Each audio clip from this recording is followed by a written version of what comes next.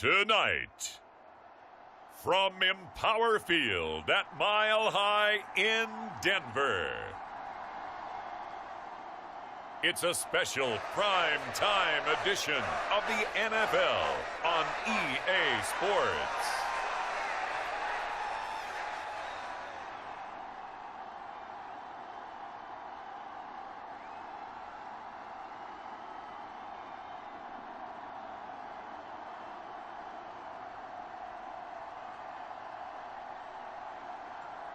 Jarrett Stidham and the Denver Broncos taking on Sam Howell and the Washington Commanders.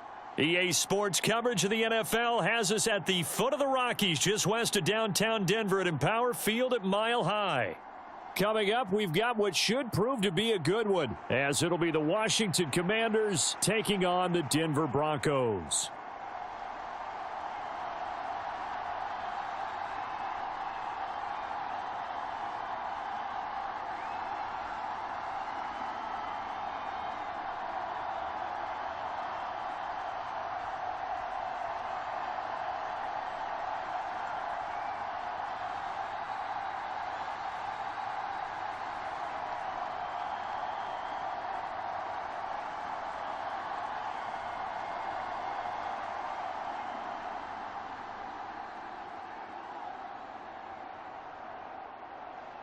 And off we go from Denver.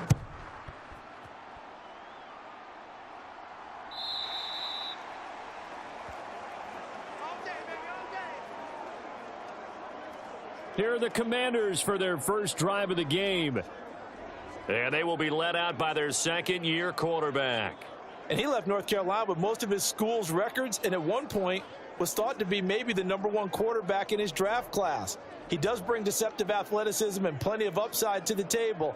Add some consistency, and maybe he can really unlock what he can be in the NFL.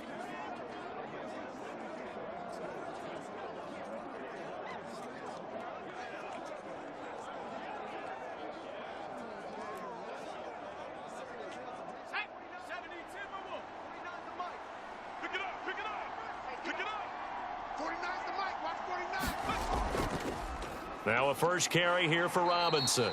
And not much to speak of. Call it a 1-yard gain up to the 26. That felt like a trap because it looked to me like the opposing front was on that play from the get-go. They had everyone crashing the ball carrier before he even made the line, and they hold him to just a yard.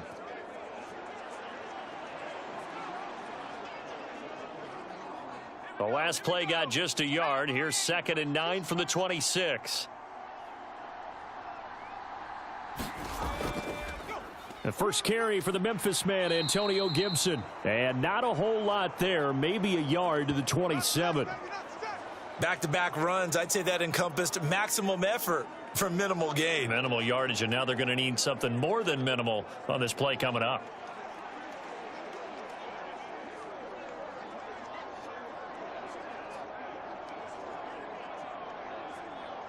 An early tough test on the opening drive. This is 3rd and 8. Throwing here, Howell. This is caught by his tight end, Logan Thomas. And he's going to have a Commanders first down as they're able to get the 3rd down conversion. Well, sometimes our pregame meetings do pay off, don't they? What do the guys in the locker room call him? Well, they said it with a chuckle. They called him Old Reliable. Yeah, that means he doesn't move quite as fast as he used to, but he still knows all the tricks, doesn't he? Even that little gentle push-off in order to get open, he finds a way to pick up a first down.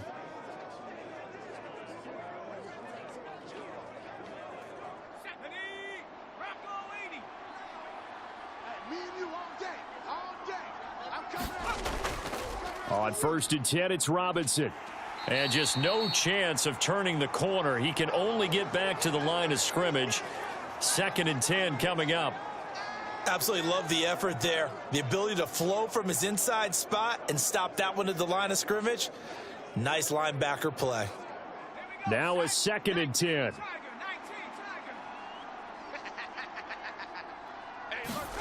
Howell. Throw right side is going to be caught by Samuel. That'll give him 8 that time. And this will wind up being a 3rd and 3.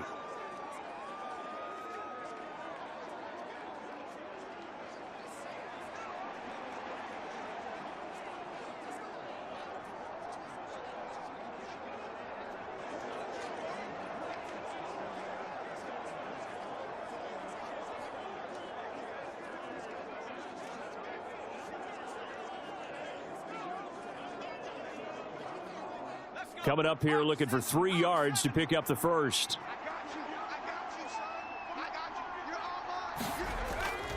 And they'll let their fullback try and push the pile. And he will have the first down as he gets this to the 47. Give him 6 yards, and they do convert on third. And how about that on third down? So many different directions an offense can go. Throw it out wide to the receivers, get it to their speedy running back. They changed up everything and handed it to the fullback, and he surprised them all and picked up a first down.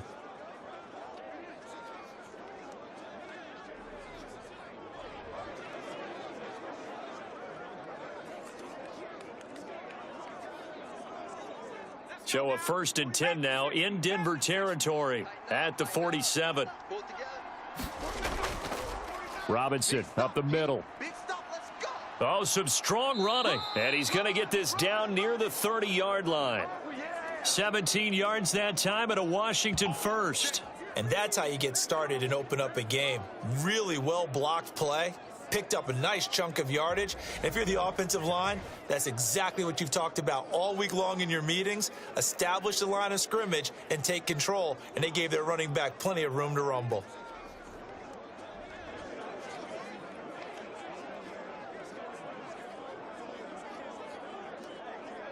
So 1st and 10 now from the 30.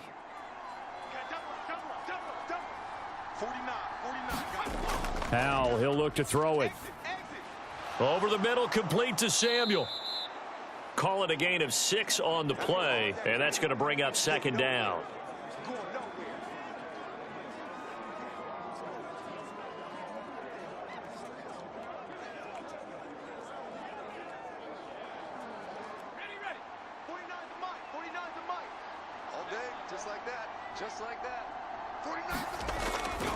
Robinson, he'll try the left side.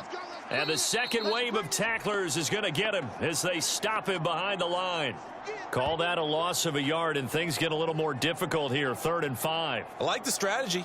Extra tight ends, extra beef. They want to run the football, but that means they probably want to run it inside. If you get strung out on the perimeter, you're in peril. Yeah, we saw the result, negative yardage.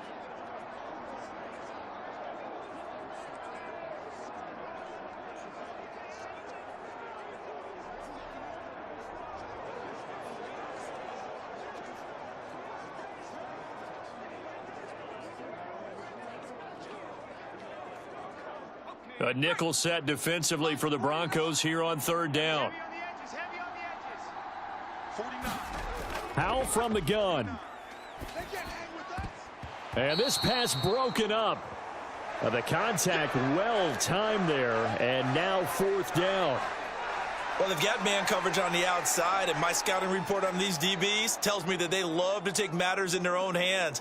They want man coverage, not zone. And there was good coverage there that forced the incompletion.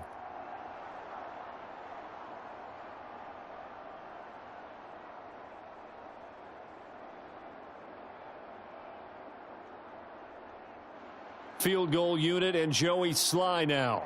From the left hash, this will be a 41-yarder. Sly able to put this one through, and it's 3-0 Washington.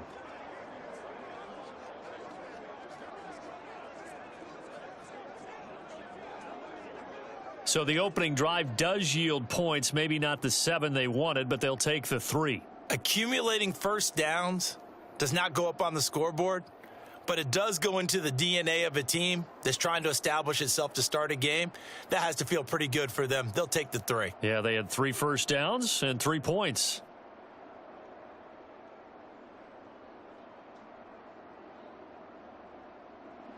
After the made field goal, here's Sly to kick this one away. This taken in right around the goal line. And he'll take it up past the 25 to the 26-yard line.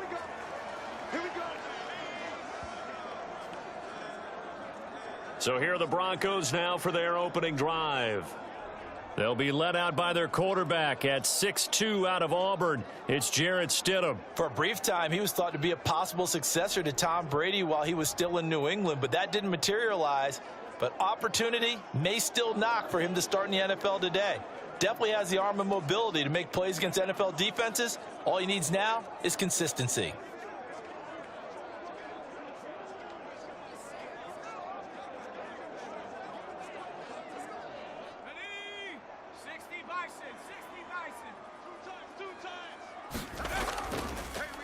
They start the drive on the ground. It's Williams. And they'll get him down after a pickup of 8, 2nd and 2.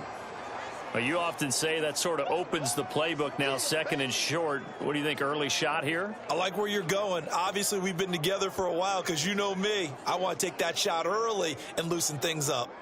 From the 35, here's 2nd and a couple. We got 4. To throw is Stidham. He's got his 6'5 receiver. That's Tim Patrick. And able to get this one across the 45 before he's brought down. 11 yards there as they connect on the quick slant. This has to go down as one of the simpler routes in the playbook, but oh so effective. Nice completion there. Keeps the sticks moving. Back-to-back good plays have them on the move on first down.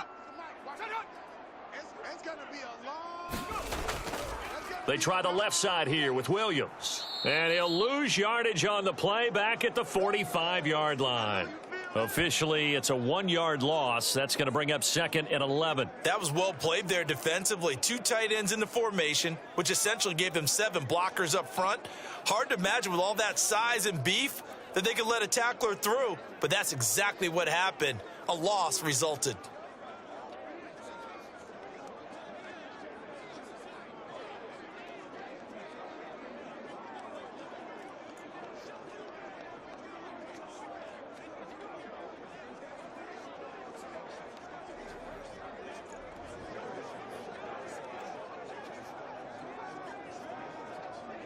So after the loss of a yard, they'll look to push forward here on 2nd down and 11. Now Stidham. Throwing the out route and complete. It's Patrick. And he's able to take it across midfield before going out of bounds. So they'll get 8 out of that completion. And now it's 3rd and 3. All that practice time came to fruition on that play. All those timing routes that they work on through training camp, OTAs, mini camp, and just regular season, they got it done on that one. An outcut, ball was delivered, and picked up the completion. Work in the middle of the field, and he's got a man complete. And he will have a Broncos first down by a couple of yards as they're able to convert here on 3rd and 3. Well, they kept it simple there, CD, only needing the short gain to move the chain, so they didn't want to go with a deep throw. They just go with that safer, shorter throw and able to convert. Nothing wrong with that at all, partner. Check the box, right? Make sure you pick up the first down. Offense is getting established. You're moving the ball. You're not turning it over.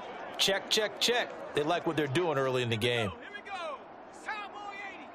Ready? Minus 57. 57's mine. Here we go.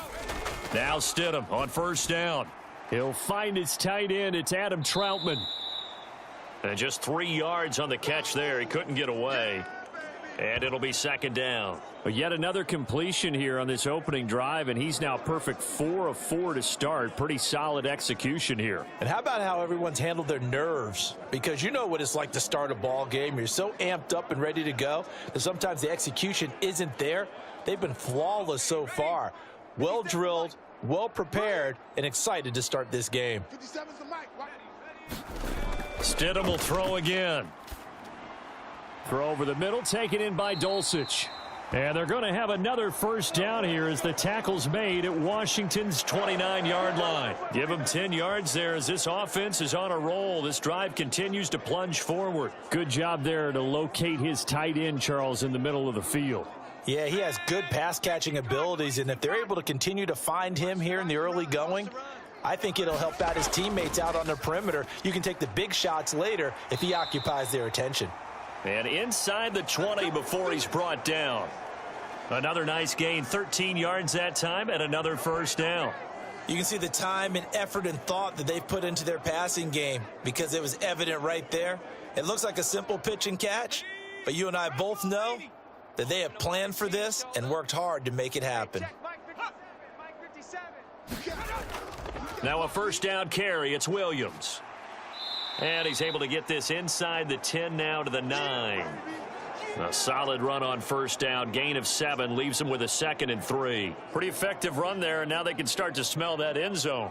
Pound the rock. Make sure you use your O-line to set the tone of dominance and physicality, and pound the rock. 2nd and 3 from the 9. Now it's Stidham. They'll set up the screen. This is Williams. And he is going to lose yardage here. Call that a loss of a yard, and things get a little more difficult here. 3rd and 5. Heck of a play there to get to him quickly and get him down for a loss. I think they did a really nice job getting ready for this game, scouting, watching film, and understanding defensively what the play design was.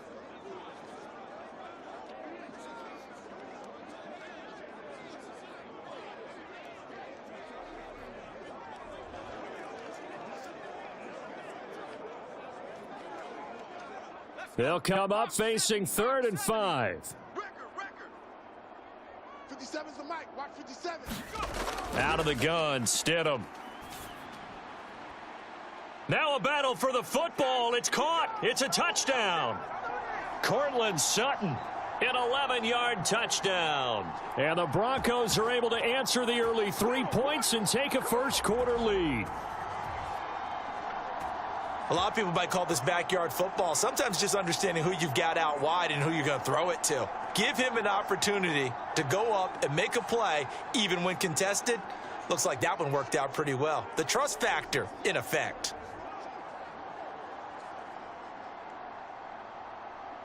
Will Lutz on for the point after.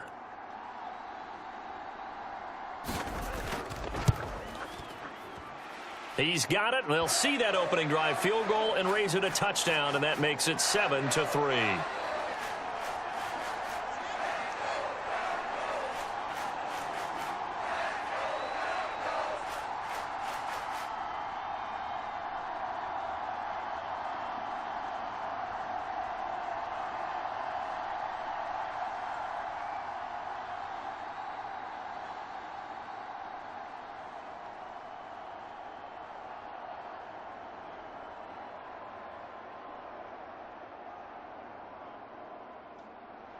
After the touchdown, Lutz to kick it off.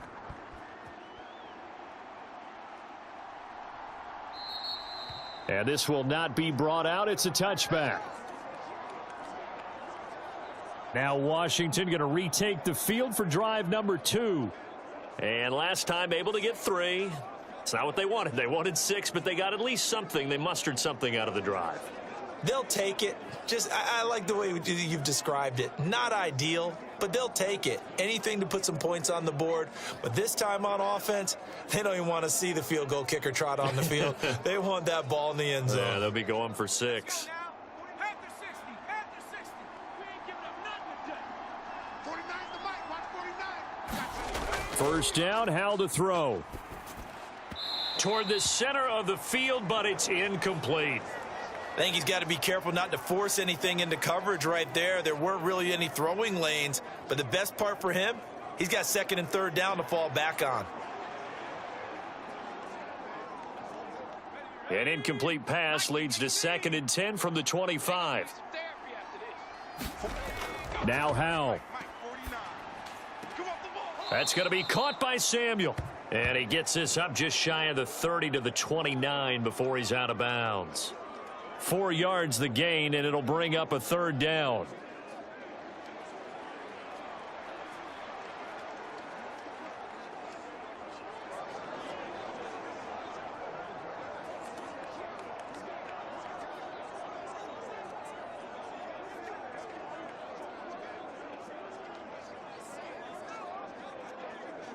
They are in need of 6 yards here if they hope to move the chains. Howell throwing on 3rd down here. He's got his target. That's complete. And he's going to have a Commander's first down as they're able to get the 3rd down conversion. Well, I think when they look at their offense, they think to themselves, weapons everywhere, and they want to move the ball around. They want to spread it to different people. But you absolutely know they want to get this man involved as well, and that's what they just did on that play.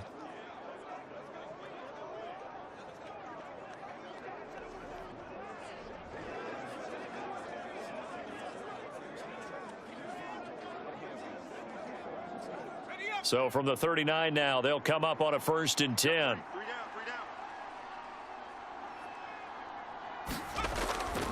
They'll run this one right with Robinson. And he'll be brought down just shy of midfield at the 49-yard line. On any explosive run, you can almost feel the ground shaking, and that's from the offensive linemen creating space for their runners. I had an old coach tell me before, they always told his runners, run around with the offensive line in pregame. Get used to the ground shaking so you don't trip and fall when it happens in a game. Options galore here. 2nd and a few inches. Watch the screen. 49's the mic. Al now to throw it. And this one incomplete. Too much contact to hold on to that one, and it's 3rd down. Well, anytime he reads man coverage, I don't think it's going to be the only time he'll try and hit that route to the outside in this game. He'll test the perimeter, but that time they were up to the challenge. An incomplete pass on 2nd down leads us to 3rd and inches. And Howell will throw it. A 50-50 ball here, and it's intercepted. Picked off by Alex Singleton. Still on his feet. And they will finally get to him, but a great return has set him up 1st and goal at the 5. He had his eyes on the end zone. He got close. At least he set the offense up nicely, but he's probably mad he didn't take that one to pay dirt. I agree with you, and you know he's going to get teased because he didn't get it all the way into the end zone. But if they don't score now, if they don't get a touchdown, he won't just get teased. They'll be glaring at him. How'd you not score?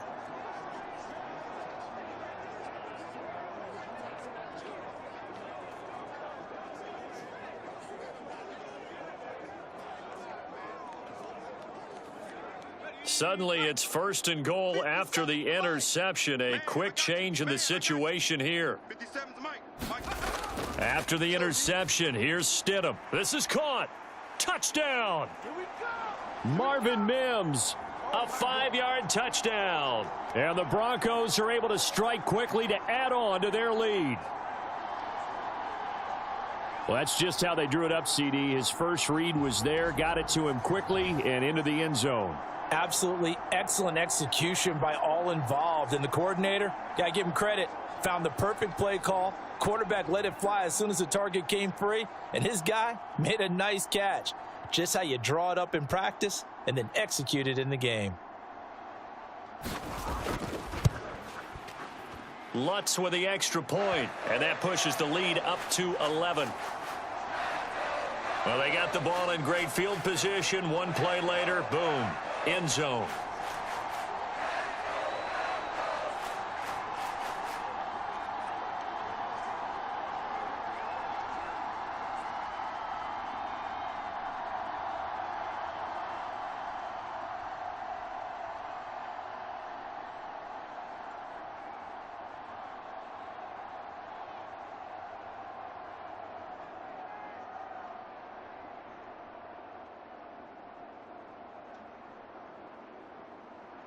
After the touchdown, Lutz to kick it off. And here comes a return from just beyond the goal line. And tackled at the 21-yard line, so a net negative there of 4 yards. The Washington offense set to take over. And we'll see if they can bounce back from that last drive, in particular if they can bounce back at the quarterback position, Charles, after throwing their first interception of the ball game. Yeah, and some guys, you know, they're going to want to try and get a big play right away and take control back. Others, they're going to want to look to hit a couple shorter passes and get a little momentum back that way. But for the defense, that goal's not changing a bit. They want another pick. You're exactly right about that. In fact, you've got to watch them a little bit because in coverage, they may cut down their gaps a little bit, maybe their splits a little bit in order to try and get to the ball even faster. Now a handoff to start it out. Robinson. And he's got it past the 30 before he's hit and dropped. Give him 10 yards there, and about by the nose of the football, he's going to have a first down. Well, they're making an effort to get the ground game going tonight. So far, it's working. I like what we're seeing from the offensive line. They seem to have the leverage going, and they're controlling things and reestablishing the line of scrimmage, moving that defensive front backwards, but also like what the runner's giving us, too. It appears that he's been waiting all day long to get out here and take off. Line of scrimmage, the 31 now on 1st and 10. Out of the gun, it's Howell. Throw left side, complete. That's Thomas. We've seen quite a bit of the short passing game here early on first quarter, haven't we? We have, and I think it works a couple of ways for this team because, number one, you throw the short game until they stop it. And if they're not going to stop it, you keep throwing it, and occasionally you'll break a tackle and turn into a bigger gain. Also, if they start to creep up, start to pressure receivers, now you go over the top, take it deep, and now you get some of those big shots downfield. Oh, and his early struggles continue. Here's another one intercepted. And he returns it into enemy territory down to the 45-yard line. Well, they're certainly not giving much help to their defense, are they? Because for the second time now, that D has had to run back out on the field early after an interception. And remember, on the last drive, the opposing side took it in for 6 after that interception. And the football going back over to the Denver Broncos. So for this offense, Charles, remember, drive 1 made it to the end zone. Drive 2 resulted in a touchdown as well. Now they'll try to make it 3 for 3. Yeah, and, you know, they told us all week that this was the plan and this is what they wanted to execute. But did they really believe it would happen this well, this efficiently? I know they'll take it. And afterwards, they'll say, there was never a doubt in our minds we were going to be successful in this one. Here we go, D. Here I come again. Here I come again. Now we give up the middle to Williams. And not a whole lot of room to operate there on the first down run. He gets maybe 3. Yeah, I don't know if it's exactly a win-win, but if you're on offense, you'll take that kind of a run, all right? It was kind of stacked up, found a little bit of yardage, and frankly, they're pretty close to staying on schedule on offense. The playbook is still open for the coordinator. Tight end right. Go. They'll fake the jet sweep and instead give up the middle to Williams. And he's going to be met at the line of scrimmage and taken down. Officially no gain on the play, and they're left with a 3rd and 8. The running lanes have definitely not been there for him here in the first half, and I don't think it's all been his fault. His offensive line hasn't given him much space. A loss results there. Mike's 57's Mike. Watch the slip. Stidham. He'll drop this down to Williams. And he's corralled, but not before getting it inside the 35. A 10-yard pickup, and it's enough for a Broncos first down. A pretty sizable deficit here in the first quarter. This defense probably need to get off the field in those situations on 3rd down. And you and I both know in this huddle before that last 3rd down play, that's exactly what they talked about. Let's make a play. Let's get off the field. Let's reverse the momentum. Instead, they got hit with another first down, almost back to the drawing board. So they'll come up 1st and 10 now from the 33. And now some motion before the snap. And this will be our first penalty of the night's proceedings. So they accept the penalty, of course, and push the offense backwards a bit.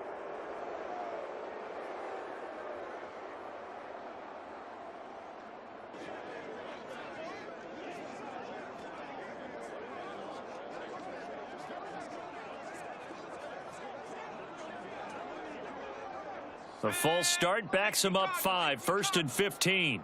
I'm going to come back to you. I'm going to come back to you. Here's Stidham to throw. He'll get this one to Patrick. Without the previous penalty, that would have been a first down. Instead, it's just a gain of 10.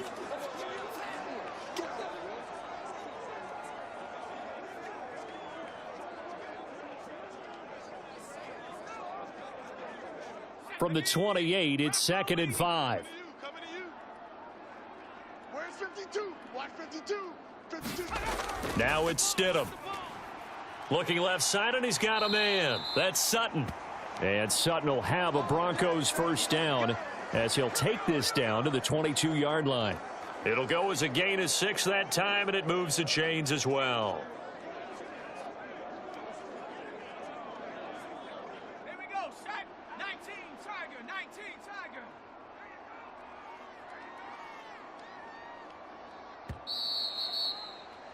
After one, a 14-3 ball game. Second quarter about to begin from Denver. It's the Broncos in possession of the football as they've got it with a 1st and 10.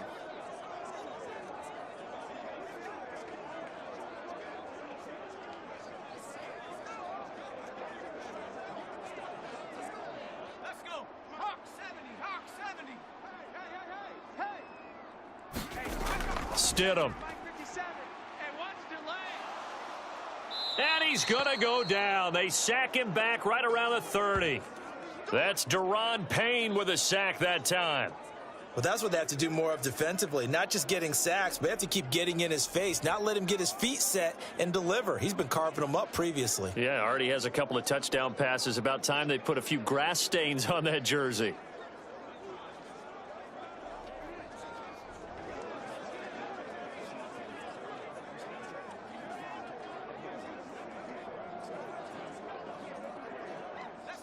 Got to imagine the pass rush will be equally intense here on second down following the sack. It's 2nd and 18. Here's Stidham. Outright, this one goes to Patrick.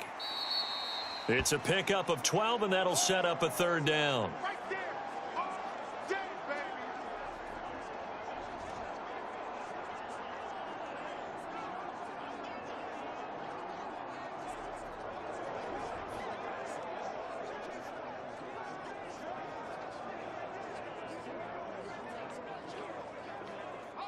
The offense on 3rd down tonight, a perfect 3 for 3 as they look to keep that streak going. This is 3rd and 7.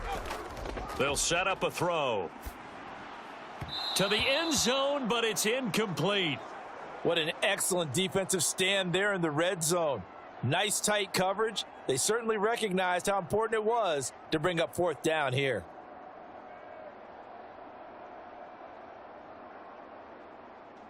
Now Lutz for the field goal try. It'll be from the right hash, and it'll be a 36-yarder. The kick by Lutz is good, and they will stretch the lead now to 17-3.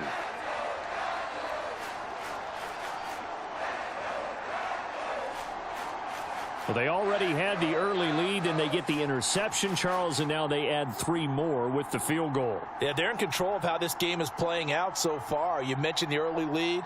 Now they're expanding on it, getting plays on both sides of the ball. A winning recipe if they can keep this up.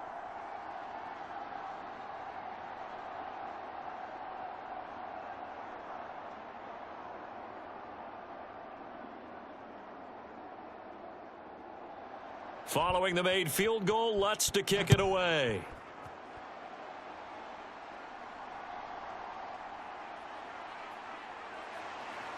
And it's a pretty good return here as he'll get this up to the 29.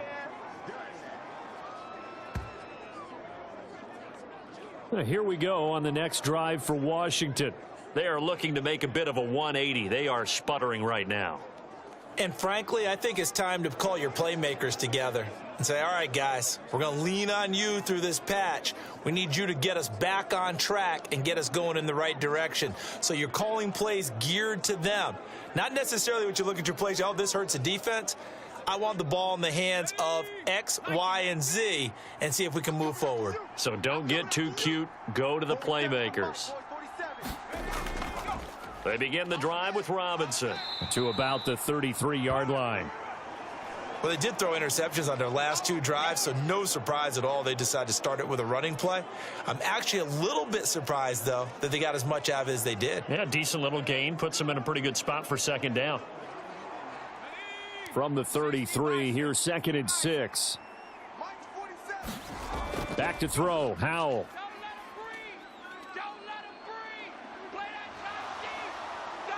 And he will slide to a stop. He does have the 1st down. A solid gain of 15 yards, and the sticks move. It was starting to become a game for him to forget with the interceptions, but that's a step in the right direction. Not only did he choose to run it instead, but he saw the field well and made a nice pickup to get a new set of downs.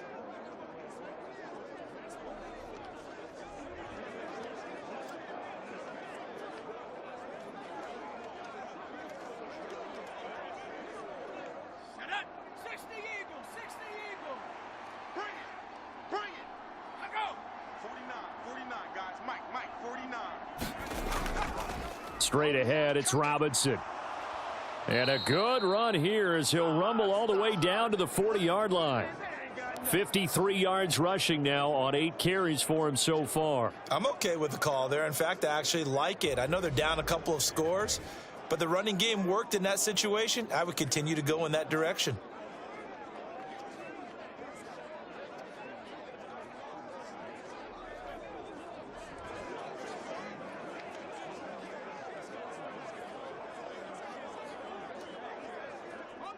This offense finding its legs now. Here's another 1st and 10. 47, Mike. 47. Mike, 47. Hey, watch that. Here's Howell. And that is incomplete. He couldn't hold on through the contact. Brings up 2nd down. As his old brain remembers, when I see 5 wide receivers on the field as a defender, I know the ball's coming out hot. They expected it and got there and popped it free. 2nd and 10. So we got man. 49's the Mike. Watch 49. Looking to throw. Howell. Oh, look at Thomas wide open. And this is going to be another 1st down as they'll make the tackle at the Broncos 16. That one goes for 24 yards. Well, these guys have definitely been outplayed in the first half, but I like their countenance. I like the way that they're having panicked out there, the way they're carrying themselves. They're starting to move the ball, and what you have to do, maintain your poise and start to put together some drives.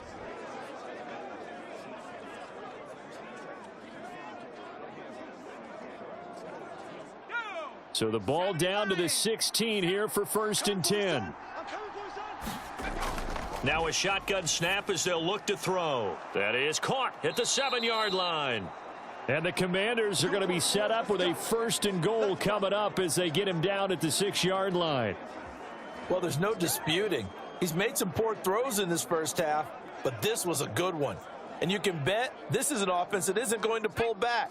They believe in what he can do. So all you can do is look forward, and they pick up a 1st down. They'll run with Robinson. And he gets halfway there from the 6 to the 3 on a gain of 3. This is a critical sequence here for this offense. Things really haven't gone their way so far. This could be their chance to get back into it, but they've got to find a way to punch this ball in. So the ball position now at the 3. Here's 2nd and goal. Robinson again, and he is into the end zone. Touchdown, Washington. Brian Robinson Jr. A 3-yard touchdown run. And the Commanders have got it back to within a score. But just power football there down near the goal line.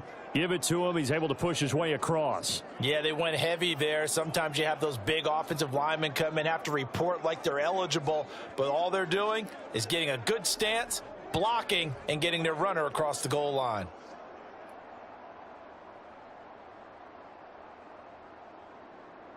Joey Sly on for the extra point.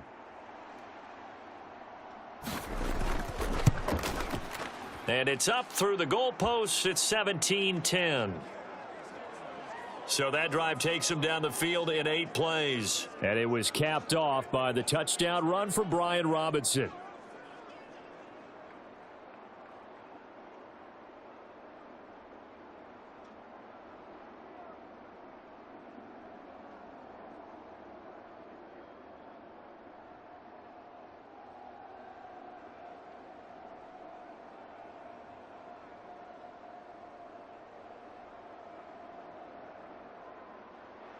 Joey Sly now to kick off after the touchdown.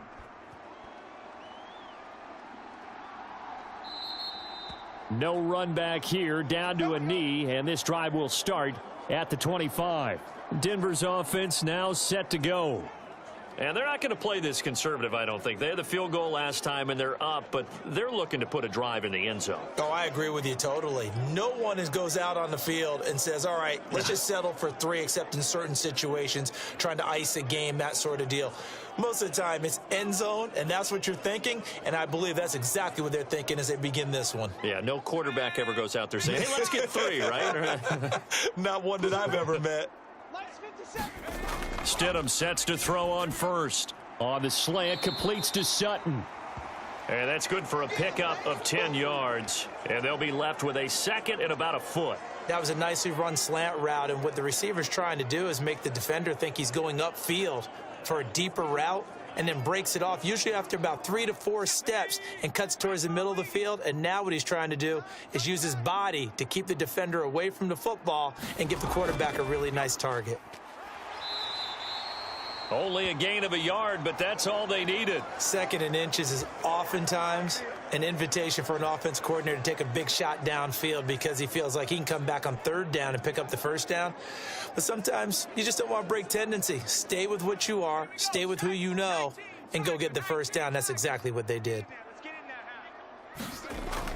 They stick to the ground game on 1st down. It's Williams. And he's going to take this ahead for right around 3 yards, but no more than that.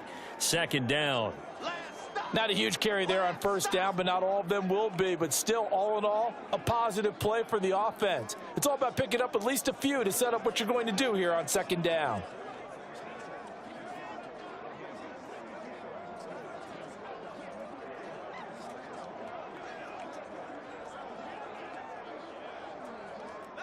Here's 2nd and 7. You don't want none, baby. You don't want none. Hey, you don't want to see that. They'll set up to throw. Finding his big receiver, Patrick, over the middle. And they're going to have another 1st down here as the tackle's made at Washington's 45-yard line. It's a pickup of 16 there, and it'll lead to a new set of downs.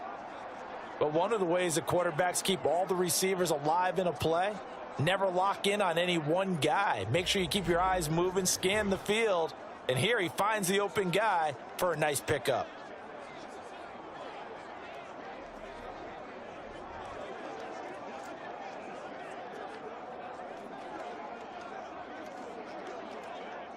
In Washington territory now. Here's 1st and 10 at the 45-yard line.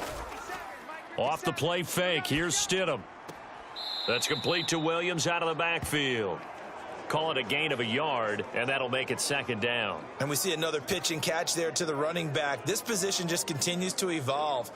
They become just as critical to the passing attack as a lot of receivers, tight ends, because their ability to make people miss in the open field can really generate big plays for an offense. 2nd down, Stidham to throw. It's incomplete. Took a shot, couldn't connect. I see the surprise in your face there, partner. That is a rare incompletion from him. He's been on point this entire game. He has percentage completion-wise way up, not that time.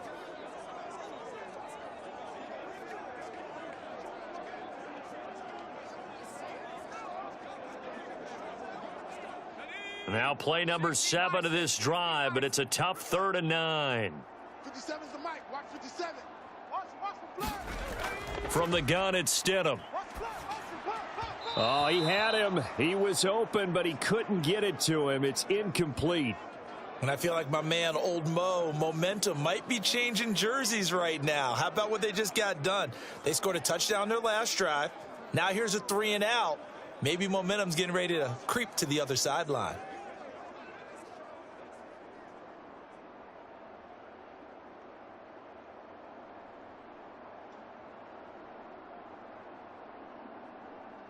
Fourth down, so on is the punter, Riley Dixon. Back deep here, Jamison Crowder.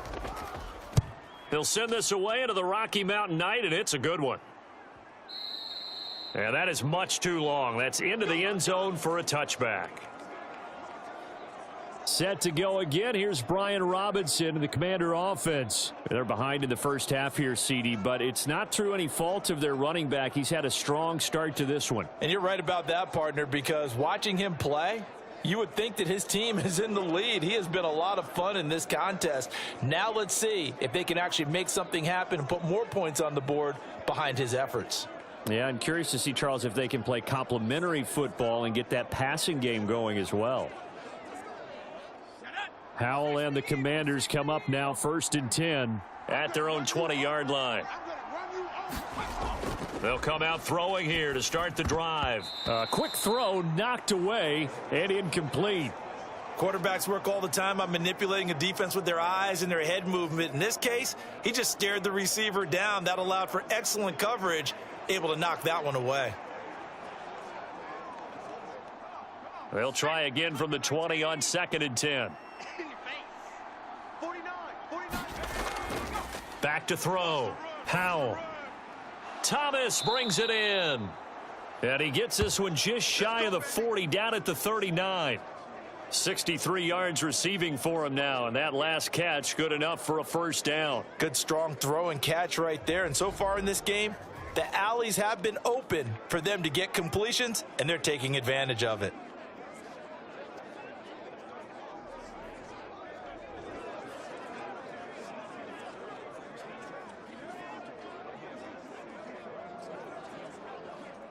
So from the 39 now, they'll come up on a 1st and 10. Mike's 47. Mike's 47.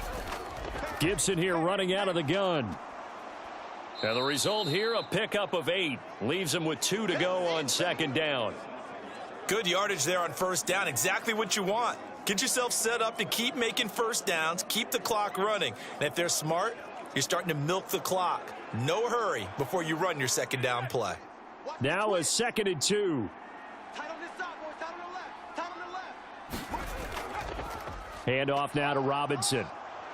And he'll be brought down at the 48-yard line. A gain of 5, good enough for the 1st down. Exactly what they needed right there, because they needed to use the ground game to take some pressure off, because the quarterback's been struggling a little bit. So a 1st and 10 now in Denver territory at the 48-yard line. Mike's 49. Mike's 49. Looking to throw. Howell. That one is slant to McLaurin. And he's got this down to the 35. The Washington passing game dialed in now. It's a 1st down. And maybe that touchdown on the previous drive has re-energized this offense a little bit. They've been kind of sluggish until then, but they're showing signs of life here, and they get good yardage that time and a 1st down. On 1st down, Howell. And he will find his man, Samuel. And all the way inside the 15 before they drop him. And a nice gain of 21 yards. Well, that certainly has to feel good, and it's not all the time that the play caller should get all the credit. Sometimes I think in the huddle, the quarterback just says, hey, who's going to make a play for me? I just need something right here. And the end result there, nice 1st down. Drive keeps moving.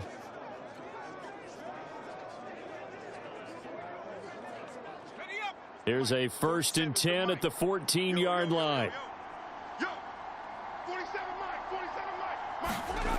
Howell. And Thomas has it. So just 3 yards on the completion there. And it'll be 2nd down. Oh, it's time to give a little credit there to the defense. They played that very well because it was a drag route, and he ran it a little shallower than normal as he worked straight across the field. He was hoping he'd get lost behind the defensive line, but once he made the catch, nowhere to turn upfield and gain any yardage. Here's Howell to throw on 2nd down. And that'll be incomplete. Took a pretty good shot as he tried to pull that one in. Couldn't hang on 3rd down. When you run in the slant, timing is everything, and against that man coverage, there was no space available, and incompletion as a result. An 8-play drive to this point. So here's play number 9 on 3rd and 7. Howell, he'll look to throw it. And this is taken in for a Washington touchdown. Curtis Samuel, an 11-yard touchdown. And the Commanders are an extra point away from drawing level. Well, on that connection, it looked like they maybe had some pre-play communication. Maybe one of them noticed an area that was open to the defense to get the pass to. When you put the time in, sometimes you have that great silent communication that you just noticed right there, because the best quarterback-receiver combos in the NFL, they know how to make those adjustments at the line of scrimmage when they see something pre-play, and they got it done there. Now Joey Sly for the point after.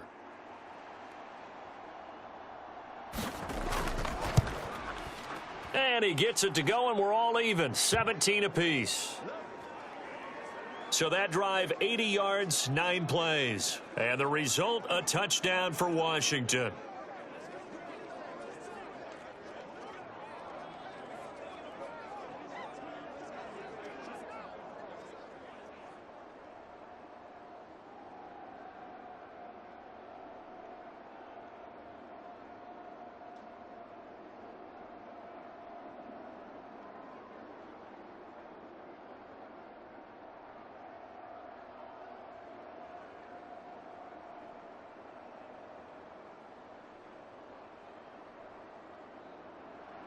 17-17 the score. All even to this point as the kick's away. And there will not be a return here. It's a touchback, and it'll come out to the 25-yard line. Set to take over, the Broncos offense trots back out. The defense got the better of them last series, forcing a punt.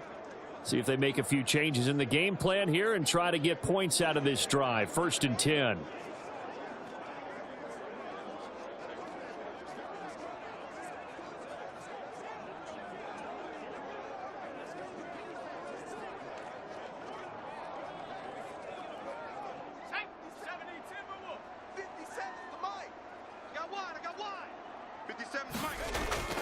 They begin the drive with Williams. And a short pickup to about the 27. It'll be 2nd down. They'd love to just strike back with a touchdown right here, and if it's a long play, so be it. But the main goal, get a couple of first downs, run some plays, run some clock, allow their defense to get a chance to catch their breath, settle down, and relax a little bit after they just gave up a score. On 2nd down, here's Stidham. Screen play set up for Williams. And he is going to lose yardage here. A yard in the wrong direction makes 3rd down tougher. 3rd down and 9. It looked like the defense, they were ready for that one. Really left him almost no room to work after catching the ball. He could throw every move in the book at him. They were there, and they tackle him for a loss.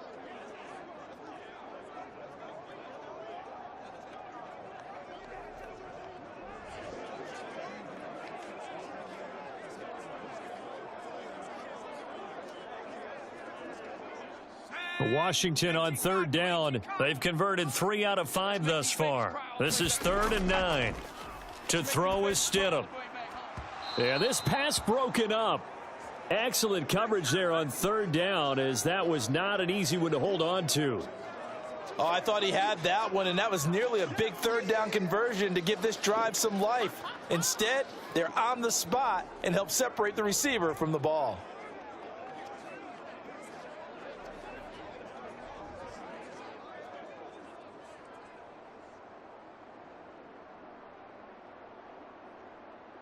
Riley Dixon now to punt it away.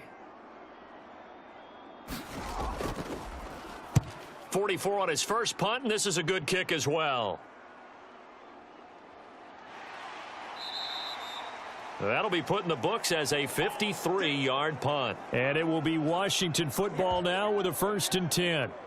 Now we get another look at Washington on offense. This drive here beginning probably with a pair of motivated groups. Remember, the offense scored a touchdown on their last time out. Looking to repeat that in Charles's defense. They were very frustrated after giving up 6 the last time on the field. And frankly, it's just a battle of wills in a lot of ways, because you know they're both motivated. They both game plan for this drive, and they both have specific outcomes in mind. To me, it just comes down to who can execute better and which side can step up and assert its will over the other. The play fake, and now here's Hal to throw it. Slings this deep for McLaurin. And it is incomplete. Good positioning there downfield to break that one up. That's some good closing speed there defensively, because that looked open for a minute. But that's great work with the ball in the air. Never gave up, converged on his man, and broke the play up. Here's 2nd and 10. Throwing here, Howell. Got this complete to Jahan Dotson. And he'll get this up to the 34-yard line. His first catch there, good for 10 yards and a 1st down. To win any route, you've got to break down the defender, and that's exactly what happened here on this really nicely executed curl route. From the 34 now, here's 1st and 10. Faking the handoff, Howell. Quick throw there is incomplete. Had an open man that time, but ended up putting a little too much heat on it, don't you think, partner? Absolutely. Just needed a touch more air under it. Instead, he fired an absolute bullet.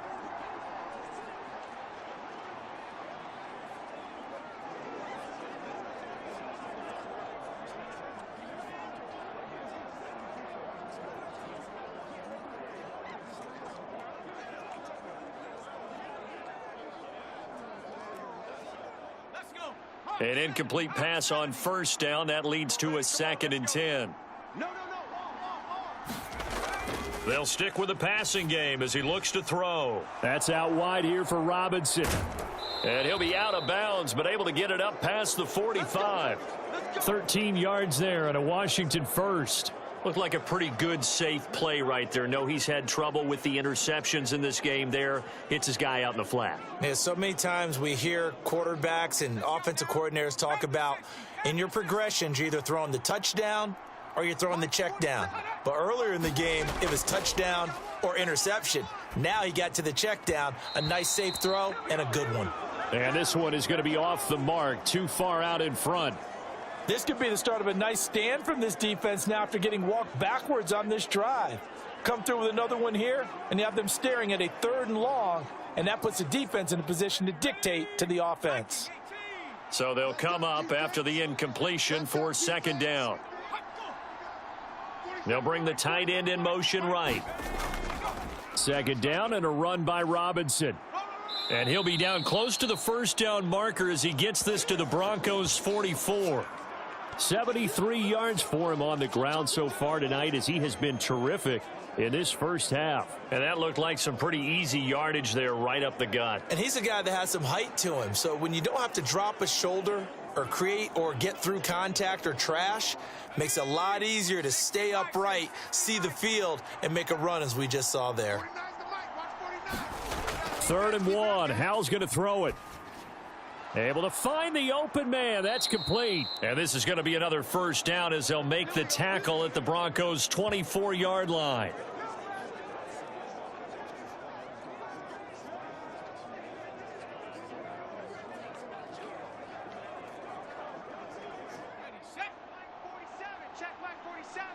I can't believe they let you play. I can't believe they even let you play. Back to throw. Howell. Quick slant. Dotson. And he's going to be taken down right at the 10-yard line. Well, with the problems they've had giving away the football in this first half, they've got to be over the moon that this is still a tie ball game. So here's where a quarterback has to move the turnovers to the back of his mind and focus on the present. And that's a good throw there to pick up a first down. So not quite a 1st and goal. It's 1st and 10 from the 10. Off play action. It's Howell. And this is going to be intercepted. Picked off by Justin Simmons. And the Broncos are going to take possession here. It's a touchback, and they'll take over at the 20-yard line. CD, when he went to throw that, I'm not sure if he just didn't see where the defense was. Whatever the case, not the throw you're looking for on 1st and goal. Not at all, because, look, let's face it, that close to the goal line, if you throw an interception, is going to hurt on any down. But really, the only down you can kind of live with is if you do it on 4th down. The first 3, if you don't have it wide open, just get rid of it. Make sure they can't get it and live to fight another down. 1st and goal, and you throw the pick, not good at all. 60 Eagle. I'm coming after you. On 1st down, Stidham. And that's going to be incomplete. Too tough to hold on to that one. It's 2nd down. He did an okay job of absorbing the hit, just couldn't secure the football through the catch. And he was right there on the spot and forced the incompletion. That's something defenders work on all the time. If you're there, make the contact, but continue to work your way through the receiver so that you can't possess the football and turn it into a catch. 2nd and 10 now. Stidham. Throw out wide is incomplete. Tough series for the passing game. Things just aren't clicking. Hopefully they can come through on this play and get this series back on track with a completion for enough yardage for a first down. So back-to-back incompletions, and that has them staring at a 3rd and 10. 57's the mic. Watch 57. A give to Williams, running right. And he'll be stopped here well short of the first down at the 24-yard line. Now a timeout called for by the defense as they'll head to the sideline and talk over what to do next.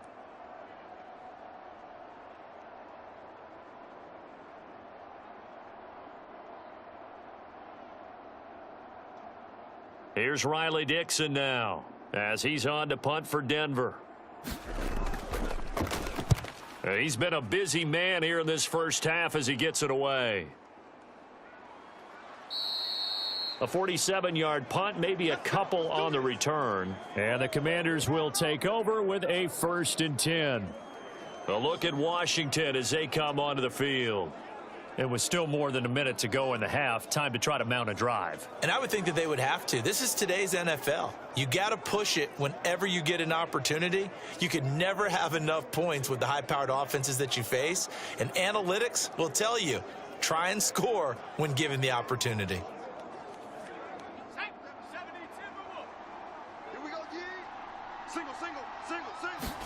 Trying to shake off the interception. He'll look to throw. Looking for McLaurin, and he's got him.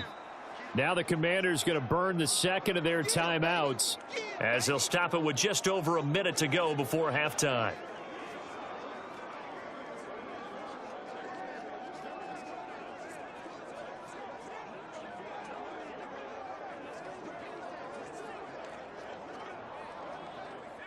Two yards to go, second down.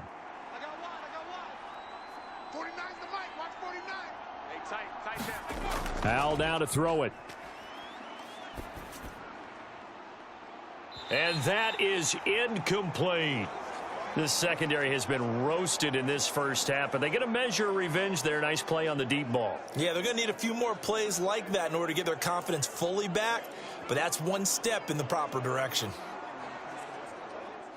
After the incompletion, here now, 3rd and 2. 49. And Hal will throw it. Work in the middle of the field, and he's got a man complete. And he's going to have a Commanders first down as they're able to convert by plenty there on 3rd and 1. Got to say, I was a little surprised to see him, Charles, come out in the shotgun on 3rd and less than a yard. Yeah, but the way the NFL is nowadays, we hardly ever see anyone really run for it on short yardage. So they're going to throw the football more times than not. That was a nice, easy rhythm throw right there, and they pick up the first down. This one hauled in, and again it's Robinson. And he's tackled a yard short of the marker. Good gain of 9 on first down. And now Washington going to go ahead and use their final timeout as the clock will stop with 21 seconds to go here in the first half.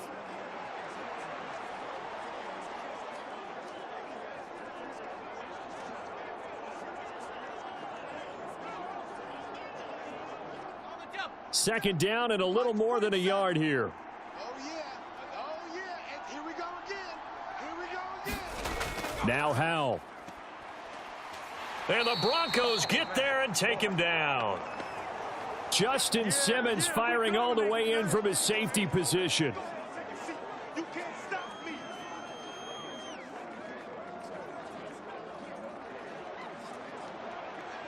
Let's go. So nothing separating these two teams as we head to the break, all square. As we send you on out to our studios in Orlando, here's Jonathan Coachman at our EA Sports Halftime Report.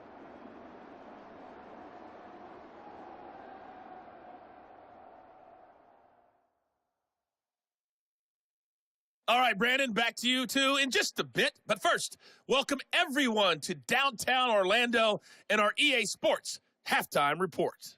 We thought this one would be a close battle coming in, and we have not been disappointed. But they are all even to this point. So to see if either side can pull away, let's get you right back out to Brandon and Charles for the start of the second half. All right, Coach, thanks. Yeah, both teams likely to make some changes in what's been a closely fought battle to this point.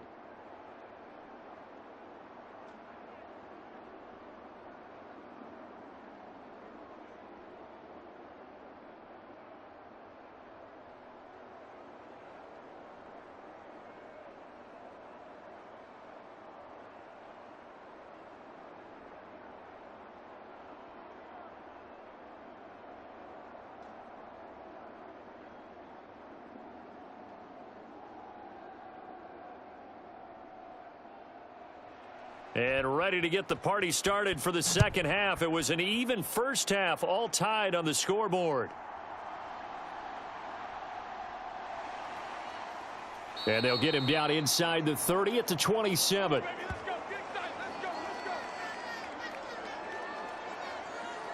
Here comes the Broncos offensive unit here as they'll have it first to begin this third quarter. This offense ready for the first drive of the third quarter. Well, quarters number 1 and 2 entertaining. We saw some good offense points put up, Charles, and all tied on the scoreboard. And it sets us up for what could be a really fun second half because we've seen both sides score almost at will here in the first half. And now here in the second half, getting the ball first, you've got to think, hey, we can go out and really run our offense the way we did in the first half. But if I'm a defensive player, all I'm thinking is, can I make a play to really help out my team and break this streak of offense? Now throw right side here, going to be incomplete. Well, he certainly thought he had an open look beyond the first down marker to his receiver, but they just couldn't connect, and that will send them back to the drawing board.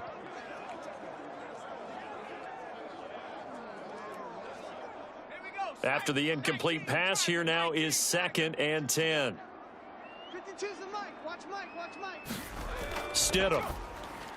Over the middle, complete. That's Patrick. That'll leave them with a 3rd and 2 coming up. They got 8 yards there. They like going to him in the slot. He catches another one. I think this comes under the heading of until they stop him, why not go back to him? He has something going really well. Great working relationship with the guy throwing the ball, and they keep making the connection. Now a 10th carry. Here's Williams.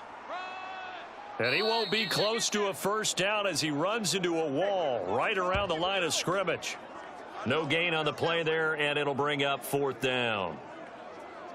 He continues to struggle to find a crease to break off a big one and might need to just put that aside and just try and ram his way forward and get what he can.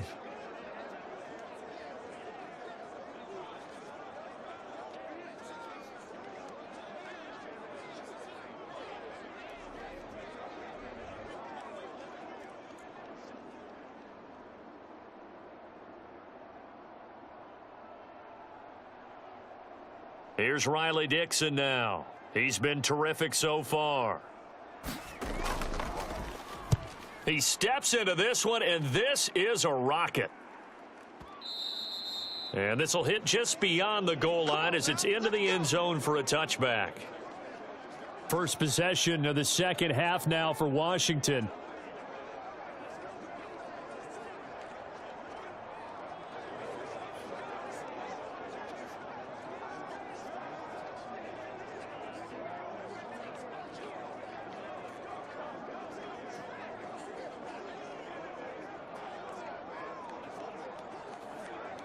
Now 1st and 10 here for Hal and the Commanders at the 20. They'll try and start this drive in the air.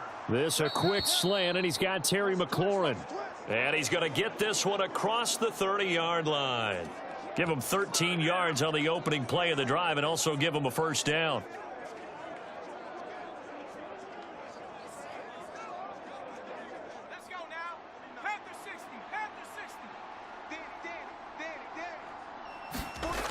Looking to throw. Howell. This will be caught. It's Samuel. And he gets this one to midfield before he's brought down. Another nice gain. That's now 30 yards between those last 2 plays.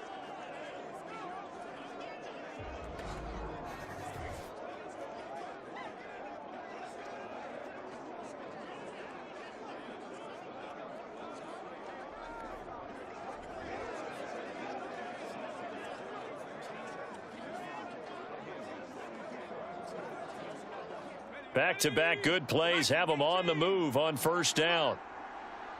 47 Mike. From the midfield stripe, they'll look to throw. That's complete to his receiver, McLaurin. And he gets this inside the 35-yard line.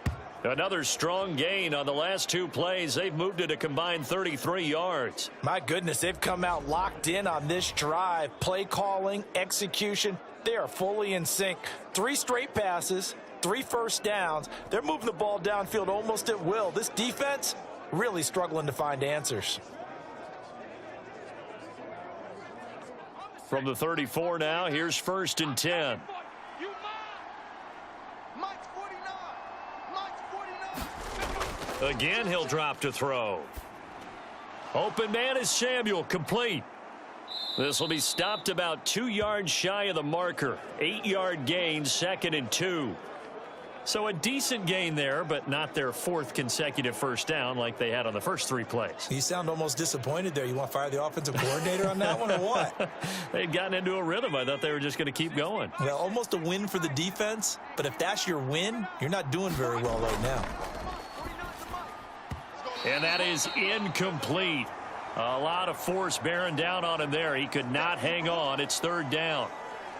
Well, that one was all about the defender making life difficult for the receiver. Very tough for a guy to hold on to the football through all that contact. He ends up forcing the incompletion.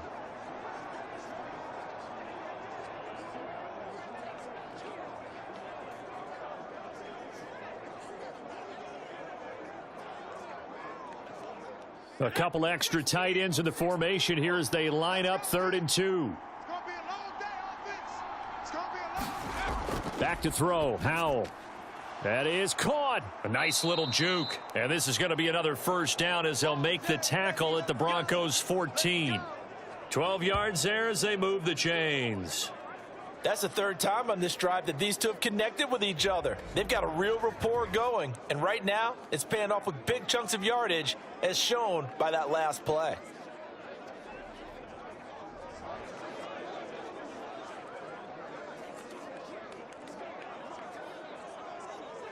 Here's a 1st and 10 at the 14-yard line. Here's Howell. A quick throw there going to be batted away and incomplete. But based on the play we just saw there, he might not be the guy you want to challenge in coverage on these all-important snaps. He certainly looks dialed in right now.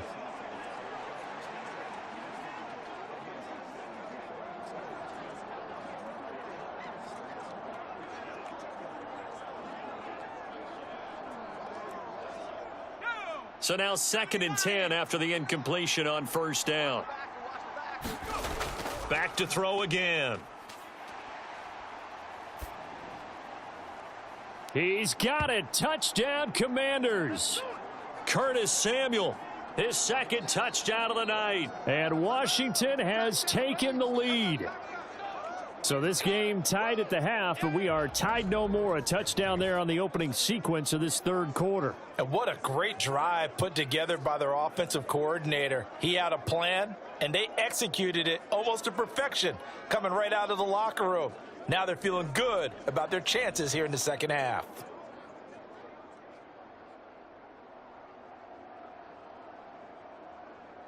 Slide for the PAT.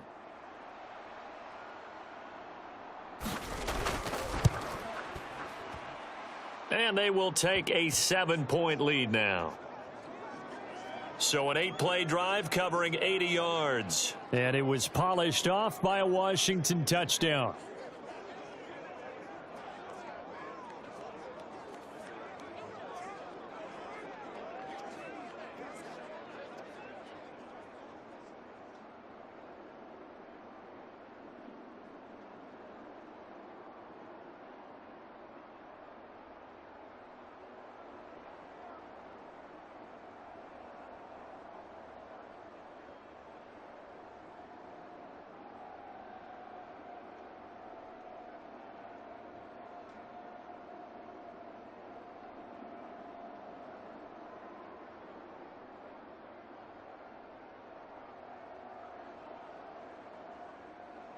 Joey Sly now to kick off after the touchdown.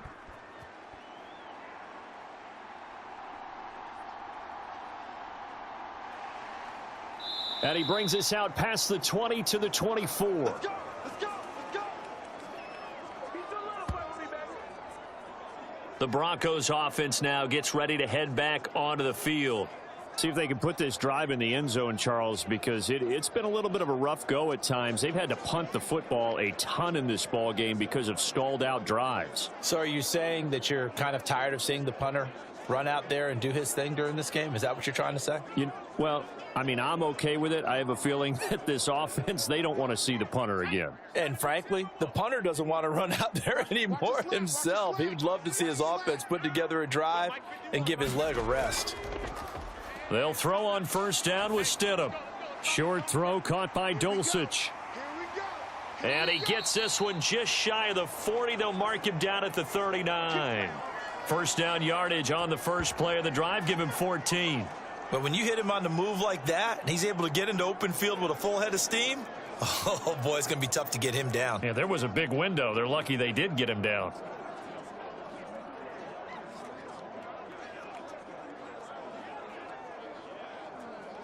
So from the 39 now, they'll come up on a 1st and 10. 51 to Mike. On the counter, here's Williams. And he'll take this ahead for about 4. Second down coming up. The defense thought they had that play covered, but it still got driven backward by those blockers. Those types of plays are a key part of any team's offensive game plan. It all starts up front in the trenches. From the 43, here's 2nd and 6. Now it's Stidham.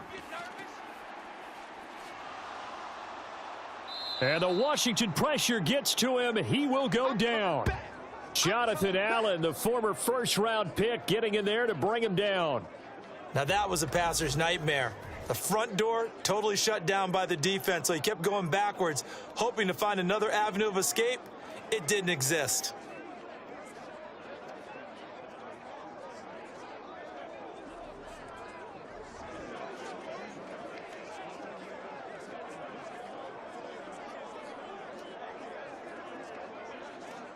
These guys have punted 4 times already, and they're staring at a 5th, barring a conversion here on 3rd down. Now it's Stidham. Under pressure, and they got to him again. It's a loss of 10 on the sack, and it leads to 4th. Okay, I'm not sure you could actually draw up a better pass rush than that one right there. Nowhere to go outside. He had to keep backing up and backing up and backing up. Eventually dropped for a huge loss.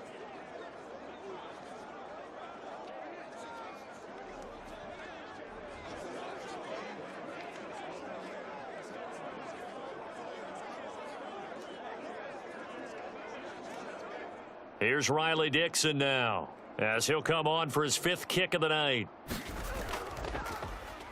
And he gets this away, and look at this. This is a good one.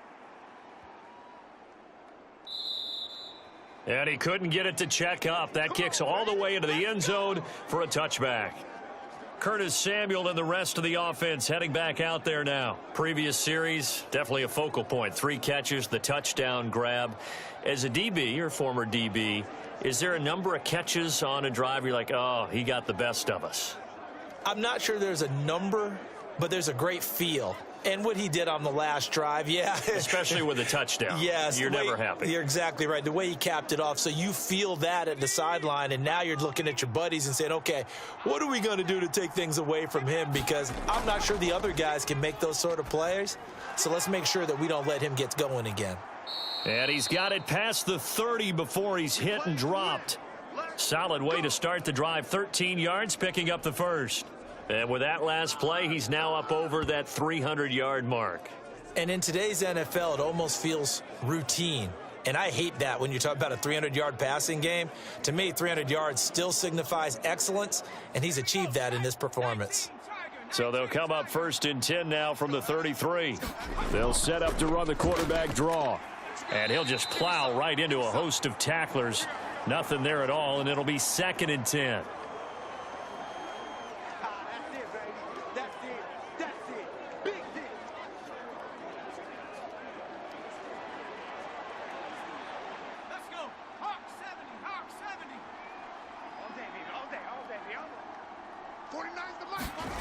Second down, Howell now.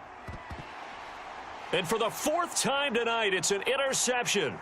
Picked off by Justin Simmons. And he's able to get it back to the 41-yard line. Boy, that one was in the air for an agonizingly long time. Just begging to be picked off, wasn't it? It's one thing if you're throwing a ball like that, trying to throw someone open or lead them into an area.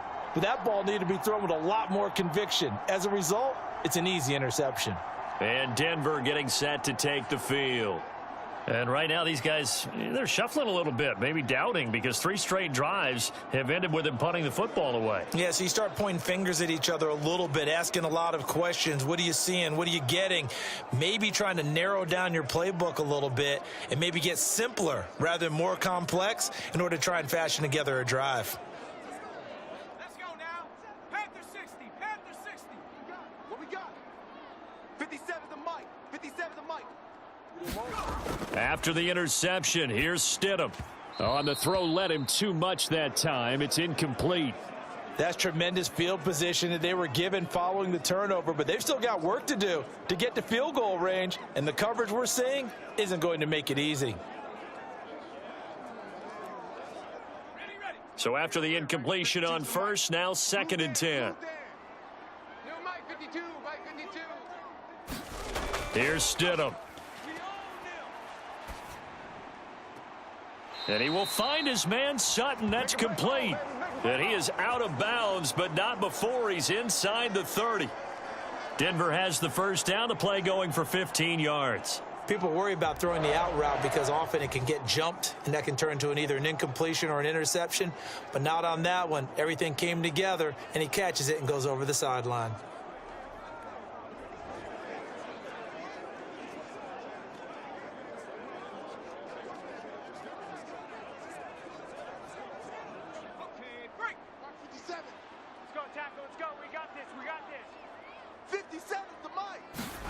Now Stidham on first down. This will be caught. Judy. And he's out of bounds. Almost gets to the 10. Back-to-back nice gains. That one for 14 yards and another first.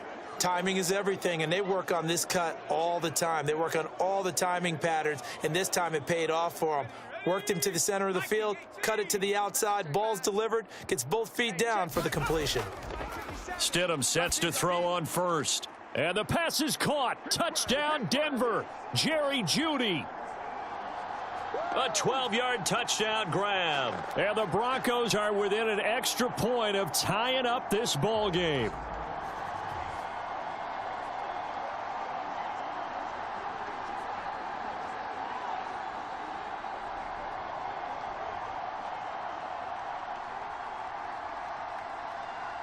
Lutz will look to add the extra point.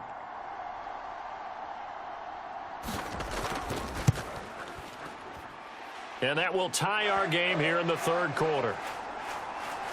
Just a 4-play drive that time. And it culminates in a touchdown by the Broncos.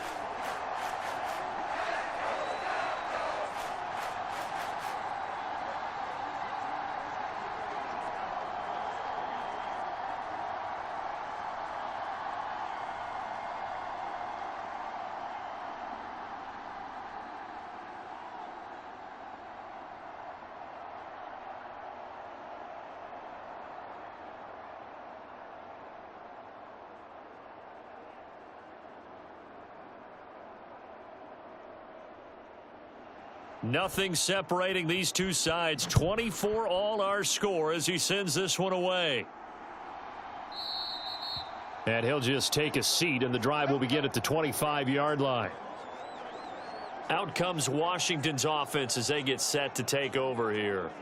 And their lead has evaporated in this 3rd quarter. It's tied once more as they begin with a 1st and 10.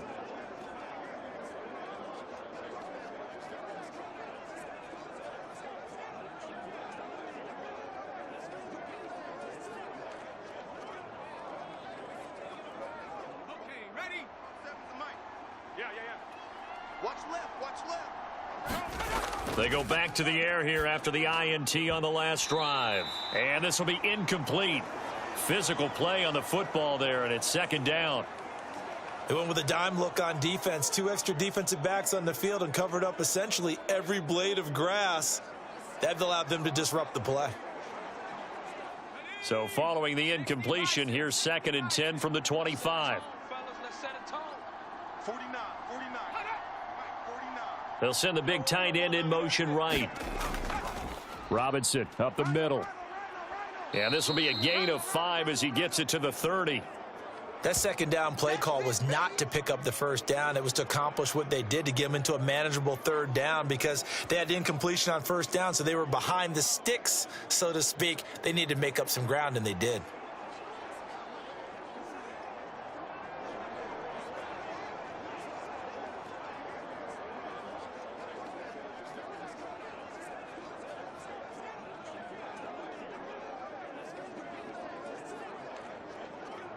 Third and 5.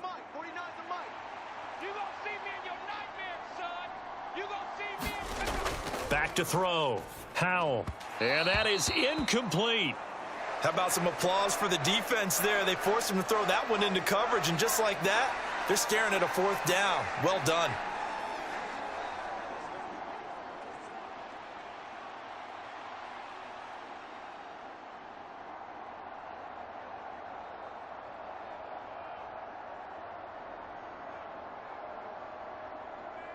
Here's Tressway now, as he's on to punt for the first time tonight.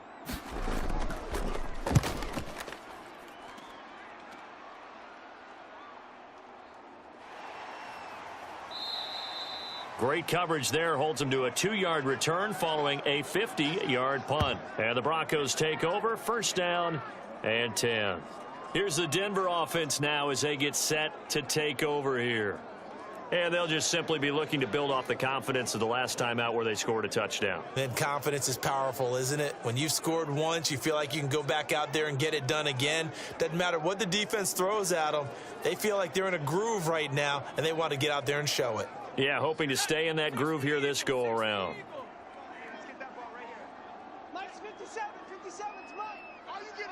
And they'll send Judy in motion left. He'll get it here on the jet sweep. He'll be marked down at the 26 with a gain of 7. Well, no matter how they phrase it, staying on schedule, staying ahead of the sticks, whatever you want to call it, 7 yards on first down, that fits the bill.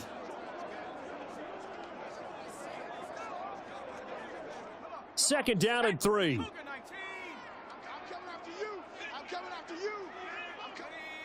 They'll bring a receiver in motion left. Oh, they'll run it here on the jet sweep. And Sutton will have a Broncos first down as the tackle made up around the 33-yard line. How about that there? No frills, no additives, right? Nothing crazy. Just find a way to pick up the first down. A nice run right there.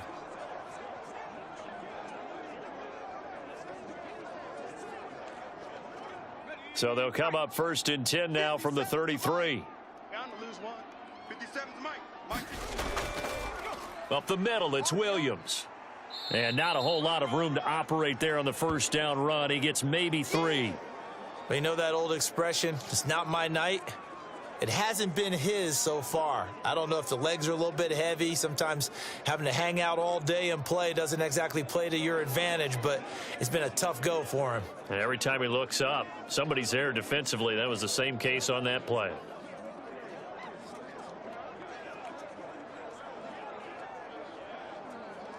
Second and 7. Here we go, D. Here I come. Here I come. 57. Mike, 57. Stidham.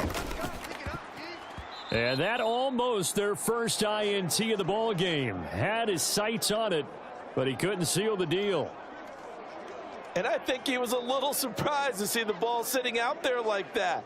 That's a ball he had a chance to come away with, but it winds up an incomplete pass. They head to the line facing a 3rd and 7 following the incompletion on second down.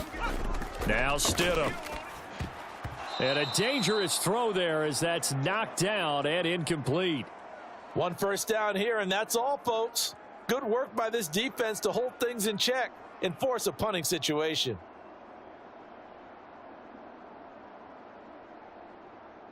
Here's Riley Dixon now, as he'll come on to kick for a 6th time tonight.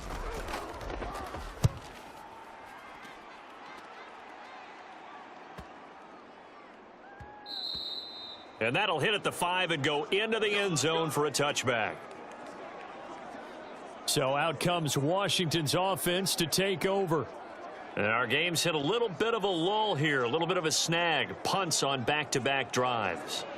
And old school coaches don't necessarily mind that. Didn't turn it over, right? Didn't create a big play for the other team. Right now what you're looking for is, can you gain an advantage in field position?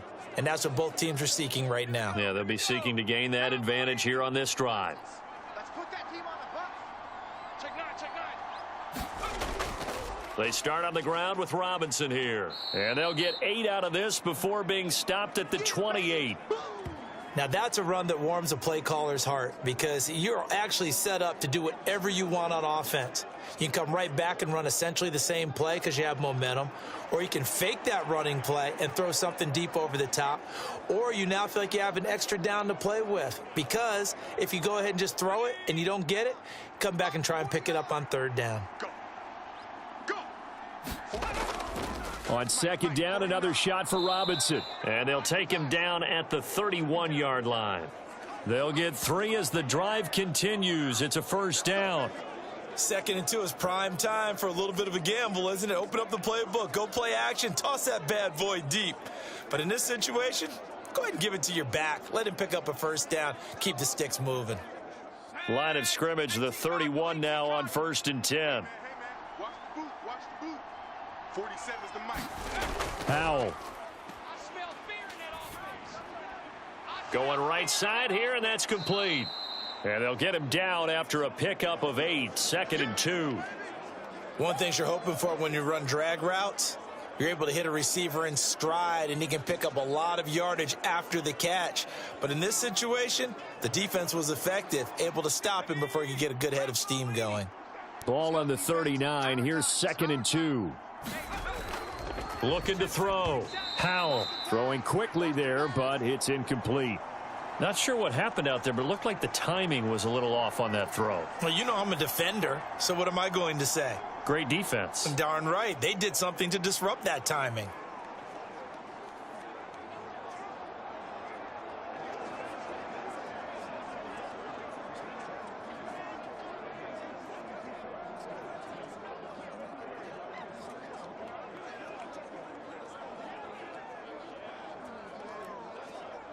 After the incompletion, here now, 3rd and 2. Robinson will try to pick it up. And he's got the first down yardage before he's brought down at the 42. A 3rd down gain of 3 yards, and that'll be enough. Well, someone's been having a good game so far, and you know something? A lot of it's been power running. They decided to turn him loose again on 3rd down, didn't they? They did indeed. He delivered the tough yards.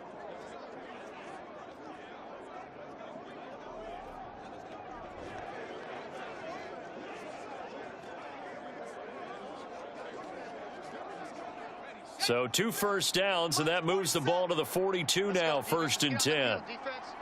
47 is the mic. 47. Back to throw. Powell. Throw right side is going to be caught by Samuel. And he'll take this to the other side of midfield before going out of bounds.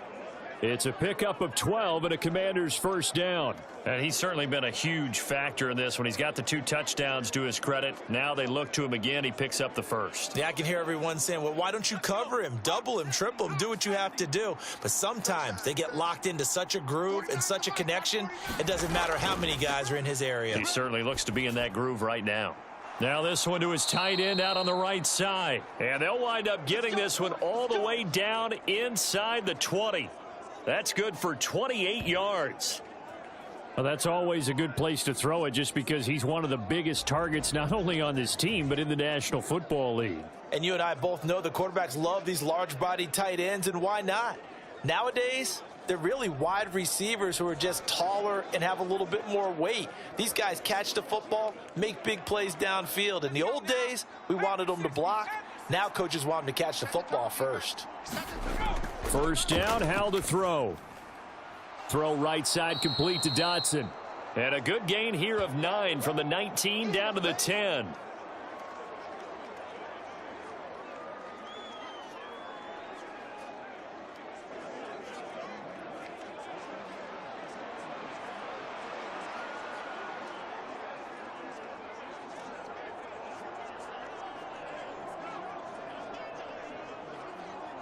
Ball resting on the 10-yard line. It's 2nd and 1. Howell, he'll look to throw it. Throw right side, taken in by Gibson. They give him 2 yards there as they're set up now with a 1st and goal. Well, they've certainly done a nice job spreading the ball around on this drive. This time he gets it out to his back, and it's another nice play and another 1st down. They've got the defense on their heels a little bit. They're reacting instead of being aggressive and making plays. On 1st and 10, it's Robinson. And that'll move him a little closer as he takes it from the 7 down to the 4-yard line. That's good power football on 1st and goal. A lot of teams will throw from there, but that's a nice job to chew up a few more yards and get yourself closer to the goal line. 2nd and goal from inside the 5. Robinson will take this one in. Touchdown, Washington. He's given him a little jolt, just gave him the lead there, but 2 TDs now in the game. And that jolt puts them in the lead. What a terrific job by him. He is carrying the ball and simply saying, I want to win. And now he's hoping his defense has that mentality as they try to hang on to that lead.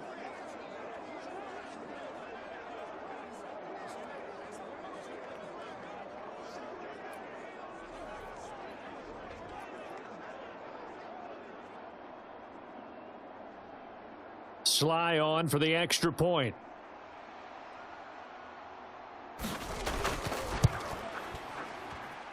And they will take a 7-point lead now. So that one a long 11-play drive. And it was capped off by the touchdown run from Brian Robinson.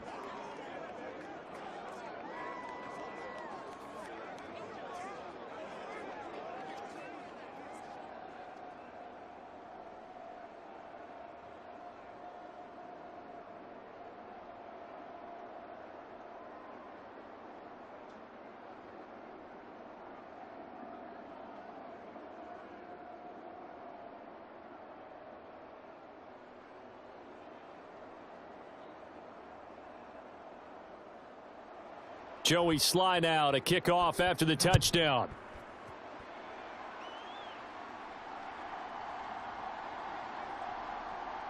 Now a crease here as he's past the 30. A solid return, pretty good field position. They'll start at the 32. Denver's offense ready to go again. The last series form a little disappointing, forced to punt. And now they'll try to do better here and come away with some points as they begin this drive. 1st and 10.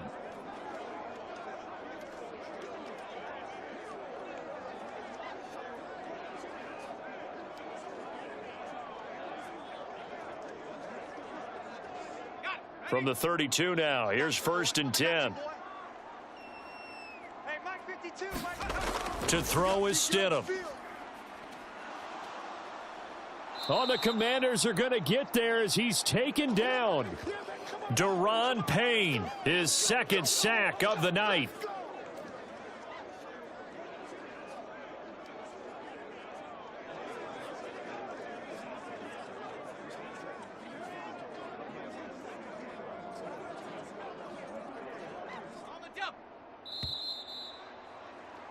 And that's going to do it. Clock hits zeros. They're not going to get another playoff. Time has run out on this 3rd quarter. We'll return with more after this. You're watching the NFL on EA Sports.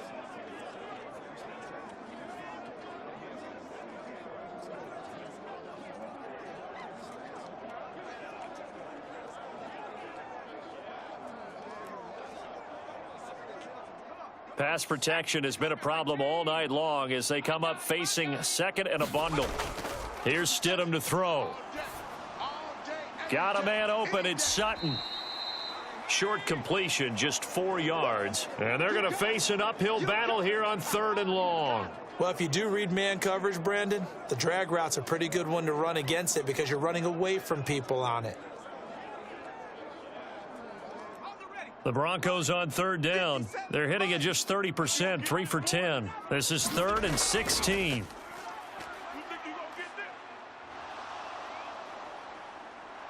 Stidham looking to escape, but he'll go down. They got him. It's a loss of 10 on the sack, and it leads to 4th. My man, it's been a rough night for that offensive line, and it's only getting rougher. 5 sacks now that they've given up in this contest so far.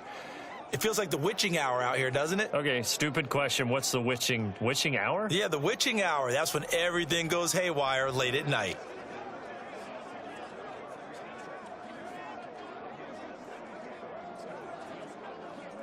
Here's Riley Dixon now as the drive goes backwards, so he's on to punt it away.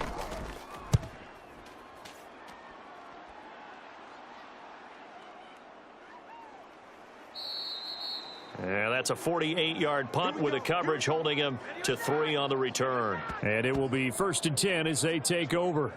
A time again to see Terry McLaurin in the Washington offense. And I know that they've double-teamed him a couple times, but not a ton. Whatever they're doing isn't working. He's up over 100 yards. We'll see how they adjust. And when they do that, they weaken their defense in other places as well. And how many times have we done games where we've seen a guy have a big game like this, but it's usually not by himself, is it? Right. Usually it opens it up for other people to have big games as well. Howell and the Commanders come up now 1st and 10 at their 36-yard line. They'll come out throwing here to start the drive. Short throw here to the tight end Bates. And he'll go out of bounds, it looks like, right at the 40. Got to give credit where it's due. Really nice defense on that play. The pitch and catch was successful, but not any run after it. They'll come up 2nd and 7. Throwing here, Howell. That's going to be caught by Samuel. He's been big, 2 touchdowns earlier. Now he's got a 1st down here.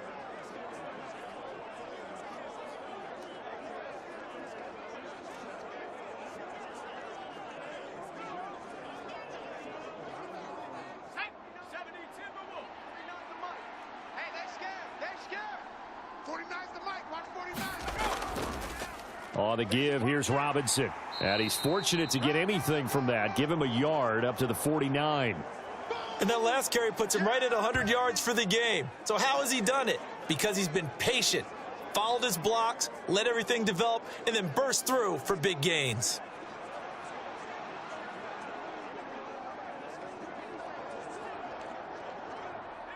Now 2nd and 9. 49, guys. Mike, 49. Out of the gun, it's Howell. Short throw to the tight end Thomas. Yeah, baby. Yeah. That's a staple of this offense. Drag route to the tight end. Yeah, he's unable to use his size to break off much more yardage after the catch, but still an effective gain nonetheless.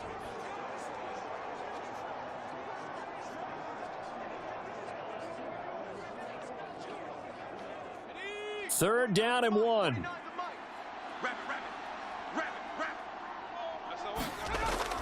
Little bootleg here. Howell. And he's going to be sacked. They sack him back right at the midfield stripe. It'll be a loss of 8 on the sack, and it's going to lead him to 4th down. By that time, it looked like he essentially just ran right into the pass rush. Yeah, partner, I'm not much of an outdoorsman, but the fish jumped right into the net, didn't he? Because you've got to make sure that you're deep enough that you can get around the defensive end, have an angle there. But he couldn't do it because he actually cut that one off. Really nice play coming off the edge. Here's Tressway now. He'll boot it away from about his 35. This is away and a very good kick angled for the sidelines. Now the Broncos offense, they get set to head back onto the field. These guys definitely hoping for a better showing than their last appearance. They couldn't really even move the football much beyond the shadows of their own goalpost, Charles. We'll see if they can get a better, more sustained drive going here. Yeah, and every team that we ever talk to says the exact same thing. When you start a drive from that deep in your own territory, the goal is a minimum of at least 2 first downs, because even if you have to punt then, you change the field position, right? You flip the field a little bit. They didn't get that done. This time they want to string together a nice drive and help themselves out. Stidham's throw caught here by Dulcich. And he'll be taken down, but not before he works it past the 50. Successful start to the drive, 17 yards. It moves the sticks. I got the sense that the defense created a little momentum for them there, didn't they? Did their job, forced the punt. Now, nice start to the drive. Offense has to do their part. Yeah, they certainly do, but what a great start for them. And they've got to go thank the guys on D.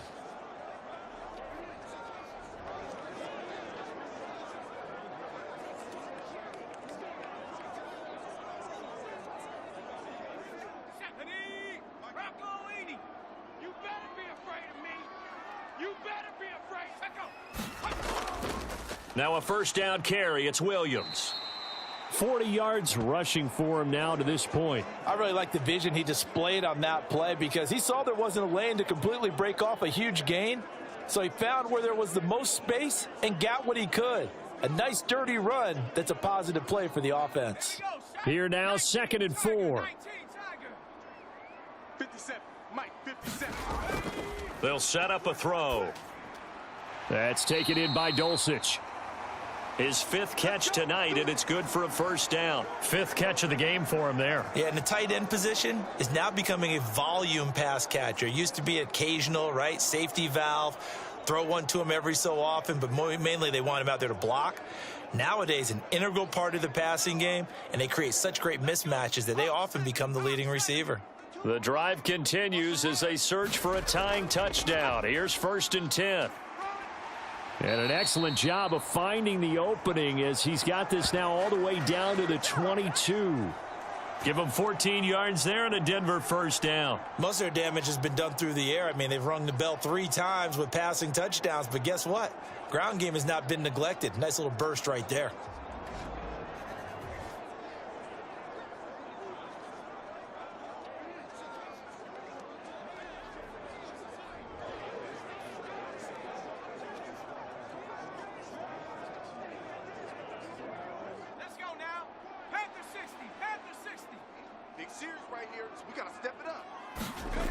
On first down, Stidham. Oh, and that is incomplete. Trying to get a big strike right there and hopefully tie this game up in the late going. But the coverage was there, and this winds up incomplete.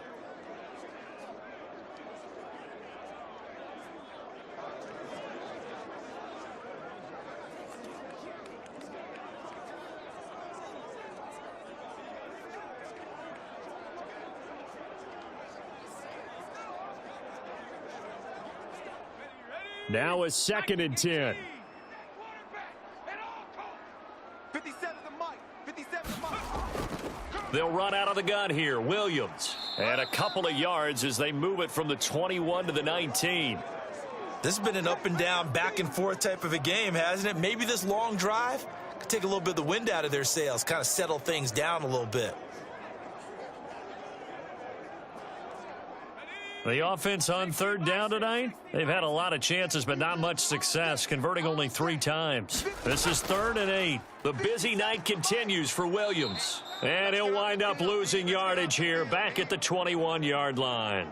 This defense not budging. Back-to-back carries of just 2 yards. An interesting and intriguing decision there defensively because they kept extra DBs on the field despite seeing the multiple tight end look that came out for the offense. I thought they were going to switch out of it. I didn't know if they felt they didn't have time or what the case was. Well, in any event, the extra speed allowed for great penetration as they stuffed that one behind the line of scrimmage. So a big one coming now for Will Lutz. He hit his first, this one from 38. The kick by Lutz is good, and that'll bring him back within 4.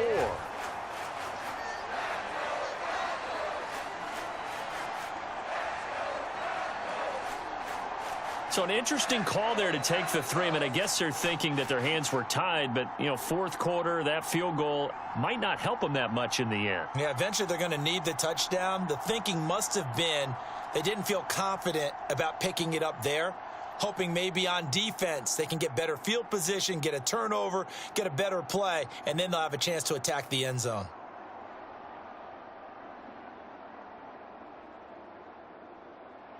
Following the made field goal, Lutz to kick it away.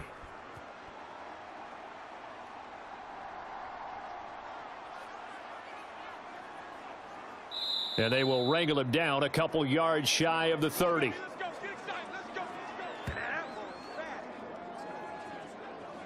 Curtis Samuel and the rest of the offense heading back out there now. When you're in a zone like he is, what's the conversation like on the sideline between he and his quarterback? Is that a one-way conversation of, hey, just keep getting me the football? It actually is probably a two-way conversation because he wants to keep getting him the football because he's seeing the payoff. You know, getting the ball to that guy means yardage, and as we've seen, touchdowns in this game. So I think both of them get more and more excited about the possibilities as things continue on. Yeah, so far it's been over 100 yards and the 2 scores. They'll throw on first down. Here's Howell. That's out to the flat for Gibson. And he gets this up across the 35 before he's out of bounds. I think the best offenses love to get the ball to their running backs in open space because they have the ability to make people miss, and they also have the ability to run over people. And if you do that throughout the game, after a while, they might just run through some of those tackles and go a long way. Well, we saw him shed a nice tackle on that play. On the counter, this is Robinson. And forget that 100-yard rushing game, at least for the moment, as he'll lose yardage here and fall back under the century mark for the game. He'll wind up losing 3. And now it's third down. Now, obviously, that's some good work there defensively, being able to stop them and bringing up a key third down. But if you're on the offensive side of the ball, there's an opportunity because I know what defensive guys are thinking right now. Just stop them, get to the ball. That means they might not be sound defensively. There could be some opportunities. And you said key third down. Highlight that word. Put it in bold. Here we go. Here is 3rd and 5. Now they go play action with Howell.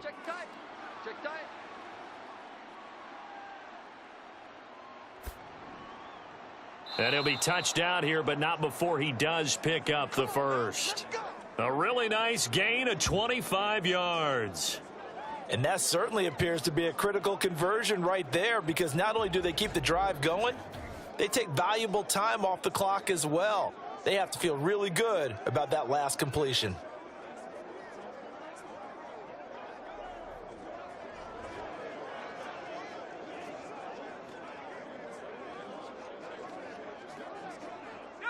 So a 1st and 10 now in Denver territory at the 42-yard line. 3 down. Robinson, he'll try the left side. And they're going to stop him right at the line of scrimmage. Just no cutback lane to be found whatsoever. 2nd and 10. His carries tonight, they're getting up there, so maybe one of those every now and then is understandable. I would agree with that. Understandable every now and then. Sometimes you come back and you fake it to him and go play action. But other times you say, okay, they got him on that one. We'll come back to him in another carry. And Howell will throw it. Samuel bringing in the slant. And this is going to be another first down as they'll make the tackle at the Broncos' 28. They give them 14 yards that time and a fresh set of downs. Well, that should be a reminder defensively, and I think it's a reminder to myself because you just can't sell out to stop the run. There's still enough time that this offense can move the football through the air, even on 1st and 2nd downs, and they obviously picked the right spot to throw the ball there. Eluding the pressure right, and he slides and covers up at the end as he's going to be able to pick up decent yardage. He'll get 5 out of the scramble. It's 2nd down. I certainly like what he did right there because he smartly wanted to avoid forcing anything downfield because nothing appeared to be open. Nice harmless slide there to avoid the big hit, and he gets a small gain on the play. If nothing else, they've already taken a couple minutes off the clock here already as they come up 2nd down. Howell down to throw it. And he can't find anywhere to go with it, and he goes down. DJ Jones in there to get him. It's a loss of 5. Well, he was really focused downfield, but there was really no viable options. The coverage was too good. And the defense really quickened the tempo of that play with their pass rush because there was nowhere for him to go with the football. The only place he ended up, down on the ground.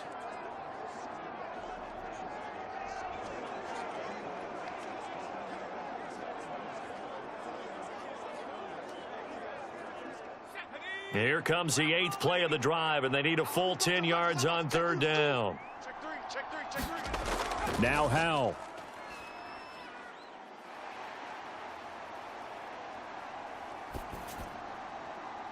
Work in the middle of the field, and he's got a man complete. And he'll score. Touchdown, Commanders. Logan Thomas, 28 yards. And the Commanders are able to build on to their fourth quarter lead. And that's certainly an important touchdown there. It makes this a two-score game. But as we've seen, no lead is safe in this one with the way these two offenses have lit up the scoreboard. I would imagine that on their sidelines, they're both yelling at their defenses, hey, you want to get involved here? One big play from you, that could win the game for us. Now Joey Sly for the point after.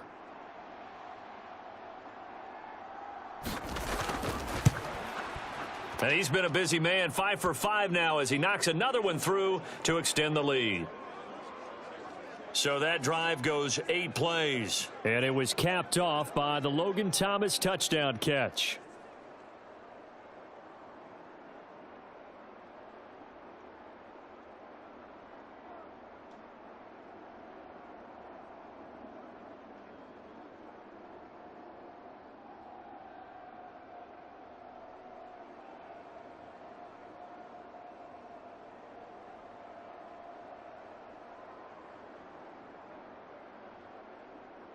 Joey Sly now to kick off after the touchdown.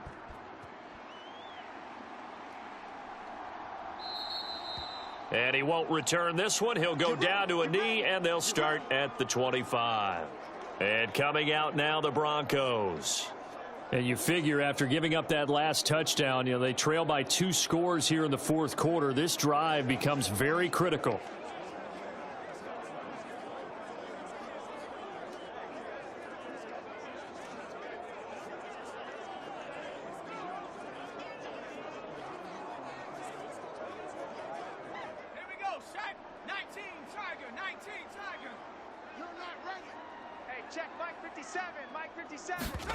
On 1st and 10, it's Stidham. Throw right side is going to be caught by Judy. It'll go down as a gain of 6, and that'll bring up 2nd down. And a good start there on 1st down. They've got to have this drive. No doubt about it. Down a couple of scores. They have to find a way to put it in the end zone. Chunk plays, explosive plays. That will be the key to this drive.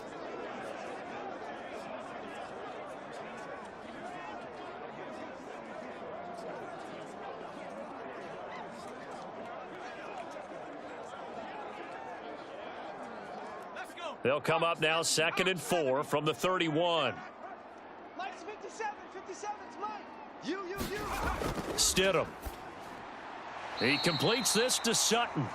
And he'll be brought down right around the 37. A 6-yard pass on back-to-back plays. Picks up the first. Correct me if I'm wrong. Yeah, you're down 2 scores. I don't think you need to rush just yet, but you can't take your time either. Yeah, even if you don't want to commit to full 2-minute offense, you have to up the tempo, up the urgency. Maybe you're starting to call 2 plays in a huddle each time you snap the ball.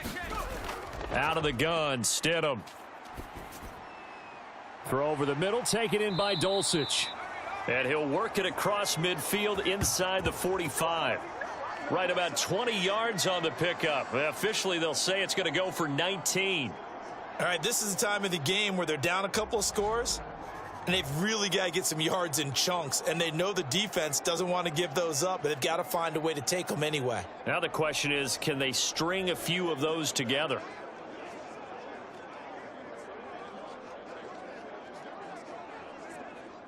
From Commanders territory now, it's 1st and 10 at the 44-yard line. They'll stick with the passing game as he looks to throw. Stidham looking to escape, but he'll go down. They got him. Deron Payne bringing the pressure yet again. That's his 3rd sack here tonight. Well, collectively as a defense, Charles, I think if you get 4 sacks a game, you're feeling really good. Now they have 6 as a unit. And that type of a number, it's just staggering because there's so many ways to try and counteract it. But in this case, they've got no answers for this unrelenting pressure coming at their quarterback.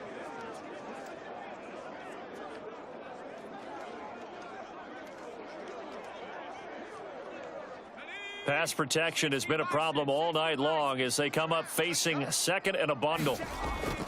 They go play action with Stidham. And this throw incomplete. Now the defender all over him that time, but it's going to lead to 3rd down. And, partner, to me, that one was all about timing. If he's there too early, it's going to be a pass interference call. If he's too late, it's a completed pass. He was Johnny on the spot on that one. An incomplete pass on that last play, and that means they'll need to come up with something here on third down. They're going to look to throw. And it's going to be incomplete. He was able to catch it there on the right sideline, but out of bounds, says the line judge. And it's going to bring up fourth down. And I think we'll probably see him go for it here on fourth down. No reason not to. Down a couple of scores, they have to try and make something good happen. And they're indeed going to go for it here on fourth down. So trailing here in the last quarter, let's see how this plays out. That is caught, and he is going to have a Broncos first down, and it is a big letdown there defensively. They somehow allowed to convert on fourth and long. The time to pull out the stops is now, and they convert there on fourth down. Fourth down, trailing in the fourth quarter. They felt compelled to go for it, and they got it. Well, I'd look down at my play sheet, and what I would find, plays that have been successful throughout the game that have worked at the distance you need, and that's exactly what they got done.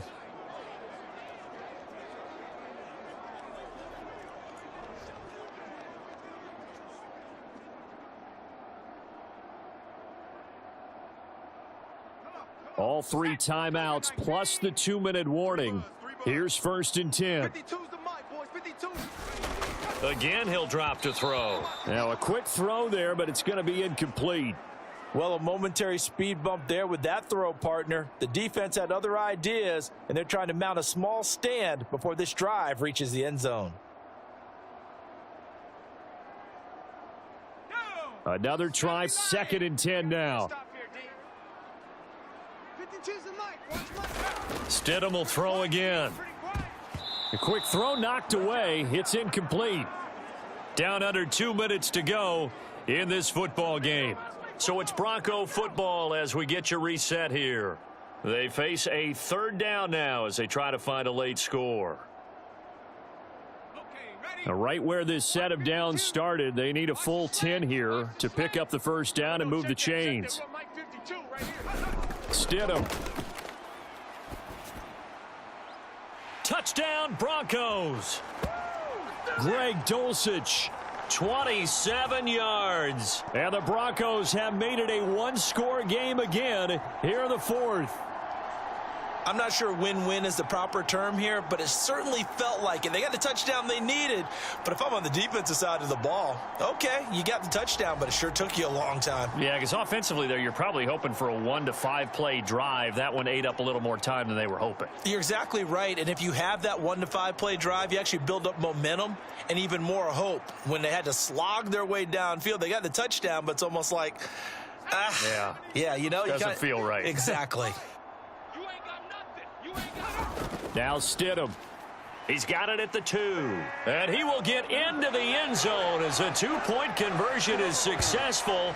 And the lead is down to a field goal here in the fourth. So still a little work to do here, but they got the much-needed conversion. So they got that taken care of. Now you would assume onside kick in order to try and get the ball back again, in order to try and kick at least a tying field goal.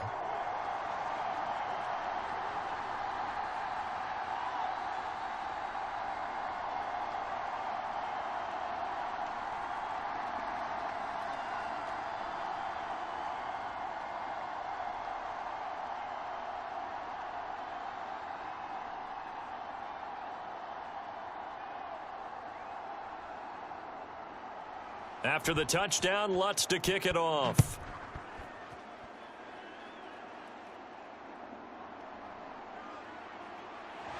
And running with power here. And he's up across the 25 and down at the 28.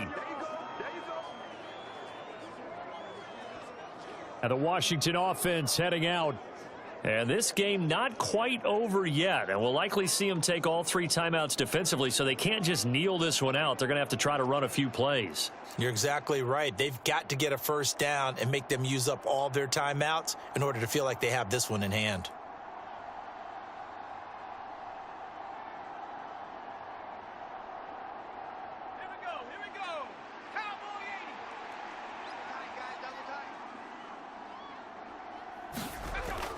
We got to have two hands on the football here as they run on first down.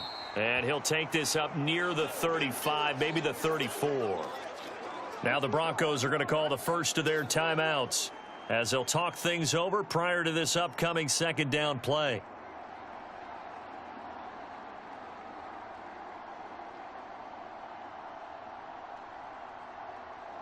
Set. 18 Cardinal, 18 Cardinal. Watch the curls, watch the curls. 49, 49 the mic, 49 the mic. He's going to get it again. Just looking to get forward and protect the ball. Now the Broncos going to use the second of their timeouts as they'll head to the sideline and talk over what to do next.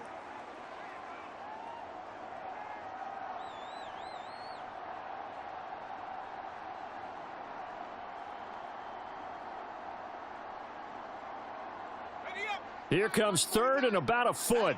Here we go. Mike's 49. Mike's 49. With a play fake, and now here's how to throw it. And he can't get a throw off. He's taken down. What a huge play at this point in the game.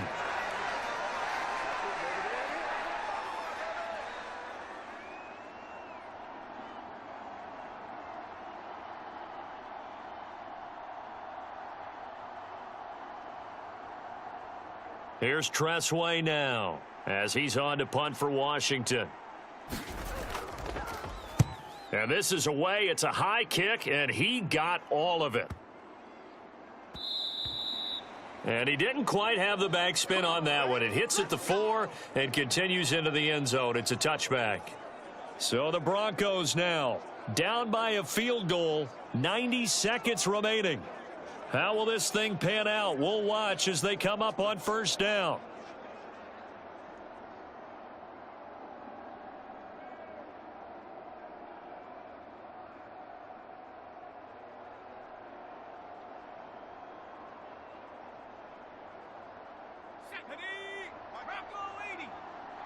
I got you, son. I got you, son. Hey, check Mike 57. Mike 57. Stidham to throw it. Oh, and that's going to sabotage their comeback plans. It is intercepted. Picked by Kendall Fuller. When you talk about making winning plays, that is a winning play at this stage of the game. To come up with that interception, huge. I like how you identified that because most people think winning plays are the offense trying to get it done. In this case, nursing a lead, they found a way to make a play on that side of the ball and maybe finish things off.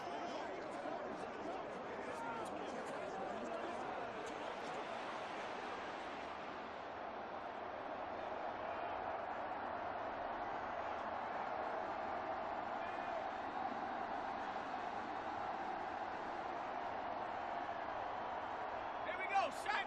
19 Tiger. 19 Tiger. Ready. And they'll indeed take a knee.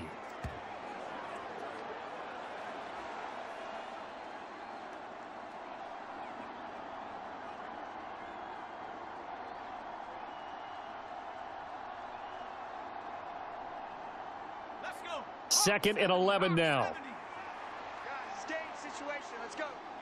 47's the mic, boys. 47. Check, 47. They'll run this one right with Robinson.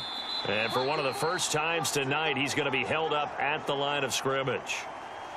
I guess the simple question, why not just take a knee there? I don't understand either why you would take any sort of a chance. We've seen it happen in the game of football. Doesn't matter whether you've watched high school, college, or the NFL.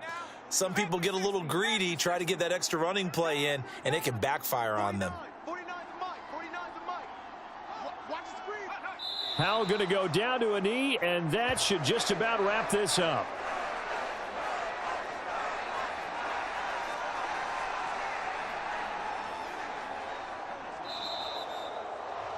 Well, this was a very close ball game at halftime, Charles, but in the second half, that offense kind of kicked things into another gear, and they were able to pull away for the victory.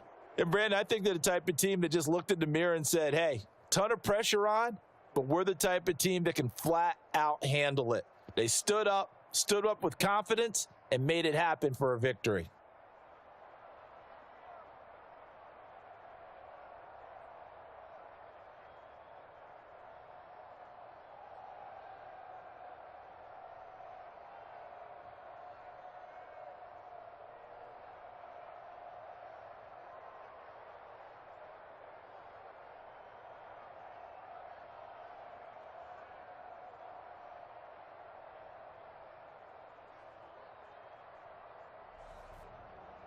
So that'll just about do it for Charles Davis. I'm Brandon Gaudin. You've been watching the NFL on EA Sports. For more, log on to easports.com.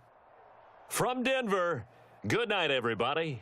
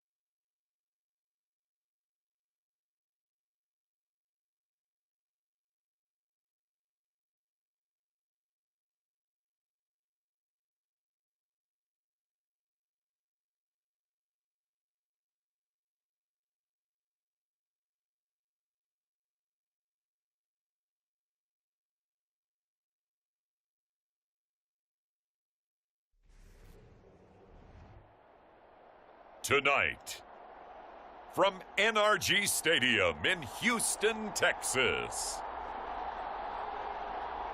it's a special prime time edition of the NFL on EA Sports.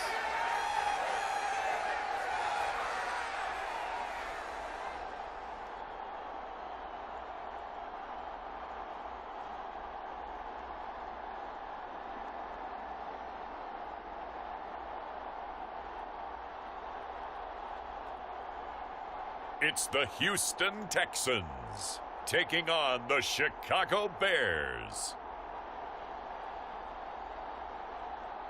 On a muggy night here in Houston, Texas, it's a perfect 72 degrees inside NRG Stadium. Coming up, we got a good matchup on tap here, as it'll be the Chicago Bears taking on the Houston Texans. From up top next to Charles Davis, I'm Brandon Gaudin. And, folks, we were already excited for this game. And then before the contest, you and I are down on the field outside the white lines. Yes, we were following the rules. We were following the rules, and a ball comes over our direction, but we can't see it. Somebody yells heads up, and instinctively you turn around and you snare it one-handed with your off left hand. So now we're really ready for football. No gloves either. No gloves. No gloves. Not like what the guys are wearing playing the game now. But wasn't that a whole lot better than that time we were down there? And I got the coffee spilled on me when I got nailed by the punt returner. That happened to the Vikings, right? Yes, a much better job of being heads up this time. Thank you for the notice. And we are underway from Houston. Tyler Scott now from his end zone. And he'll be stopped right around where he would have been had he gone down to a knee, maybe a yard shy of there at the 24. So here are the Bears now for their opening drive. They'll be led out by a first-round pick back in 2021 from Ohio State. It's Justin Fields. Coming out of Ohio State, one of the top prospects in the NFL draft, and it was so big that they moved up in the draft to get him, to make sure that they had him. And, boys, he got the full package. Loves the game, big-time arm, 4.4 speed, so good that another quarterback prospect said to him, "What's it feel like to run 4.4? Everybody wants to be that fast." Here we go. We good. Blue 58. Blue 58 cut. Yeah. You don't want none. 53 Fields passing on the first play from scrimmage. And he will find the open man. It's DJ Moore. 5 yards on the game's first play. Second down. I think defensively you're okay with that. You're in the first quarter. He's going to get some catches, but they rallied to him quickly. And that's what you count on, and I like what you just said. First quarter, can you do it all game long? 222. They catch it, you tackle them, they go down on the spot. Because when you're able to do that and you don't give up big chunks of yardage after the catch, now you put the offense in a position where... And now off to the races down the right side. Inside the 20. And he's all the way down to the 6-yard line. A big-time gain there on the keeper, using his legs to hurt him. First down. Well, you know, most quarterbacks, when you talk about their big playability, you talk about the arm, but this, an absolutely huge play with a leg. And also with his mind, because he had to see this play develop in order to make the decision to keep it and run. And how about him looking up and seeing the seas part for him once he got past the line of scrimmage? My first thought, I think he can go all the way, and I'm trying not to take over your call of this play, partner. First and goal, a chance for an early statement here on the road. Fields. And he's going to go down. Sacked back at the 13-yard line. Jonathan Greenard running in to pick up the sack. Well, there's still time to rectify this situation because the silver lining, it took a sack on first and goal. But that close to the goal line, that still definitely hurts.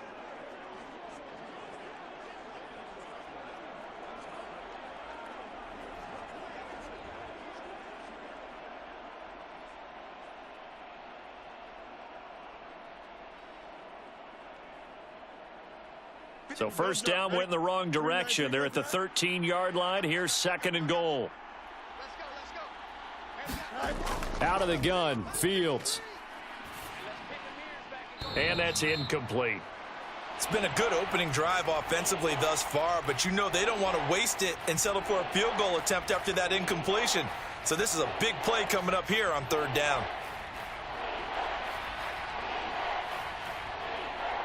Interested to see what they dial up here. Third and goal with a lot of green between them and the end zone. From the gun, here's Fields. And he works his way past the line of scrimmage and then slides to a hole. 5 yards that time out of the scramble. But now they're looking at a fourth down situation. He certainly had plenty of success running the ball, and right now I'm getting this sense that he's looking to take off and run every time he steps back to throw it. But they did a nice job there collapsing on him and holding him to a short gain.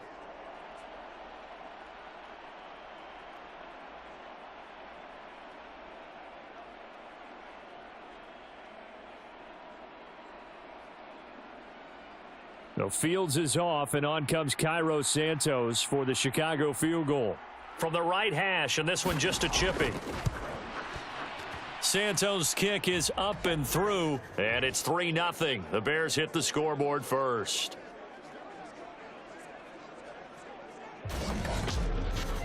Had just the one big play on the drive, but that was enough to put him in field goal range. Yeah, one big play of what they hope will be many others throughout the game. Every team has a different target for the number of plays like that, those explosives that we talk about. That allowed them to put points on the board on that drive. Let's see how the rest of the game goes.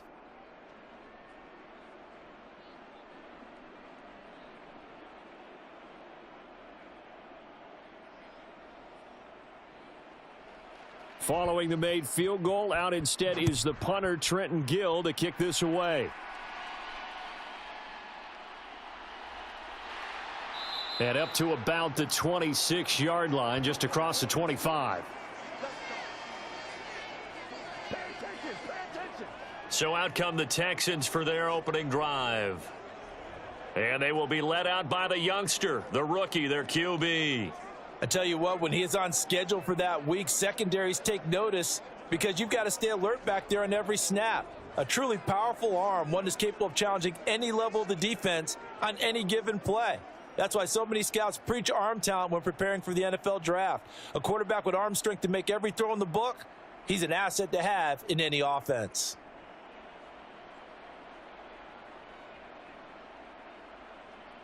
Tag, Viking 18.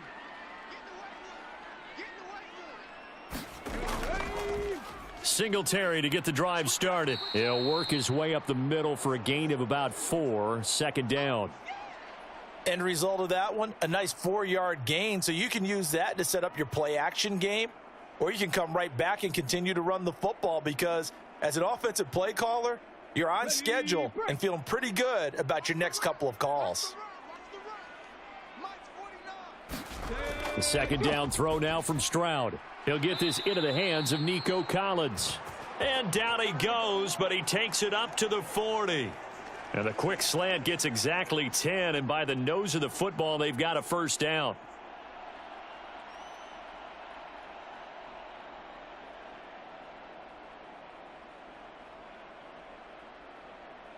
Here we go. 18 Cardinal, 18 Cardinal. Singletary, they'll go up the middle. And he'll get it out to midfield. Looks like, yeah, they'll spot it right at midfield at the 50. Now, that was an excellent run. And when you see that happen, that's when you're seeing guys doing their job and then some people doing a little bit more. Offensive linemen and tight ends, they're expected to block. But the wide receivers, all they want to do is catch passes. So when they block on a big-time running play and create extra space, you've kind of hit the jackpot there. From the midfield stripe, they'll look to throw. And they get to Stroud, nowhere to go, and he goes down. That's sacked by Tremaine Edmonds. Well, they had the right down and the definite distance to take a shot downfield, but it didn't work out the way that they had envisioned. No, that's a situation where if you take a sack close to the line of scrimmage, it's not that bad, but a loss like that, you can't take a sack there. Yeah, absolutely. The one thing you cannot do, they did.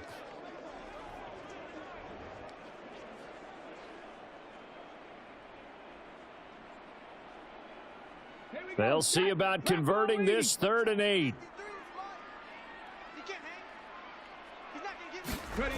Stroud to throw it. A short one going to be taken in here by Schultz. And he'll go out of bounds. It appears right at the 45. Call it a pickup of 3, and also now likely a punt on their opening drive. And there's a completion to the tight end. And look at the size of these players nowadays. At that spot, 6'4", 6'5", and up. A lot of guys used to be basketball players, somehow came back to football. And that's really good for the game of football. You're getting better athleticism, great hand-eye coordination, guys who know how to control their bodies when they run their routes. Chicago works their way back onto the field here for their second drive of the game. They've got a 3-0 lead and the football as they start 1st and 10.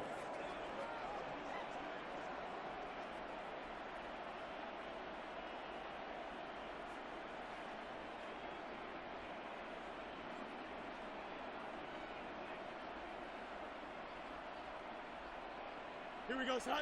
331, 331. They'll send a receiver in motion to the left. Now Herbert to start the drive. He was brought down by Malik Collins. Oh, there's plenty of traffic waiting for him up the middle. But give him credit, he tried barreling through anyway. They're fortunate to get a yard out of that one.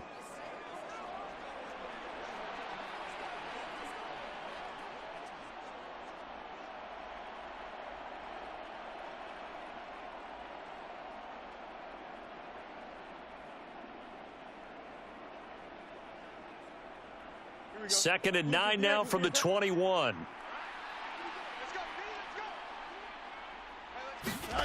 Here's Fields. Breaks a tackle. And he'll be brought down right at the 30 here. He turned that into a nice gain. Gets him 8 yards closer for 3rd down. And that's an early scramble that can be viewed positively by either side.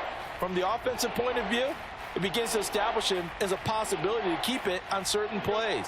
And defensively, they avoided giving up a huge play in one of their first tests in containing a quarterback on the run.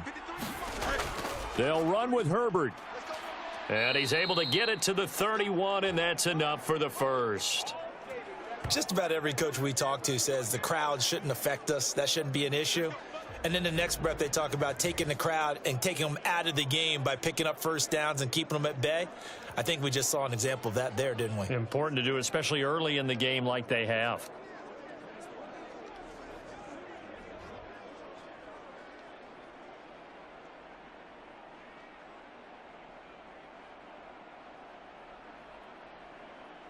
Line of scrimmage, the 31 now on 1st and 10. A toss left side for Herbert. And he'll lose yardage here, going down back at the 28. Award that tackle for loss to the linebacker, Denzel Perryman. Well, that was not what you would call straight line pursuit for a middle linebacker to make this play. He's got to work his way through the clutter to get to the ball carrier on the outside, and he does exactly that. That's called avoiding the trash.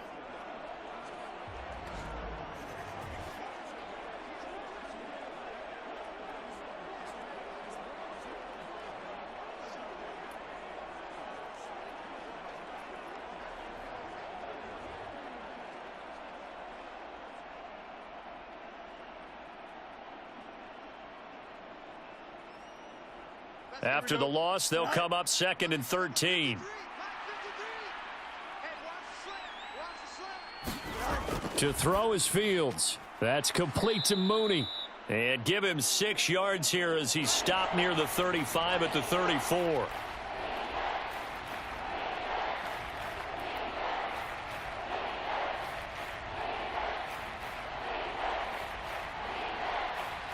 And the Texans have an extra defender in the secondary now on 3rd down. Now Fields. And this pass broken up. The contact well timed there, and now 4th down. No surprise at all. They're looking for the big man early in this one. The only surprise for them, he couldn't hang on to the pass.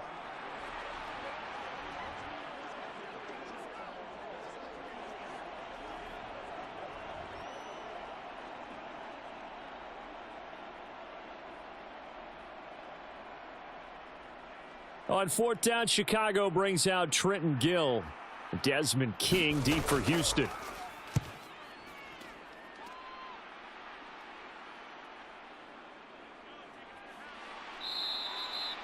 .49-yard punt, 5 on the return. And the Texans will take over. So now we get set to see Houston for their 2nd drive of the ball game. Over on the sideline, hoping to hit that reset button between possessions. Last time out, they had to punt it away. This time hoping to finish this thing off in the end zone.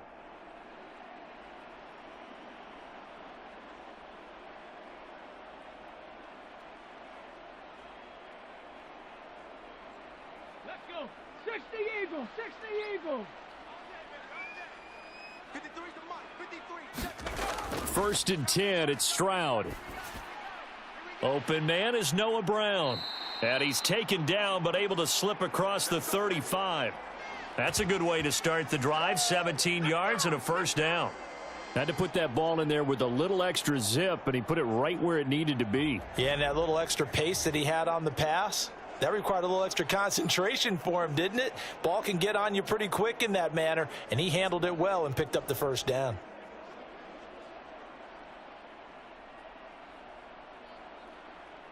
One play has him to the 37 here for 1st and 10.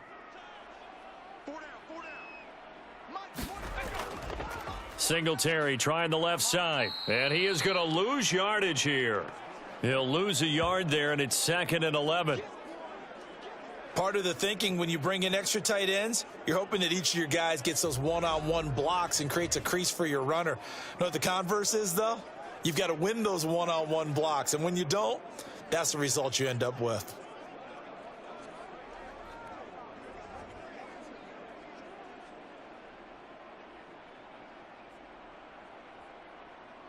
Looking at a 2nd and 11 now after the loss. They go right back to Singletary. And he'll get this up to about the 40. It'll be a gain of 5, and it's going to bring up a 3rd and about 7 left. A quick burst there, and he nicely bit off a pretty decent gain.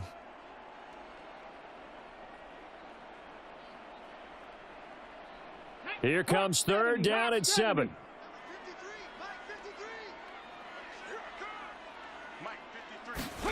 And Stroud now to throw.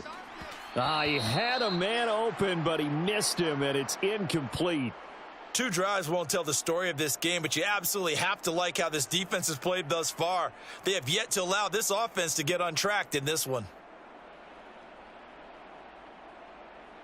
On 4th down, out is the punter, Cameron Johnston, to boot it away.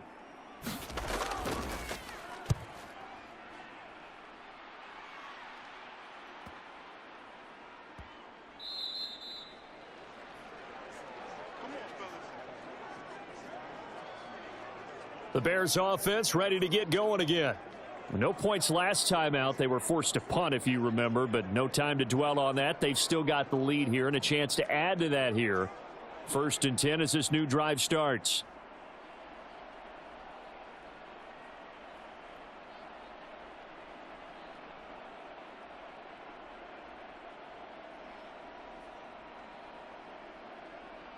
Fields and the Bears now with a 1st and 10. At their own 20-yard line. They'll try and start this drive in the air.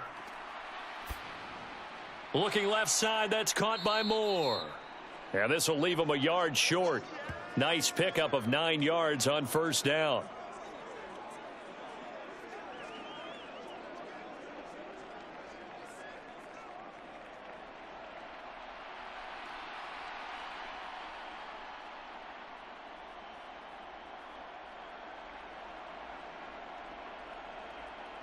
Up at the 29 now, they'll head to the line, 2nd and a yard. Fields going to keep it running right. And he stopped immediately there.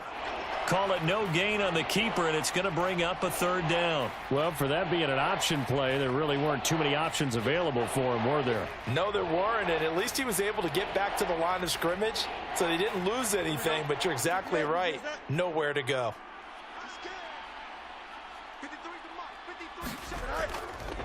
They'll try and pick it up by running the option to the right. And he's able to get it to the 33. Good enough for a 1st down. They're able to convert with a gain of 4. So that was all you're looking for on a play like that. Get the 1st down and keep the drive moving. Yeah, it just looked to me like he just said to himself, I've got this. I'll take it. I'll pick it up, and let's keep moving. Get the 1st down, get a new set, and let's start over.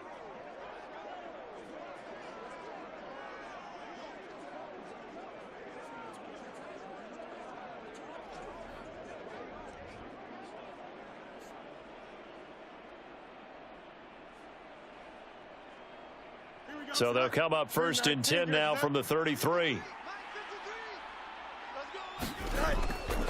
Draw play, a give to Herbert. No gain on the play. It'll be 2nd down. Delayed give there out of the gun. Defense was ready. And I'm not a big fan of a draw play out of the shotgun formation because the quarterback's not having much action where he's getting away from the line of scrimmage. He's catching the football, making a little head fake, and then handing it off. You should be able to read it as they did there. They'll run it here. This is Deontay Foreman. And here's another tackle made at the line. So they're converging well on the football now. Call it no gain on the run there, and now they'll be looking at a 3rd down. And when the defense wins and gives up no yardage on a running play, that's something they can build on and carry themselves forward throughout the game. Still needing 10 yards. Now it's 3rd down. Here's Fields. Gets by him, and now a little daylight. And he'll protect himself at the end here as he winds up getting pretty decent yardage. So he got 9 yards that time, but he needed 10, and it brings up 4th and 1. That looked great when he first took off because in my mind, there was room to run, and he had the marker in his sight. But I certainly didn't expect him to close so quickly, and neither did he. They got to him just in time, and now that forced him to make a decision with this 4th down call. 4th down, so they send out Trenton Gill.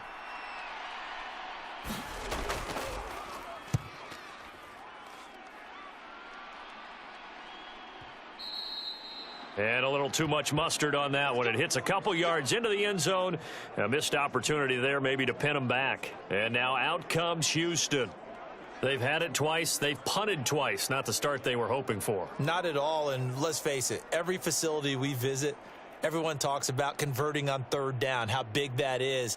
In this situation, they've had to punt it away twice, so they're furiously going over things on the sidelines. What do we need to do to pick up a 1st down and change our momentum? Ready? 19 Tiger, 19 Tiger. 49 the mic, watch 49. Stroud to the air on 1st and 10. He's got it to Collins, complete. And he'll be corralled well upfield right around the 40-yard line. An ideal beginning of the drive there as they'll get 20 and a 1st down. Certainly no settling into the drive there. They came right out on the first play and attacked the middle of the field for a big gainer and a 1st down.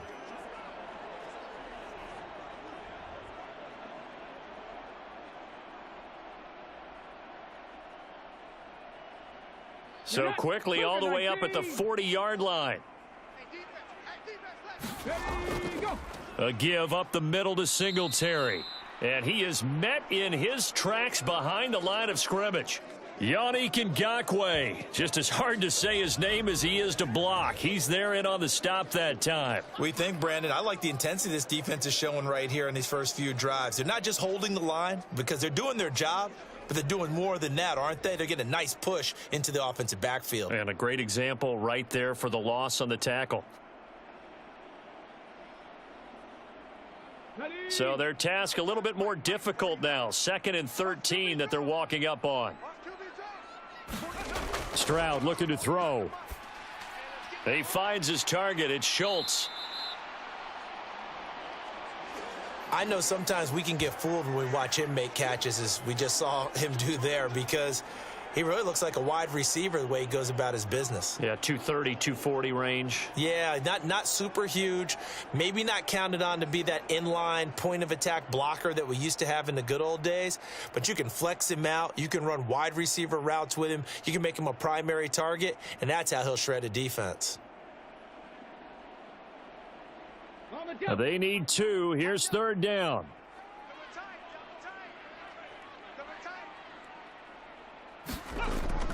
They'll try and run for this with Singletary.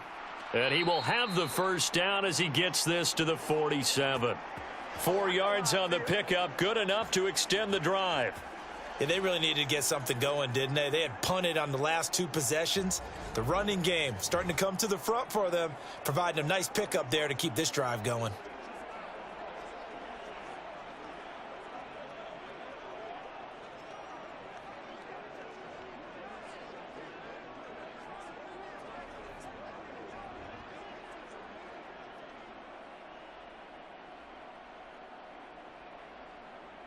So into Bear territory now. This is 1st and 10 at the 47. Throwing now is Stroud. Got a man. It's Brown. And he gets it inside the 35 and just shy of the 30. Texans passing game in rhythm right now, picking up another first. I think it all came together there. In-breaking route, drove it with excellent pace. Money throw right there to move the sticks.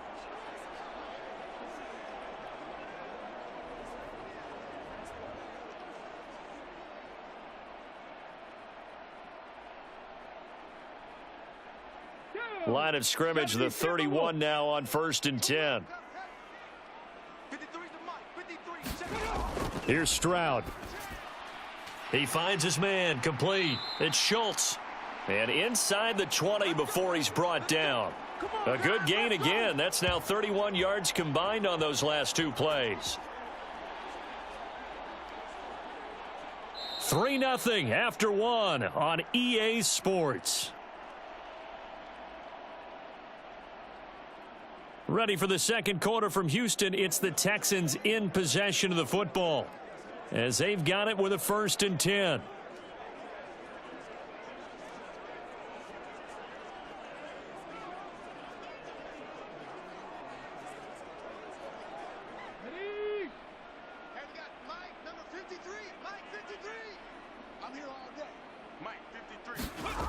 Stroud working out of the gun. Pass to Brown. He's got it on the crossing route. Yeah, that's good for a gain of 6, and it's 2nd down.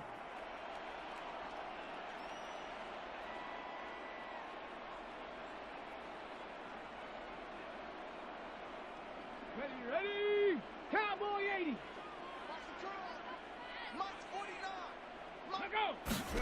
Back to throw. Here's Stroud. And an off-balance throw there, and it's going to wind up incomplete.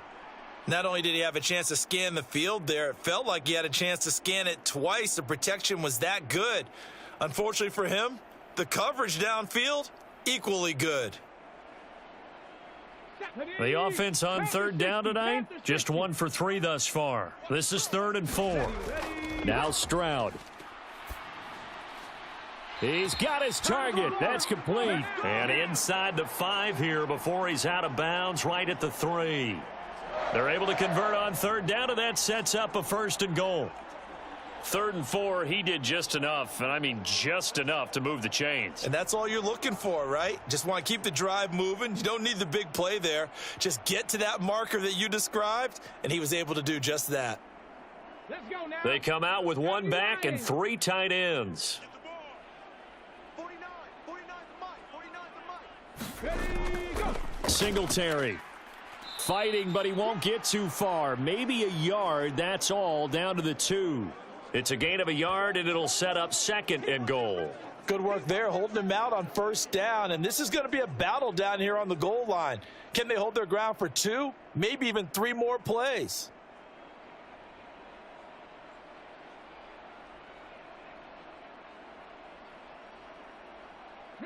From the 2 now, 2nd and goal. And they'll go play action here with Stroud. And got his man. It's caught. Touchdown, Houston. Brevin Jordan. A 2-yard touchdown grab. And the Texans have taken the lead. This is where, as a tight end, you've got to really sell that this is a run. They're going to fake the give, hope the linebackers bite, and here they do just enough. That split second, that's all it takes for that tight end to leak out into the end zone. Touchdown.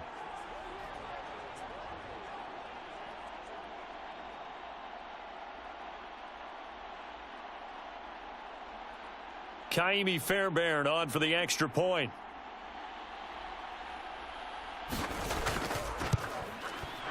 And this is up and good to make it 7-3. A pretty long drive that time. 11 plays all told. And it results in the Texans finding the end zone.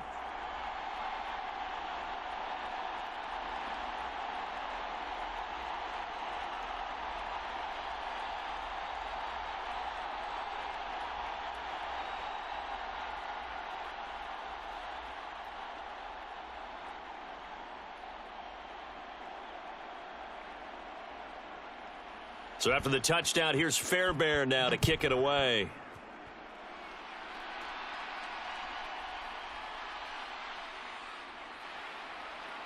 And a good return as he'll be stopped just shy of the 30-yard line. Now the Bears offense ready to take over again. It's been very much a slow start for them. 3 drives and just the 3 points, CD. Yeah, if you're into the points per drive ratio, that answer is 1. And that's not going to get it done in a ball game. They've got to find a way to finish these drives in end zones, not having balls go through goalposts. Here we go, son. Fields and the Bears now with a 1st and 10. Just shy of the 30. Starting on the ground with Herbert. And he'll scratch out a yard up to the 30, and that's all. Well, it's time for them to be good teammates right here. And what I mean by that is possess the ball for a little while. Get at least 2 first downs. Give their defense a chance to settle down a little bit after they give up a touchdown. Here we go. Ball on the 30 now. Here's a 2nd and 9. Here we go. Here we go. 53's the Mike. 53. Oh, hurry up, hurry up, hurry up. Back to throw. Fields. And he slips up past the 45 before being tackled. Fields, we know he has the good mobility. He flashes it there as he scrambles for the 1st down. Their entire offense has been centered on him, and he's been carrying the load with ease. 100 yards rushing in a game for a quarterback is rare. In a single half, darn near a masterpiece.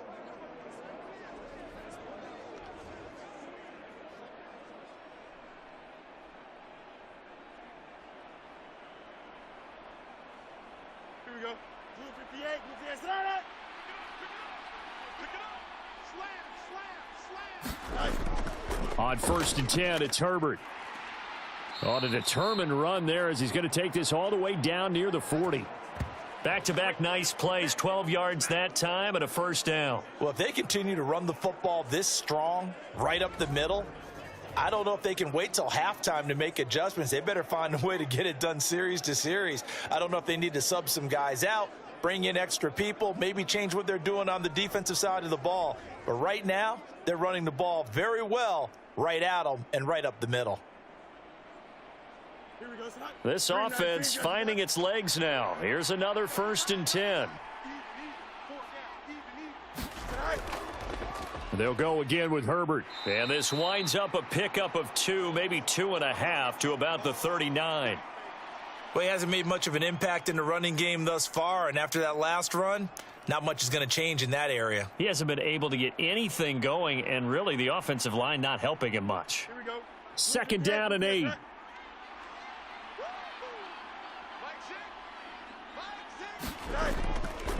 Hand off running left, Foreman. And he'll get 4 here down to the 35-yard line.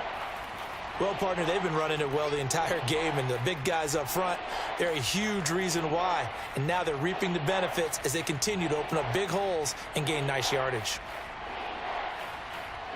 3rd and 4.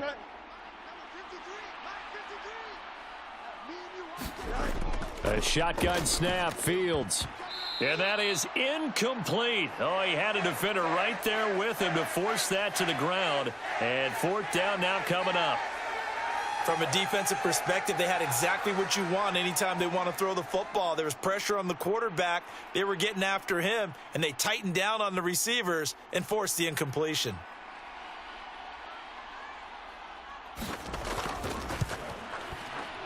Santos' kick is up and through, and they'll get it back within a point at 7-6.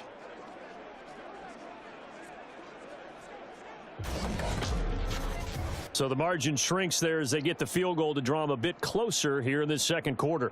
Yeah, nice snap, nice hole. They just want to keep this game close, so give them credit for finishing that one off with 3.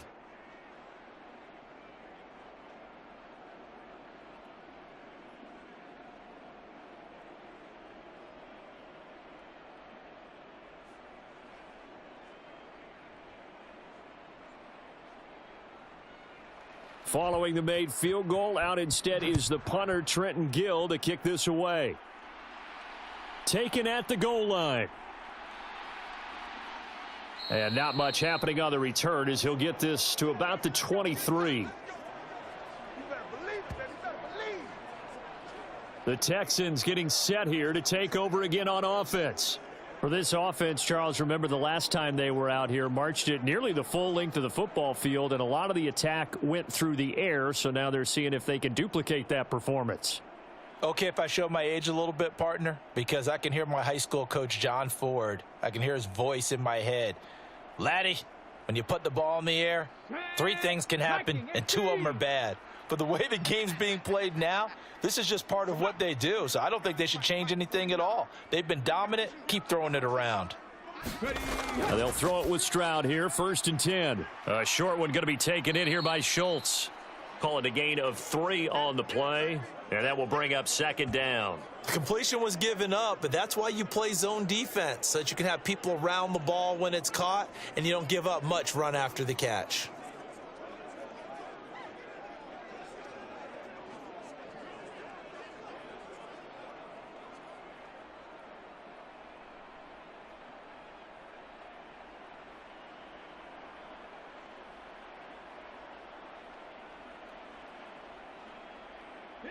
They'll come up on a 2nd and 7 from the 27. Ready, go. Now they show jet sweep, but instead a run up the middle here. A very tough run, but for a short gain out near the 32. On any running play that's called, they're always hoping that it's going to break big and go the distance. But when you get a nice gain like that, you're able to do so many things anyway. You can come back and run essentially the same play again, continue to move the ball on the ground, or you can decide to throw the ball now because usually you have the defense back on its heels. And he's going to have the 1st down yardage to the 35. It's a gain of 4 there, and it gives him a new set of downs. I don't know about you, but that almost felt like old-time football there. 3rd and 2 is not necessarily just a running down anymore. A lot of times they want to throw the ball. They went back to the roots and powered forward and got the 1st down.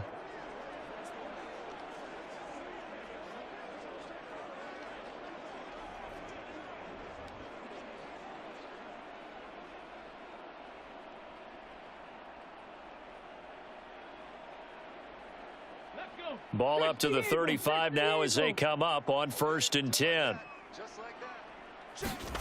Stroud. He'll complete this one to Collins. And he'll be tackled right on the chalk of the 45. 10 yards there, good enough for a Texan 1st down.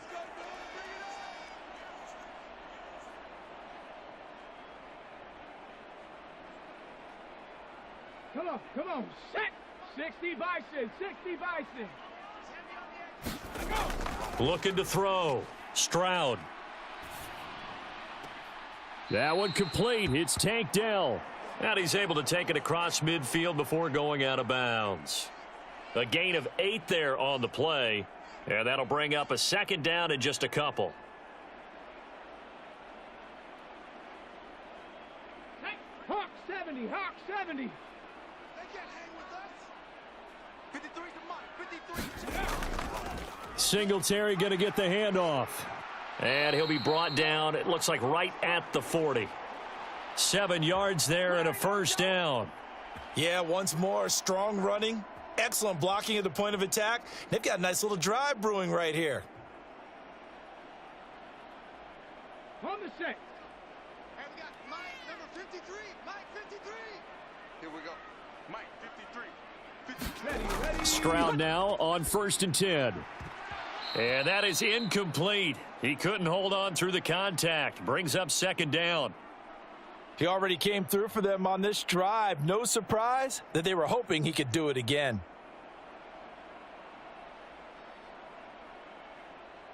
Got it. Ready? 2nd and 10. Check, 53, Mike. It's going to be a long. Throwing again. Stroud. Now they go screen. It's complete. They get 6. That'll leave them with 3rd and 4. And that doesn't have to gain big yardage to be an impactful play, because if you can get those pass rushers second-guessing themselves that they might get hit with a screen, maybe you can wind up slowing them down just a step. And if you do that, that's a win for that play.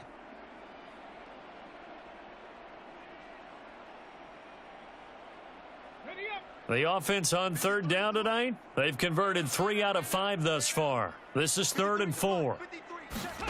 A shotgun snap to Stroud. Able to find the open man. That's complete. And he's going to have another first down as the tackle's made here at the Bears' 23. 11 more yards there, and this methodical drive continues.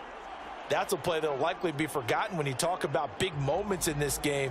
But plays like this are critical to keep drives going. And if points result, we'll call this play significant.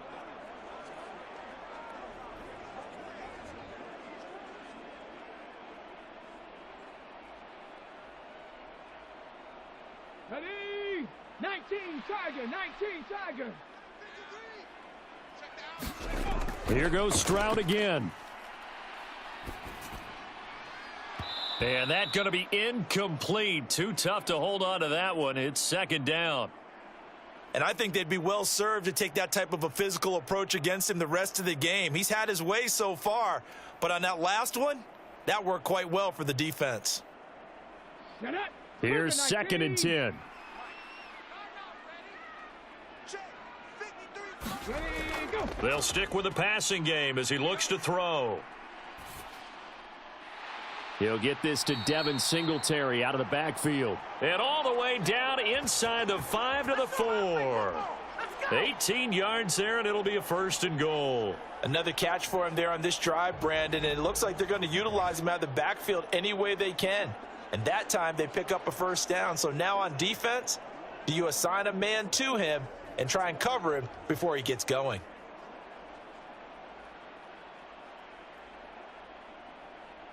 Okay, break. 49. Brilliant. Tight right. 4 down. Alert. They run here with Singletary. And he gets halfway there from the 4 to the 2 on a gain of 2. Trip is here.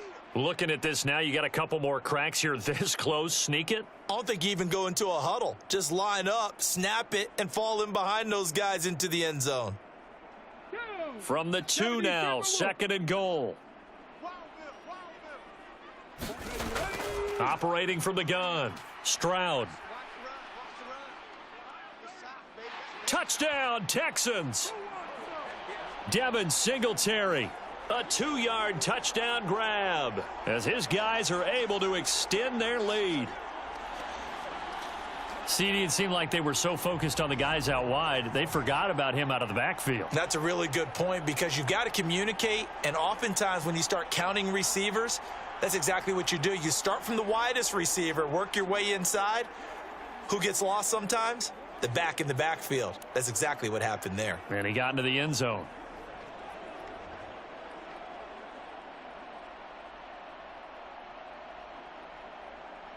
Fairbairn now to add the extra point.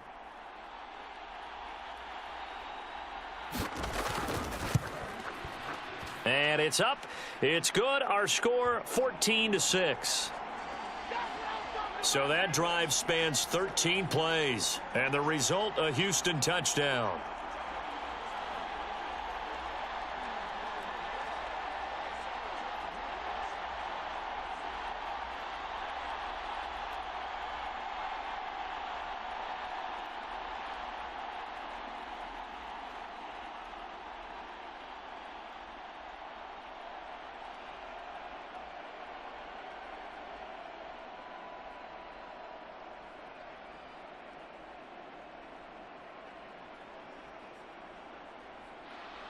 So after the touchdown, here's Fairbairn now to kick it away.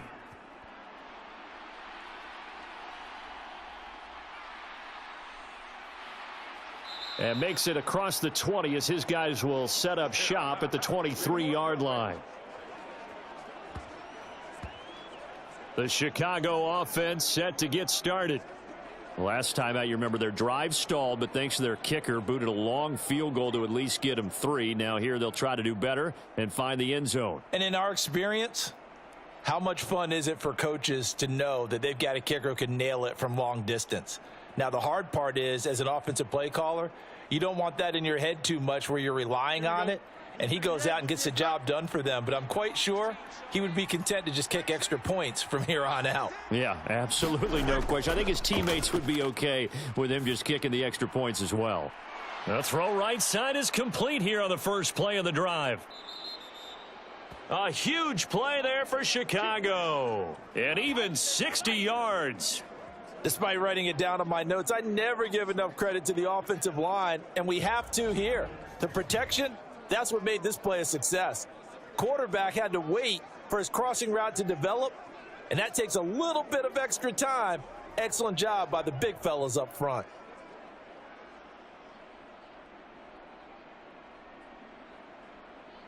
A real field flipper there as all of a sudden they've got a first down in the red zone. Now it's Fields. And he'll go right back to Moore. Complete again.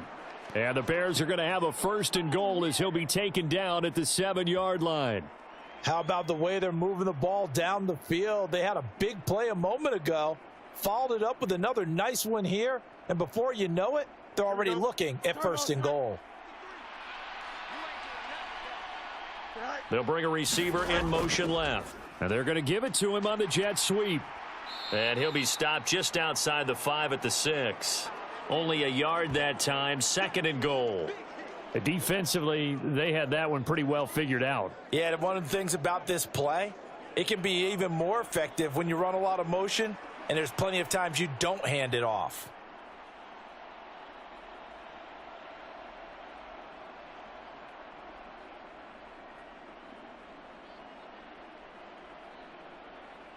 The 6-yard line, the line of scrimmage on second and goal.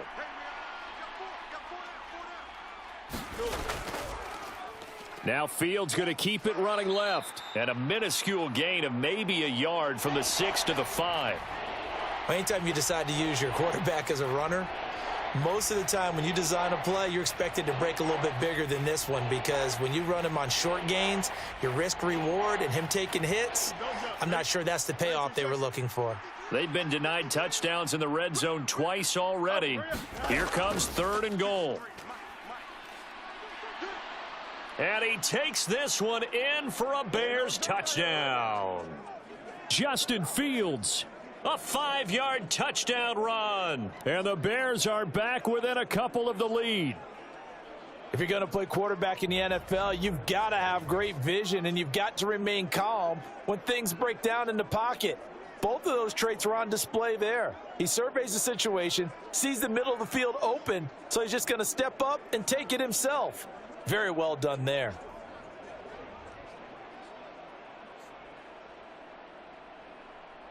Cairo Santos on to try the extra point.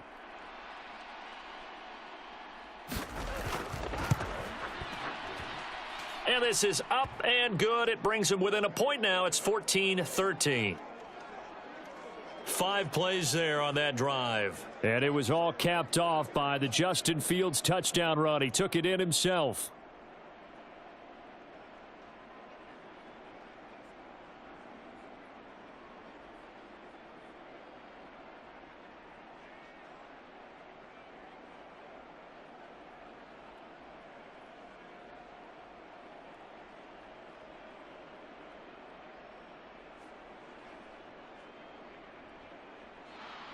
Well, after the touchdown, here's the punter Trenton Gill to kick it away.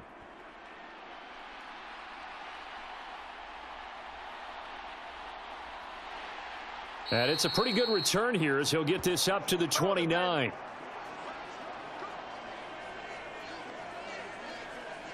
Well, let's spotlight Devin Singletary as this offense comes back out. He's been good. His guys are winning. So far, the recipe working here in the second quarter. And he doesn't like to just tote the rock. He wants to carry his team on his back, and that's what he's done throughout this game. Yeah, he's done that. He'll be hoping to continue that trend.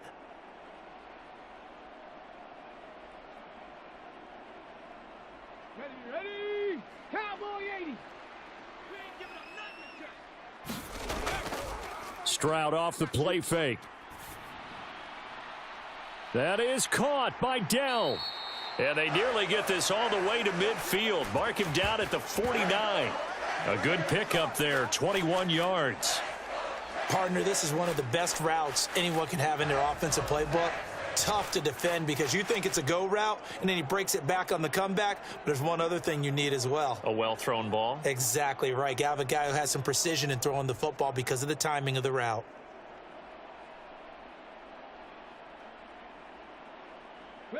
So one play, and they're already just shy of midfield. Operating from the gun. Stroud. He'll get this out wide to Singletary. So the completion good for just 3. And it's second down. And that's a good job there by the corner. And we do talk about this a lot, that a lot of corners see their job as simply covering receivers. Tackling isn't everyone's thing. But in this case, he came up quickly and made a nice, sure tackle. Come on, the ball. 53's the mark. 53. Check 53. Stroud now on second down. And this one incomplete. Too much contact to hold on to that one, and it's third down. You've always been very good about checking my math. Am I correct? That's the first time that it's been incomplete when they've thrown it to him? Yes, he had caught every other ball coming his way. So they feel like they've got something really good going there, and they're going to continue to go there until the defense makes an adjustment and takes it away. Well, they finally made an adjustment there. We'll see if they can build on that stop. Now here's Stroud. That is caught. And past the 35, he'll be dropped a yard or two shy of the 30. 63 yards receiving for him now, and that last catch good enough for a first down.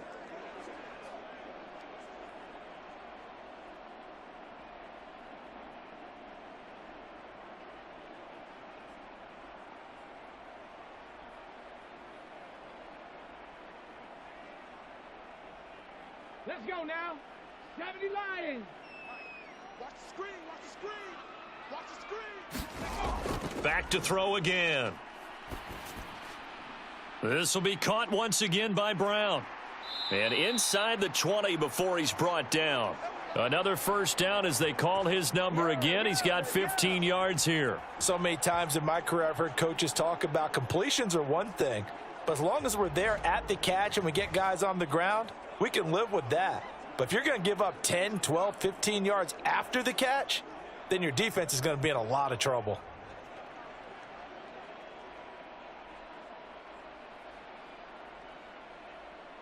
So the ball down to the 16 here for 1st and 10. Stroud will look to throw once more. And he's got it. And they corral him just a couple yards shy of the end zone.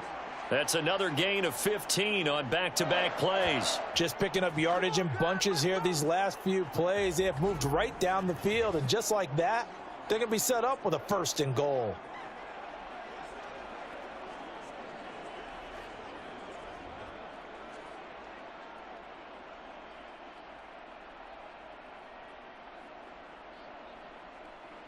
Two big plays in succession. Not sure this D knows what hit him, but now they got to get ready. It's 1st and goal. They'll look to run with Singletary. Stop short. Down at the 1. Had the broken tackle, but couldn't get it all the way home.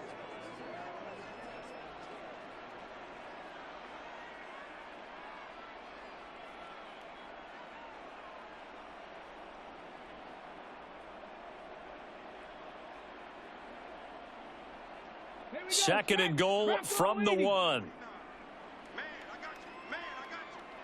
49, 49 Mike. 49. Pierce is not going to get in here as they push him back to the 2-yard line. Now the Texans will use one of their 2 remaining timeouts as the stoppage will come with a little under a minute to go in this first half.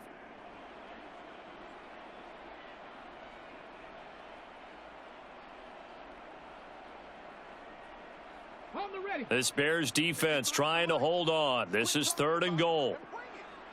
53 to Mike. 53. Check. They'll try and run. Here's Singletary. And he gets into the end zone. Touchdown, Houston. Devin Singletary with his 2nd touchdown here in this first half. And the Texans will extend their lead in the final minute of the half. Well, they move the ball down the field through the air, Charles, and then finally they get the running game involved, and it works to perfection. Touchdown. And, partner, I kept waiting for that running game to come into play, and they actually saved it until the very end. Touchdown goes on his stat sheet, but you and I both know, and he knows as well, his teammates airing it out made this a successful drive. On for the PAT, Kaimi Fairbairn.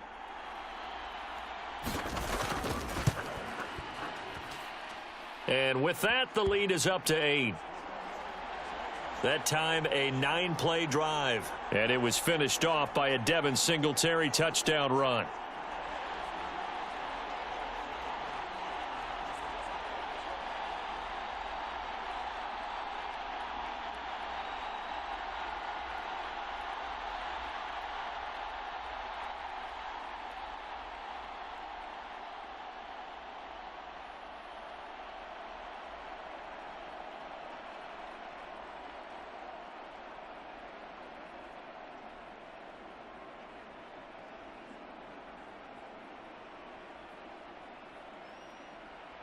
So after the touchdown, here's Fairbairn now to kick it away.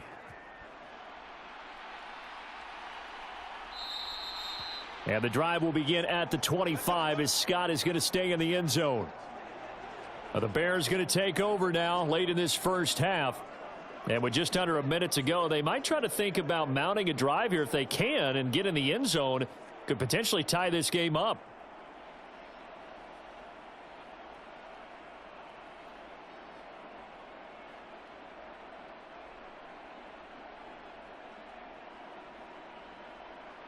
Here we go, son. 331, 331. Number 53, Mike 53. Hey, pick it up. Hey. On play action, Fields. And that is going to be incomplete as he led him a bit too much.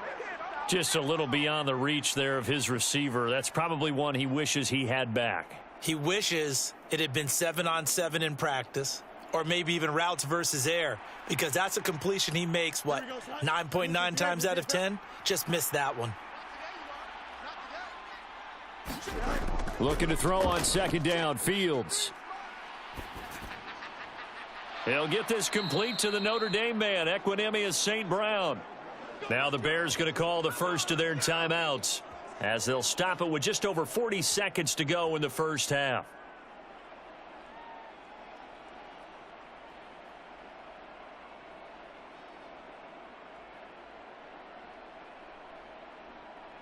Here we go. 19 windy, 19 windy. Here we go. On 1st down, Fields. He'll get that complete to his tight end, Cole Kmet. Now the Bears going to use the second of their timeouts as they stop it here with just under 40 ticks to go in this first half. People got the popcorn, got the remote. Let's give them a show.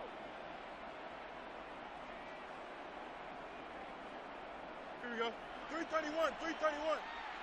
You ain't going nowhere. Fields throwing again. And again back to Kmet. And they'll get this to the 30-yard line before crossing over out of bounds. Back-to-back receptions for him, and it's another first down. A nice chunk play from the tight end position, and it illustrates the cohesiveness that he and his quarterback have. Both saw the extra defender doubling him up, and they still combined for the completion and big gain. On first down, it's Fields. Now that'll be caught by St. Brown.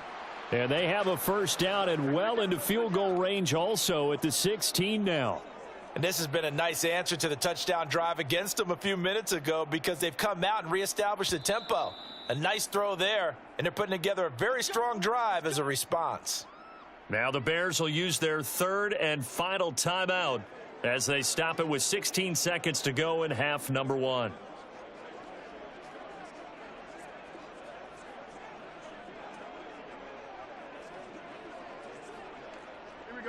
So the ball down to the 16 here for first and 10. Again, Fields looks for the out route, and it's complete to Kmet. Oh, he's brought down. And remember here, no timeouts left. They got to get to the line quick. A good pickup, but it will come on what should be the final play in this first half. So we've come upon halftime here in Houston, and it's the home team, the Texans, leading this one. As we'll get you over to Orlando, where standing by is Jonathan Coachman. He has our EA Sports halftime report. All right, Brandon, thanks very much. Welcome, everyone, to our brand new studios here in downtown Orlando in the EA Sports halftime report.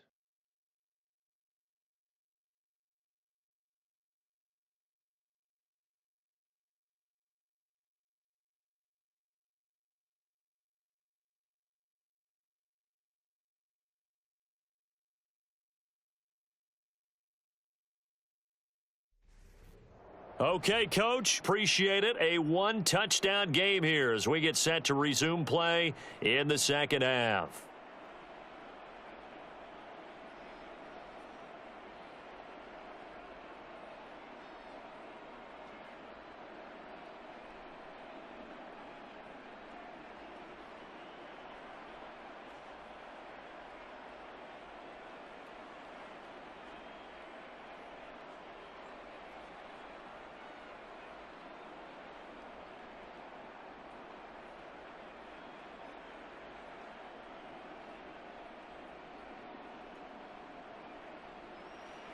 It's the Texans in front, and they're going to get the football first as we are back underway in the third quarter.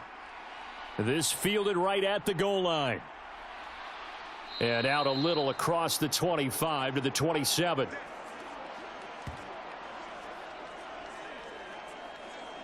The Texans going to take over here to start quarter number 3. As this offense takes the field to begin the opening drive of the second half, Charles, remember in that first half, good through the air and really all around an outstanding offensive performance. Absolutely. They've reached the end zone several times. The passing game working awfully well. And most importantly, partner, yeah, they went into the tunnel with a lead. They come back out with that lead. Absolutely. NFL coaches, we know they're perfectionists in a lot of ways, but they had to like what they saw in that first half. Let's go. 60 Eagles. 60 Eagles.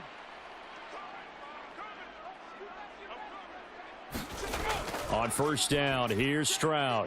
A short one going to be taken in here by Schultz. And they're able to get this one across the 35. It'll be a gain of 10 to start the drive out, and by a few inches, that'll be a first down. And the tight end is certainly a position built to move the chains because they can control space underneath. If they've got good hands, then, of course, they're a dynamic target.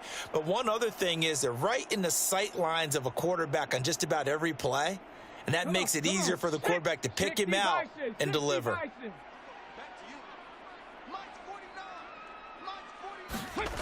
First and 10, it's Stroud. That's caught again by Schultz.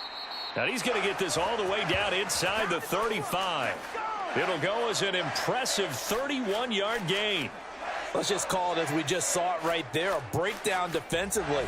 Seems like no one went with the tight end, and no one really did. Had all sorts of space in the middle of the field. Yeah, everyone else was covered, but he was not. Big play results.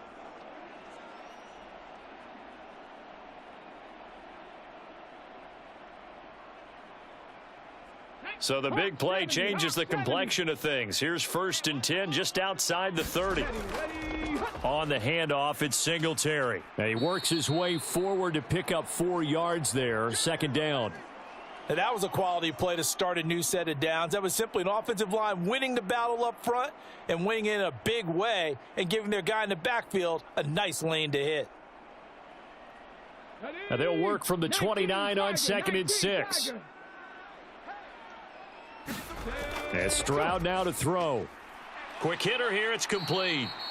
And he's going to have another 1st down as the tackle's made here at the Bears 19. Texans passing game in rhythm right now, picking up another 1st. Whatever the discussions were at halftime to try to slow down this offense, it has not worked to this point. Yeah, I have a vision right now of everything that was discussed at the half just being torn in shreds or being erased off of the Microsoft Surface tablets because none of it is working. They are really locked in on offense.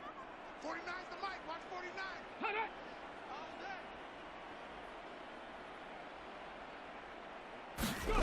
Stroud to the air on 1st and 10. He's got Jordan complete right side. And they'll work this down to the 15 for a pickup of 4. Not a big window to throw. Coverage wasn't too bad there. Yeah, they had him under wraps pretty well, but somehow able to muscle his way open and catch the ball. 2nd down and 6 now. Number 53. Mike 53. Stay with your man. Stroud looking to throw. This is caught. And all the way to the 2-yard line there before crossing over out of bounds. It's a 1st down, his 4th catch of the game after having 3 in the first half. I'll tell you what, a lot of those mid-range throws have been available because sometimes teams get too concerned about the deep ball and they leave too much space in front of them. And these guys have been taking advantage so far. Ready? Mike 49. Don't let him breathe.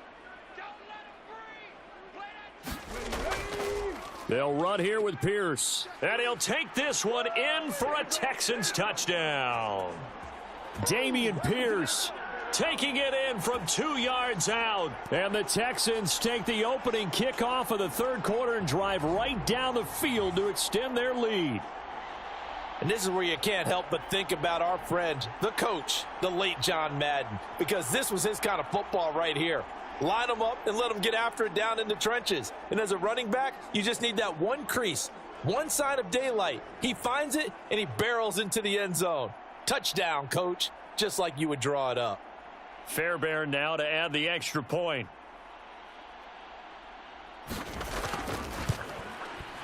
And the lead is up to 15 now. So this drive spans 7 plays. And it was Dameon Pierce closing things out with a touchdown run.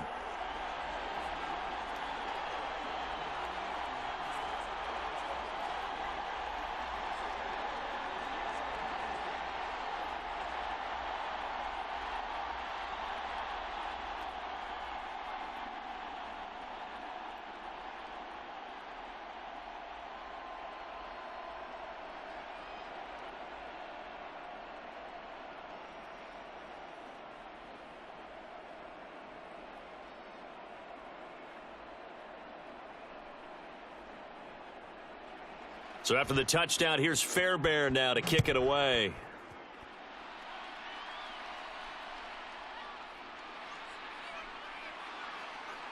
And a decent return out to the 27-yard line.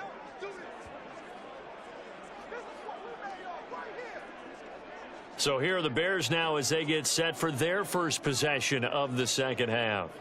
They make their 2nd half debut here, and things are looking a little bit tougher now. You give up the points there, Charles, that touchdown drive on the other side. So now it's a 2-score game here. Got to be careful. They certainly do, and I'm just wondering at halftime if those guys just looked into each other's eyes and realized what they've got to get done and come out a little bit more charged up, because if they don't get some kind of points here, that next drive, that could make this a 3-possession game. Hey, check back. Now Herbert to start the drive. Oh, nice move. And he takes this up to the 40-yard line before being corralled. Give him 13 yards on the opening play of the drive and also give him a 1st down. Running lanes were at a premium in the first half, but he's able to find some room there, and he's hoping that that's a precursor of a big 2nd half.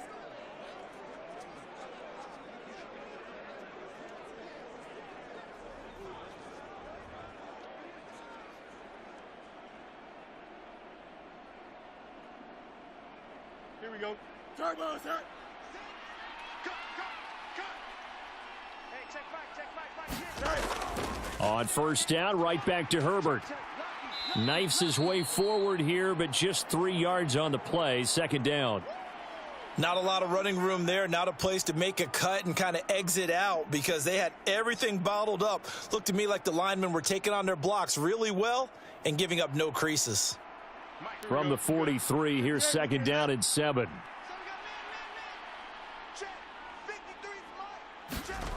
From the gun, here's Fields. Now a leaping catch. He's got it. And he'll be taken down, but not before he gets into enemy territory. That'll put him at 95 receiving yards now as he's got a first down. They sure put the coverage guys in a stress on that one. They thought they were going deep. Ends up curling inside for a nice chunk of yardage. So a 1st and 10 now in Houston territory at the 46. Here's Fields. Oh, into a sea of defenders, have intercepted. Picked off by Christian Harris. And the Texans are in great shape here as they take over at their 46-yard line. Before we came up to the booth, last thing he said as we were walking off the field, want to play mistake-free football. Well, that just went out the window there with a pick. Andy, do you remember what you said to me when we were walking up to the booth after he said that? You're like, oh, fatal last words. Every time we hear that, things tend to fall apart a little bit, and that's what we saw there. Didn't get enough on that throw, and it turned into an interception.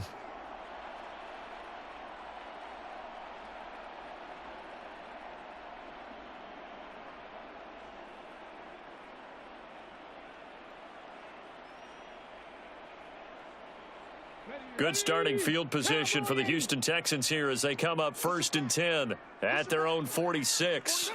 Delson in motion. Singletary to get the drive started. And he's got it across midfield and into Bear territory. 52 yards rushing for him now with a couple of touchdown runs to boot. First play of the drive, let's give credit all around. Excellent blocking, but the guy carrying the ball, he was the finisher. A really nice run. From the 48-yard line, here's a 2nd and 4. Stroud out of the gun here. Got his man complete over the middle. It's Schultz. 7 catches for him now, and this last one, a first down. That was a route run not just with dexterity, but with intelligence. Found the hole in the zone, made sure the quarterback saw him, and was able to make the sure catch and flip the down marker back to 1. So from the 39 now, they'll come up on a 1st and 10. Play action. Stroud now. And he's going to find his man out of the backfield. That's complete. And they will only muster a yard here to the 38. As a defense, you're more balanced when you're in zone coverage because you're able to keep your eyes on the quarterback and see the play develop in front of you. They're able to keep the quick pass in front of them and stop it right at the line of scrimmage. –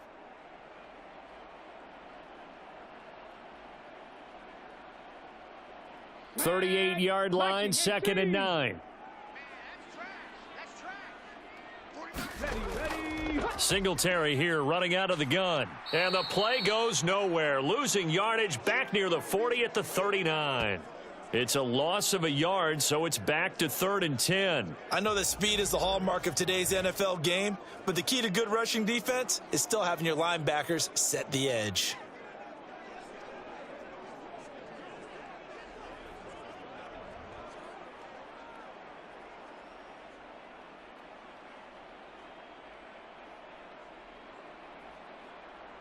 Third down and 10.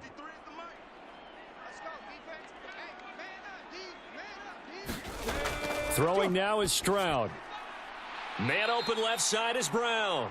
And he's going to have another first down as the tackle's made here at the Bears 28. With that catch, he goes over 100 yards receiving on the night. And now we get into the psychology of the whole thing because a lot of teams with a 2-score lead in the third quarter, they almost become defensive with their offense, just playing not to lose. I think with this team, you got to figure at this point, this is a great spot for them to go into attack mode, really try and put the hammer down and finish this one off.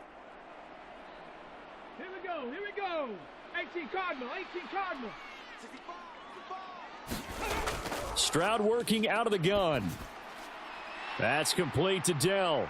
And down he goes, taking it inside the 10, just shy of the 5 at the 6. A good pickup there, a 22. That's another beautiful throw right there. Gets it to his man right in stride. And I think that throw kind of exemplifies what we've seen from this offense throughout this game. They've been in rhythm. They've been sharp. They've been on it. And they pick up another first down there.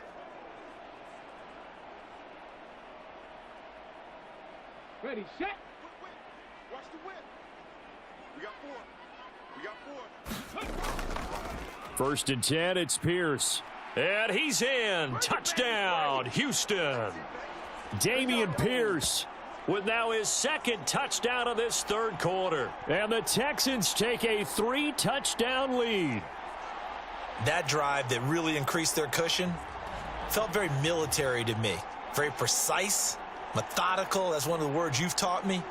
And they just got it done. And slowly but surely now starting to pull away a little bit. Things looking good for them here in the third quarter. Not only pulling away, but you mentioned that slowly but surely. You also drain clock, too, with a drive like that. So you really give yourself an advantage. Fairbairn good with the extra point. And the lead opens up now to 22 points. So that winds up a 7-play drive all told. And it was Dameon Pierce closing things out with a touchdown run.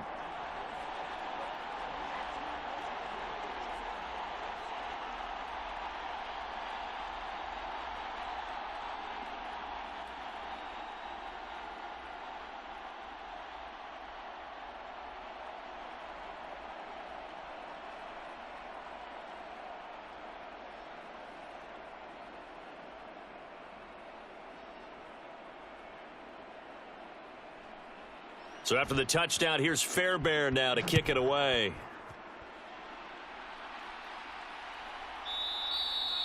And the drive will begin at the 25 as Scott is going to stay in the end zone.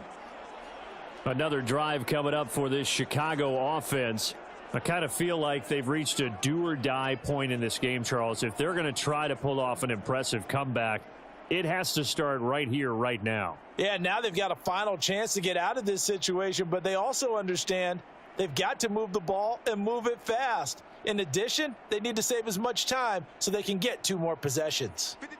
Fields and the Bears now with a 1st and 10 at their 25-yard line. They go back to the air here after the INT on the last drive. And he slides and covers up at the end as he's going to be able to pick up decent yardage. He'll get 8 on the scramble there. It'll be 2nd and a couple.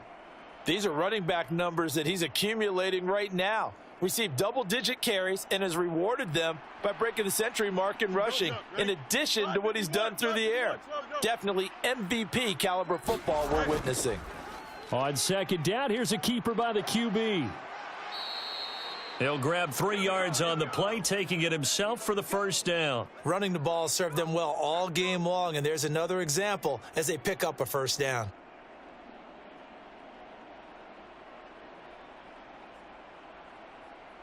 So from the 36 now, 1st and 10. Fields now to throw. And able to get this one across the 45 before he's brought down. A nifty bit of scrambling there. 12 yards, 1st down. And this is a rarity in the NFL, a 100-yard game on the ground for a quarterback. Even as those passers get more athletic and mobile, we only see about 5 of these a season. Takes a special set of circumstances for it to happen, and of course, a special player. Here we go, Scott. Green 19, good set.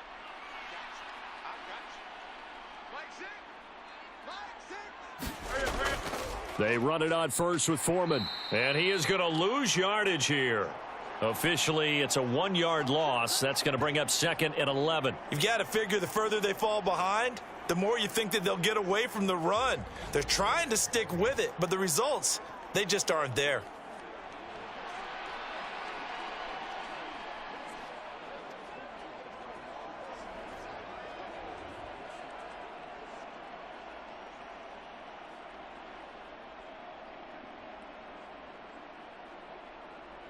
So after the loss of a yard, they'll look to push forward here on 2nd down and 11. Out of the gun, Fields. Looking deep here for Mooney. This is caught inside the 15. And he'll be brought down right on the edge of the goal line at about the 1-yard line. A huge play there for Chicago. 53 yards. That's how you flip field position. What a play right there. That nearly went the distance. Credit this defense for not giving up. They get him down just short of the goal line, but the damage is done. It's going to be 1st and goal from an ideal position.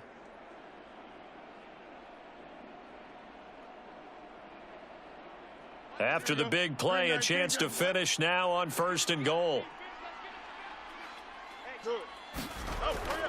A play fake, now Fields to throw. Under pressure now, and he's going to go down. Sack back around the 8. Jalen Petrie picking up the sack on a safety blitz. Well, surprise, surprise. 1st and goal at the 1. No quarterback sneak, no running play. They decide to throw for it, but the pressure got to him quickly and put the quarterback down.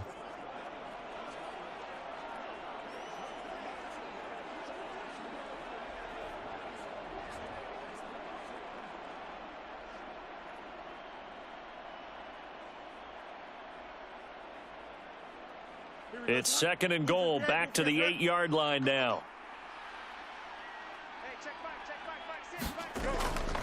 Herbert powering up the middle. And he will maneuver his way down to about the 7.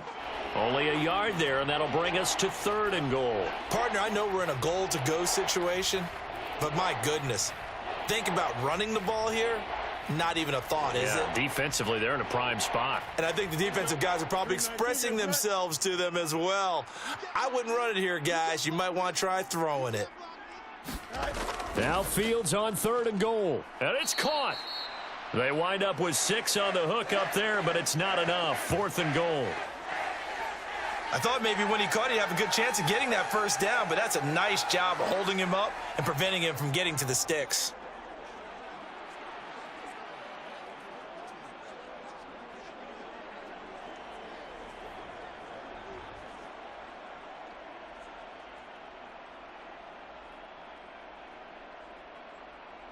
I guess they figure they got to start taking some chances. Here's a big one in this 3rd quarter as they'll go for it on 4th down. They'll go with Foreman, and he didn't get there. Knocked backwards to the 2-yard line. They're turned away on 4th and goal. And this Texans defense comes up with a goal line stand. And defensively, they were ready for that, a full-on blitz on 4th down, and they stop them short of the marker. Oh, someone's got to feel really good about that, and that's the defensive coordinator. He dialed up a great run blitz defense, and they hit it just right. Stack that thing up. They're going to feel awesome going to the bench after that big play.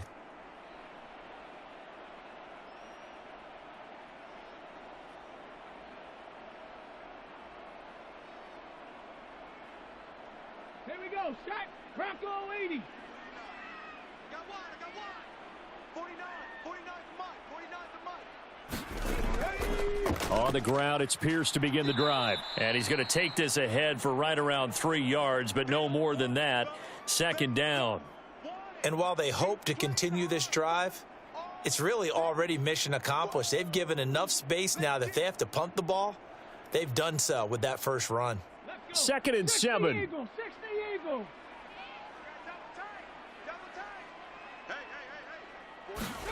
Stroud backed up near his goal line. He finds his man, complete. That's Beck. A gain of 3 last play. This time they double it and pick up 6. Well, they certainly spread the ball around so far, but they're definitely getting everyone involved now when you're throwing it to the fullback. It just shows how versatile this offense is and how everyone is a threat. Here now, 3rd and a yard. 49, guys. Mike, 49. They'll try to run for this with Singletary. And he will have the 1st down here as he's up to the 15. Give him the 3rd down conversion, 5 yards on the play. Everyone understood their role on that play. 3rd and 1. You know, the defensive guys, they're trying to get down and get low and get leverage on the offensive lineman, but they didn't allow that to happen. They created a crease and allowed him to get through for a 1st down.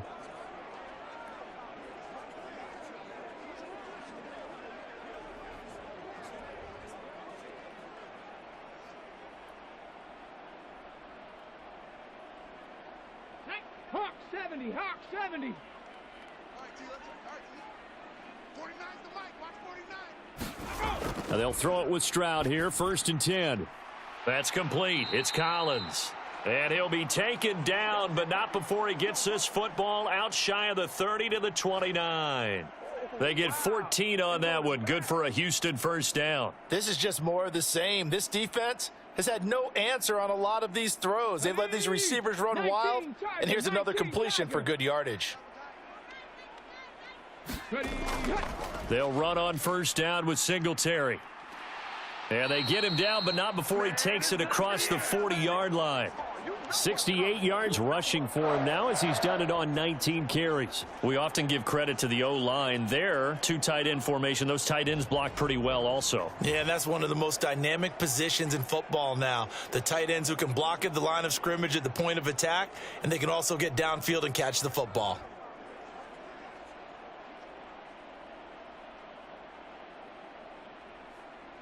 Get it. Cougar 19. I know he ain't got it. 49, 49, guys. Mike. Stroud now on 1st and 10. Caught left side. Here's Dell. And he gets this to the other side of midfield across the 45 before going out. Another nice gain, 16 yards there and a first down again. This offensive game plan has just been sensational. I mean, when you think about all the different ways they've gotten their receivers open so far, it's really been impressive. Scheme, design, execution.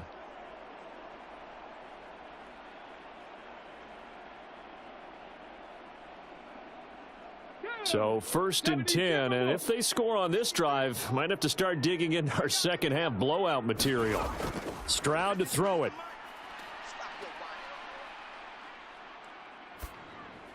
Oh, this one incomplete. The pressure got to him as he released it, and it's 2nd down. They had their backs up against the wall a little bit, and they come through by forcing an incompletion. Now they've got to continue to ratchet up the intensity a couple of more times and get off the field before giving up any more yardage. Now a 2nd and 10. Back to throw. Here's Stroud. To the sideline and incomplete. What will look like a march to the end zone has hit a momentary roadblock with that incompletion. No need to panic. They just got to come up with a high percentage play call and see if they can get their offense back on track. This offense was on the move. Now 2 straight incompletions have them looking at 3rd and 10. Let's go, let's go. Hey, we got Mike. A shotgun snap to Stroud. Work in the middle of the field, and he's got a man complete. And he stopped up short of the first as they tackle him down at about the 36. 3 quarters have come and gone. We'll return with more after this. This is the NFL, and it's on EA Sports.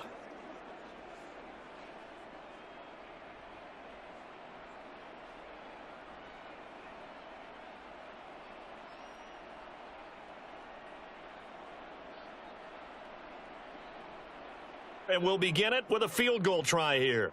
From the right hash, this from 53. And he hits the upright, but it caroms in anyway. Boy, plenty of distance there as he banks it in. And that will extend their lead even further. So after 5 touchdowns offensively, hey, maybe it's time to get the kicker a little work, and he's able to connect there. I love that empathetic side of you. You're worried about him getting some action, getting to be a part of the game. Well, he got in and got it done.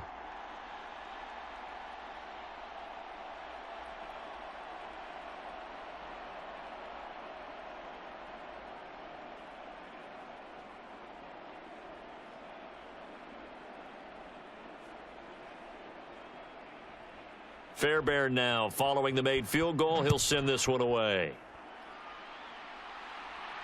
On the return, here's Tyler Scott.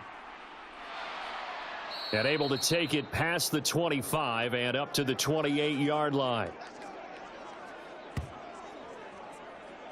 And now Chicago getting ready to go as they take the field.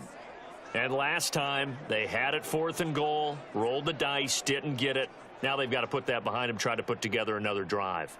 A simple tip of the cap, a nod of the head to the defense. Congratulations, you got us last time, but you didn't hold us the whole time. We got down to position we were able to be in position to score. Let's go ahead and attack again. Continue to have that kind of confidence, not worry about the one play that didn't allow them to get into the end zone. And this time they'll be trying to get it into the end zone. We'll see what they do. Meanwhile, Fields' throw complete here to Kmet. He'll be hit down at the 33, 5 yards on the play. One thing I think that's safe to say defensively, the tackling's been really good. And because of that, it's been very, very hard for them to move the ball because you're not getting the benefits of run after catch. They're tackling them almost on the spot. That means you have to run extra plays, harder to move it. Here we go. From the 33, here's 2nd and 5. Defense, keep it up, guys. 53 to Right. check 53. Now it's Fields. I can't believe they even let you play. Over the middle, and that's caught by Kmet. And able to get this one across the 45 before he's brought down. Fields to Kmet there for a Chicago first. Well, this game was decided a while ago, and that completion there, it's going to artificially inflate his passing numbers. So right now, the only one really applauding probably his agent as he thinks about angling for a new contract. Fields on 1st down. They'll set up the screen for Herbert. And he'll be out of bounds just shy of the 40. 12 more yards there and another 1st down. And with this game well in hand, perhaps we are seeing the coverage lighten up a little bit as they got burned there a bit for a 1st down. Well, we certainly know the coach isn't happy along the sideline because he certainly wants them to finish this one out the way they started it. He doesn't want to give up any soft completions, no late points. He wants his lead to stay right where it is. Now a 1st down throw, Fields. And that's hauled in by St. Brown over the middle. And he's taken down inside the 30. 11 more yards that go around, a 1st down as well. Well, this game is certainly pretty well over. They can go ahead and mark it in the win column. But as a defense, they don't want to get so soft now that everybody just throws the ball all over the place against them, gets big yardage, and puts points on the board. They have pride, too, on that side of the ball. Throwing again is Fields. Dancing to his left. And he's going to lose a yard or two. Taken down behind the line. Denzel Perryman with a sack. That time, finally, a measure of revenge as they get him down behind the line. It almost felt like relief, didn't it? Because with the success he's had throughout this game, you'd almost expect him to get free and pick up 10 to 15 every time he takes off. Not in that case. That has to feel good for the defense.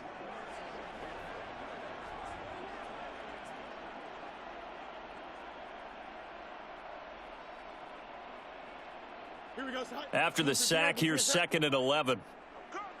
53 to Mike. 53. Check. Here's Fields.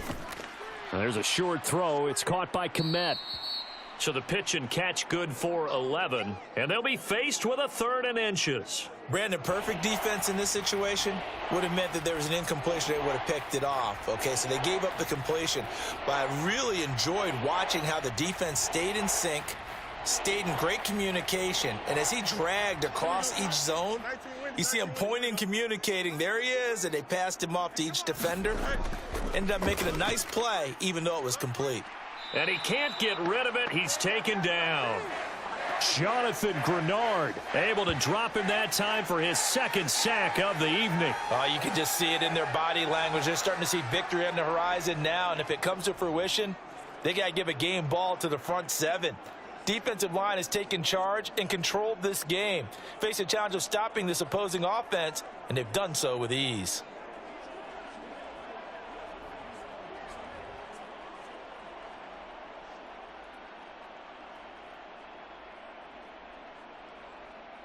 And they're indeed going to go for it here on 4th down. So trailing here in the last quarter. Let's see how this plays out. They snap it to Fields. That's to his running back, complete. And he's going to be taken down. Remember, he needed 4 yards, and 4 yards is going to be what he gets as they do convert here on 4th down. Felt compelled to go for it there on 4th down, trailing in the 4th quarter. They got it done. And there's always a lot of pressure on a 4th down call. Doesn't matter the distance. You still have to get it done, as you noted, and they did. On 1st and 10, here's Fields. Complete on the quick throw to Moore. And the Bears are going to be set up with a 1st and goal coming up as they get him down at the 6-yard line.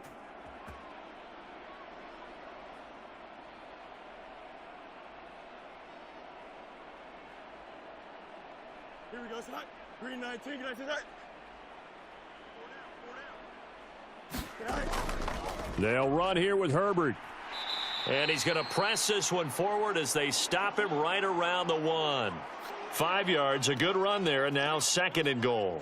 It's largely been the air attack that's gotten them down here, but now's where you start to lean on that running game. That's a good pickup there on 1st and goal. Here we go. 2nd and goal from the 1. Hey, check Mike 6. Back to throw. Fields. Toward the end zone, but that's going to wind up incomplete. They lead big, and a major part of that has been how they've taken their play to a whole new level this second half. No points allowed since the break, and you can add another incompletion to the total number that they forced in this runaway contest.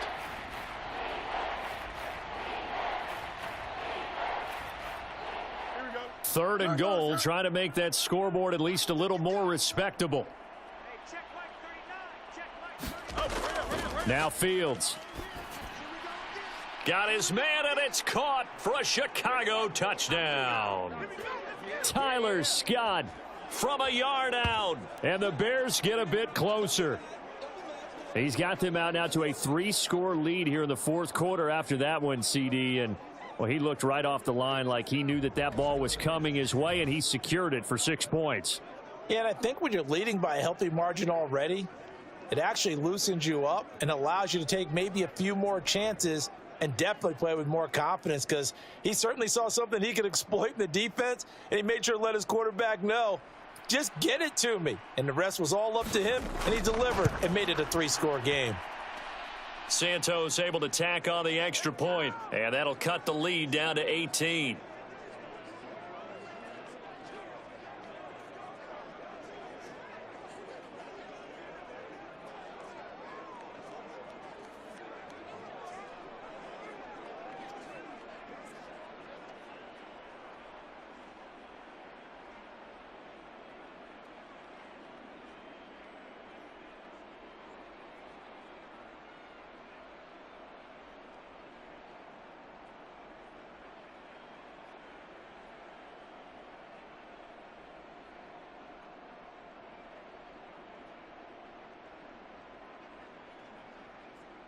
Well, after the touchdown, here's the punter Trenton Gill to kick it away.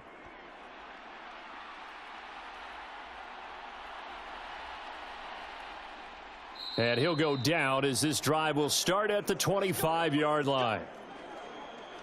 Oh, yeah. Out comes the Houston offense as they get set to take over here. Well, the win for them at this point seems pretty assured. I mean, still a decent amount of time left here in the 4th quarter, Charles, but you got the football. You're up 3 scores. They have to be feeling really good about where they're at. I love your observation skills, partner, because I think you saw them charge onto the field fired up about another chance to get into the end zone. Looks to me like this group is ready to crush any hope left on the opposing sideline, and they want to do it with some gusto, too.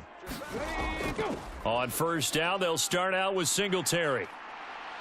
And they'll get it all the way up about 5 yards shy of midfield. 88 yards on the ground for him now as he has gotten better, really, as the night's gone on. And carries like that, that's how they're going to continue to salt this thing away here, Charles, in the 4th quarter. Yeah, how about that? A new set of downs. Clock continues to move.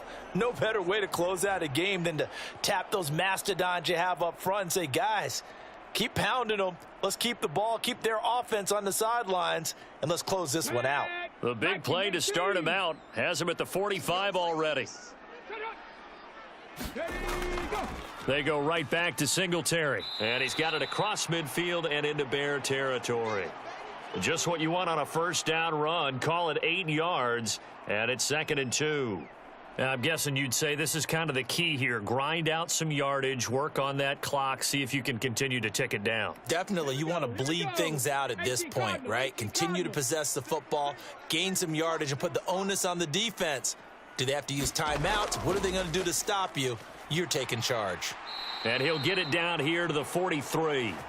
4 yards the pickup, 1st down. Hate to be blunt, but it is just continuing to prove to be the case that this O-line is manhandling this D-line right now. They deserve to roll up their sleeves and show up their biceps because they're doing exactly what you just described, manhandling the defensive front. They've got the leverage, they are powering through, and they're controlling this game. He'll lose a yard there, and it's 2nd and 11. I have zero rooting interest in either team in this game. I only want a good game. But with all the offense we've seen from them tonight, it's kind of nice to see the defense step up and make a big play. Yeah, I was wondering if they were ever going to get him in the backfield. Nice to see him get a stop.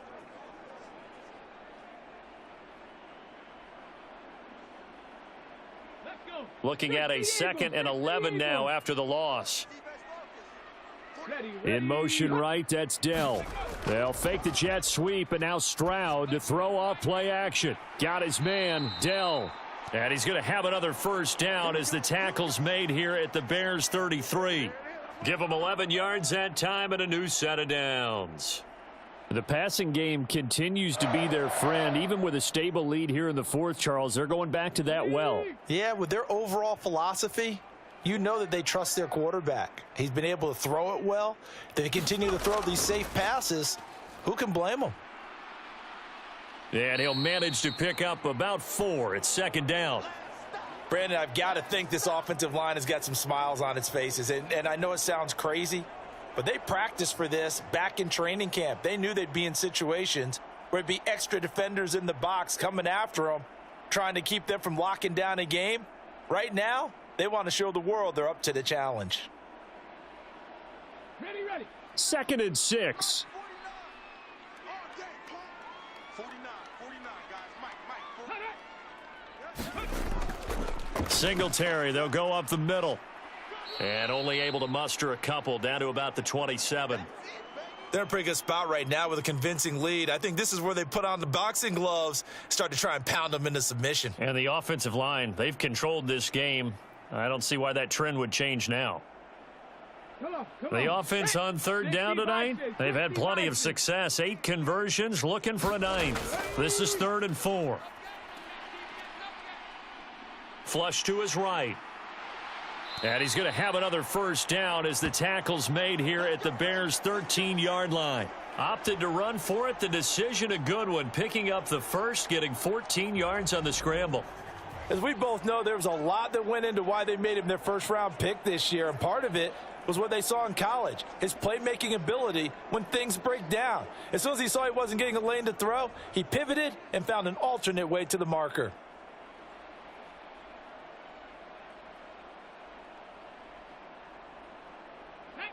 From the 13 now, they work on 1st and 10. Now they'll change things up. Stroud will throw it. 2 yards on the pickup there, and it'll be 2nd down. They gave up the completion there, but this is what zone defenses count on. Catching the ball and not much run after the catch.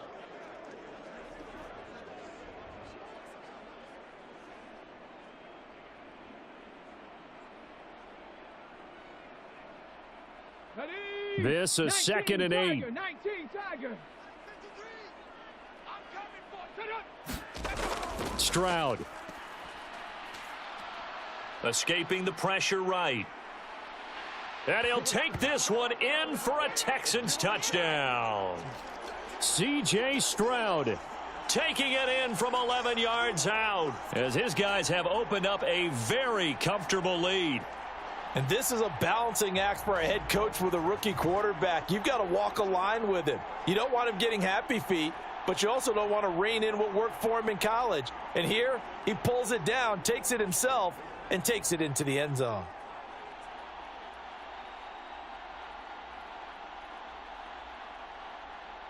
On for the PAT, Kaimi Fairbairn.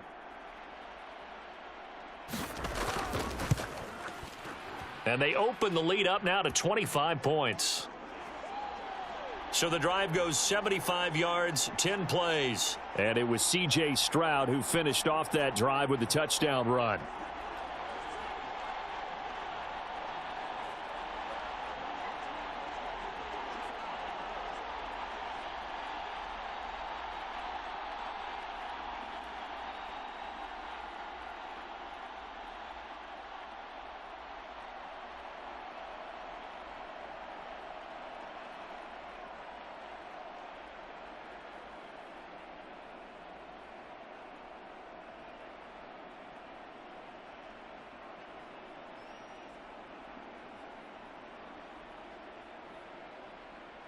So after the touchdown, here's Fairbairn now to kick it away.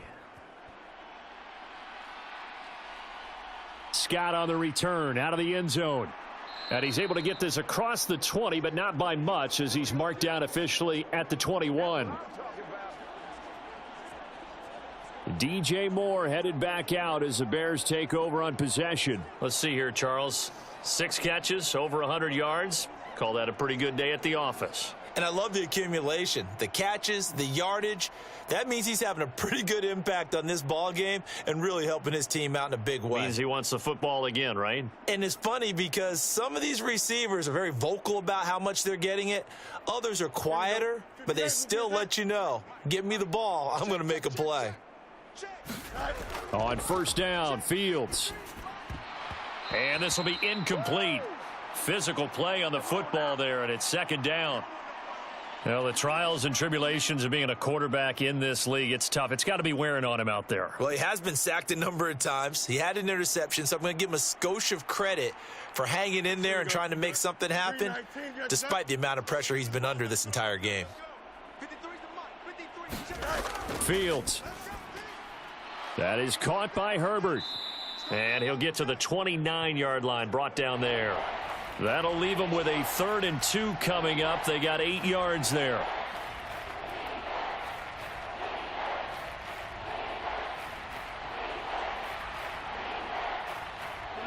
They'll come to the line, needing only 2 yards to gain the first here. 3rd and 2, Fields. That is caught, and they get him down, but not before he takes it across the 40-yard line. Fields to Mooney for the Chicago first. You always worry about those smaller receivers running through that gnarly patch of land in the middle of the field. But he did a really nice job there holding on to the football and protected himself as best he could while completing the play.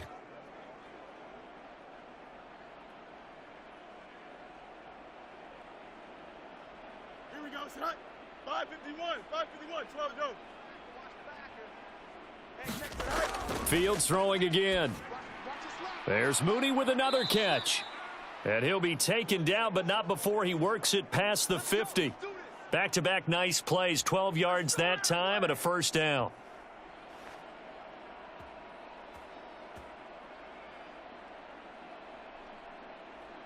Don't jump. Ready? Green 19, green 19. Here we go. Here we go. To throw is Fields. He'll get this one into the hands of Lewis. And he is tackled inside the 40, not quite to the 35. 11 more on that one and another first down. He's certainly done a nice job spreading the field on this drive, and here he finds his big tight end for good yardage. And that's what you have to do. Keep defenses guessing about where you're going to go with the football.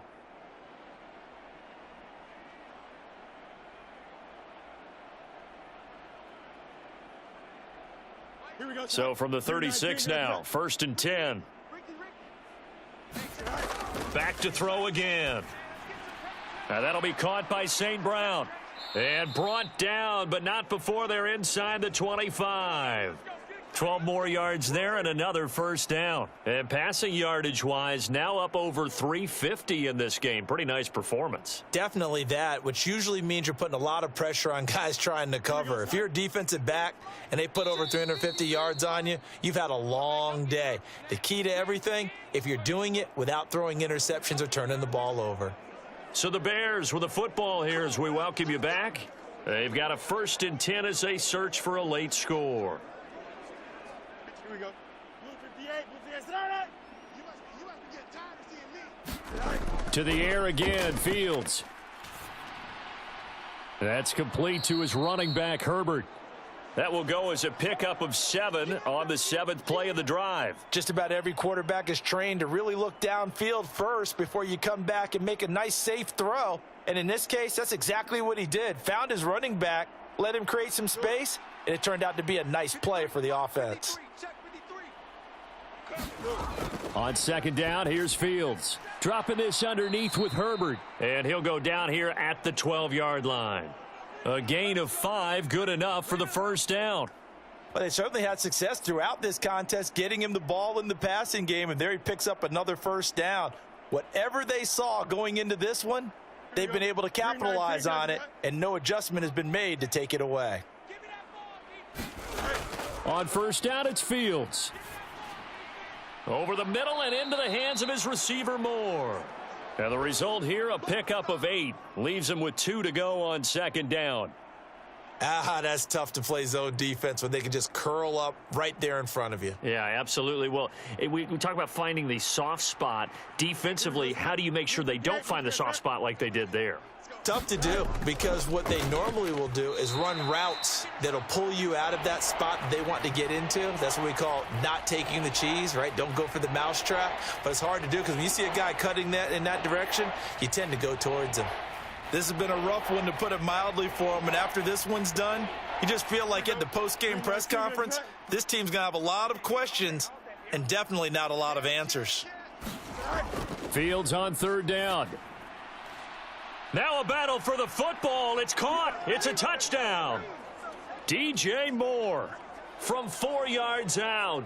And the Bears are able to cut into that deficit. There was no going through the progressions on that touchdown pass. Yeah, nor was it necessary. His receiver won that route early, presented himself. No reason to wait. Go ahead and put it on him and score a touchdown.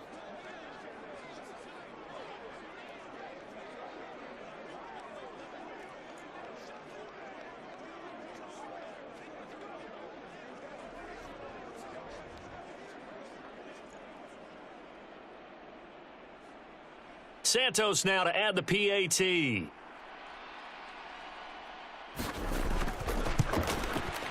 And that'll cut the lead down now to 18. So that one a long 11-play drive. And it concludes with a touchdown reception by DJ Moore.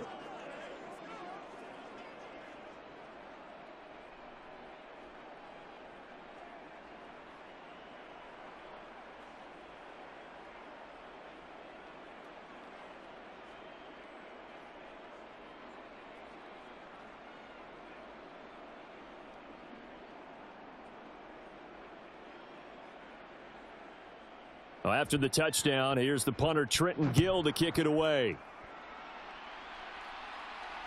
Taking it about the 1. Unable to corral him. He fights through.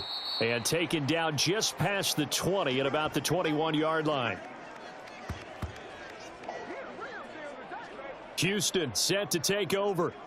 Well, CD, this is the ideal situation in the fourth quarter. You come out here late, not much time on the clock, with a comfortable lead, and put the final nail in the coffin. Yeah, this offense, all game long, they've been powerful.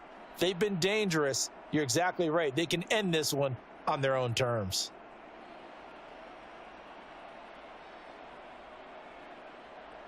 On the set.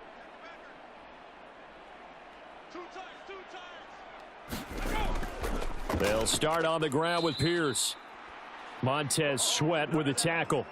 Looked like he was trying to bounce it outside, but no success. Yeah, sometimes you got to just figure out where you're going to go, and sometimes you just have to take it to another spot. In trying to get it outside, the defensive pursuit was there and just ran him down. Cougar 19. Number 53, Mike 53. I got you. I got you.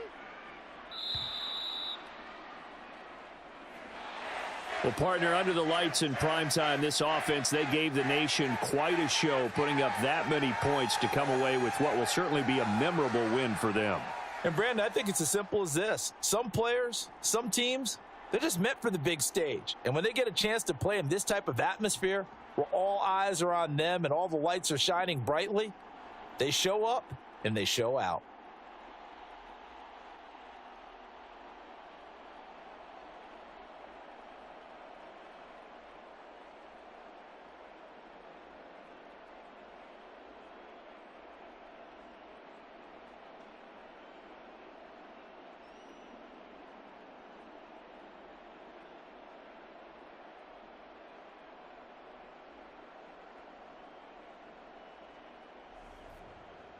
So that'll do it for my partner, Charles Davis, and the best darn crew in the industry. I'm Brandon Gaudin. This has been a presentation of the NFL on EA Sports.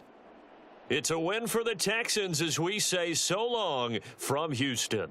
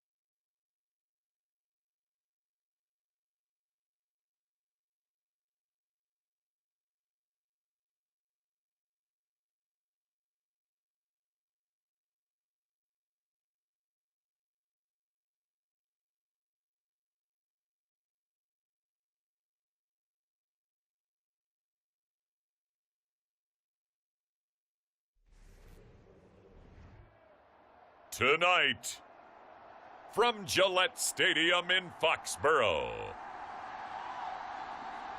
it's a special prime time edition of the NFL on EA Sports.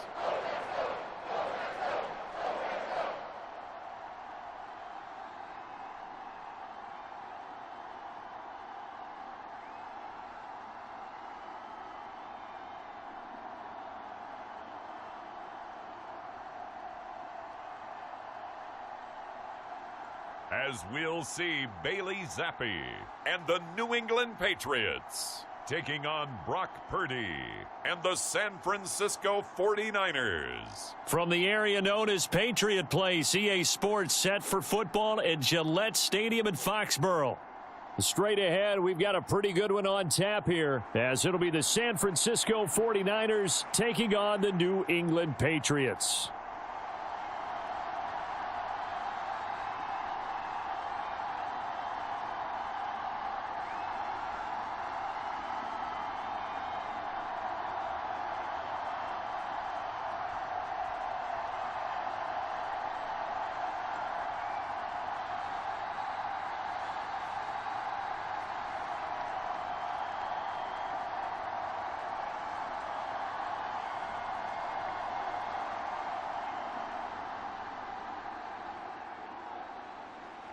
Out is the kickoff unit as they run up and send this one away. This taken in at the goal line. And he'll be tackled just shy of the 25.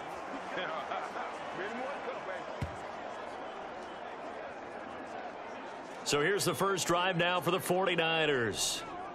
And they will be led out by their second-year quarterback. And there's a word that constantly gets thrown around with this guy when you talk to anyone in the building. Potential. They are sky high on what they believe he can grow into in the role of a starting quarterback. In addition, there are plenty around the league who think that as well. And years from now, he can still be leading this offense out.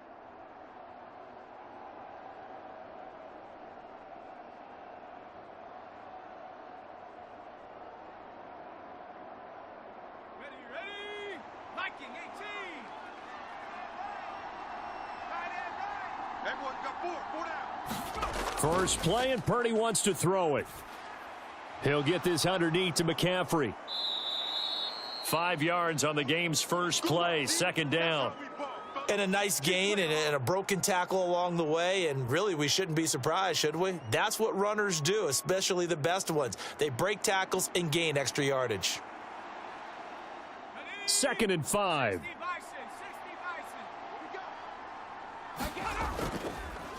First carry of the game for Christian McCaffrey. And he's going to have a Niners first down as he's got this up to about the 34-yard line. Well, you know they had a third down play on standby just in case, but he says no need with that carry. Runs like that will continually earn him more work in this and future contests. From the 34 now, here's 1st and 10.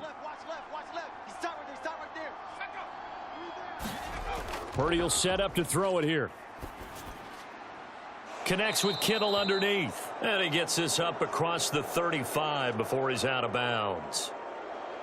I know when you got a top tight end like this, you want to get him involved, but when you do, you're hoping for more than that. You certainly are. You've got to try and get him some space where he can make a play downfield, or at least an opportunity for some rack yardage, right? That run after catch.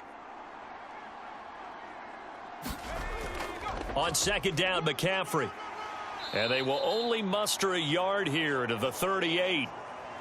Just not a whole lot of room to operate there on that carry. No, not at all. They did a really nice job staying in their proper places and not allowing any lanes to open up.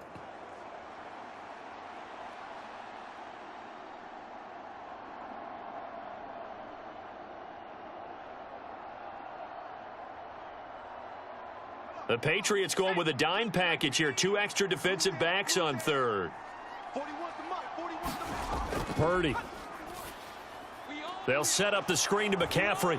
And he's able to get this one out closer to midfield across the 45.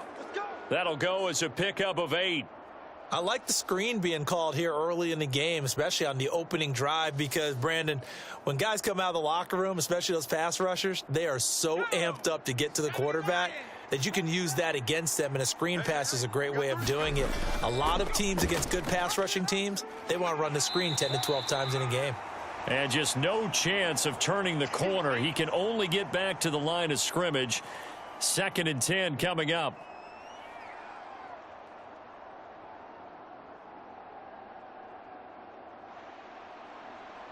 Here's 2nd and 10. Let's go, tackle. Let's go. We got this. We got this. 41's coming. 41's a mine. Go. Here's Purdy. Watch out, watch out, watch out. Got a man right side. It's McCaffrey. And certainly some style points there on the spin. Not a whole lot thereafter, but still a pretty good gain. 9 yards, and that leaves him just short, so it'll be 3rd and less than a yard. Well, safe to say the passing game has found a rhythm. He's now 4 of 4, but might need to be 5 of 5 to keep this drive going here as they face a 3rd down. And maybe perhaps you show a running play, right? Maybe a little play action here to go ahead and let him throw the ball downfield. I wouldn't get away from him flinging it because 4 for 4 already. I think he's got a good chance of picking this one up here on 3rd down. 5 yards is the pickup there as that extends this drive. Brandon, what were they thinking on defense there? That looked like they were playing for the pass. That was 3rd and short. Yeah, it was an easy pickup because they handed it to him. That was way too easy. Just looked like absolute confusion defensively. Not sure why they were in that set. Yeah, I'd say you ought to have a few men in the box there.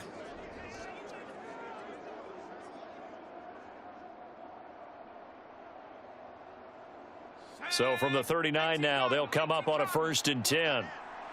4 down, 4 down. Again, they run. Again, it's McCaffrey. To the 36-yard line. Stop there. Give credit to the defense for stringing that play out, and they gave up no cutback angle. You know he was trying to dart through. No place for him to go. A nice job there, only giving up a 3-yard gain.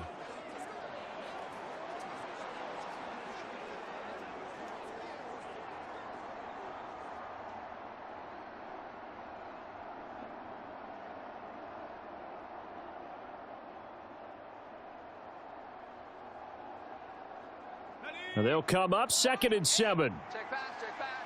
Tight end left, tight end left. Alert, alert. 3 Purdy now to throw. Being chased out left. And this time not quite to the 30. It'll be down at the 31-yard line. He'll end up getting 5 out of that, but now they're looking at 3rd down.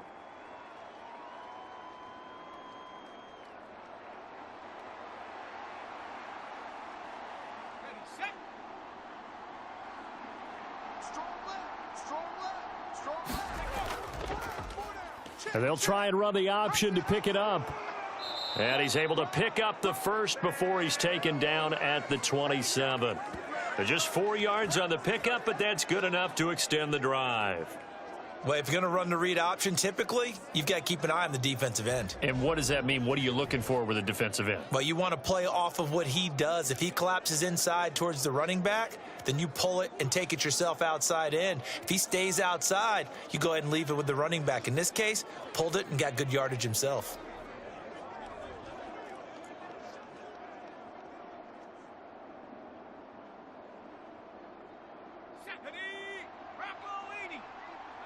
Strong right, strong right, strong right. Now here's a little touch pass as they tap it quickly to their receiver. And they will eventually get him down, but he's inside the 5 all the way to the 3. Call that a very strong gain of 24.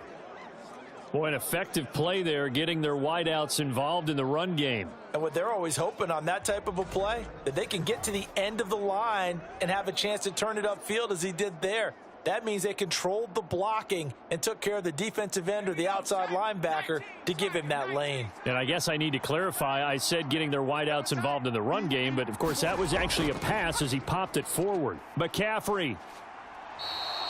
It's a loss of 4 on the first down play. That's a really alert defense there because they saw the heavy look come in from the offense, countered it with extra linebackers who brought a little bit of speed and heft, and able to really make a big-time play for their defense.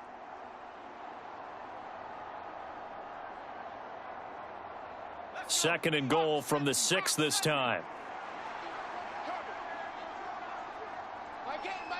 Samuel going to go in motion right. He's going to get it on the jet sweep. Give him right around 4 on the carry. We'll see if they want to keep pounding here on 3rd and goal. Let's just make this one succinct. Nice job there. All 11 guys on defense diagnosing the jet sweep and putting it down. This opening drive has taken them to the 2, but now they come up on a 3rd and goal. He'll keep it himself. He's not going to get there. That won't even be close. It was blown up in the backfield. That'll make it 4th down after a loss of 1. Well, you know, if you've got the defense laying back, maybe that option works. But if you're coming hard on 3rd down, it doesn't work because you force the hand of the quarterback and the runner too quickly, and most of the time, unsuccessfully.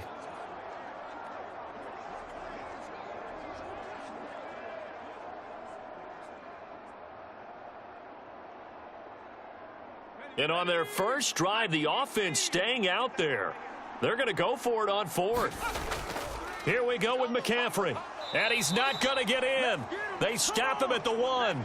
McCaffrey turned away on 4th and goal. And on the opening drive of the ball game, the defense comes up with a goal line stand.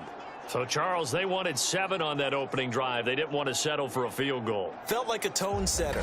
You know, that's what they were looking for because a lot of teams, they'll march it downfield, and when they kick the field goal, it almost feels disappointing, doesn't it? You have a nice drive.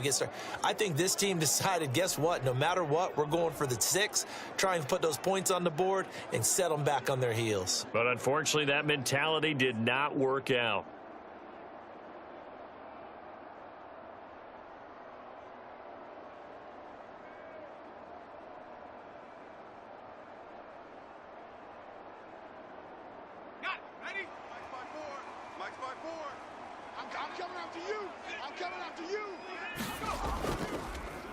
They'll start this drive out on the ground.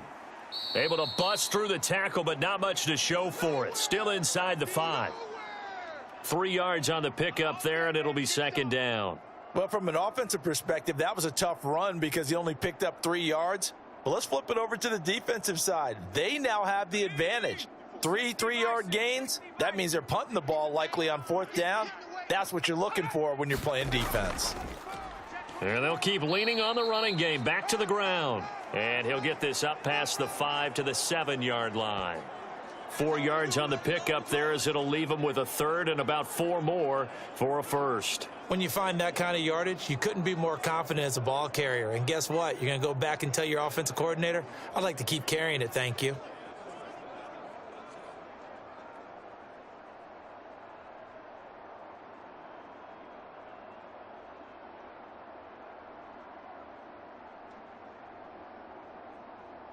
this now a 3rd and 4.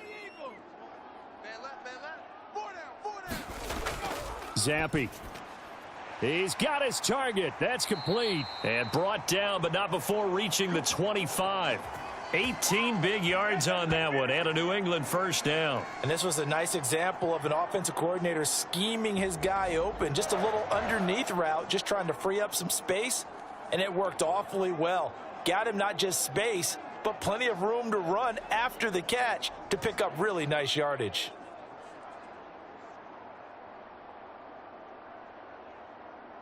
Come on, set. Cougar 19. Army. 57. On 1st down, they'll go to the ground attack. And he'll get what he can up the middle, 3 yards. That'll bring up 2nd down. Well, that's just a pile of bodies there, and that's when you kind of find out who's a tough guy, right? Who can stand up and make a play. It was only a 3-yard run, but for both sides, they had to walk away from that feeling like, okay, I can stand up when the going gets tough in here.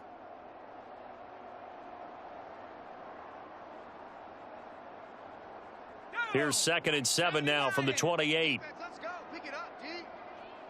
57 to Mike. Zappe looks to throw it. Over the middle, complete. That's Stevenson. And he's taken down, but able to slip across the 35. A 10-yard pickup, and it's enough for a Patriot 1st down. And this is why trying to cover the angle route is so difficult. Anyone playing the linebacker position, when they see a running back out of the backfield widen because he heads towards the flat first, oftentimes you widen too much and overcommit. He cuts up inside, and that's what we saw there. Nice. Oh, he rifles one, and that's going to be intercepted. Picked up by Diamador Lenore. And he's able to take this one back to the 36-yard line. Well, this had trouble written all over from the start. He's got 2 extra defensive backs in the game he's got to deal with. They're in a dime set. So everywhere he's looking, he's seeing a different color jersey. And sure enough, this one winds up being intercepted. Back out there comes the 49ers offense ready for their second drive. They'll have very good starting field position here after the turnover as they search for the first points of the ball game.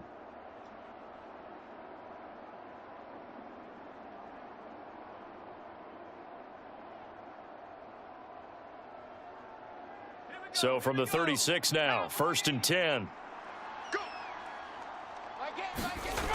Purdy looking to throw. That's over the middle and caught by Ayuk. And he works it past the 30, almost to the 25.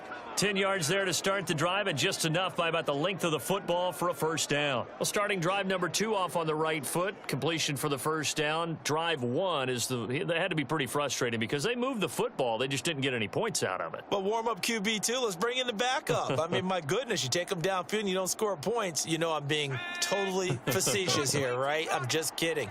Nice first drive.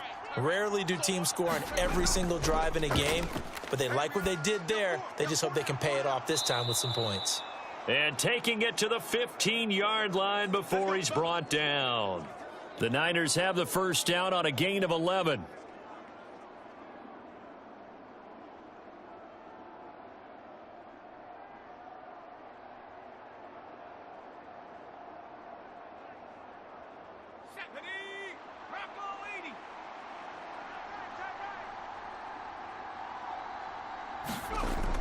Up the gut, McCaffrey. 5 yards on the carry. Good pickup on first down. And that's exactly what you want on a first down run. Pick up 5 yards, bring up 2nd and 5. The defensive line, though, they've got to figure out a way to out-leverage the guys up front because the offensive line is winning at the point of attack. Ball sits on the 10, 2nd and 5. We got 4. We got 5.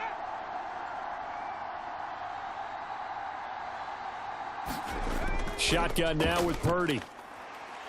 And he's going to go down. Sacked right around the 17. The corner blitz gets there as he goes down for a loss of 7. Well, how about that? The defense's first sack. It doesn't come from one of the usual suspects up front. It comes from the secondary. Yeah, I think they caught the quarterback off guard a little bit because he wasn't able to account for the possibility of that blitz and change the blocking assignments. He comes through and puts him on the ground.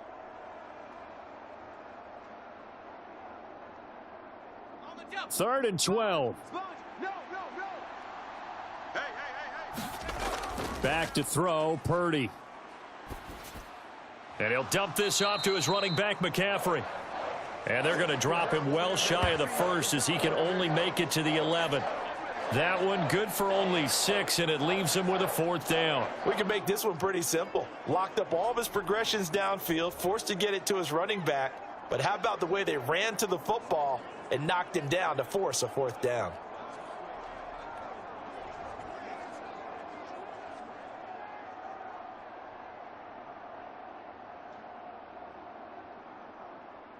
So Purdy off and Moody on for the 49er field goal. From the left hash, a chip shot here. And his kick is good. And the 49ers take a 3-0 lead.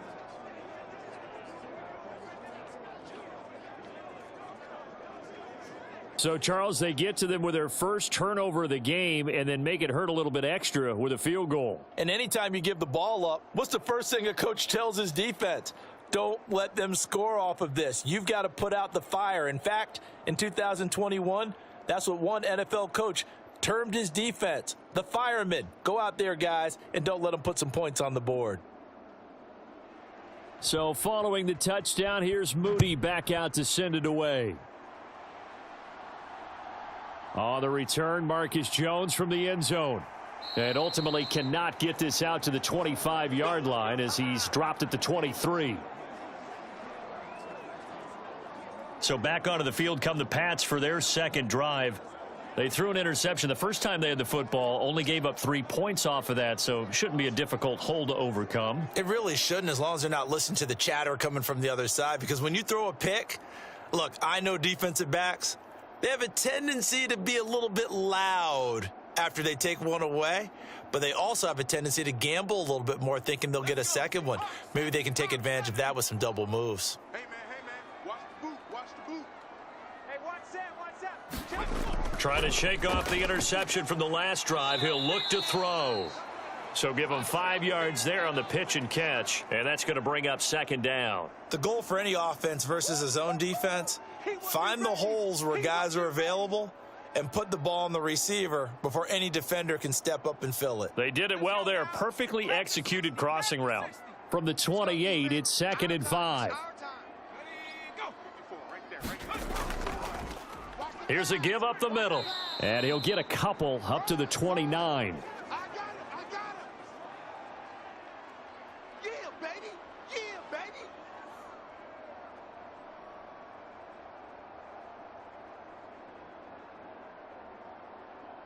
Third and 4. Hiking 18. Tight end to the right, boy. Tight end to the right. Move. Hey. And Zappe to throw. And that'll be complete to Stevenson. And he'll be taken down, but he does have first down yardage. Give him 6 yards, and they do convert on third. I'm not sure that was necessarily a safety valve or a check down throw on third down. Sometimes just try and find the open guy and get him the ball. He did exactly that and found a way to pick up a first down.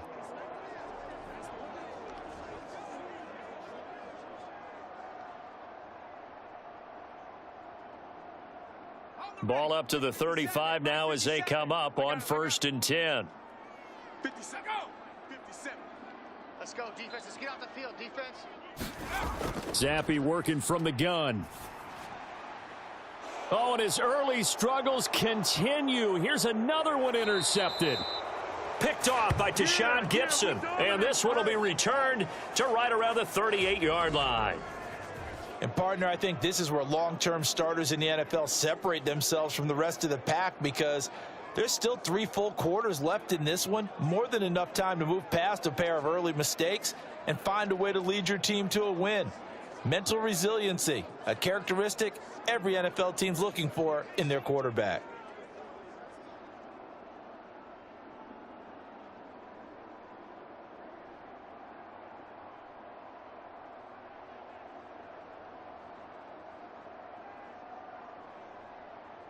So here's a 1st and 10 at the 38. 0-0, Mike free. Crunch time, defense. Throwing here, Purdy. That's caught by Ayuk on the slant. And he's going to get a solid gain of 9 before being brought down. 2nd and right at a yard. Nothing fancy on first down, but a very consistent type of a play. Hit that slant. A lot of people call it an extension of the running game, and it can be if that pass is completed, because you hit a guy on the run like that, you often can go for big yardage. Sets him up nicely for 2nd down, staying ahead of schedule. And Kittle going to have a 49ers first down as he'll be brought down just outside the red zone. Mark him at the 21.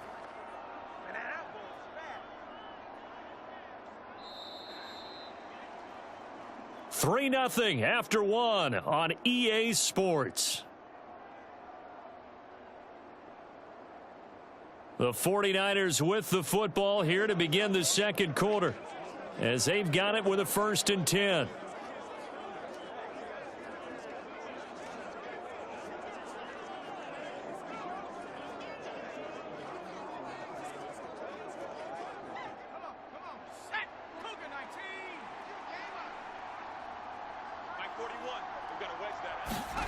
Out of the gun, Purdy. Got a man, that's Ayuk. And they've got it inside the 10 at the 8. The pickup goes for 13 and sets him up 1st and goal. This offense can certainly move quickly when they want to. 3 plays, 3 pass completions. In the blink of an eye, they've got it 1st and goal. Almost felt like a lightning bolt hit in this game, didn't it, for them to get downfield that quickly? And now 1st and goal, expect them to attack right here on this play.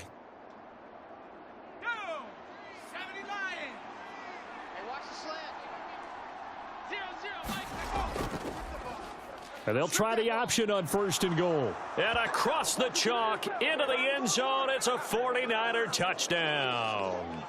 Brock Purdy Keeping it himself from 8 yards out. And they are able to add on to their advantage. And maybe that was just a case of completely overlooking the guy holding the football. It certainly felt like it, didn't it? Because on my checklist, okay, as a defender, QB's last. running back, fullback, heck, jet sweeps nowadays. Before you even get to thinking about the quarterback might actually keep it. Jake Moody now for the point after.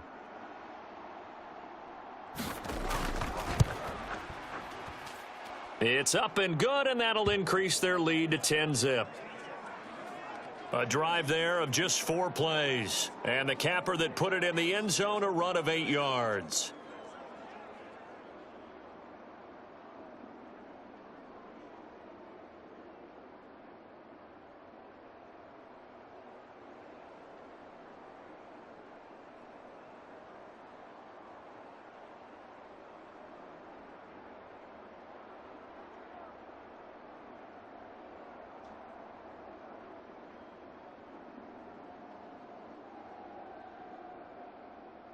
So here's Moody back out there now to send this one away. Oh, the return is Jones from the end zone. And he returns this to the 22. Let's go, boys. Let's go. New England trying to get a place on offense. And it's been a miserable start for them offensively, obviously. 2 drives, 2 interceptions. And this is where you have to know your quarterback and know how you actually have to reach him. Do you do it with a little bit of humor? Maybe you break the ice a little bit, like, hey, didn't we practice in that color jersey all week? Not the one that you're throwing it to? Or maybe you have to be stern with him. But whatever it's going to take to get the message, it has to be done. He's putting the game in jeopardy. Zappe and the Patriots come up here, 1st and 10. At their own 22. They'll start this drive out on the ground. And he still has yet to get on track in this first half as they're going to stop him behind the line. Officially, it's a 1-yard loss. That's going to bring up 2nd and 11. I have a feeling they'll stay committed to running the football, especially on the early downs. They just haven't had a whole lot of success just yet.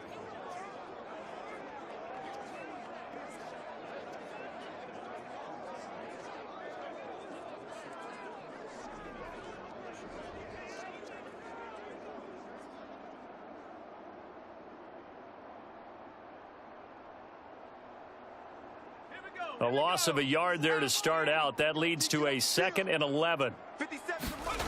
Here's Zappe.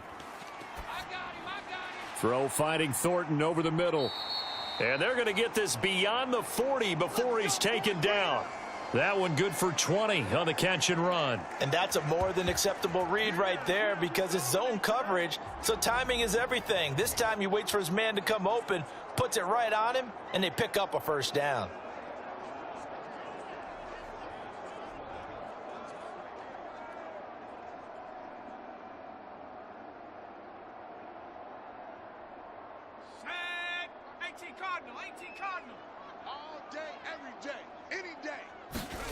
Zappe looking to throw it on 1st down. Quick throw knocked away and incomplete. This is what defensive coaches ask of their defenders every single ball game. Get a hand on every throw in coverage. They want the deflections. They want the knockaways. Pick it yourself if you can, but at least knock it down and guarantee it's incomplete. 2nd and 10.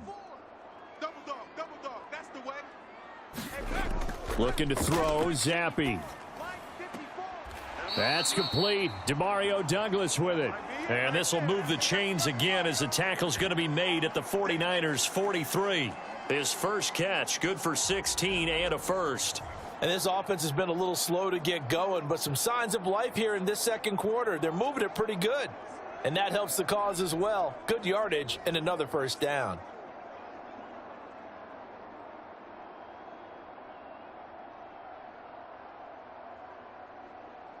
This offense finding its legs now. Here's another 1st and 10. Rager, the man in motion. Zappe to throw on 1st down. Checking this down to Stevenson. It'll go as a gain of 4, and it'll be second down. All defenses worry that whenever anyone catches the ball and has a head of steam come out of the backfield, it could turn into a big play with missed tackles or he runs through people. But they were right there waiting, and they stopped him for a minimal gain.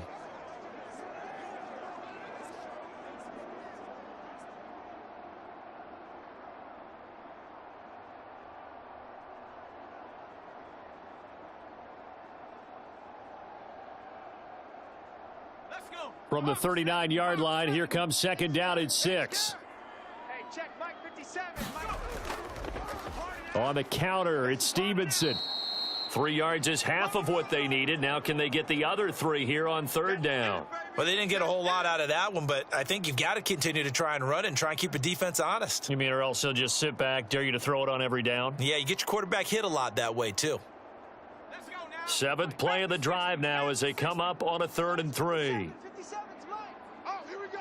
Oh. Going play action here with Zappi. And for the 3rd time here in this half, it's intercepted. Picked up by Charvarius Ward. And the 49ers are going to take over here on the INT at their own 5-yard line. Well, I'm not sure that the wheels, Charles, are coming completely off, but they're shaking a little bit. That's 3 interceptions, and now interceptions here on back-to-back drives. And I think about what a Hall of Fame coach told me, that he always told his teams, when a mistake happens, just move on to the next play. Let it go. Hard to do when you've thrown this many interceptions. That's exactly the attitude that has to be adopted.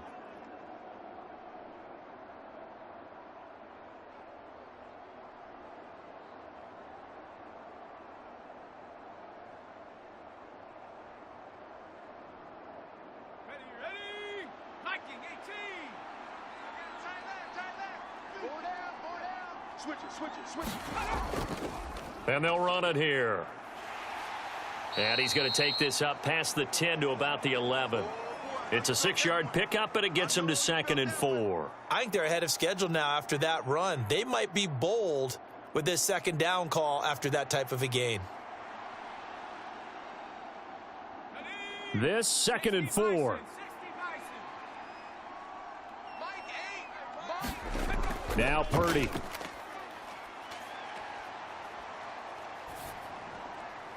Oh, he tries to force it in, and it's intercepted. Picked up by Jonathan Jones. And he takes this one back into the end zone. And the Patriot defense has a touchdown. Well, I mean, it hadn't been a picture-perfect first half for this defense to this point, but that's a big play to get them right back in the ballgame. And I think that changes their mind frame. Now they're saying to themselves, hey, we're still in this. And even though our offense hasn't done anything, we've had our troubles on our own right, we still made a play right there that could change the course of this game. Great job delivering.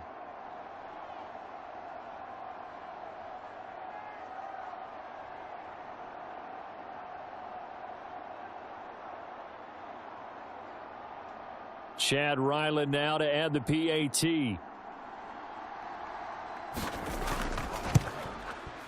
And they're back within a field goal. It's 10-7 now. A heck of a play there defensively, getting the interception, navigating his way into the end zone for the touchdown.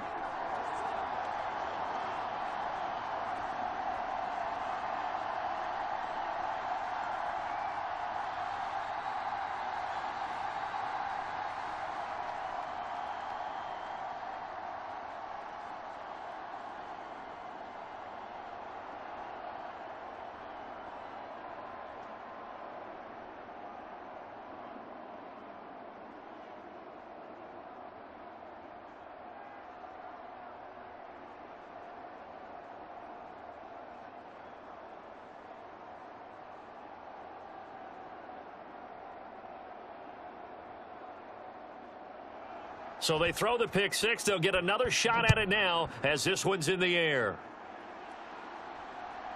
From a yard or two deep, here comes a return. And ultimately cannot get this out to the 25-yard line as he's dropped at the 23. The 49ers offense making its way back out there. And remember, they were just out here a moment ago through the pick six, so we'll see if they can take better care of the football this go-around. And sometimes, partner, I think it's almost better that you just throw the pick six and you come right back out on the field. You're not over on the sidelines dwelling for it for very long. You're not hearing everyone say, oh, hey, you'll get them next time. Hey, don't worry about it. All that stuff just goes right out the window. You're right back out on the field with a chance to atone. I got number 23. I got you, 23. Single, slot. Fresh off that pick six, here's Purdy. This one into the hands of Kittle, the tight end. And he's able to get this one up to his 30 before he's out of bounds. That's good. The completion there for 7 yards, and that'll make it second down. They really love to get him into one-on-one opportunities, and this is one way. Work him out of the slot and create a mismatch. Who's going to cover him? Corner, safety, linebacker? He's got a way to beat all of those positions. Purdy now on second down. He'll get this into the hands of Ayuk. And this won't be enough to pick up the first. A gain of 2, 3rd and 1.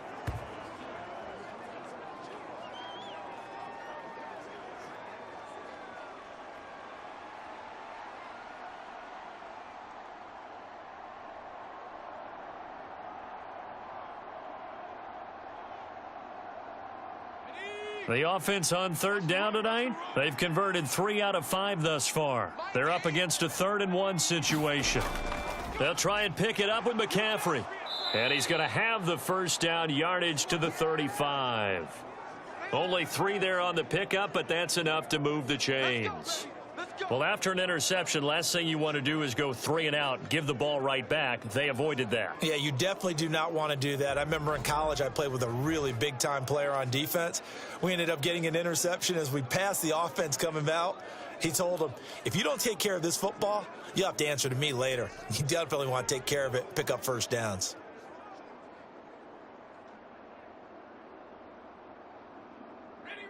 Ball up to the 35 now as they come up on 1st and 10. They stay on the ground. McCaffrey again. And he's tackled a yard short of the marker. Good gain of 9 on 1st down. That's a really nice job by them picking up the run blitz and detecting it and blocking it and turning it into a nice run. And a lot of times you think if you blitz a running play, you're going to smother it. But a lot of the blitzers, they come in a little bit high. They don't have great leverage, and they're easily blocked and turned to the side. Purdy's throw pulled in by Kittle. And Kittle going to have a 49ers first down as he's up past the 45-yard line. 2 yards is the pickup, and the 49ers are going to get a first. They got a completion there, but that's clearly an example of one side happy, the other side not very happy. Defense, very, hey, take 1 or 2 yards. We're good with that. Offense, you've got to expect to get more on the passing play. They run the option here on 1st and 10. And a good run here as he'll rumble all the way down to the 40-yard line. 14 yards that time, and a first down on the keeper. Well, he is certainly dangerous when he spots a lane, and he keeps it himself there. Worked out well. And how about the moving parts on a play like this? You know you have to practice it over and over because it's almost like a ballet that has to be choreographed. But how about once he made the decision to go, he committed to it and went. And let's face it, most teams are going to defend the running back much more than the quarterback on that type of a play. So into Pat's territory now. Here's 1st and 10 right at the 40. McCaffrey running up the middle.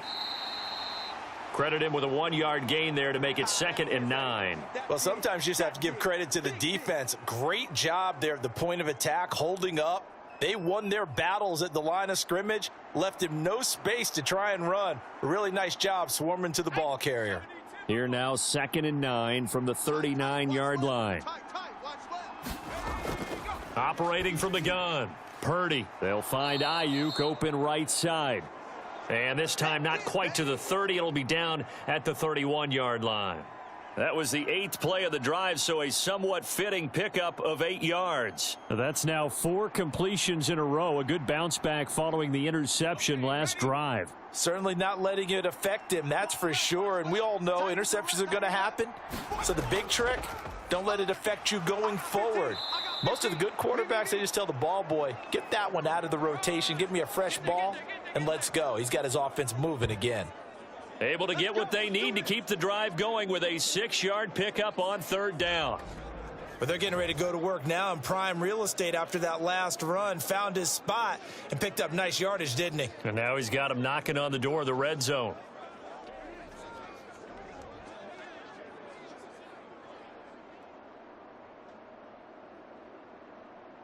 Here we go, here we go. Cowboy 80. Watch Swiss. There's Purdy on 1st and 10. Flushed out right.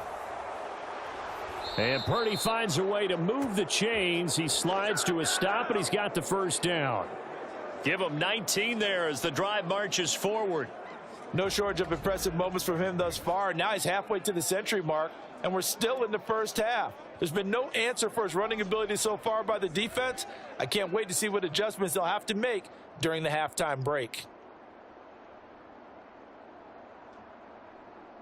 Ready up.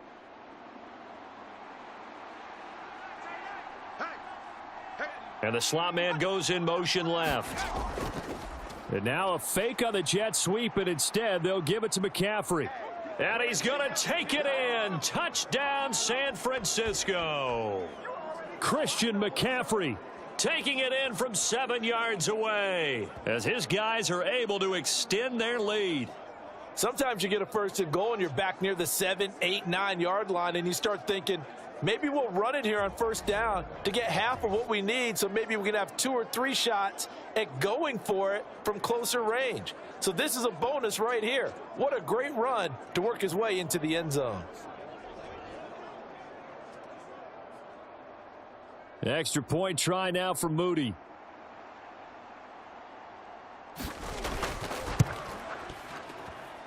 It's good to make it 17-7. A pretty long drive that time. 11 plays all told. And the last play on the drive, the touchdown run from Christian McCaffrey.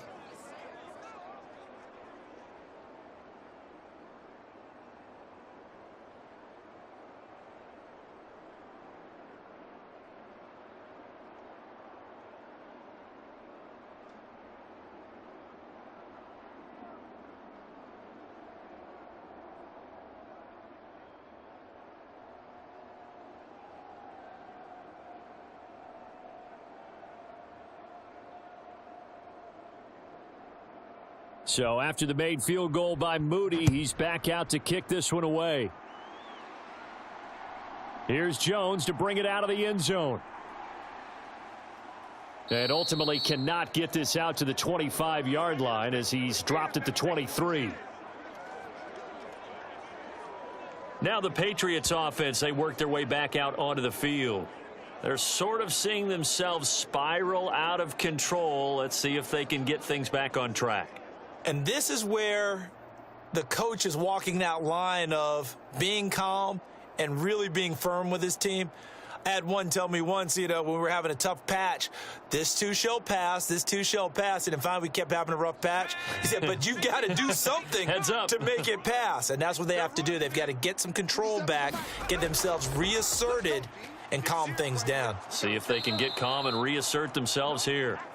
And Nick Bosa so quick on the outside. He gets in there to bring him down. Well, that's an excellent way to get the pass rush activated. The first sack of the game for them comes on the first play of the drive, and it makes it very tough for the opponent to pick up a 1st down now, playing behind the sticks.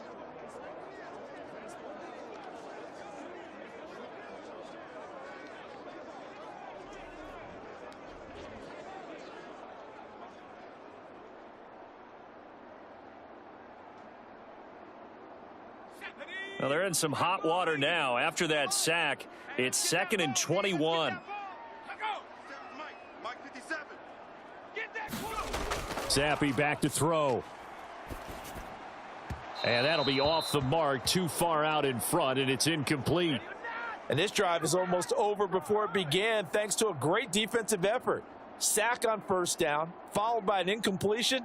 One more good rep, and they get off the field. An incomplete pass on that last play, and that means they'll need to come up with something here on 3rd down. Now Zappi. Got his man. It's Thornton. So the completion results there in 9 yards, and it'll be 4th down.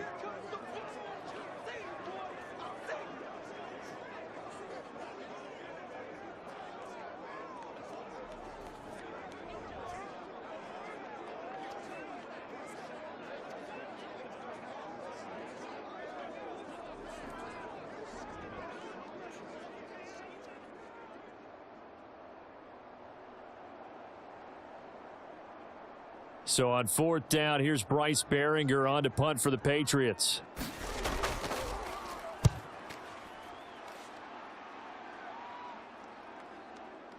This is taken at the 23. Found good room to run there. Returns at 14 yards. And the Niners will go on offense. 1st and 10. Out comes Christian McCaffrey with the rest of the offense. He's been effective so far, over the 40-yard mark here in the 2nd quarter. Don't forget about those guys up front, though. They've been effective, too.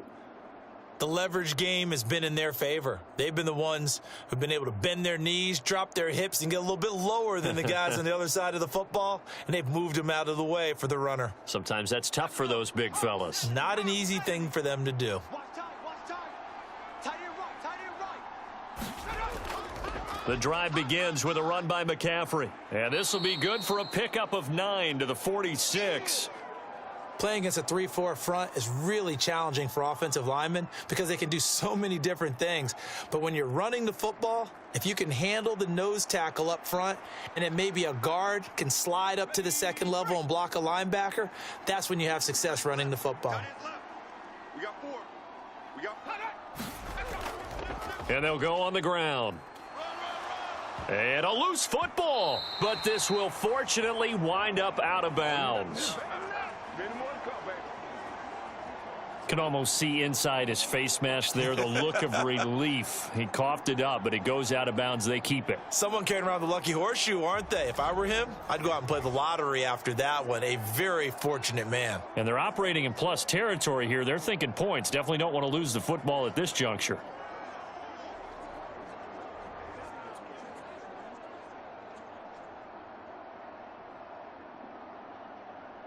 Let's go now. Panther 60, Panther 60. Tight end, watch tight end. Tight right, tight right. Purdy to throw it on 1st down. He'll get this to Jennings over the middle. So the completion good for 6 yards, and it'll be 2nd down. I always laugh when people say, what's the toughest route to defend? And I'm like, any of them, especially if it's a good receiver. That makes things very difficult. But when you're running a drag route, something short, shallow, going through defenders, using guys almost as screens in order to get open, that makes things tough for guys trying to get to the football. A throw over the middle taken in. Back-to-back receptions for him, and it's another 1st down. And a good quarterback facing zone coverage. If he has just a little bit of time to survey the scene, that's what's going to happen. No doubt about it. If there's no pressure, he's going to continue to pick them apart because he'll have all that time to find someone open downfield. You can only cover for so long. So maybe they want to go to a zone blitz scheme, get a little bit more pressure. Remember when Carolina did that against Denver? They lost the game ultimately. They dropped the defensive end out, and he ended up with an interception in that game in Super Bowl 50. Maybe some sort of scheme like that to try and get more pressure at the passer.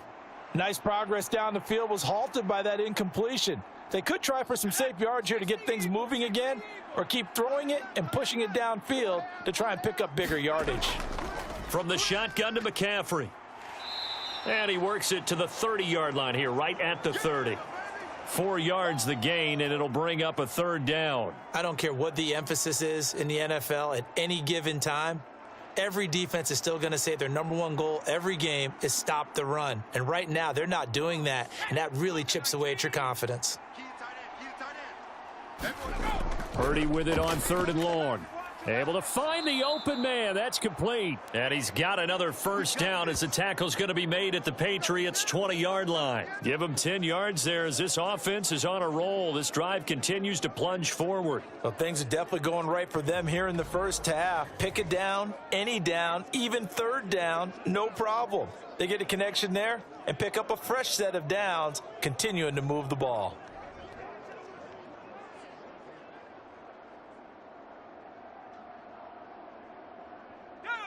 They don't need to run another play here before the 2-minute warning. Let's see if they do it anyway. And they'll let the quarterback keep it here on 1st and 10. And maybe the wrong read there as he's going to go down immediately.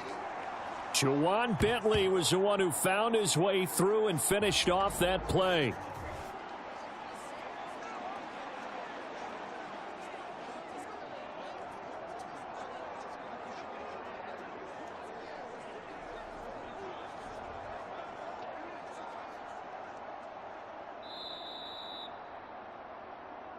Two minutes remaining in this first half of football.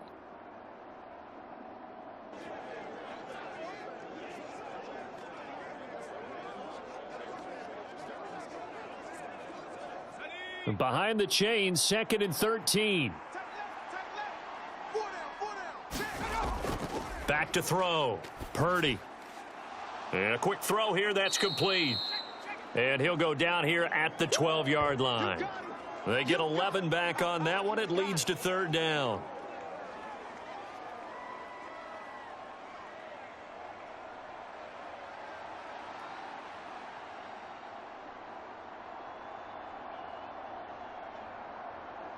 An extra corner comes on now for the Patriots D on 3rd down. Operating from the gun, Purdy. That'll be caught by Ayuk. Touchdown 49ers. Brandon Ayuk. A 12-yard touchdown grab. And the 49ers are able to widen their advantage. And in the red zone, I guess this is why you have a guy like that on your roster. Without a doubt, and if you have him, you use him because he's a guy who's going to win just about every time. I don't care what the coverage is. Now Moody for the PAT.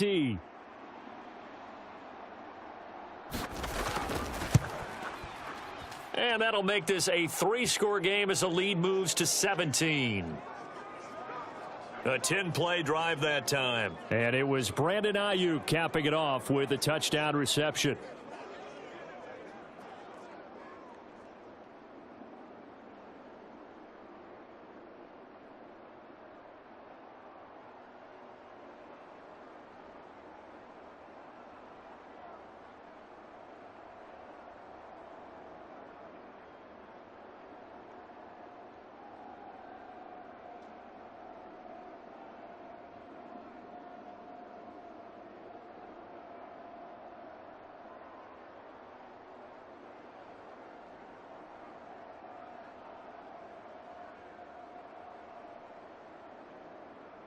So following the touchdown, here's Moody back out to send it away.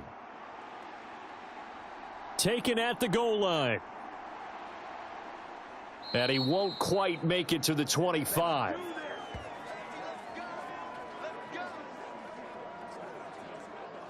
New England's offense set to go. Charles, we'll see what they can do here. Not a ton of time left, but enough certainly to get points out of this drive, and they need them right now because they're trailing. Yeah, and this is exactly why you practice a 2-minute drill all through camp and at least one practice each week before a game. A minute left, more than enough time to string a few completions together, reach the end zone, and then make that walk back to the locker room just a little more animated. Check tight, check tight. Check tight. 57. Mike, 57. That's right. Zappy now on 1st and 10. On the out route, he's got Thornton. And he's going to get a good gain of 9 here up to the 34.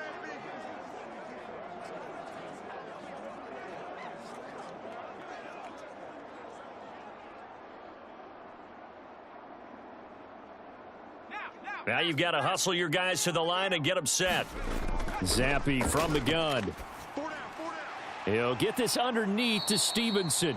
Now the Patriots going to use one of their timeouts as the stoppage will come with a little under a minute to go in this first half.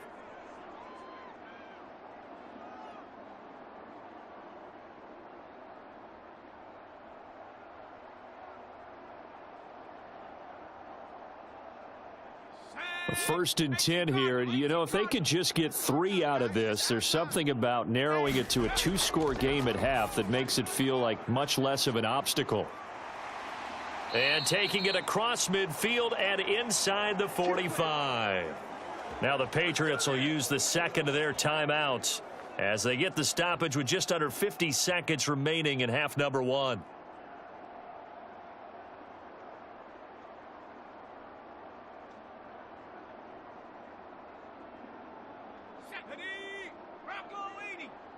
Here we go. 57's the mic. Zappi looking to throw it again. Completes this one to Thornton.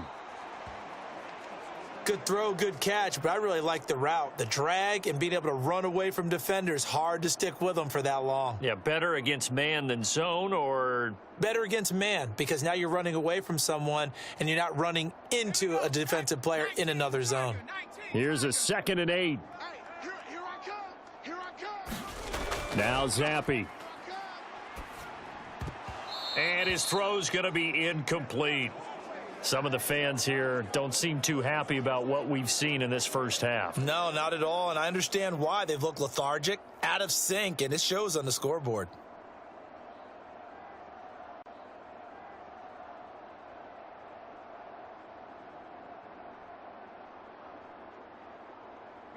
The line to gain is the 33 on 3rd down.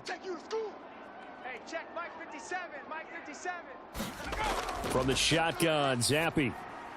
He'll dump this down to Stevenson. And he'll go down to the ground at the 39, and obviously that's well short of the first. That's going to bring up 4th down, only a gain of 2 there. How about that strategy there, Brandon? 3rd down, they just said, we've got faith in our tacklers. We'll give you the short stuff, and just decided to protect the sticks.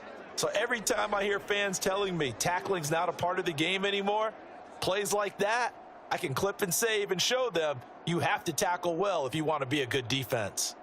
So now on comes the field goal unit, and wow, this is no ordinary try here. And he missed it.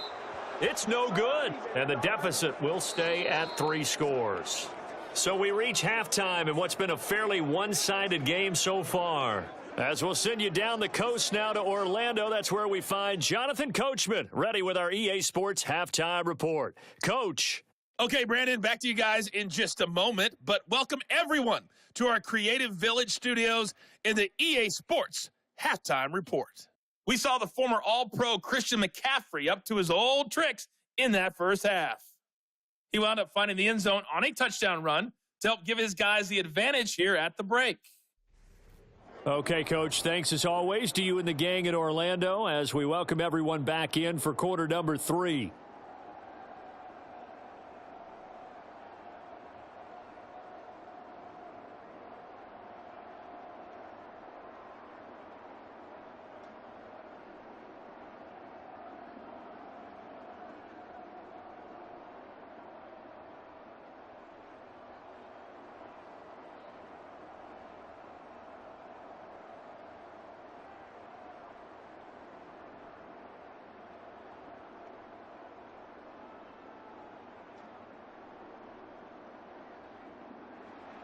The Patriots trailing here, but they will have the football first as the 3rd quarter is underway.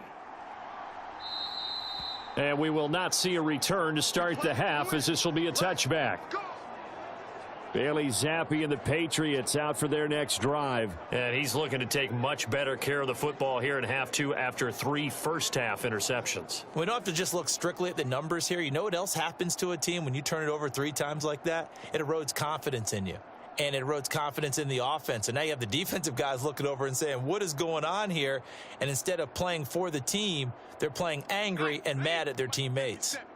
Watch the out. Watch the out. Mike's 57. 57. They'll run with Stevenson to begin the drive. And not a whole lot of room to operate there on the first down run. He gets maybe 3. Another modest gain there on that one, and I think, Charles, you can probably pin part of the deficit on a failure on their part to really get this ground game established. Yeah, and they've really struggled to be multidimensional in this one, haven't they, partner? Because they have to be extremely one-dimensional now if they hope to get back into this game. They'll have to do it by throwing the football and hope to have success through the air. And he's free going down the left side. It's a foot race. And he steps out of bounds, but not before he gets inside the 35. 51 yards rushing for him now on just 6 carries to this point. We've seen him break off a big run already in this game, and for a second, that one looked like it might be another. Yeah, I think that any defense would say, look, we can't let him get to the second level, because sometimes he'll break off the big run on his own, but oftentimes you get additional blocking at the second level, which gets you deeper into the secondary. So the big play changes the complexion of things. Here's 1st and 10 just outside the 30. 54, right there, 54, Mike. He'll look to throw. And that one off the mark behind him, incomplete. Let's face it, if you want to get back into the game, these are the kind of throws you got to hit. He's wide open right there. Got to be able to get it to him, don't you think? And those are the throws that haven't been available to them every time he's dropped a pass. Yeah, that's a big miss.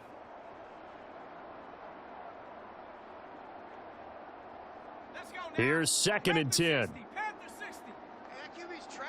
Let's go. Watch twins. Watch twins. One back in the backfield, he'll get the carry. Works his way inside the 30 on a pickup of 4. Well, if you're a football guy, that's a pretty run because everyone is in sync right there. Obviously, the guy carrying the ball, but how about the people up front? Leverage, athleticism, they created some nice space for him.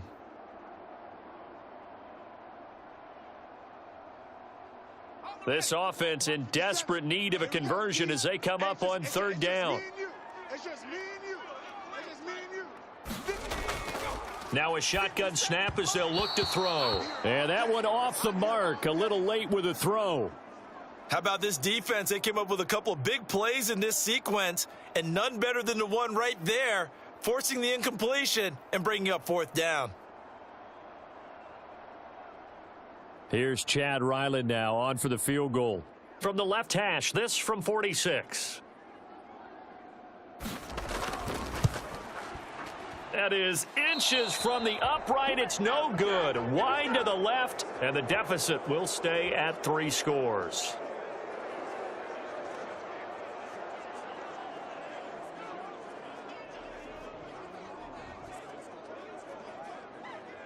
There's receiver Brandon Ayuk as San Francisco's offense returns to the field. And we get a peek at the kind of game he's having. It's been a good game. 8 catches now, Charles. Everyone likes to spread the ball around. They want a lot of people to catch it and touch it, get a lot of guys involved. But sometimes when you have the hot hand or a person who is just really taking care of business in their part of the field, you have to keep going back to them. The 49er offense set to get this drive underway. They'll start by running the option to the right. 6 yards there on the keeper. It's 2nd down. A little do-it-yourself run right there and a nice gain. And I like that he knew that that was about all he was going to get. So he did a nice job of protecting himself, took care of the football, took what the defense gave him. If they continue to allow him to do that, they'll find their way taking what they can all the way to the end zone. Tight end right. 4 down. Check. Shotgun handoff now to McCaffrey. Oh, a nifty juke there. Not much fun for a guy trying to tackle him. And he'll get it into enemy territory just across midfield at the 49. 9 yards to pick up there, and it's a 1st down. Well, you certainly have to give a little credit here because they're playing this game now at their pace. This is ball control football, sustained runs, taking their time, and making it work.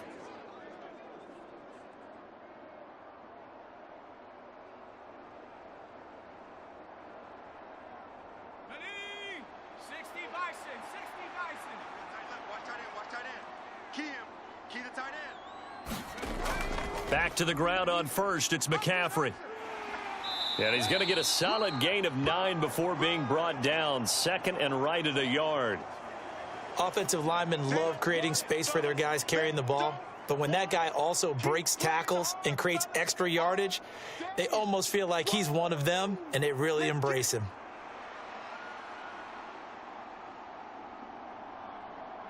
Ball on the 40 now. Here's 2nd down at a yard. Play action. Now Purdy. That's caught by Werner, the tight end. First target, first catch, and a 1st down. And defensively, they were in zone coverage there. Do you have to be a little careful you're losing playing against a good quarterback like he is to not play too much zone? Yeah, you have to be careful about how much time you're giving up. I think it's a good point you just brought up. So maybe if you still want to play zone, you go to a zone blitz scheme. And you can drop anyone out of your defensive front, defensive end, defensive tackle. It doesn't matter. You just exchange someone to bring more pressure towards the quarterback and still try and cover downfield. Now here's a throw that's complete. And he's got this down almost to the 20 before he's dropped. The Niners have the first down on a gain of 11. And while we may be looking at the scoreboard, this offense certainly is not, because they're showing no signs of backing down, even with a 3-score lead here in the third quarter. I think they keep taking their shots. They've seen blown leads happen throughout this league. They don't want to fall victim to it themselves. In motion right, Debo. He'll get it here on the jet sweep. And he's going to be met at the line of scrimmage and taken down. Call it no gain on the play, and it'll be second down.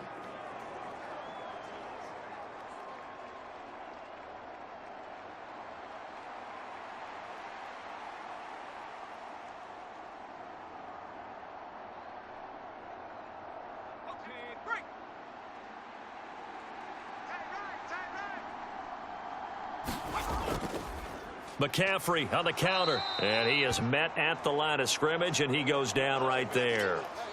No gain on the play there, so that doesn't help. Now they're looking up at a 3rd and 9 situation. This defense could use a few more plays like that right now. It certainly could, but think about it from an offense's perspective right now. They've got a lead, but they don't want to throttle down too much and stall themselves. Still want to move at a nice pace. He's going to drop this down to McCaffrey. And he is not going to get to the marker as they stop him short at the 14. That one good for only 6, and it leaves him with a 4th down. So much about this game is just understanding situations and then having to execute, isn't it? Guard the first down sticks. Don't let them get there. And they rallied and made the tackle.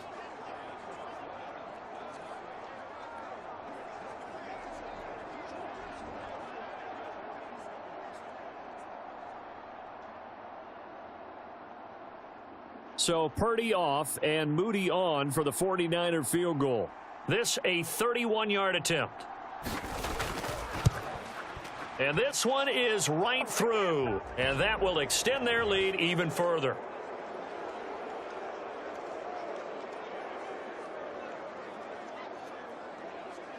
So 3 more points tacked on, and this margin getting more comfortable by the minute. And with the lead where it is, you can actually feel good about field goals. We talk all the time about scoring 6s, not 3s. But in this case, they're just looking to chew up some time and come away with points.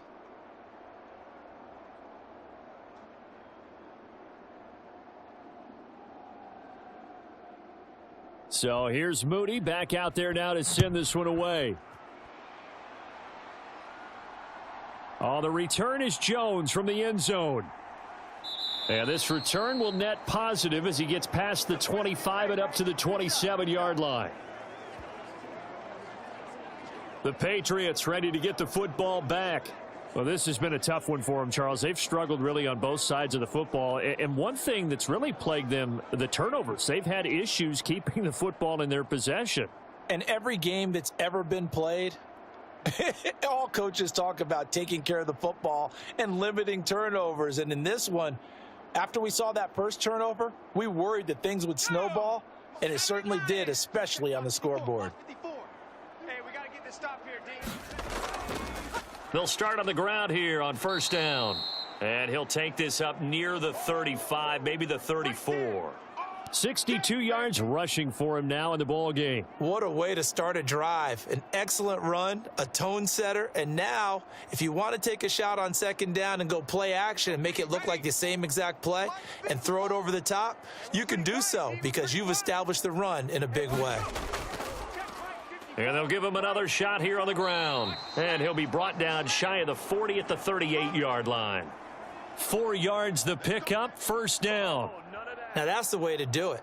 Hand it to someone with vision and good footwork and add in a little bit of power, and you find a way to pick up first downs.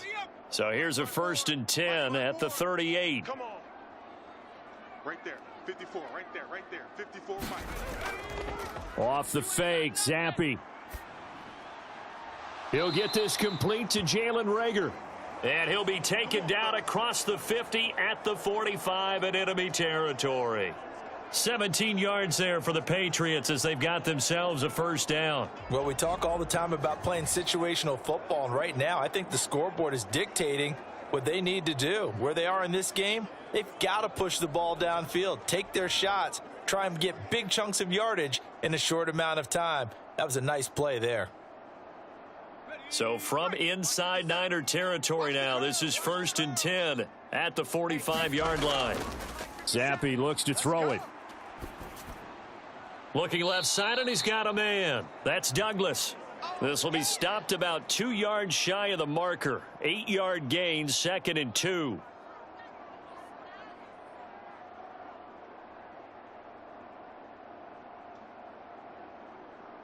So from the 37, here's 2nd and 2. Now a handoff running through the middle. And now they're going to get him down right at the line of scrimmage. He got maybe a half yard at most, but officially they'll be left with a 3rd and 2. When we talk about defenders, specifically linebackers, keeping their eyes in the right spot. He had that eye down the entire time. And you know that's not easily done because they throw a lot of misdirection at you. They try and fool you and get your eyes in the wrong place. But you're right about that one. He correctly figured that one out and made a really nice play. And he will have a Patriots first down by about a yard as they're able to convert on 3rd and 2. A lot depend on the spot there, and he got it. But it wasn't by much, was it? I remember Coach Madden talking about, depending on which foot the official used, that would tell you whether you had the first down or not. And you want that upfield foot to be the one that spots the ball, don't you? And you and I have the luxury of a couple extra views here in the booth, and he did get it, but not by much.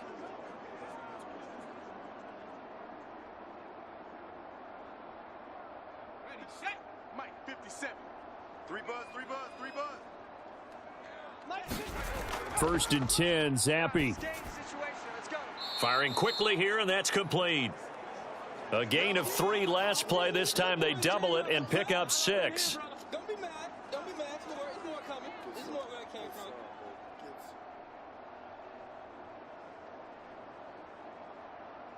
from. Here now, 2nd and 4. Single. Zappe. Toward the center of the field, but it's incomplete. In the early days of the NFL, you could easily blame these drops on maybe some uneven or uncertain lighting in a stadium. Not anymore. The lights are pretty good. Yeah, they're great here at night, but his second drop, indeed, not a good look. This offense in desperate need of a conversion as they come up on 3rd down. Zappe fakes a handoff, looks to throw it. And down he goes. They sack him back right around the 41-yard line. No surprise there. Chase Young wrecks that play with a sack. Partner, you know what I'm going to say before I even say it. Yeah, you just cannot take a sack in that spot. You're exactly right. You can't take a sack in that spot. Potentially now, a 3-point swing right there.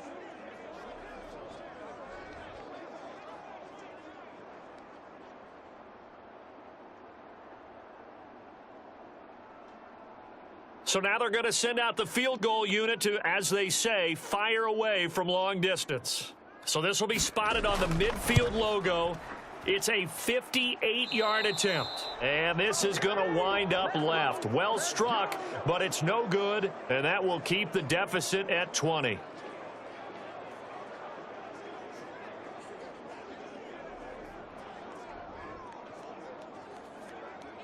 And San Francisco gets set to go here. And last time they got 3 points, but it was a chip shot field goal. And when you go to the sideline after a chip shot field goal, maybe the offense not too happy.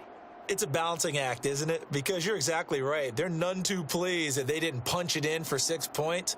But they also have to remember they did put points on the board. 3 points is 3 points. And in this league, you take points when you can get them. Not easily done. The San Francisco offense ready to start their next drive.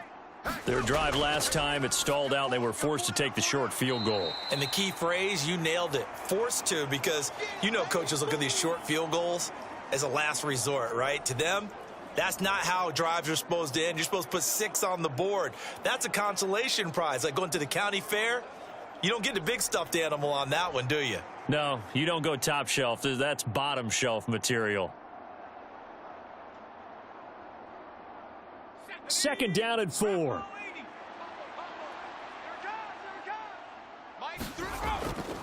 They'll give it up to McCaffrey. And he'll get it inside the 40 to the 39. 82 yards for him on the ground now. He has been a tough man to bring down all night. And that's a nice pickup of a first down on that second down run. And at that yardage gained, they can run that play on any down. So 1st and 10, and if they score on this drive, might have to start digging in our second half blowout material. This is McCaffrey on the give, and he can only manage to get a couple. 2nd and 8 coming up. They suspected that it was a power play up the middle coming at them, and boy, were they right. That defense got downhill in a hurry and limited them to just a couple on first down. 2nd down and 8. Watch left. He's tight right there. We got 4. From the shotgun now. Here's an in. Oh, he's hit. He lost the football. Put it on the carpet. Oh, and one of the linebackers has got it. And his guys are going to take over at the 34-yard line. Well, number 1 on the list of things not to do when you're up 3 scores in the third. That right there, give the football away. I love when you speak like that. You know how doctors talk about taking the Hippocratic Oath, first do no harm? You just did the football-cratic one right there. Don't give the ball away when you have a lead that you can lock this game down with.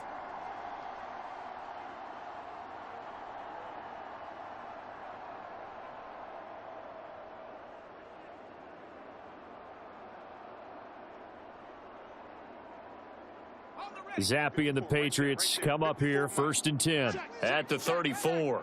54's Mike. Check. They'll start this drive out on the ground. And he is going to be stopped cold behind the line of scrimmage. He'll lose a yard there, and it's 2nd and 11. Well, if these guys are going to chop into that deficit, they're going to have to do a much better job in the run game. Caught behind the line of scrimmage, no yardage to be found.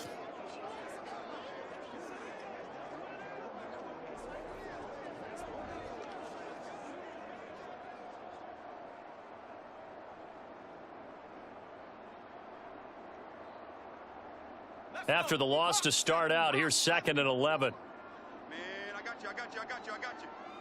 Hey, watch it. And they'll keep leaning on the running game. Back to the ground. Found a little room there as he's up to about the 37. 4 yards on the pickup there as they get it back to a more manageable 3rd and 7. But you've got to give kudos to your offensive line and the guy carrying the ball because they were in a 2nd and long situation. It seemed pretty dire, but they brought it back to 3rd and manageable with that run. Let's go. Right there. Zappe on 3rd down.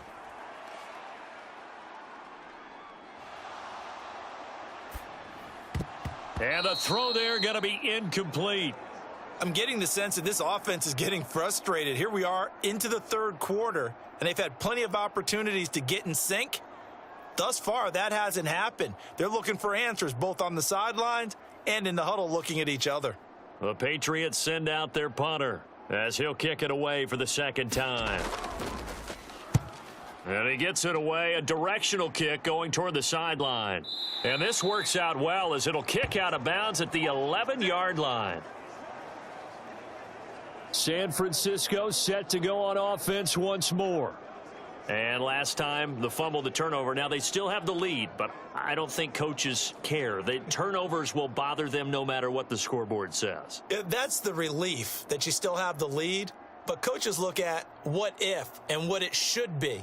Turning the ball over when they've got a chance to score more points and increase the lead, that's what's going to affect them. And they're also thinking to future weeks, maybe when the game's closer, right? No doubt about it. You want to clean up everything. Let's just be honest about it. They want everything to be perfect at all times. They don't want to give up anything that's going to hurt their team. And he's going to lose yardage here back at the 8. That's going to wind up a loss of a full 3 yards on 1st down. I like the idea to mix it up from time to time because, let's face it, you can't be predictable. But the execution was a little lacking on this one, right? They might want to go back to the drawing board with that call.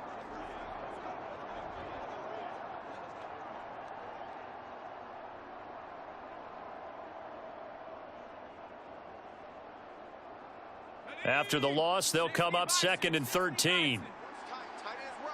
What's tight? Tight is right. Purdy now to throw. And that went a little too high as it's knocked away and incomplete.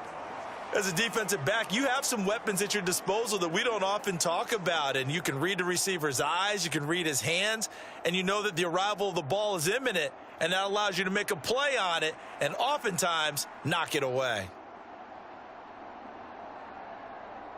An incomplete pass on that last play, and that means they'll need to come up with something here on 3rd down. Purdy from the gun. Connects with Kittle underneath. And he'll be out of bounds up past the 10-yard line. And just 3 yards on the catch there. He couldn't get away. And that'll bring up 4th down. I think that call was made not so much to try and get the first down, although they would have taken it if they could have gotten it, but to give their punter a little bit of space and try and help out their defense. Yeah, they got the safe completion on 3rd. Wisnowski on to punt as he sends this one away. That'll be put in the books as a 53-yard punt. And the Patriots take over. New England trying to get a place on offense. And Charles, a very uninspired effort. The last time we saw them out there was a quick 3-and-out, then they punted the football. Yeah, and you never want to get stopped so soundly during a series, but what would be even worse now is letting it happen again right here. They've got to get going.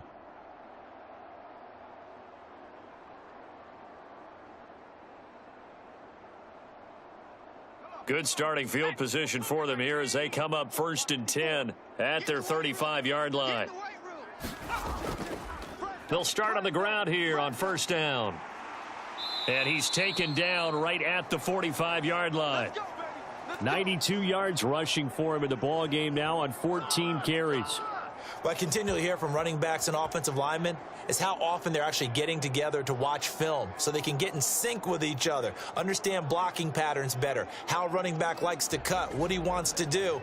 And, boy, it all came together on that one. That's one where they watch it and say, hey, we did everything we were supposed to do right there. That looked like the play we drew up and designed. And then we got to see it unfold in real time.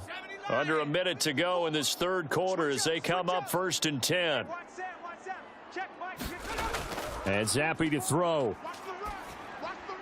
Hauled in over the middle by Rager. And he gets it inside the 35 and just shy of the 30. Another strong gain on the last 2 plays. They've moved it a combined 33 yards. And you start to think if it's going to happen for these guys, it's got to start with this drive. Down 3 scores, they need to start making some inroads. And that'll help the cause there as they pick up good yardage and a 1st down. On 1st down, they'll go to the ground attack. And he'll take this ahead for about 4. 2nd down coming up. And give him 4 yards there. It'll be 2nd and 6.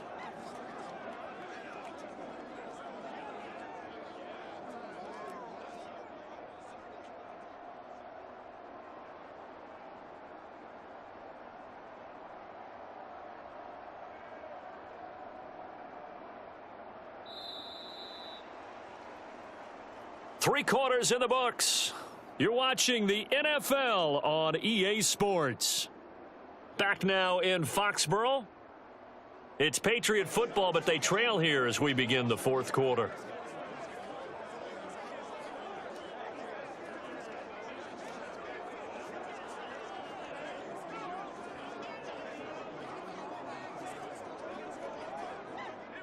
Second down and 6 now. It's just me and you. He'll drop to throw. They set up the screen for Stevenson. And he'll be brought down at the 21, just shy of the 20 in the red zone. 7 yards there and a 1st down. For a second there, I thought that might break big. Screen pass. Looked like it was coming together. Looked like there was an opening. Still, ended up with a solid gain. 18 Cardinal, 18 Cardinal. Watch the slant. Hey, watch that. Check, Mike. 54. On 1st down, they'll go to the ground attack. And he'll wind up losing yardage here back at the 21-yard line. Officially, it's a 1-yard loss. That's going to bring up 2nd and 11. Sometimes you just sit back and marvel at what he can do defensively. Speed, strength, quickness, he's the whole package. And that package just wrapped up the runner for a loss.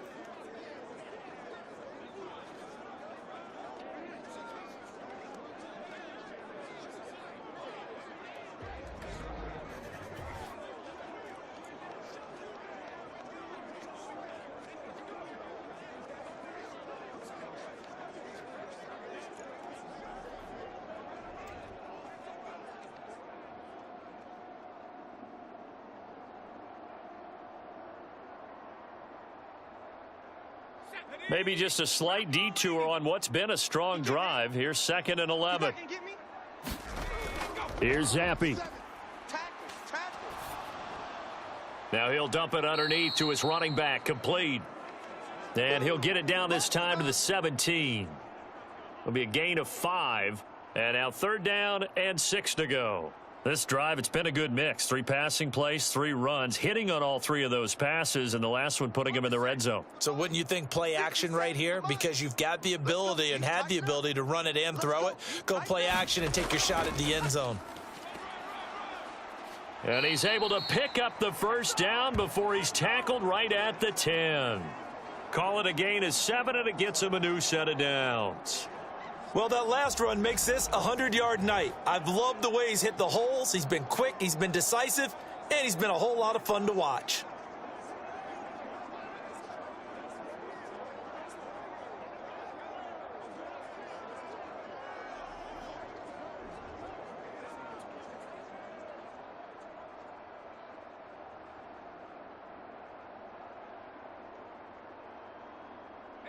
So not quite a 1st and goal. It's 1st and 10 from the 10.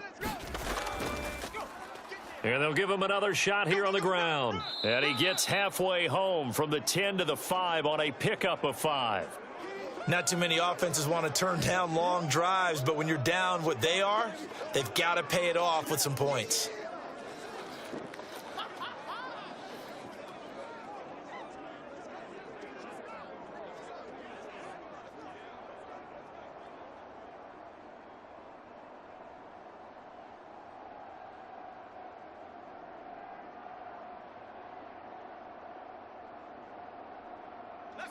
Here's a 2nd and 5. Everyone's got 4 down. They'll try and run this one right up the gut. And he is in. Touchdown, New England. Jermichael Hasty. A 5-yard touchdown run. And the Patriots have got it back to a 2-score game here in the 4th. So a little bit of a letdown there defensively. I mean, look, you're still 2 scores to the good, CD, but things may be a little more uncomfortable than they had hoped. Yeah, if you'd kept him out of the end zone there, this game's over. You've locked the door on him. Instead, it's still open a little bit, and they've got a puncher's chance.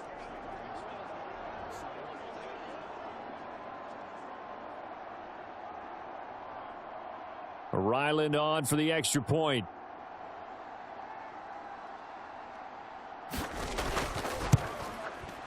He's got it, and the score's now 27-14. A good drive that time as they go 9 plays in all. And it's finished off with a 5-yard touchdown run.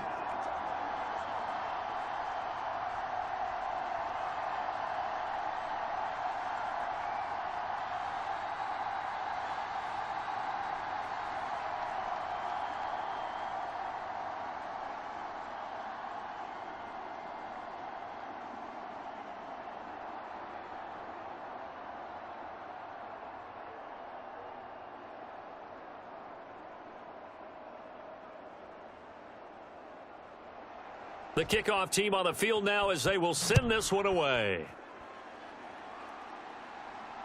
This fielded right at the goal line.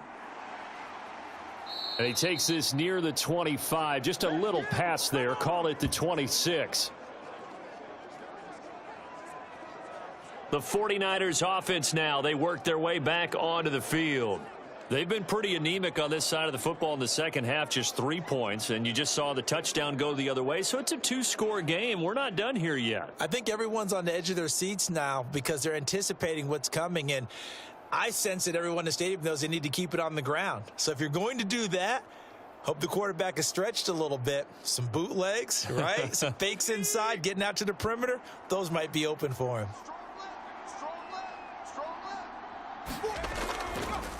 And they'll run the option to start the drive. And nothing doing. He's immediately taken down at the line of scrimmage. No gain there as he kept it himself at second down. He wasn't ready. He wasn't ready.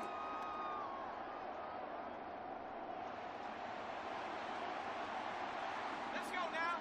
Panther 60. Panther 60. We got to get to the ball, team. We got to get to the ball. Let's keep moving.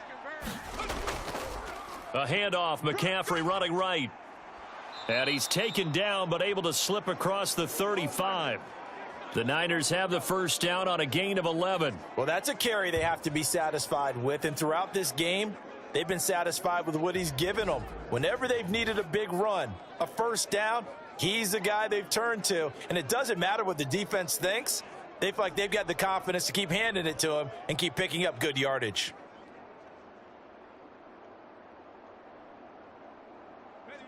Line of scrimmage, the 37 on 1st and 10. Here's the option. And this winds up a pickup of 2, maybe 2.5 to about the 39. Well, praise has to go to the guys on the offensive line because they've had a very nice, productive day running the football. How about that poor defensive line? They've been knocked around the entire game, and while they slowed them down on that run, can they continue to do so? Because they haven't had much success throughout this ball game.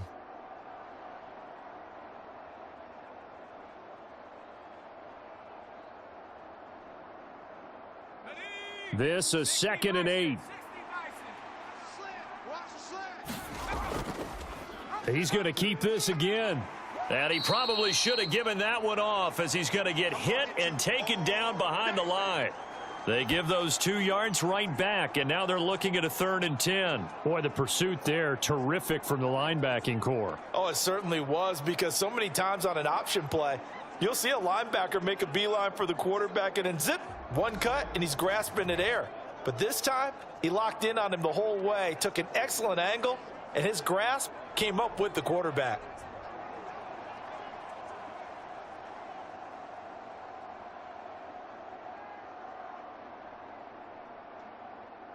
The offense on 3rd down tonight, well, they've converted 7 times and could use another right now. This is 3rd and 10. Purdy.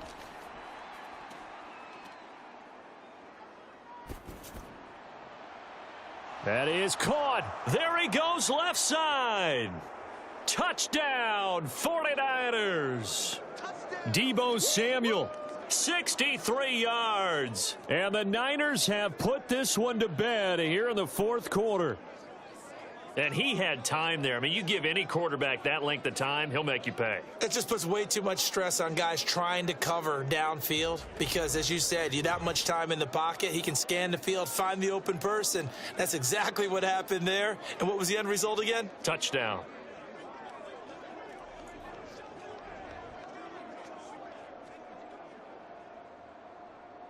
Purdy and the Niner offense, they'll stay on the field. They'll try to go for 2 here. They'll try and throw for it. We got 3, fellas. We got 3. And he's going to go down. Can't get rid of it, so a sack on the 2-point try. Tried to roll out, make a play outside of the pocket, but couldn't get it done. When you don't have a lot of space for your receivers to operate, and down there it's really condensed when you're snapping the ball from the 2-yard line, rolling out, you extend a play, but you don't necessarily open up better avenues for people. And on that play, there's just nowhere to go with the ball, and you end up getting sacked.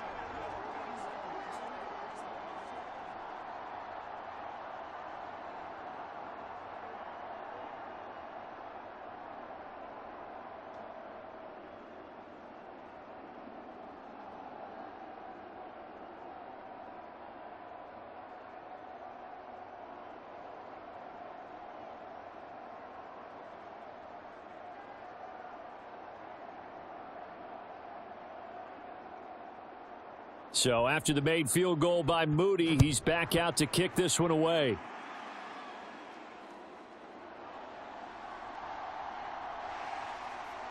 And they'll get him down inside the 30 at the 27.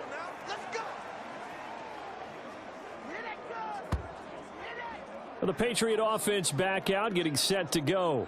Where we stand right now in the fourth quarter, this one pretty much out of reach. And, Charles, I know they're going to be disappointed about several things with this ball game, but the self-inflicted wounds, they've had several turnovers.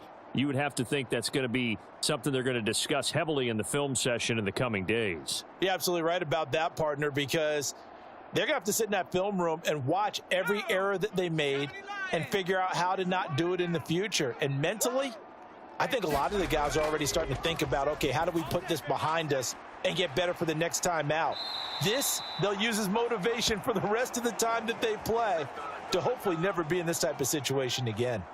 Nice way to start the drive, a gain of 12 and a first down. And that's not a play that you see all that often at the start of a drive, but some teams, they don't mind doing it. And that one, well sold by the offensive lineman. They showed the pass, and then they got out into space, able to get some good blocks downfield and allow the play to be successful. Meanwhile, the throw here is complete. And he'll be taken down, but not before he gets into enemy territory. 14 yards is the pickup there and a New England first down. Well, those are the types of plays they probably wish they had made more of in the first three quarters. And this deficit going to be tough to overcome here in the fourth, but a nice first down and a pickup on that throw. Yeah, and this is where as coaches, you're looking for effort and execution. Even though the scoreboard is going against you, you want to find out who's going to fight, who's going to scrap, who's going to keep their heads up and continue to play. That incompletion is not a surprise with the way that this one has gone, and the frustration, the body language is evident everywhere. This team, they've really been put through the ringer in this one.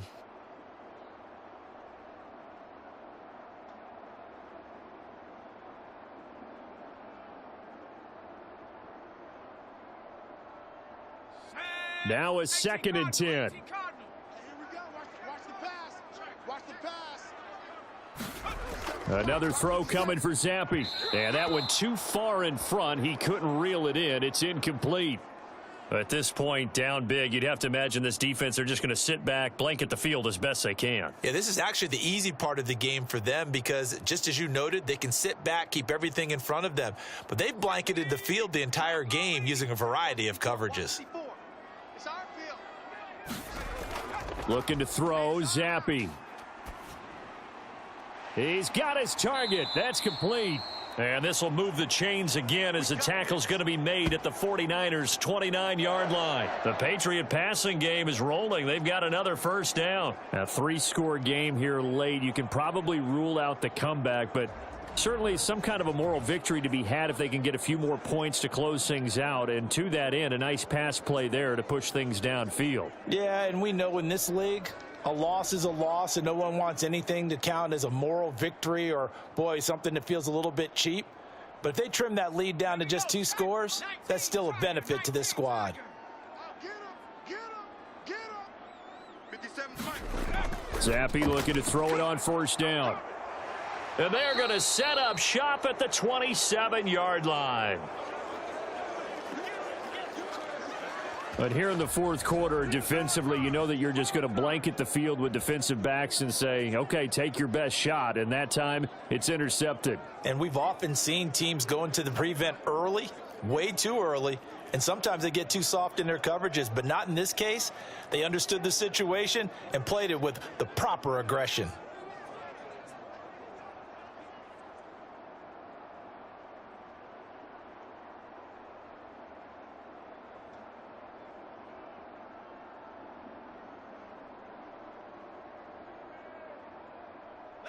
Purdy going to lead the 49ers to the line, 1st and 10 at their own 27.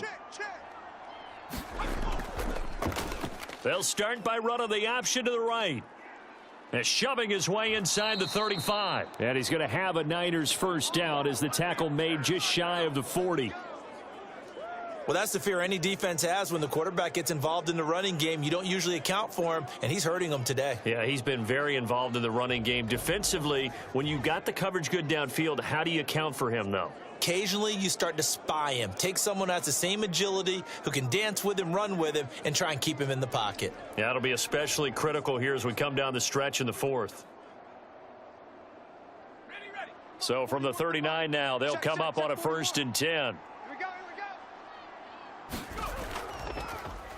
He'll decide to keep this once more. And he'll get this across the 40 and up to about the 42-yard line. Give him 3 on the keeper there, and it is second down. Let's give a lot of credit to the offensive line. They've been able to move the ball really well on the ground the entire game, and while that wasn't a huge one, that's okay. They'll take them in short, steady bursts. Here's 2nd and 7. Now a run with McCaffrey. And very little daylight there. He'll get a couple up to the 44. Well, partner, Marvin, our #1 stats guy, just handed me a little card that says he has 97 yards on the ground today. You think he's going to get the ball again? I think so. 3 away from that century mark. Got to have it. Yeah, and I think what they're going to call is one of his favorite runs, whatever he feels comfortable with, and what the offensive line has executed well today to try and get him over 100 yards. And he will have the first down as he's brought down up near midfield. A gain of 4 that time as the drive continues. Brandon, when a defense just simply can't get off the field on 3rd down, and we all know how important that down is for both sides of the ball, you often feel like you're just a step behind whatever they're doing offensively. And one of the differences in this game, no doubt, 3rd down conversion, and that is going to be a story they'll talk about after this one.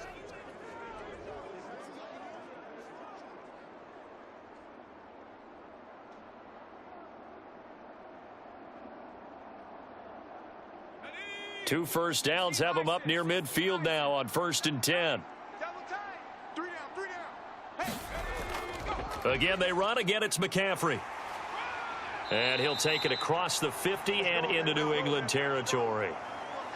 5 yards is the tally on 1st down. That brings up 2nd and 5. Starting to become a tough spot for this defense. You're down 4th quarter. Looking a little fatigued maybe on that side of the ball. Partner, we've seen this before, haven't we? Because every coach we've ever talked to says body language is important. And now you're seeing guys with their hands on their hips, they're bent over, hands on their knees. And the offensive guys are just saying, let's just keep running it at them. We've got them now. After a gain of 5, they'll wind up being about a length of the football short here on 3rd down. Pretty good job defensively. Thought he was going to get it, but they knew where that marker was, and they stopped him just short of it. What it does is emphasize that strategic football and situational football is not just played on the offensive side, is it? Defense understanding, as you noted, where the 1st down marker was and making sure they didn't get there. Yeah, let's get sack line. They'll try and pick it up with Mitchell. And he's going to have the first down, yardage to the 35.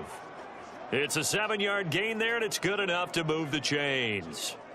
How about this offensive line? They're really starting to establish themselves, take over this game. And before the series began, I know exactly what was said in the defensive huddle. Guys, we got to get no less than a 3 and out. Let's get off the field. Instead, they can't find any traction towards doing that. Right now, they're just getting muscled all over the field and getting pushed down it.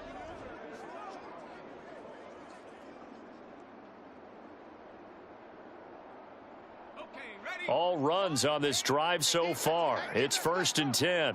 My game. Watch QB drop. They'll run with McCaffrey. And he'll maneuver his way forward for about 4. 2nd and 6. Nice chunky yards on 1st down. It really opens up your options for what you want to do on 2nd. You go right back to him and hope he explodes, or sucker the defense in before throwing over the top. Now a 2nd and 6. Off the option, here's McCaffrey. And maybe a measure of revenge there. He's had his way in this one, but this time they get him behind the line. A loss on that play, and now 3rd down gets tougher. 3rd and 6. Well, that was one of the few times they've been able to contain him thus far. He's over 100 yards for the game, but he lost a bit off his total on that carry.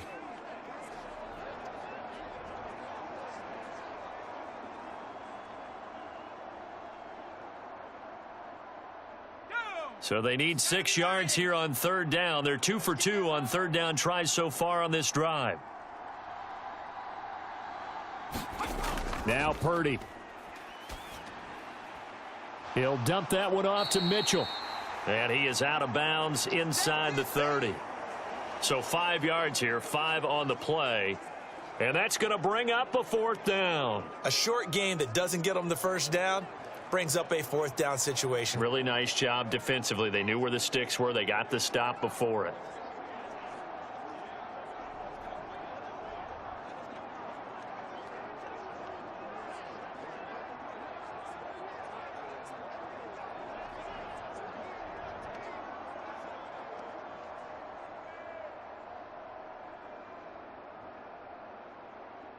And with things looking pretty good on the scoreboard, they're going to keep the offense out there and go for it here on 4th. Open man is Ayuk, complete. And down inside the 15, shy of the 10. How about them biting off 15 yards there on the 4th down attempt and keeping the drive alive? When you have someone throwing it that well, that confidently, you don't have to call the game in fear at all, do you? You just go ahead and play. Yep, confidence with a lead to throw it here in the 4th, and boom, he's on the money. Yeah, you don't have to tuck your head in and go like turtle at this point. You can just go ahead and play. So this drive going to continue following the conversion on 4th. Here's 1st and 10. Hey, let's get this. Here's Purdy. He's got Ayuk once again. And he'll be taken down after a pickup of about 7 as the clock will stop here for the 2-minute warning.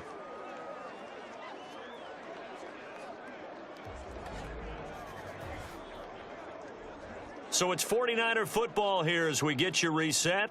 And you'd have to figure they're just looking to burn these final 2 minutes away and get out of here with a victory. Too little, Cupcake. 41 Mike. 41 Mike. On 2nd down, here's the option. And holding it may be the wrong decision as he stopped in the backfield. It'll be a loss of a yard, and that's going to lead to a 3rd and 4 coming up. Well, he's had success running the football in this one. Yeah, that's undeniable. But that time, the defense was on to it. And, partner, I think the more you see a play like this, the more they're able to diagnose it quicker and easier for them to defend it. I think you have to dress it up a little bit and show maybe some different formations and looks.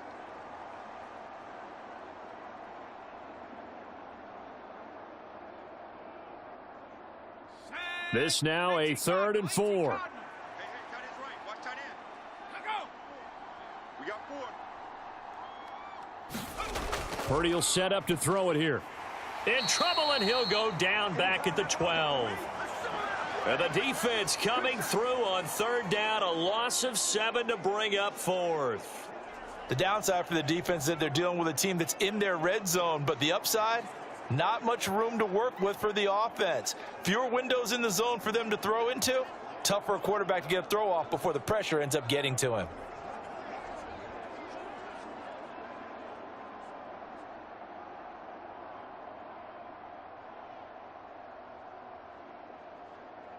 So Purdy off and Moody on for the 49er field goal. From the left hash, should be a fairly easy one here. And his kick is right there. It's good, and that will extend their lead even further.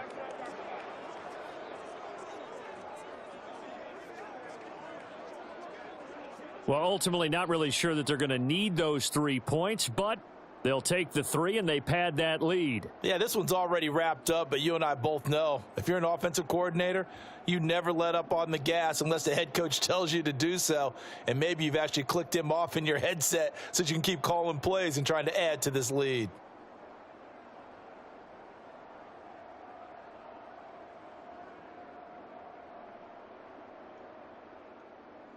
So following the touchdown, here's Moody back out to send it away.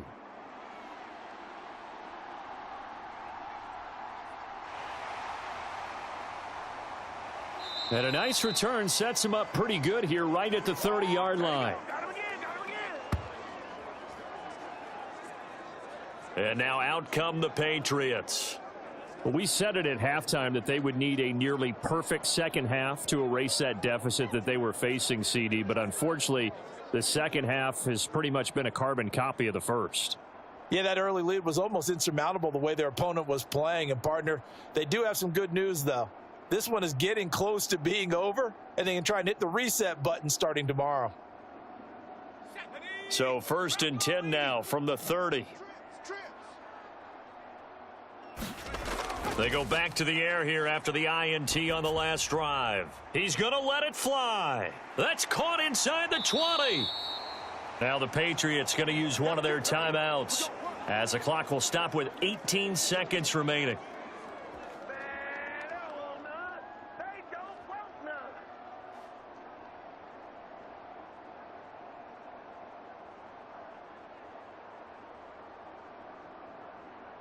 Here we go. A real field flipper there as all of a sudden they've got a first down in the red zone.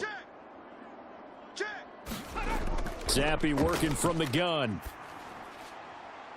And that's going to be caught for a Patriot touchdown.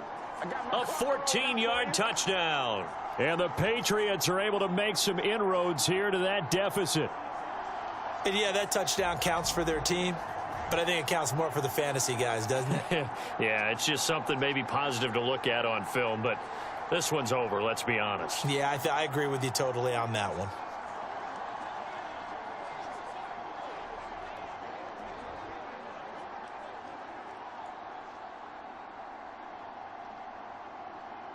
So the Patriot offense stays out there, and they'll line up and go for two. Ain't no such thing as a loss. We taking wins home. Here's Zappe. And now the the pressure gets there, and he goes down. So he couldn't get rid of the football, and that deficit stays right where it is. Well, they tried to get two and ended up getting none because the quarterback had nowhere to go with the ball and ends up getting sacked. Nowhere to go at all. Great job, though, defensively. They were ready.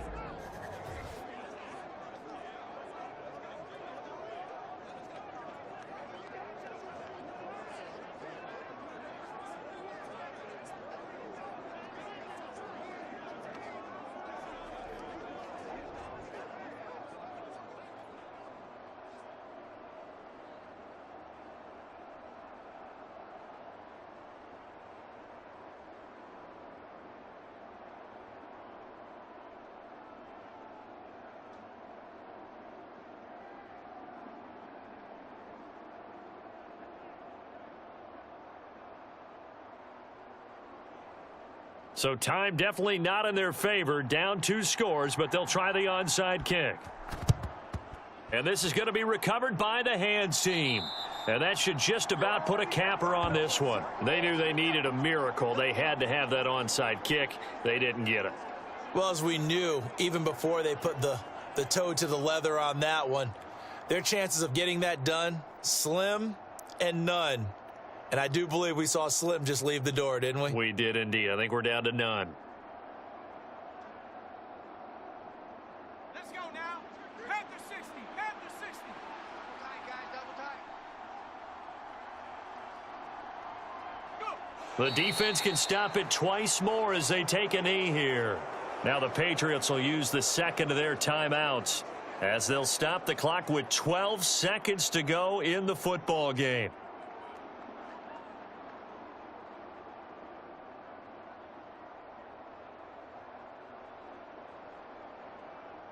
Ready, break.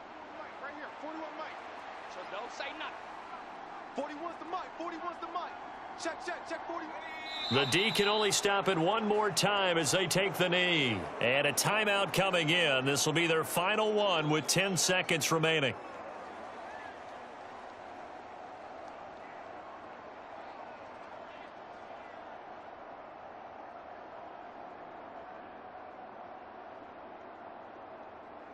Ready.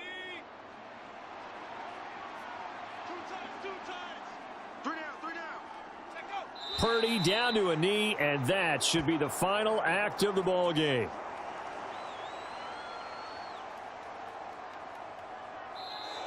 So the victory here for San Francisco, and I'll tell you what, it has not been with a whole lot of frequency over the last couple of decades or so that teams have come into New England and escaped with a victory, but that's what happened here. It almost doesn't feel real, does it? We've seen it so few times. That actually happened, right? We saw it. They came out of there with a win. And on the other side, in that locker room, you know what they're saying? We didn't really lose. Time just ran out on us. That's the attitude they have because they don't see it happen very often, not even sure how to handle it. And you see some stunned faces heading for the exits here in New England.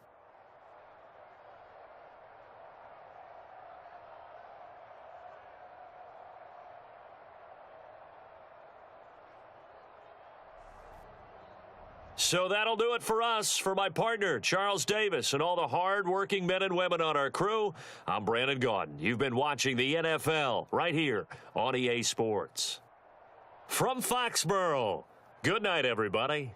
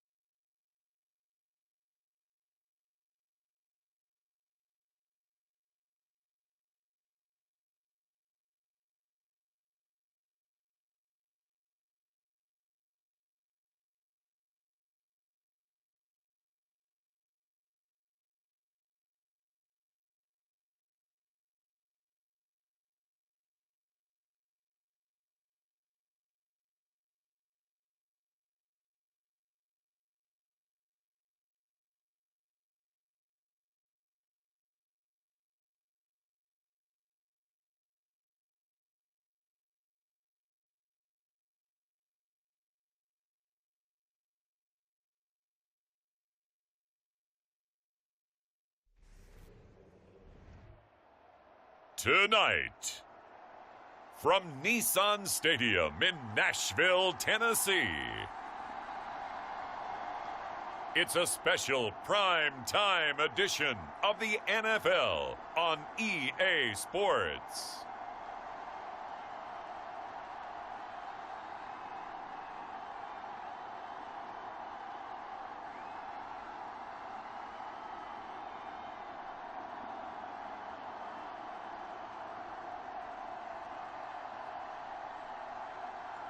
It's the Tennessee Titans taking on the Tampa Bay Buccaneers. Being located in the Music City, this building has hosted a lot of great music acts since its inception, but this is what she was made for, NFL football, and that's what we have today in Nashville at Nissan Stadium. Coming up, we've got what should prove to be a good one, as it'll be the Tampa Bay Buccaneers taking on the Tennessee Titans.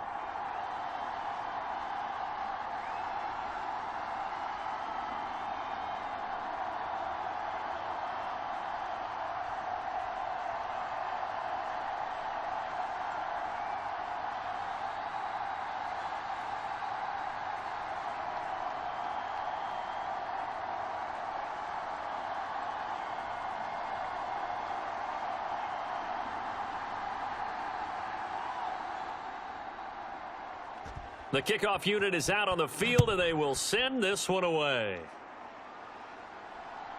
From the end zone, here's Devin Tompkins. And ultimately cannot get this out to the 25-yard line as he's dropped at the 23. So out come the Bucs now for their first drive. Under center, it's the 2017 Heisman Trophy winner as you get a look at Baker Mayfield. And he's a guy who plays with a lot of emotion. He's learned how to channel it really positively, because when he throws the football downfield and makes a big play, he'll be the first guy downfield to celebrate with you. But also, when his team needs that confidence, when they need that jolt, they turn to him, and he's ready to provide it.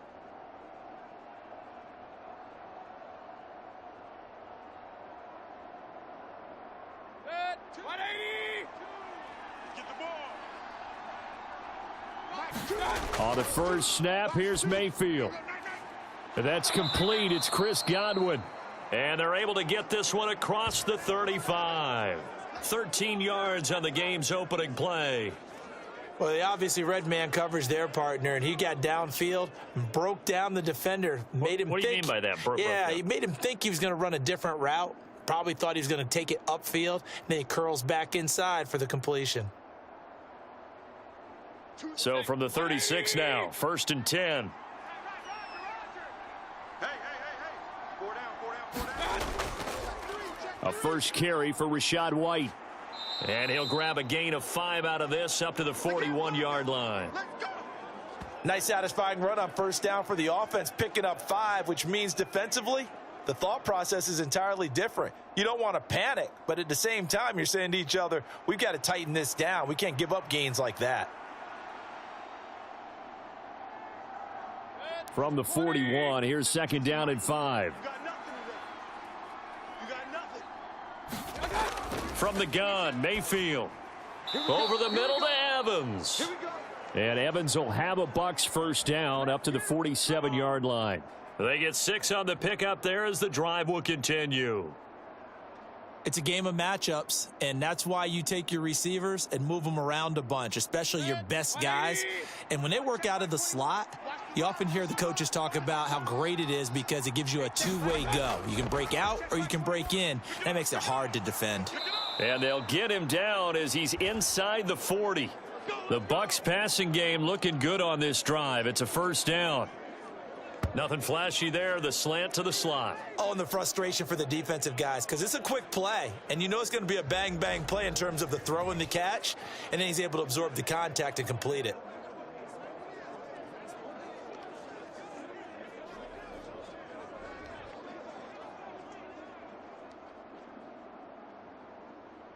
So operating from Tennessee territory now. Here's 1st and 10 at the 38. Mayfield looks to throw. And this is caught by Evans. And brought down, but not before they're inside the 25. 15 yards last play and 15 yards here this go-around. Really a solid start here on the opening drive, Charles. He's now 4 of 4, and they're already in plus territory. Brandon, he's been so precise to start this game, like we're watching an operation taking place right now. Master surgeon at work.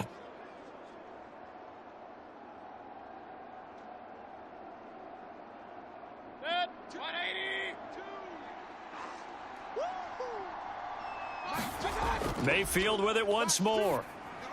And he's going to have the hook up to Gage. That'll go for a gain of 7, and that'll bring up second down. And forget about the run to set up the pass. They're just coming out throwing. Forget trying to set anything up. They feel like they have the advantage. They feel like they have the matchups, and they're just attacking right now. Yep, going to the air on the opening drive.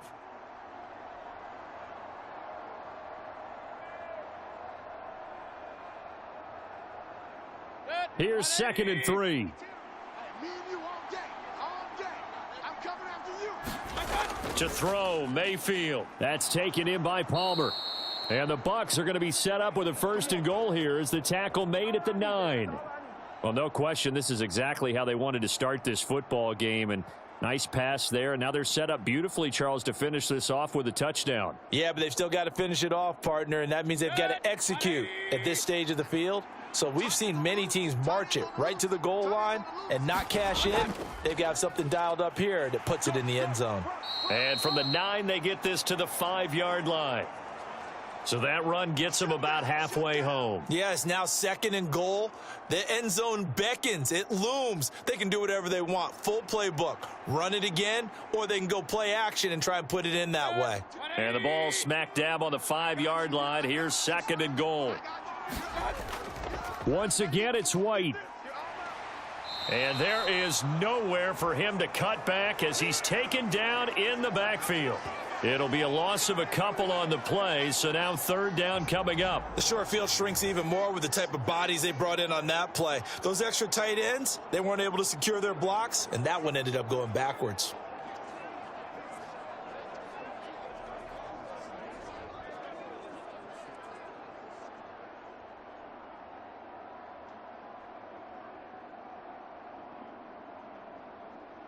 Big play coming here. It's 3rd and goal. Mayfield to throw it. To the goal line, but it's incomplete. Coverage was awfully tight there on 3rd down. They actually closed off all the passing lanes, forcing the incompletion and bringing up 4th down.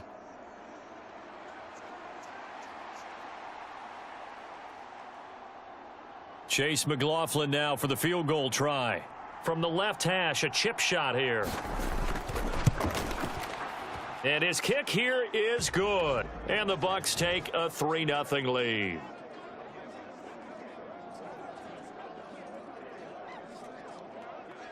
Well, after marching down the field, only getting 3 there, kind of feels like a win for the defense. And it does. They'll go to the sideline feeling a lot better that they didn't give up a touchdown after the march against them.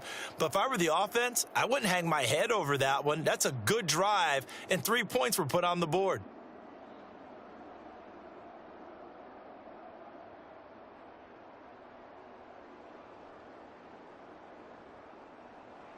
After the made field goal, here's McLaughlin back out there to kick it away.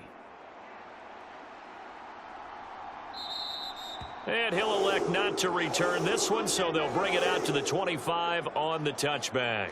So the Titans set to go to work for the first time. And they will be led out by a guy certainly still trying to prove himself here in the league, the young rookie quarterback. For every rookie prospect, there are always nerves involved in this moment. Running your team out to start a game. But there's a reason they brought him in. We're willing to make him their starter today. They believe he can overcome those nerves and lead his team to a victory. We saw him do it at the collegiate level and really make himself into a leader and someone you can envision doing the exact same thing here in the NFL. Ready, set, 52's the mic. Check, 52's the mic. Okay, double up, double up, double up, double up. Hey, switch gears, switch gears. They'll start on the ground. It's Derrick Henry. And he's going to be out of bounds right at midfield. It'll go as a gain of 25 on a play that started back at the 25. Now that's a big-time run. Lightning in a bottle, forget it. He exploded out of the bottle for that type of a pickup.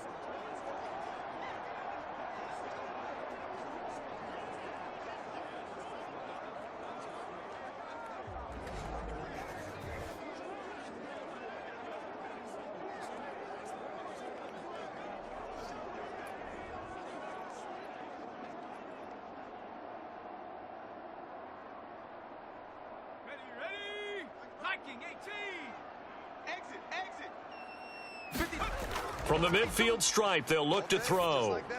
And that one drops down, incomplete. Good coverage there, forced the ball free, and it's second down. That sure looked like a nice call by the defense, and they were very cohesive in their coverage. As soon as he cut inside, they broke on the football and met him as the ball got there and forced the incompletion.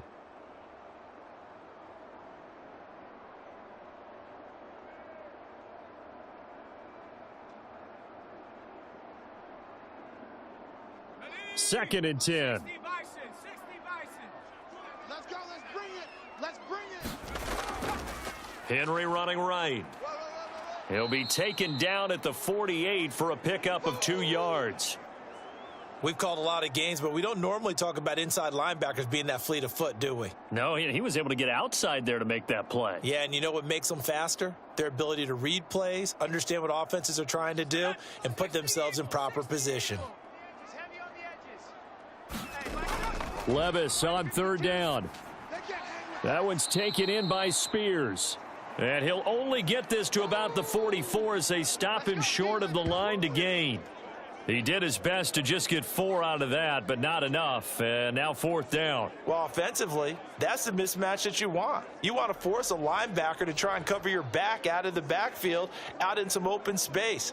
But linebackers nowadays, they run like backs, and they take a lot of pride in covering. What a nice play he made there in the open field. Now on fourth down, here's Ryan Stonehouse to punt for Tennessee. Back deep for the Bucs is Devin Tompkins. He'll send this up into the Nashville skyline, and it's a good one. And no return possible here as they angle this one out of bounds. Brandon, you're never quite sure what the side judge or the field judge is going to rule there. That was awfully close, but in the end, he says it passed over the 1 yard line, and that's where they're going to mark it out. I mean, you can see it right there, right? See him walking up the sideline? Told him to stop right there at the 1.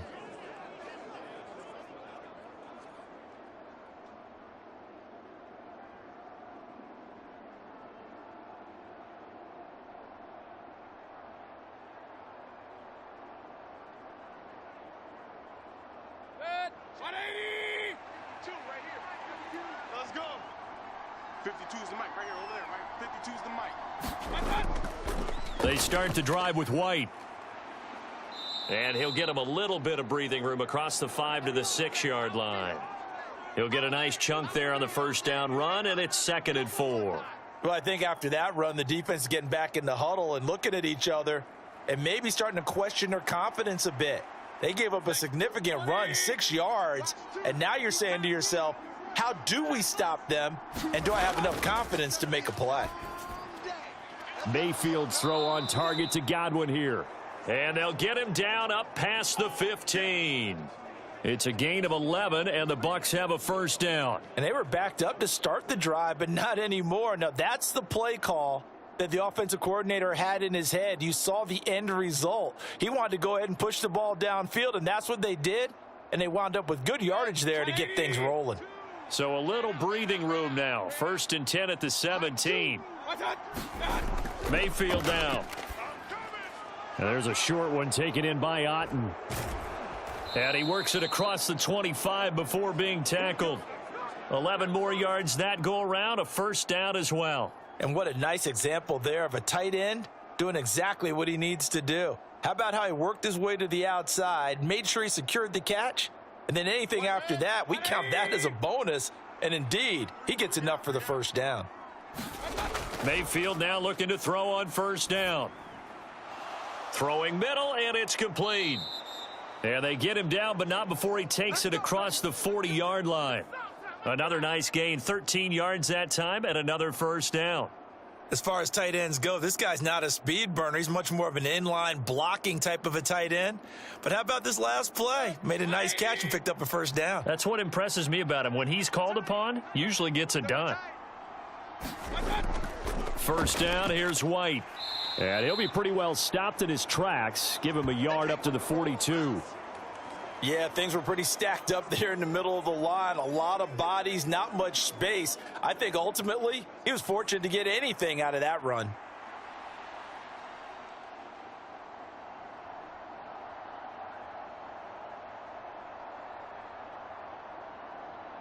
From the 42-yard line, here's 2nd and 9.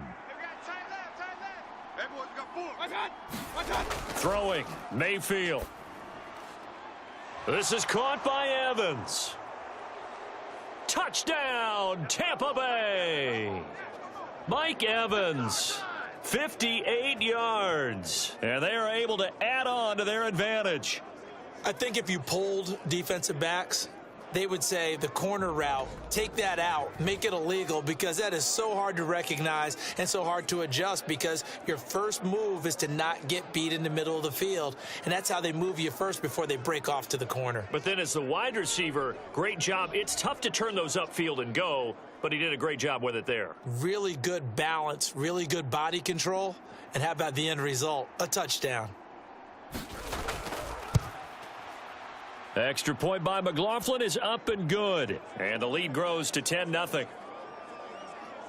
A drive that time of 6 plays. And it's Mike Evans who caps it with a touchdown reception.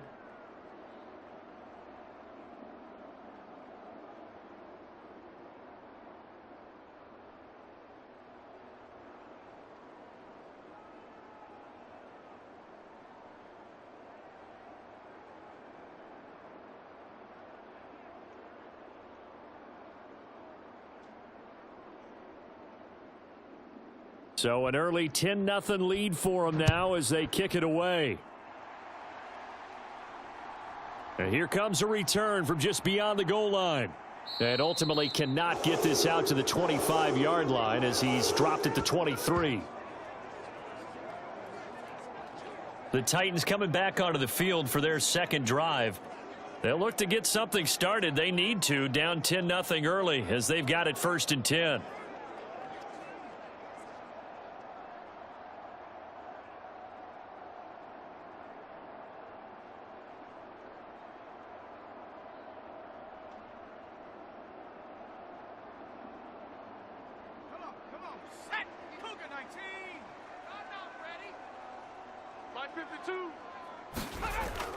They begin with Henry.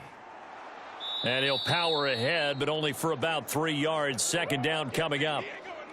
Look, all any running back wants is a little bit of room, a little bit of space in order to maneuver. But he also understands how difficult it is for his offensive line up front. So if they give him any space, he realizes his job to make more out of it than what they give him. Picks up 3 on that carry. 2nd down, they go again with Henry. And they get him behind the line, so that short gain on 1st down quickly negated. It's a loss of 2, now 3rd down. With his size, he's a tough man to bring down, but they do a nice job there stopping his progress and not allowing him to get back to the line of scrimmage.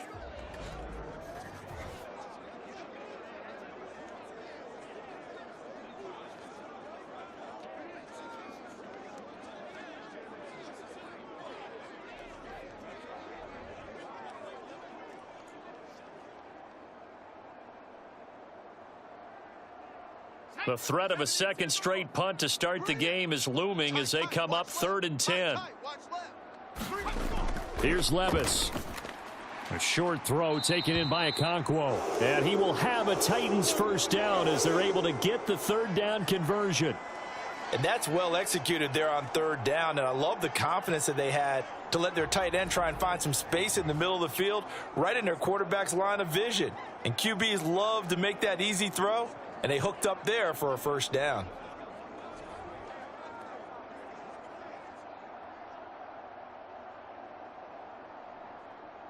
So they'll come up 1st and 10 now from the 33. Where's 52? Levis to throw it. A short throw taken in by Okonkwo. So the completion good for 7 there, and it's second down.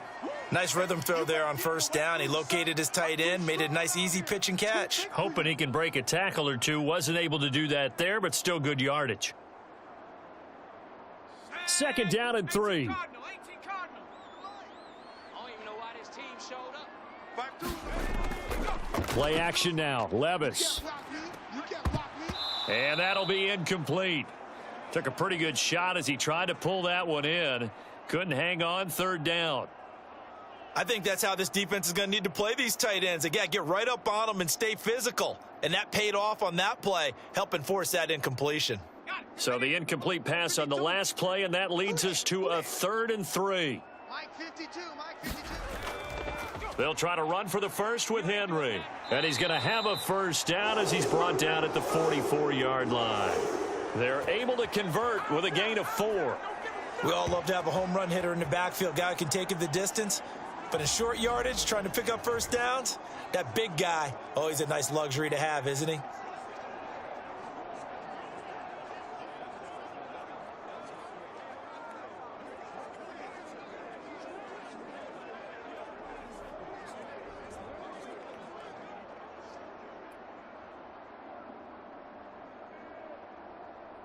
A pair of first downs gives him a 1st and 10 up at the 44.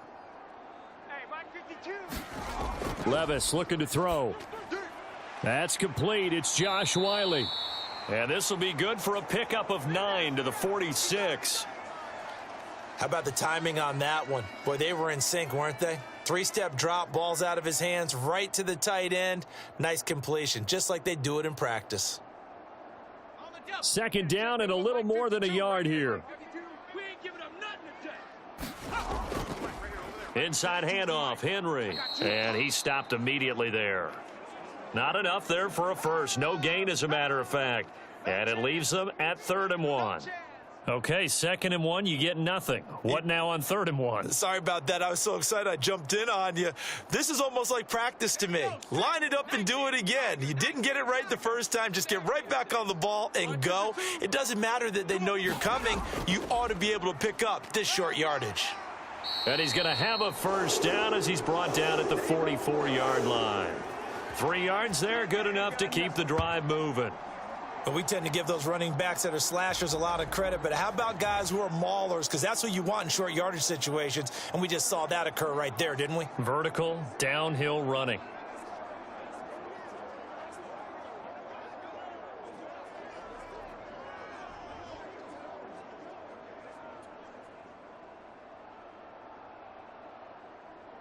Let's go. Hawk 70, Hawk 70. Mike 52, Mike 52. Levis now off of play action. Come to my world. That's complete to Traylon Burks. And he goes down, but not before getting this inside the 25. A good pickup there of 20 yards. You can almost hear the sigh of relief coming from their sideline and from their point on the field, because this has been a tough start for them thus far. A much-needed first down there. They needed something good to happen. Plays like that will continue to help them dig out of this hole.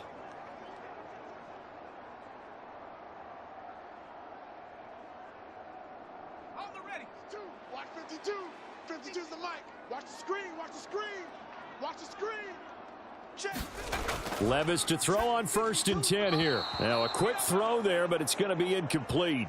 It certainly looks like they still have some fight in them on this series, because it seemed like things were headed for the red zone. But if this defense gets 2 more stops, they can keep them out of that area. Let's go now. So after the incompletion on 1st, now 2nd and 10. Quarterback D-line. Get that quarterback D-line. Now Levis. On the slant, Burks.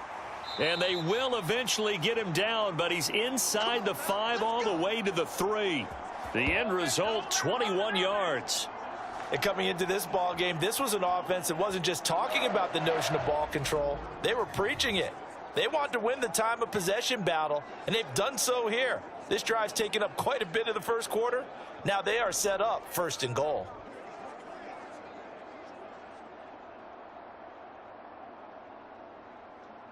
Ready, First and goal, and they got to be thinking a chance to get right back into this football game.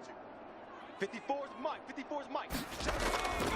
Henry will take this into the end zone for a Titans touchdown. You think back to some of the great goal line bruisers of the past, the Earl Campbells, the John Riggins, the Marshawn Lynches. I think you can put Derrick Henry right in that group as he scores there with another patented Derrick Henry run.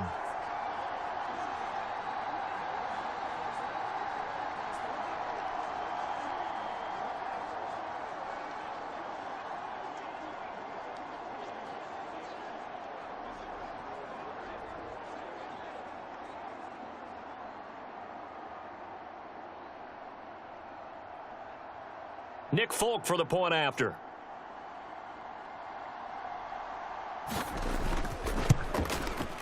And they're back within a field goal. It's 10-7 now.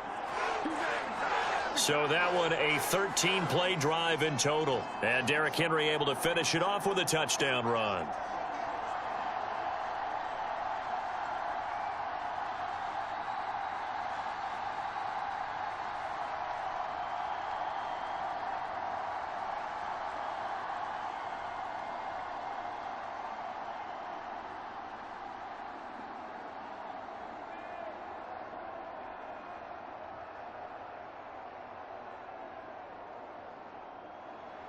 Set now to kick this one away, and off it goes. From a couple yards deep, he'll bring it out of the end zone.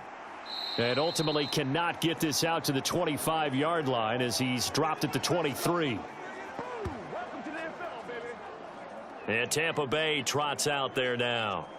So both of these teams, Charles, coming off touchdowns now, but this offense, they just had to stand on the sideline, watch their opponent author a really impressive drive to reach the end zone. Yeah, and I think you're not telling yourself the truth if you don't think there's some one-upsmanship going on right now, because they just had their touchdown answered by a drive of double-digit plays that also found the end zone. Now they want to do something even more impressive to answer that one. And bring it. Mike 52. Mike 52. Mayfield on first down. Looking for Godwin, and he's got him complete. Give him a gain of 5 on the completion, and that will bring up second down. Oh, I see you nodding your head along with me, partner, because it's pretty obvious what they were trying to do there on the drag route. With his speed, they're hoping he can turn the corner and maybe take this to the house. But that was excellent work defensively to make sure once he caught it, he wasn't going anywhere. From the 28, it's second and 5. Pick it up, defense. Let's go. Hey, Mike 52. They defer to White out of the shotgun, and he'll get it up to the 33-yard line. They got 5 through the air last play, now 5 on the ground. First and 10. That's a good, nice, crisp run for a first down. I wonder if the defense might have been loosened up a little bit, maybe anticipating a pass instead of the run that they got. Mike 180.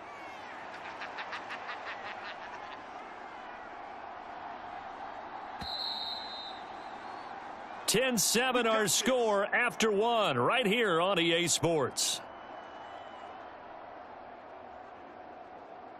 Second quarter now, and it's Buccaneer football as they've got it with a first and 10.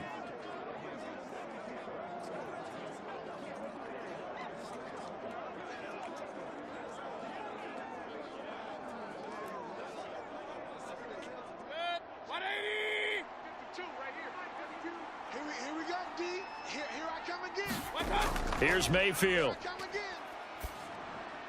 It's a short one here, complete to his tight end. And they'll get it up just short of the 45 at the 44. It's a gain of 11, and the Bucs have a first down. Well, it certainly feels like there are more stars at the tight end position than there were even 10 years ago. And I think it's become more of a glamour position because of the ways it can hurt a defense, and guys want to be involved. They can be in line, close to the line of scrimmage. They can split out like receivers. But hands, route running, speed, and some toughness to go across the middle, you put it all together, you got a heck of a tight end candidate. They'll give him 4 yards there, and it's second down.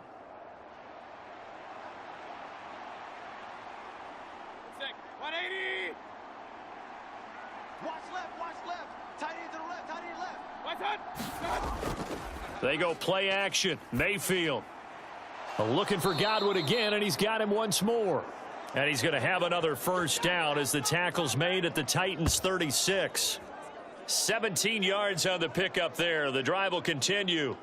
Well, this is an awfully tough route to defend in man coverage because he lines up on the right and then runs a crossing route back to the other side of the field.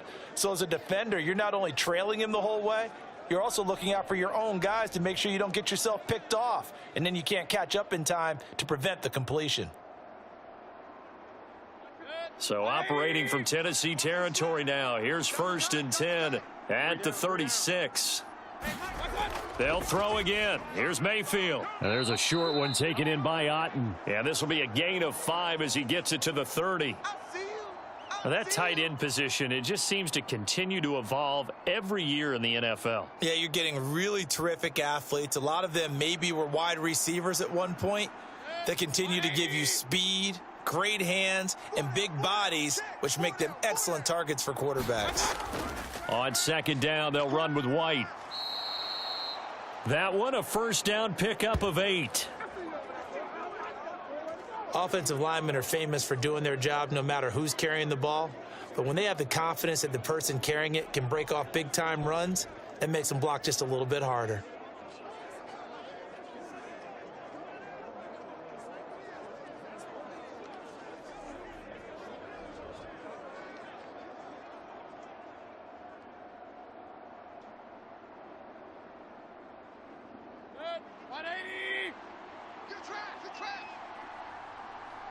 Where's 52? Watch 52. 52's the money. On 1st and 10, Mayfield. That's complete to Palmer. They'll wind up getting 7 on the play, and it'll be 2nd down. You can't get past me.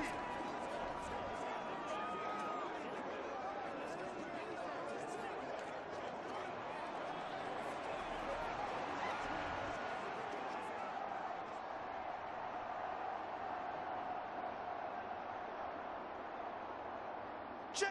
180. 52's the money. Coming to you. Coming to you. Back to it. Mayfield. Throwing over the middle, and it's incomplete. I know coaches tell us all the time that having a powerful arm isn't the #1 thing they look for in a quarterback. But when you're trying to throw inside routes and you need to put some heat on it, it helps have the big gun. In this case, just a little bit too much. So the incomplete pass on the last play, and that leads us to a 3rd and 3. Mike 52. Mike 52. Now Mayfield. And Evans hauls it in. Touchdown, Bucks. Mike Evans with his 2nd touchdown here in this first half. And the Bucks are able to stretch out their lead in the 2nd quarter, and already his 2nd touchdown reception. Absolutely the definition of a difference maker here in this first half. Clearly one of his quarterback's favorite targets in this game, and I figure he's going to draw a little more attention and coverage moving forward. McLaughlin now to add the PAT.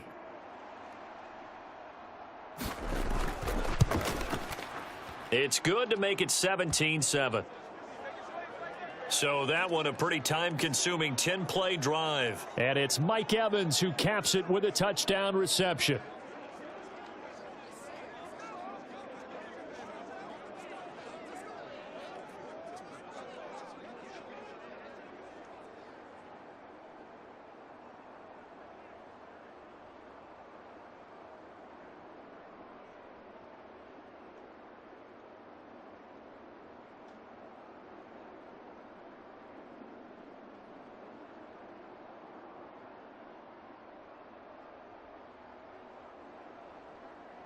Following the touchdown, here's McLaughlin to kick off. From a yard or two deep, here comes a return. And he'll be stopped right around where he would have been had he gone down to a knee, maybe a yard shy of there at the 24. And here comes Tennessee as they get set to take the field. So remember, Charles, last time they were out here, they scored, but they just saw the opposition score, and they're trailing right now, so they're trying to keep pace here. They need a touchdown drive. Well, if you're a fan of offense, you're loving this, but if you're a fan of defense, This is tough to watch, and it's also tough to keep that up when you've just watched your opponent march down the field on a scoring drive that lasts into double-digit snaps. You need a score here, not just to follow the momentum from your last drive, but put the onus back on your opponent. And that's what they're doing right now, swapping that onus back and forth. And he'll wind up losing yardage here, back at the 21-yard line. Stuck for a loss by the safety, Antoine Winfield Jr. Yeah, another negative play in an early down situation. This one to start the drive. You're putting a lot of pressure on your quarterback to bail you out when you're in second and long yardage.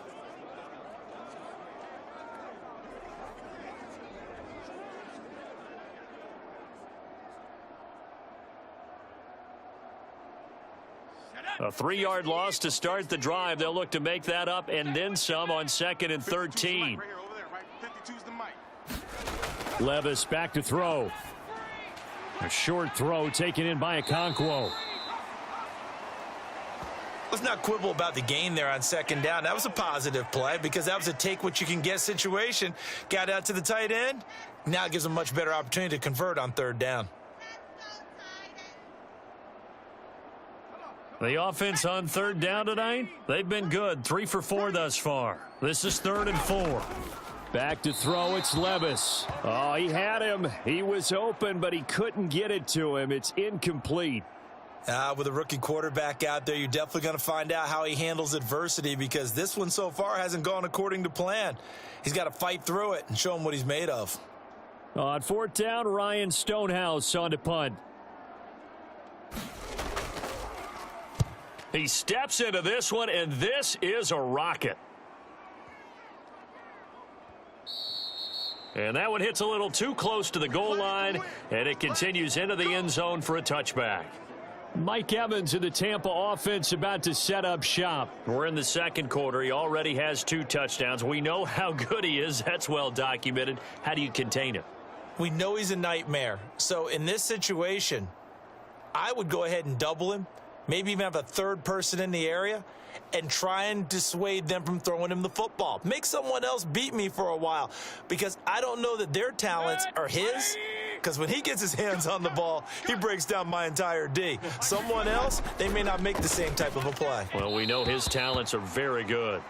And that throw behind his man, he missed him, incomplete.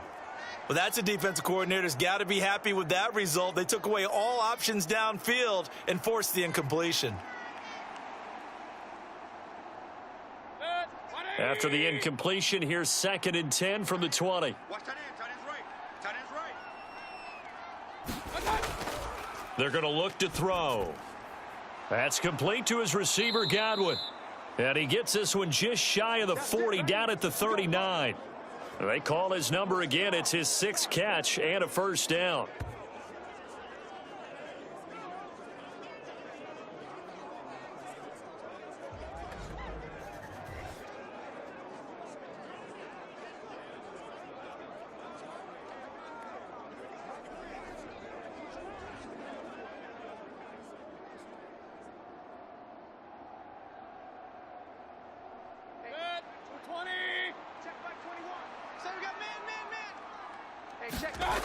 He'll drop to throw.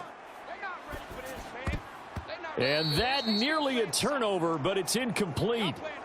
Oh, fortunate to retain possession there, and it's 2nd down. That certainly appeared to be a play call where they were just trying to make 2nd down, 2nd and short. I think they thought the coverage was off a little bit more than it was. Nice job there pressing up on it and forcing the incompletion. Choose the mic. It's our time. Mayfield now on 2nd down. And this one caught downfield by Evans. 22 yards there, a 1st down.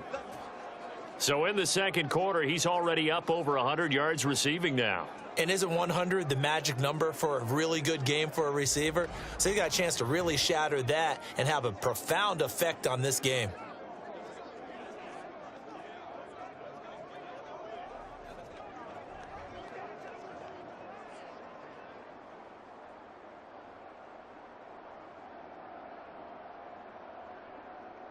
So again from the 39, this time from the other side of the field. Here's 1st and 10. They'll look to throw again. And there's a short one taken in by Otten. Only able to gain a couple there, and that's going to bring up second down.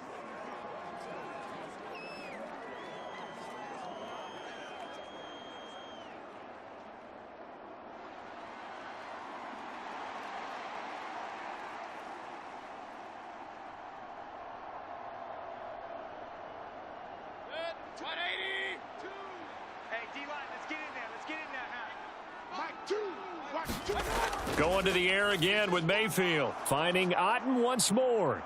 And he's going to have another first down as the tackle's made at the Titans' 19. 17 yards on the pickup there, and the drive will continue. You don't always expect tight ends to be big in terms of run after the catch, but after that play, he joins a growing band of players that's putting that stereotype right on its ear.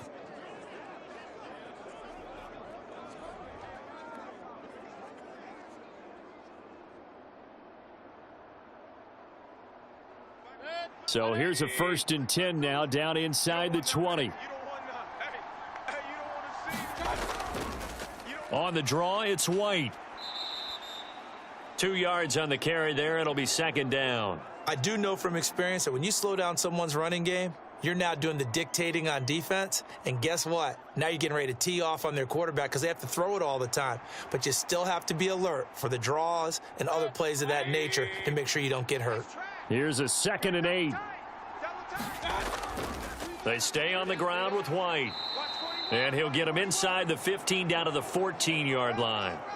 4 yards on the pickup there as it'll leave him with a third and about 4 more for a first. I think that run gives us evidence that the defense is getting a little bit tired out there. They've been out in the field for a long time, and that last run, they just cut right through them. This will be play number 9 of the drive here as they need 4 yards on third down. They'll set up a throw. That's to the sideline and pulled in. And it looks like he'll be just a yard shy of the 5 here as he's out at the 6. They're able to convert on third down, and that sets up a 1st and goal. Now that's absolutely frustrating for a defender. Had a chance to get him on the ground before he got to the sideline, but what great vision and understanding where he is on the field as he headed for the marker and picked up the first down.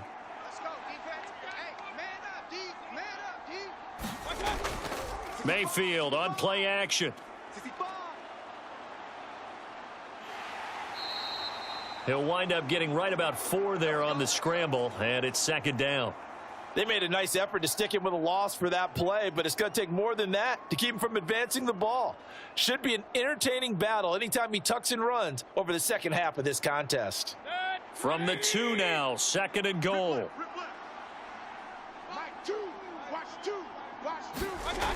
White. Oh, he's going absolutely nowhere as he is hit behind the line. He lost 4 there, and it's third down. And now 3rd and goal coming up, the loss on 2nd down. That just means this crowd's going to get even louder, and they'll get a little bit of extra help from the defenders as they exhort them to join them in the effort.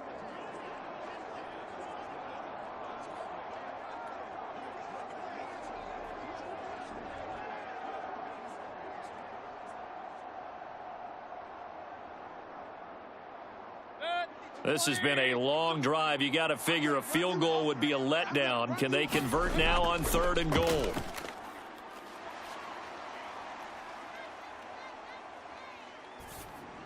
This is caught. Touchdown. Rachaad White. A 5-yard touchdown. And his guys now an extra point away from taking a 3-score lead.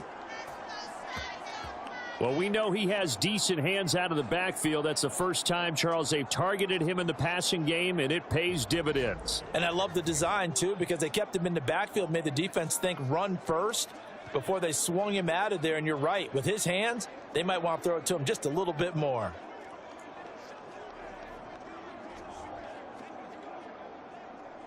McLaughlin for the extra point.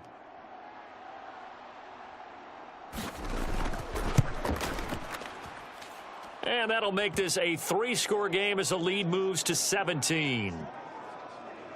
So that drive, 12 plays in length. And it was all finished off by a touchdown catch from Rachaad White.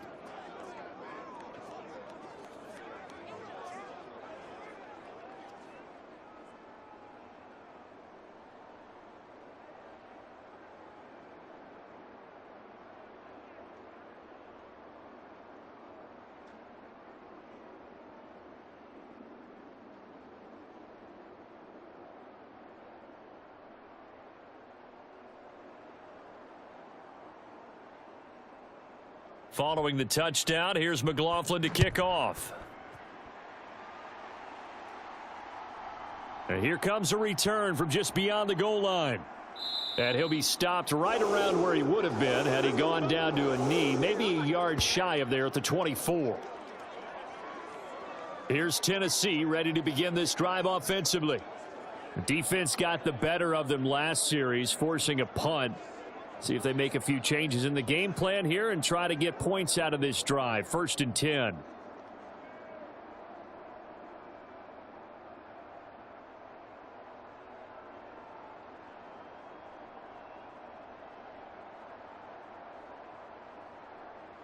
the set. 52, Mike, 52. In your face. Tie right, tie right. Hey. We got three. 3 down. 10th carry now for Derrick Henry. And he'll power ahead, but only for about 3 yards. 2nd down coming up. I think if they want to start getting back into this game, it behooves them to get better on 1st down. Yeah, certainly not what they were looking for there out of the opening play of this drive.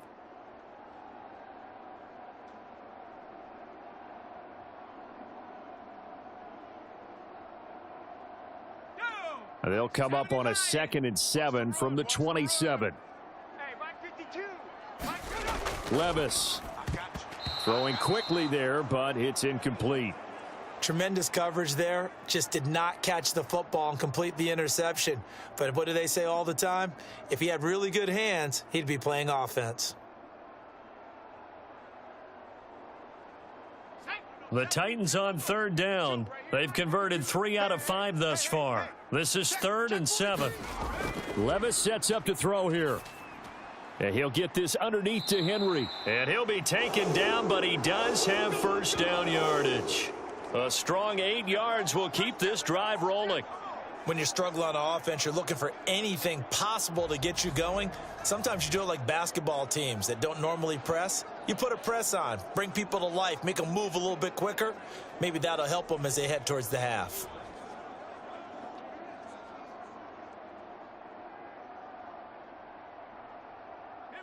From the 34 now, here's 1st and 10. Check. Levis from the gun. It's complete. Burks.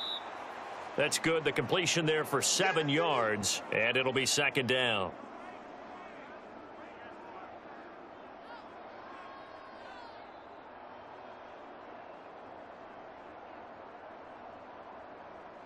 Sack.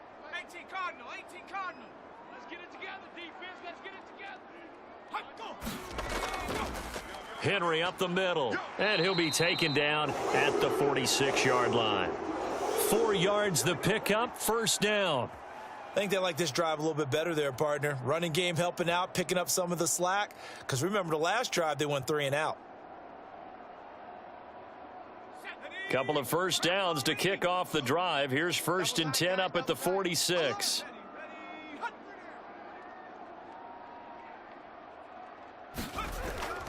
Again, it's Henry. And he's able to get across midfield and down into Buccaneer territory. Logan Hall is there for the stop. That's a really nice, tough run inside, and they gained 5 yards on it. And to be frank about it, most offenses don't expect to get 5 yards on a play call like that. So when they do, they go back to their huddle with a little pep in their steps. They're starting to think that they're starting to dominate the line of scrimmage. Now 2nd and 5. Off the play fake, Levis. And incomplete on the deep ball. One thing I know from experience is that when the deep ball is thrown and you're the defender, you've got to fight that little bit of panic that emerges. You've got to play the ball really well. It's a 50-50 jump ball play. And guess what? They took a shot. How are you going to win it? And in this case, they managed to get it done.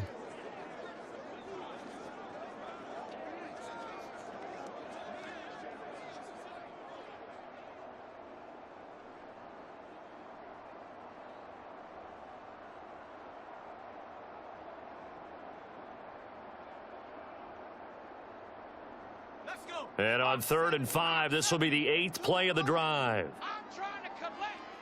5-2 is the Mike. Mike 5-2. Out of the gun, they'll look to throw. Henry's got it out on the left side. And this is going to lead to another first down as the tackle's made at the Bucs' 31-yard line. 18 yards, a big pickup there on third down. Now that's the kind of big play you'd like to see. This first half, it hasn't gone their way, and they could use a shot in the arm, something to perk them up a bit. And they get one here in the passing game.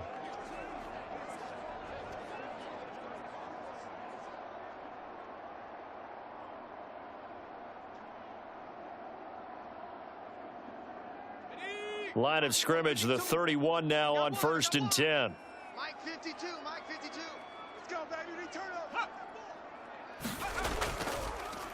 Here's a give to Spears. And he sneaks his way forward only for a couple here. Second down.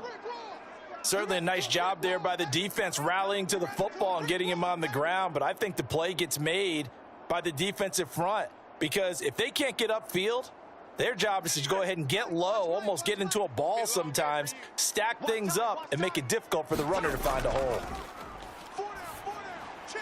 Levis is that's taken in by Okonkwo. And they just keep marching right along. First down on a pickup of 8 there. Many different ways to create space, but on that play, he did it with that big, wide body of his. Didn't get a whole lot of yardage on the play, but it did what it was supposed to. Pick up a first down. And we've hit the 2-minute mark in this first half of action.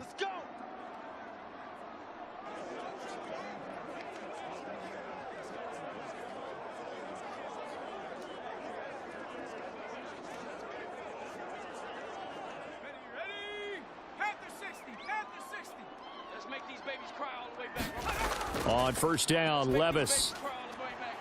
Wide open receiver complete. And it's a Titans touchdown. Okonkwo from 21 yards away. And the Titans get a bit closer.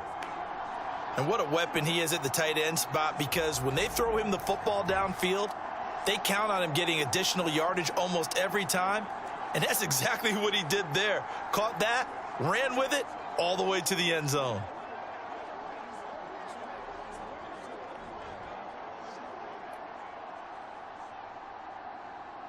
Now Folk for the extra point.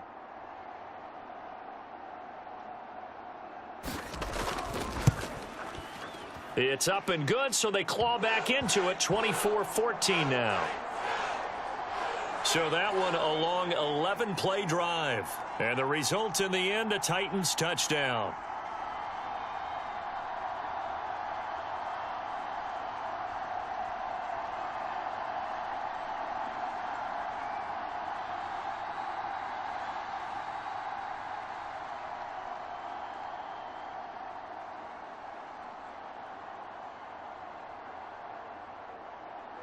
Out is the kickoff unit as they run up and send this one away. From a couple yards deep, he'll bring it out of the end zone. And they'll start this drive just across the 30. Pretty nice work on the return. And we shift to spotlighting Mike Evans, making his presence felt early in this one. First half, already over the century mark. How about the yards per completion, too? That's a pretty darn good number there. Number of catches, but he's shredding defenses, getting big yardage with each and every one of them.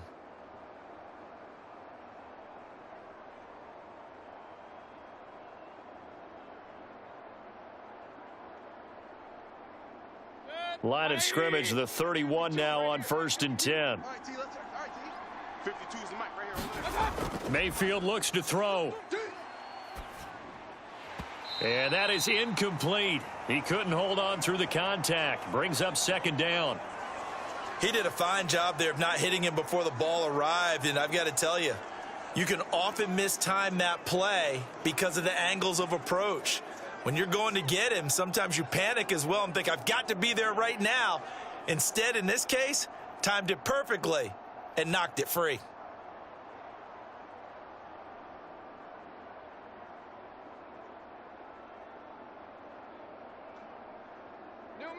Here's 2nd and 10. I know he ain't got it. 552. Time to go. To throw, Mayfield. And the Titan defense steps up here, and down he goes. The Titans going to use the first of their timeouts. as they'll head to the sideline and talk over what to do next.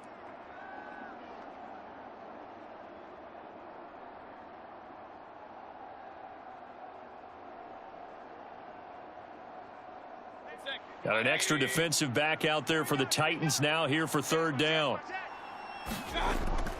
They will run with White out of the shotgun. Oh, a heck of a move. Man. And this play going to be stopped in its tracks at the 32, and obviously well short of the first down.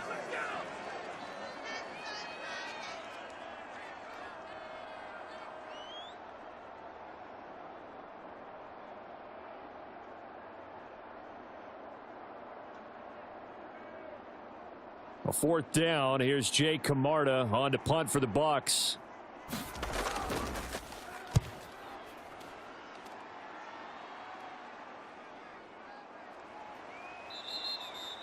So possession goes over here on the punt, and it'll be Titan football. And here comes Tennessee as they get set to take the field. And that last drive, so effective in the passing game, resulting in the touchdown.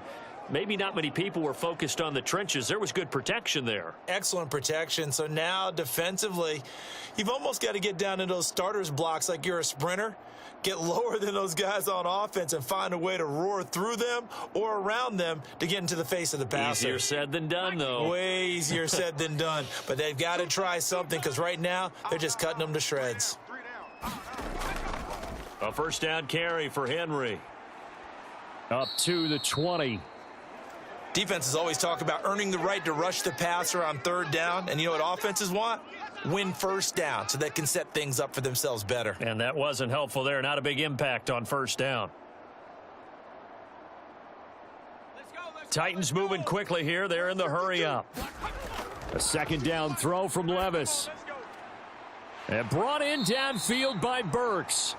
And they're going to get this beyond the 40 before he's taken down. 22 yards there, a first down. Well, this hasn't really been a first half to remember on either side of the ball, but I think this kind of makes this an important drive. You'd love to get this back to a one-score game if you can, and that's good work there to get some yardage here and pick up the first down. Meanwhile, Levis's throw is on target to Burks. When you see zone defense and you know you've got a drag route on as your primary call, you've got to be really careful as a passer about how far you let your guy go because he might wander into some tough coverage.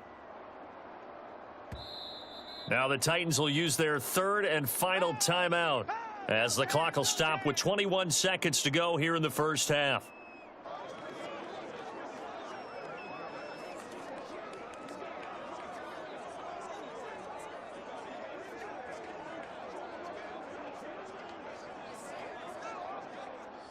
This 2nd and 4. I got one. 5-2's the Mike. Mike's 5-2. He'll look to throw. That's into a crowd and intercepted. Picked off by Jamel Dean. And he's given his guys a shot for late points as they will take over in range for a field goal or maybe more. Well, this is something we've seen before, partner. We've seen a defense bait a rookie, pretend to leave a window open, and then the defensive back jumped it as soon as the ball was released. Big-time play. They love taking advantage of the youngsters, and in this case, it paid off well.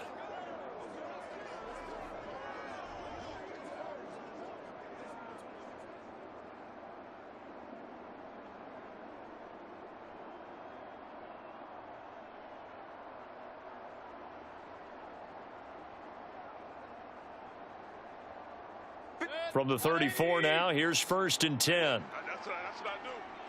Mike 52. Mike. Following the interception, Mayfield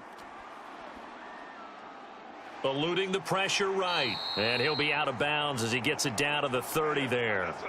He'll wind up getting right about 4 there on the scramble, and it's 2nd down. I think the defense surprised him there with that blitz on first down, but give him credit. Stayed cool under pressure and still found a way through the extra rushers for positive yardage. Well done.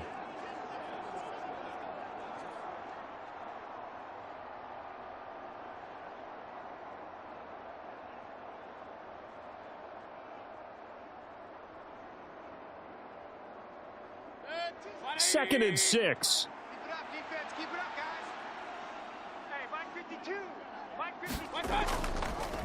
They run the draw play. This is White.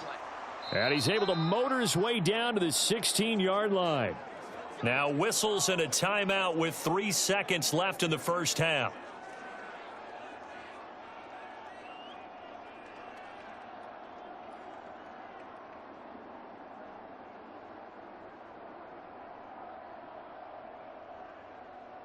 So 3 seconds here remain in the half. On is the field goal unit to see about getting 3 points. And his kick is good. And that will do it for this first half. So we have reached halftime here with the visiting Buccaneers out on top. As we'll send you down to Orlando, and we check in with Jonathan Coachman for our EA Sports Halftime Report. Coach. Okay, Brandon, thanks very much, and welcome in everyone to our downtown Orlando studios in this EA Sports Halftime Report.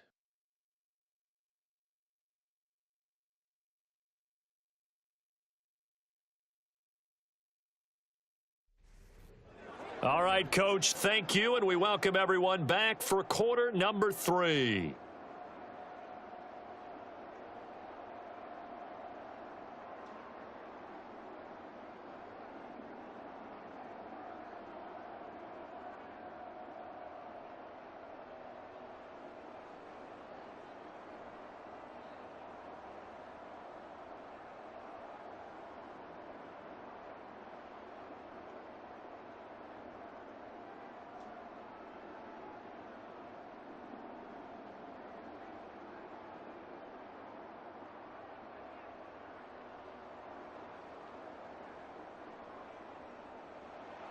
The Titans going to get the ball to start the second half, and they trail here as we get back to it on EA Sports.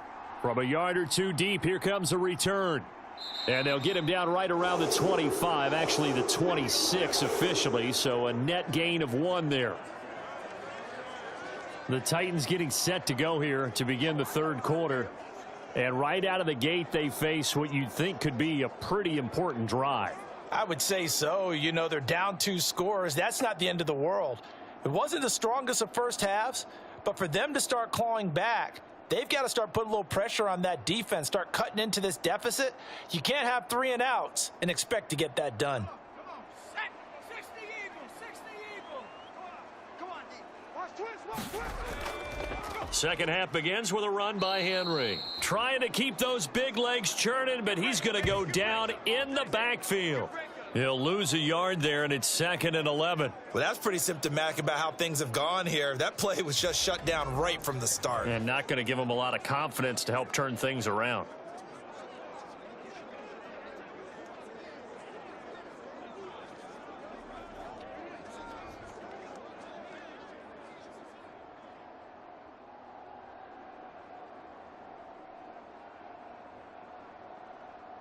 A loss of a yard there to start out. That leads to a 2nd and 11.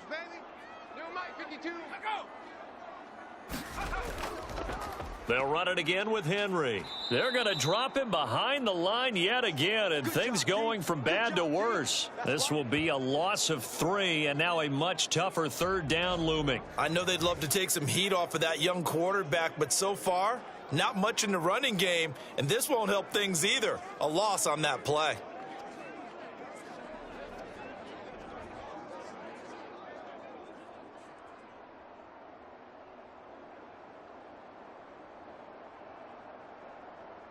So time to start going in the other direction as they come up now 3rd and long.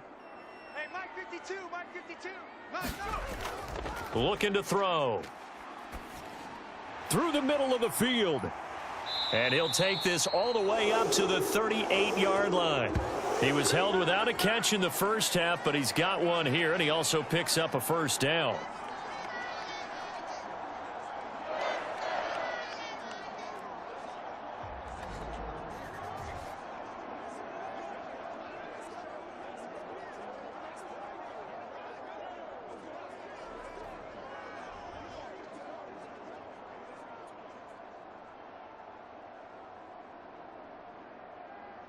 Here we go. 70 Timberwolves. Mike 54. And the busy night for Henry continues. Taken down at the 42. I feel like I could see what he was thinking on that carry. He wanted to follow that big tackle through the hole. Ended up only getting 4 yards on the carry. I think he had designs on that one being bigger. Second down at 6 now from the 42. Watch the screen. Watch the screen. Here's Levis. 52's the mic. A short throw taken in by Okonkwo. They call his number again. It's his 6th catch and a first down.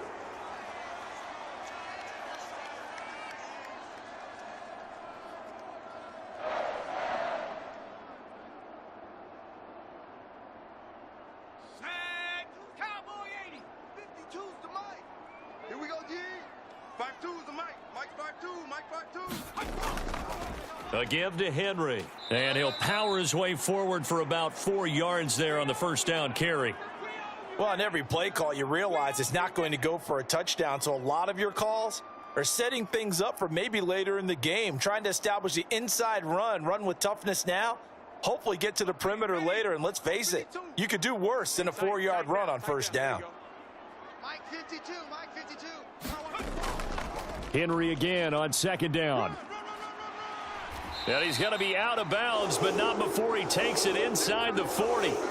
64 yards for him on the ground now on 18 carries. The more football I watch, the more I want to check and see if teams are going to panic when they're down on the scoreboard. And this team has shown no signs of doing that. A lot of the time, they come out after the half. Things haven't worked so well in the first go-around. They want to throw the football like crazy. But the way to open up throwing the ball is to run it. And they've run it well here to start the second half. So from the 39 now, they'll come up on a 1st and 10. Hey, Mike 52. Mike 52. Hand off to Spears. He'll work his way up the middle for a gain of about 4. Second down. Well, the end of all that hitting and hollering, it was a 4-yard run, so the offense is going to go back to the huddle and feel pretty good about themselves. Defensively, you have to feel okay because you didn't let it turn into a bigger run, but the goal, shut it down for 2 yards or less. That's when you start to feel good about yourselves. Oh, yeah. And here we go again. Levis to throw it. Over the middle, he has Okonkwo. And this is going to lead to another first down as the tackle's made at the Bucs' 15-yard line. 19 yards to pick up there. Move the chains. Well, that was a fun one to watch right there. A nice in-breaking route and plenty of room in the middle of the field. And he was able to get behind the linebackers and grab the completion for a really good pickup.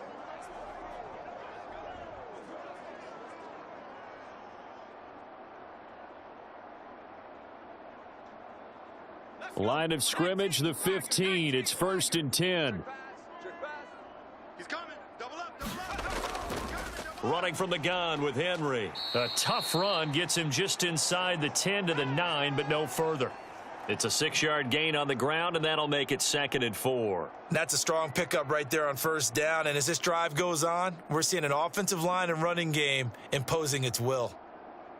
This is a 2nd and 4. Ball at the 9. Even. 4 down. Even. Working from the gun. Here's Levis. Toward the pylon. Caught. Touchdown. Traylon Burks. A 9-yard touchdown grab. And the Titans are back within a score. That's a score you felt they had to have here in the third quarter to get back in this game.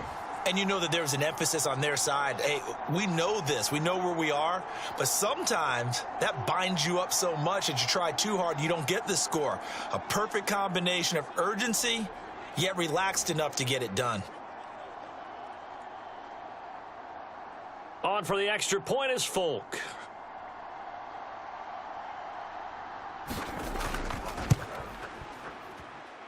And the lead will shrink to 6. A pretty long drive that time. 11 plays all told. And it was Traylon Burks capping things off with a touchdown catch.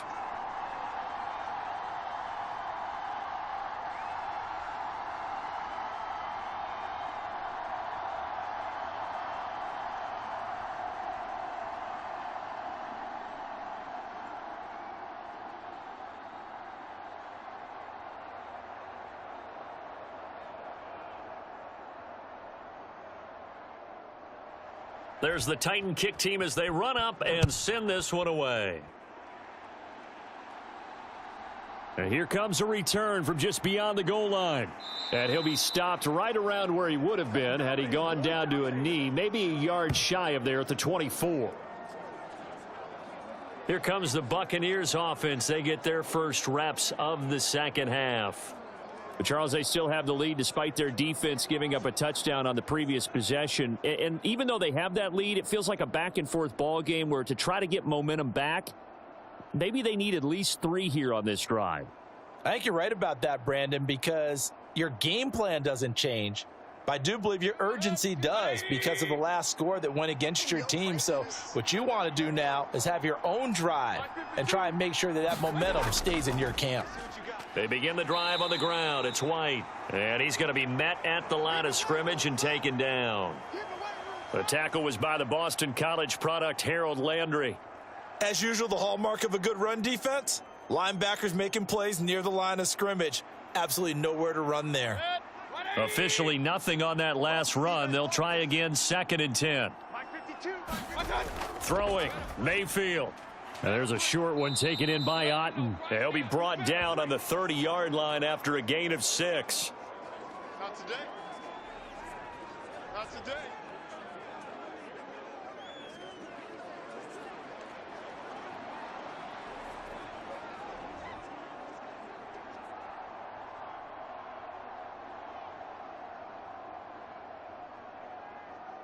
In search of 4 yards here to pick up the first down. Mayfield to throw it. Watch the twist, watch the twist. He's got his target. That's complete. And he is going to have the Buccaneers first down as he'll be marked down a yard or 2 past the marker following a gain of 6. Well, this is where reading defenses and practice time comes into play. You've got to know what you're running versus zone versus man and how to run the proper route. And they just executed that one pretty well.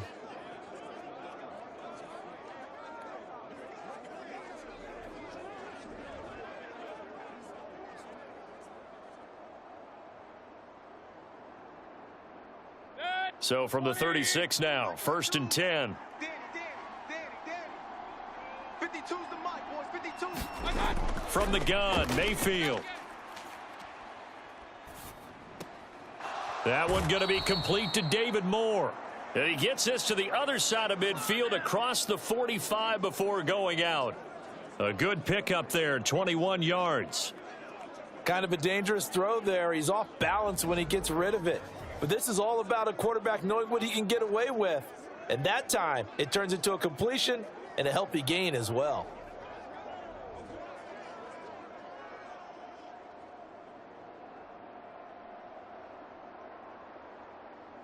So operating from Tennessee territory now. Here's 1st and 10 at the 43. Hey, you got 3 down. Quick throw caught by Godwin. And he got blown up. Losing yardage on the play back at the 44. He was unable to shake free there, and they'll cover him for a loss of a yard. They completed the screen on the perimeter, but boy, that was textbook defense. Exactly as you're taught to play against a wide receiver screen, and they snuffed it out for a loss of yardage.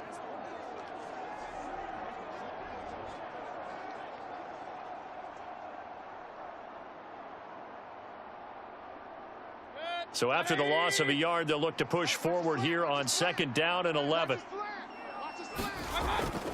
Play action now. Here's Mayfield. And this is caught by Evans. And he's going to have another first down as the tackle's made at the Titans' 27-yard line. A nice pickup of 17 yards.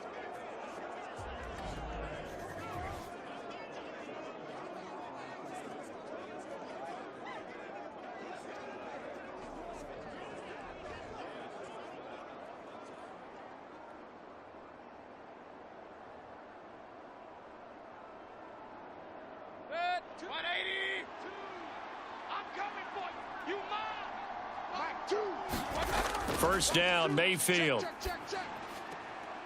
And he's going to have the hook up to Gage. And he gets it inside the 10 to the 9. Another good gain. That's now 35 yards combined on those last 2 plays. Well, that's what you're looking for when you want to throw the ball downfield. You want one of those guys who can play out on the perimeter, can play out wide, who can not only get open, but when they're covered, can uncover themselves downfield and create catches.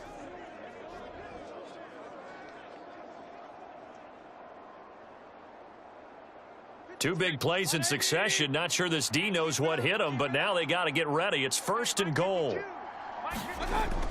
Here's White. And running room hard to come by here. He gets it down to the 8. Give him 2 yards on that one. 2nd and goal now. The yards may start getting a little tougher to come by down here near the goal line. That's good work defensively there on 1st down, holding them to a short gain. Here's 2nd and goal, operating from the 8-yard line. Here's Mayfield. And he's got it. Caught in the end zone. Touchdown, Tampa Bay.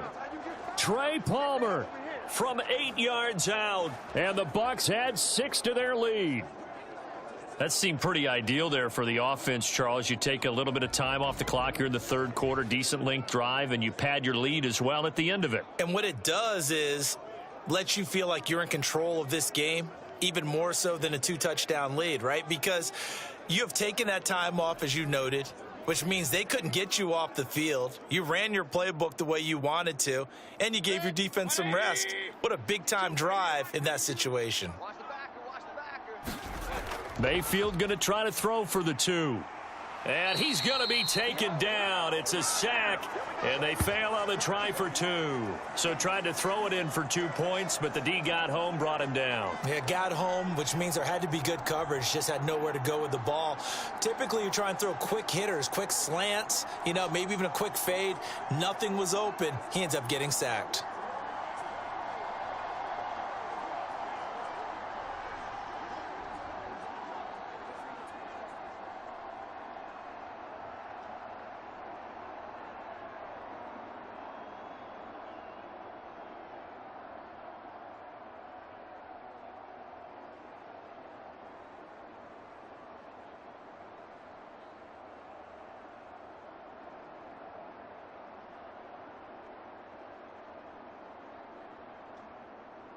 Following the touchdown, here's McLaughlin to kick off.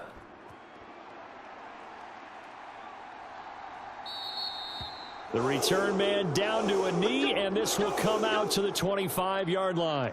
Will Levis in the offense back out there. And he had the touchdown on the last drive, also 4 for 4. Very, very effective. What does he need to do to translate that forward into this drive? Not think that what he saw in coverages last time is exactly what he's going to get again. He's got to play ahead and start thinking to himself, okay, we just did that. What are they going to take away now? What do we go to as a counter? And continue to encourage his offensive line to continue to give him time. They were really good on the last drive. They'll come out throwing here on 1st down. A short throw taken in by Okonkwo. And he's brought down, getting this one up to about the 35. Give him 10 yards there, and about by the nose of the football, he's going to have a 1st down. And after that completion, you can understand why so many teams in the league are emphasizing speed on defense at every position. The tight ends have created so many tough matchups now. If you can't run with a tight end as a linebacker, this is going to be the result every time. And nothing much materializing there on the 1st down run. He'll get a couple, and that's it. You've got to be impressed by that defensive front on reps like those. They were not being moved off the line, kept their shoulders square, and gave their teammates time to fight to the ball and limit that gain. From the 38 now, here comes 2nd and 8. We got 3. Henry running right. Another 2-yard gain there, but they'll need to do better this time. It's 3rd and 6. 2 yards on the 1st down carry, and then followed up by 2 yards on the 2nd down carry. Well, that's definitely not going to be enough to get the job done. Wasn't the expression 3 yards in a cloud of dust? Now they're going to need 6 on 3rd down to keep the drive going. This offense in desperate need of a conversion as they come up on 3rd down. Work in the middle of the field, and he's got a man complete. And he will have a Titans 1st down as they're able to get the 3rd down conversion. Going old reliable there to the slot on 3rd down. And the slot position has become the bane of just about every defense's existence, because how do you cover? Do you go with a bigger guy to try and use size? Got to try and go with a quicker guy, and sometimes you even get out quick there. Very difficult to match up with that slot receiver. That's why they keep going back to him. And he's had the hot hand. 2 first downs have him up near midfield now on 1st and 10. We ain't beginning to tear you up. Inside handoff, Henry. And he's able to get across midfield and down into Buccaneer territory. 80 yards rushing for him now to this point. So where'd all that running room that he had in the first half go? Because it looks like it's drying up a little bit here. Someone made some adjustments, it appears, at least on this drive. 2nd down and 4. 60 Eagles, 60 Eagles. You must be getting tired of seeing me. Check 52. A handoff, running left, Henry. And they will stop him after a fairly minimal pickup. Just a gain of a yard there, and now it'll be 3rd down. Well, when you go from 2nd and 4 to 3rd and 3, that just tells you who won that battle on the last play, huh? Yeah, 1st round went to the offense, 2nd round the defense. 7th play of the drive now as they come up on a 3rd and 3. Give me that ball, defense. Levis looking to throw. Give me that ball, defense. Pass taken in by his big tight end. And he will have a Titans 1st down as they're able to get the 3rd down conversion. As an unbiased observer, I think it would have been interesting to see what they would have done if they hadn't gotten the 1st down there. But since they did, I guess the point is moot. Yeah, they were right there in that middle ground, field goal range, punt, go for it. But as you said, they picked it up.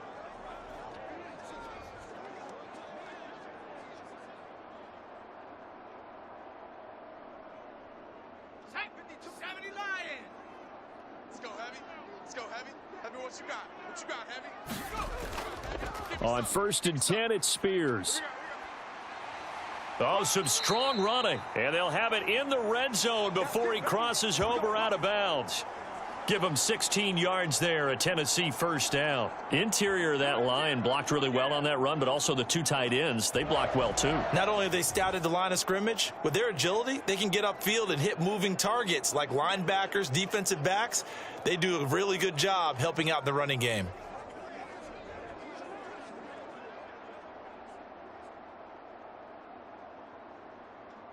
So here's a 1st and 10 now down inside the 20. 52's the Mike. Watch Mike. Watch Mike. I got you. Levis back to throw.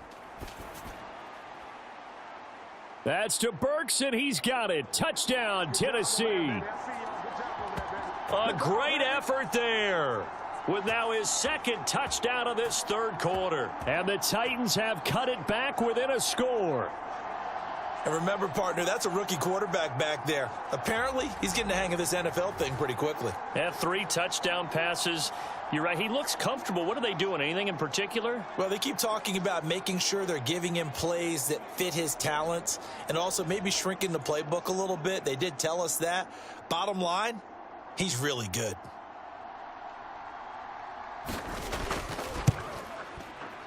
Folk connects on the extra point, and this is back to a 5-point game. So a nice drive put together there. They go 75 yards in 9 plays. And it was Traylon Burks capping things off with a touchdown catch.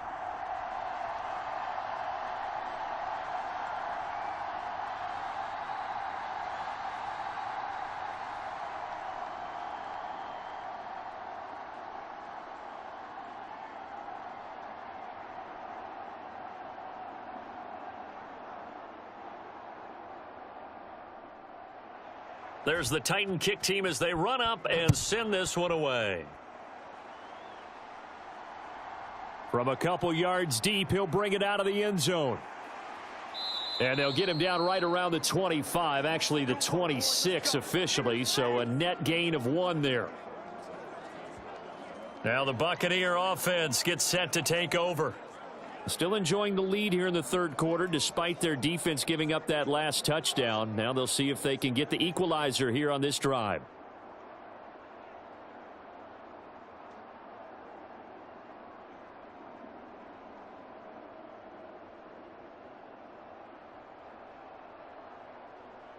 Now Mayfield and the Bucs come up on 1st and 10 at their own 26.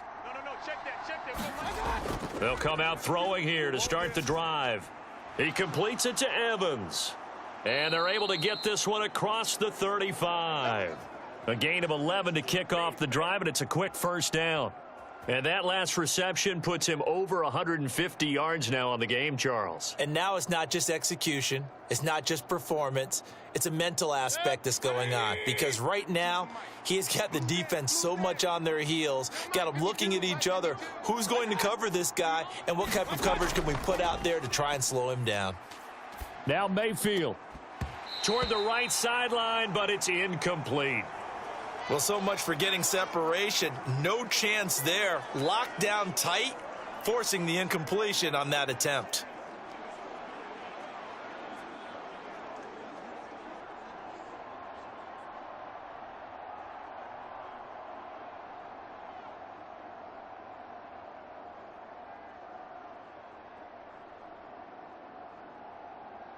Third quarter of a tight football game as we come up on a 2nd and 10. Hey, Mike 52, Mike 52.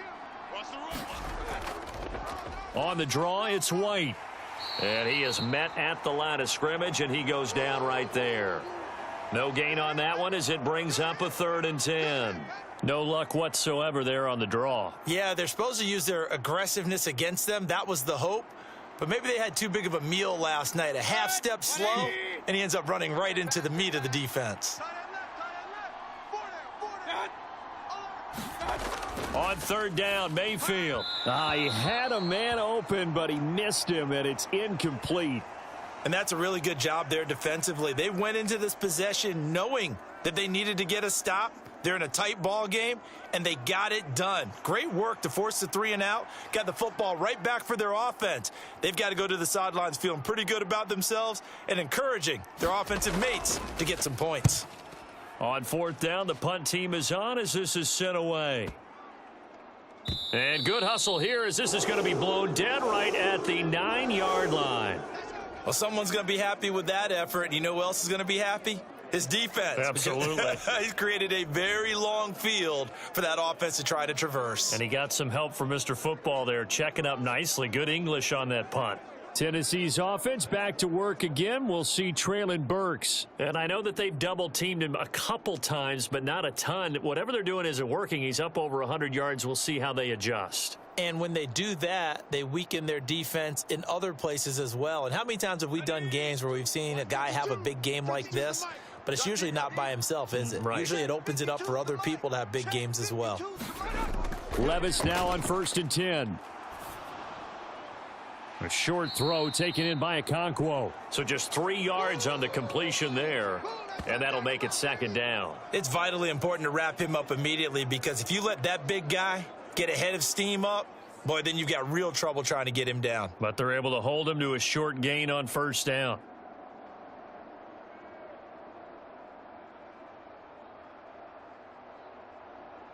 And they'll come up 2nd and 7.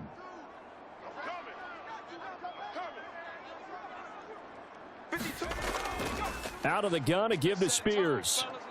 And nothing doing. He's immediately taken down at the line of scrimmage. No gain on the play, and it's going to bring up a 3rd down.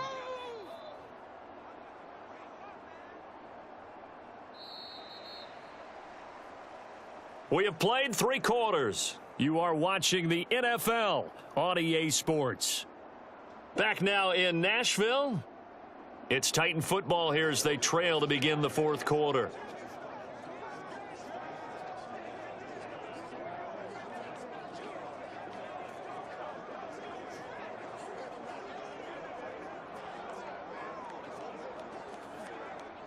The Titans on 3rd down. They've been tough to stop. 8 for 10 so far. This is 3rd and 7. Back to throw, it's Levis.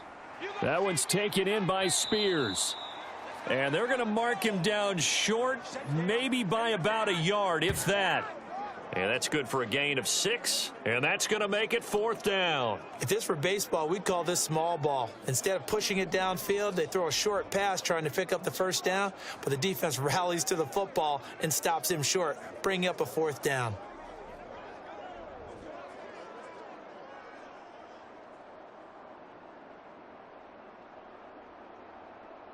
Here's Ryan Stonehouse now, standing right on his own 5-yard line. And he gets this away, and look at this. This is a good one.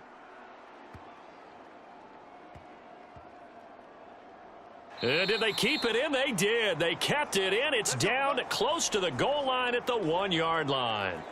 You rarely call your punter a weapon, but he certainly was there. How about that? Pinning him down at the 1-yard line and helping out the defense in a big way. I'm telling you what, if I'm a defensive coordinator, I might be thinking safety right now.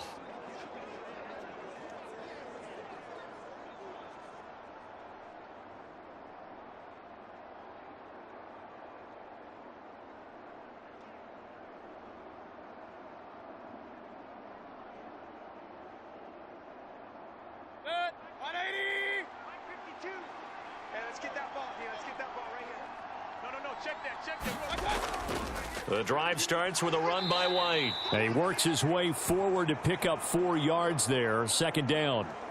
A tight game like this, such a tough spot for the offense to be in. Even though they have the lead, Charles, back up so close to their goal line, they got to protect the football. And that's when you have to take care of your team with play calling as well. Not a lot of misdirection, not a lot of counters, not a lot of plays where you have extra ball handling. Get it right to the hands of your running back, tell him to take care of the ball, and try and move forward.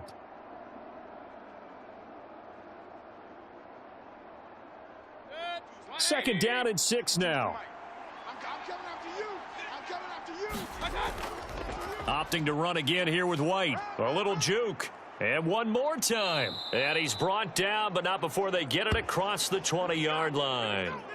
70 yards rushing for him now on 17 carries. No doubt those are the types of carries they're looking for here, Charles. The lead in the 4th quarter. This is when coaches that have a reliable running game, they breathe a little easier on the sideline. Yeah, they love the idea that they can take the air out of the football at this point of the game. That means they're really counting on that offensive line, counting on the runners, taking care of the football. Because you're going to tell your quarterback, hey, no time to be a hero. We're not going to throw it here. Just eat up that clock. And if you have the ball, they can't score. Throwing on 1st down, but this one winds up to be incomplete. Looking for Cade Otton that time. And it's 2nd down.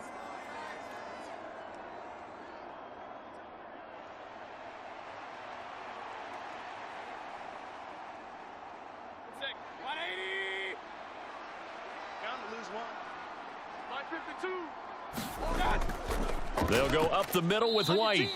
He'll get only 3 there, so it leaves him with a 3rd and 7 ahead. That's it. That's what you want. Straight ahead positive gain. Just keep that clock ticking.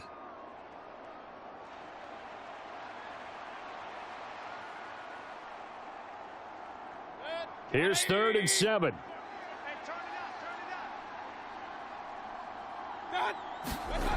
Mayfield.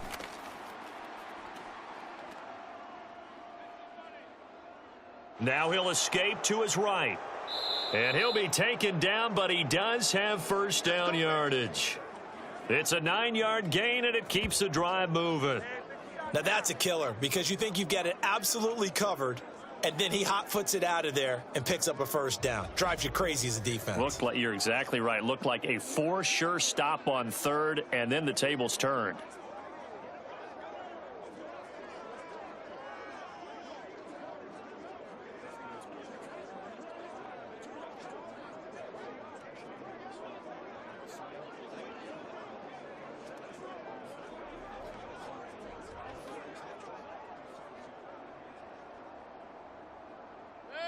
So they'll come up 1st and 10 now from the 33. Now Mayfield. This is caught by Evans. And they'll get this well past midfield before being stopped just before the 35. That goes for a gain of 31. Well, this game has certainly had no shortage of offense. Both teams have been revved up from the start. And here's yet another big play. Boy, both defenses have just got to be dragging out there because they've been run ragged throughout. Hey, come on out here. Come get some. Come get some. Come on. Mayfield now looking to throw on 1st down. Looking Mike Evans' way again, and he's got another one. And they'll get this one down to about the 20-yard line. Give him back-to-back catches now. That one for 16 and another first down. And these guys certainly are not hiding what their intention is. They're absolutely showing it. They're definitely not going to sit on this lead here in the fourth quarter.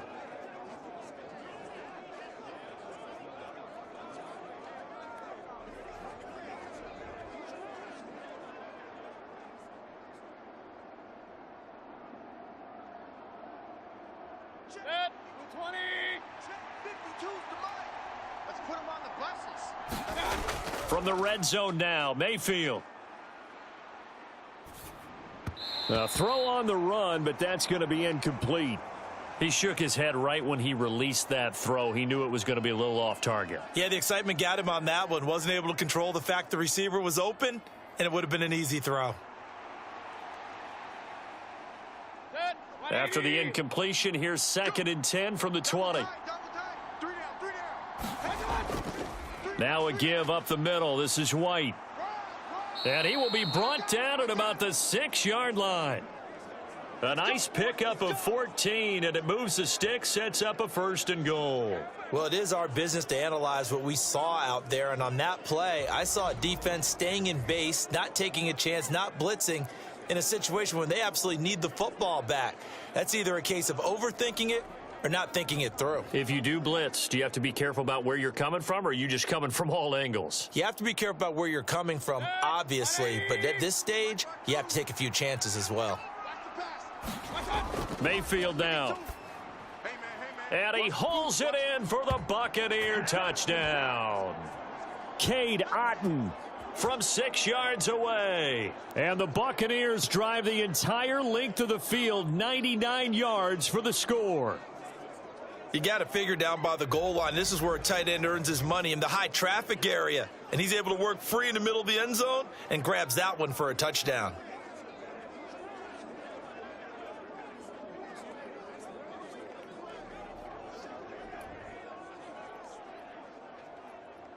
McLaughlin now to add the PAT.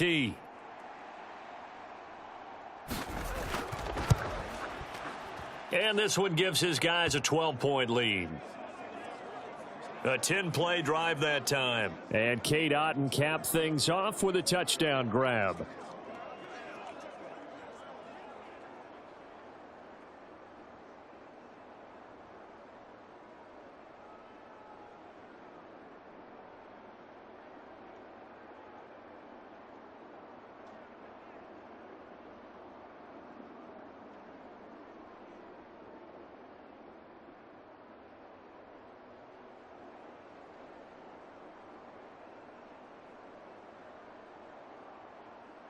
Following the touchdown, here's McLaughlin to kick off.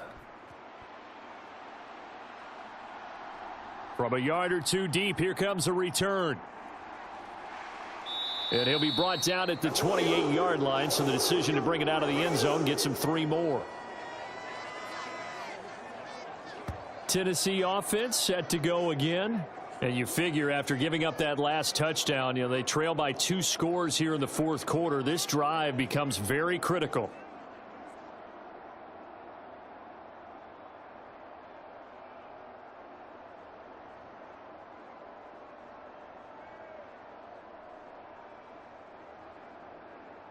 Ready, set. 52, Mike, 52. I smell fear in that offense.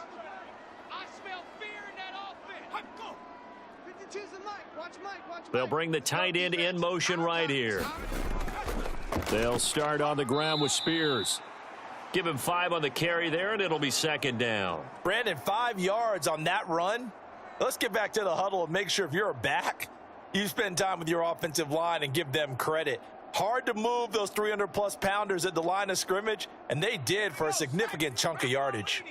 From the 32-yard line now, here's 2nd and 5. No, check that. We got Mike. Levis over the middle into the hands of Burks. And they get him down, but not before he takes it across the 40-yard line.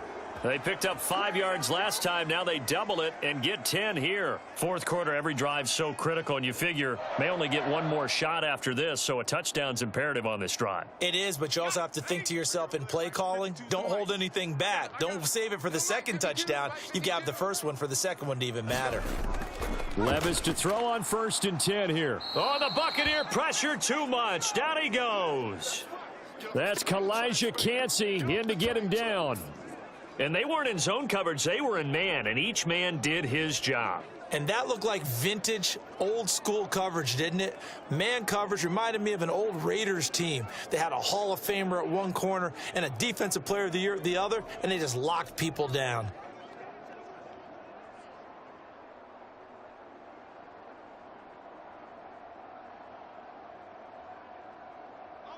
Got to assume this defense will be charging again here. It's 2nd and 15. Now Levis. A short throw taken in by Okonkwo. And this will be stopped at the 44. That one good for 7 yards. Such a tough position to defend near the line, even when you add a second defender. But the big man shrugged off the extra body and made the play call a success. The offense on 3rd down tonight, they've had plenty of success. 8 conversions, looking for a 9th. This is 3rd and 8. Levis sets up to throw here. The catch made by DeAndre Hopkins. And he will have a Titans first down as they're able to get the 3rd down conversion. And in a 2-score game, obviously, every play, every 3rd down, like we saw there, magnified. Big pickup. It was a huge pickup. What they really want, though, is to not even get to 3rd down. They've got to maximize time and conserve as much as possible.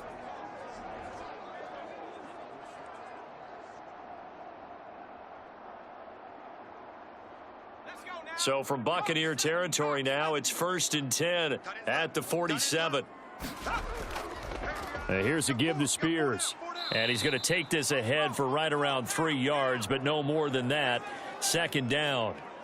Well, that's not a run that's going to make any of the highlight tapes, but they've been moving it well all game on the ground. This is another one that keeps them moving forward.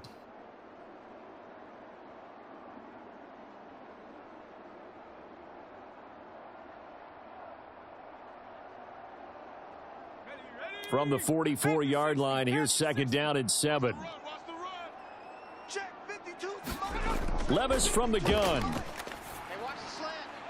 And incomplete. Certainly appeared to take away his first read, and by the time he tried to look elsewhere and find an open target, the coverage was too good. That one falls incomplete.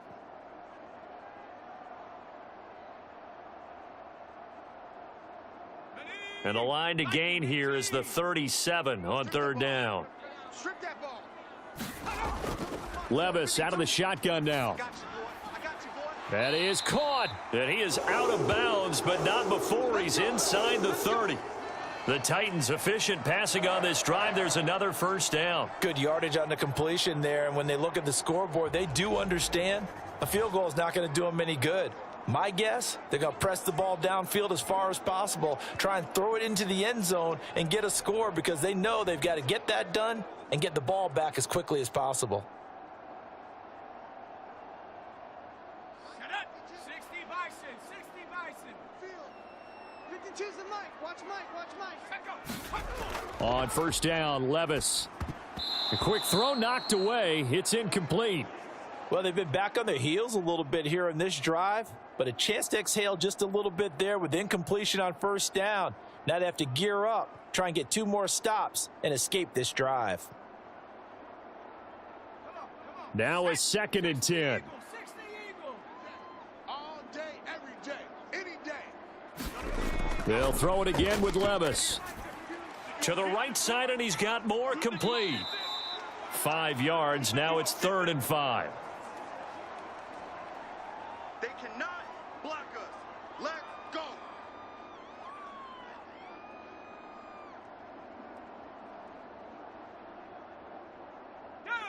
They'll need 5 on this play to move the sticks.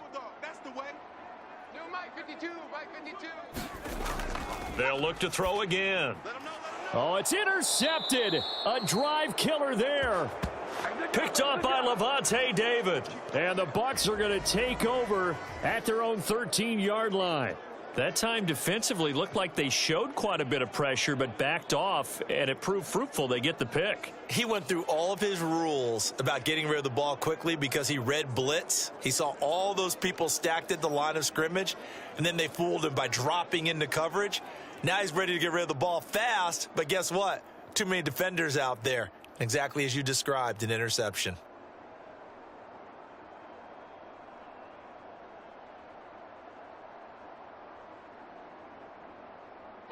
Now Mayfield and the Bucs come up on 1st and 10 at their own 13. Hey, Mike 52, Mike 52. They'll try and start this drive in the air. And he's going to hook up with his big tight end, complete. So give him 5 yards there on the pitch and catch, and it'll be 2nd down. I'm wondering if the same thing went through your mind as mine. When I see a big man like that make a catch, all I keep thinking to myself is, big man with football. Look out, everyone. He may not juke you a whole lot, right? He may not run past you because of his size. You're talking about a guy weighing in the 270 range. But, boy, once he gets his mitts on the ball, he's going to be tough to bring down. It's the part now. Where's 52? Watch 52. 52. 2nd down, Mayfield. Quick hitter here, it's complete. 7 yards there and a 1st down. Out down. Don't give him nothing.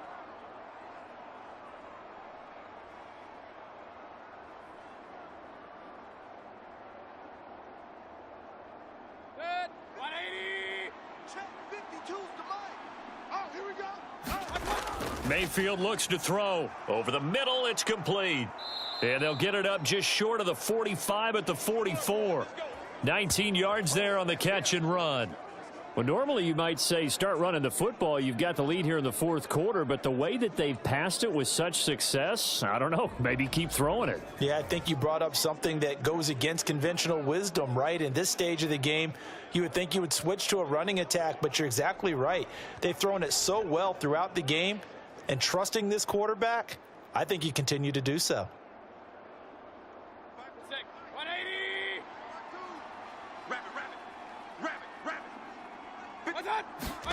Mayfield on 1st down. A quick throw there is incomplete. And not a common sight, at least on this drive. A momentary setback, though, for this passing game that has been moving well this series. Good thing for them, though. Still 2 more downs to connect and try and pick up another 1st down. So now 2nd and 10 after the incompletion on 1st down. 52's the mic. Watch Mike. To throw, Mayfield. Evans has it left side. And he's going to be out of bounds, but not before he takes it inside the 40. A gain there of 21 yards. And looking to put this game on ice in the 4th quarter, but still not afraid to throw it as they show there.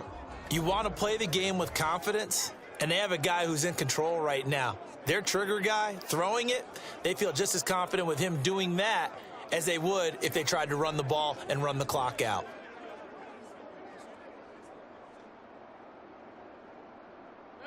So operating from Tennessee territory now. Here's 1st and 10 at the 36. Again, he'll drop to throw. Otten brings it in over the middle. And he gets this one inside the 15, just a yard or 2 shy of the 10. 25 yards there on the catch and run. These guys are running offense like you drive. The pedal is down, stomp down. How about that? Back-to-back completions. They are rolling. So much for being conservative and running that football.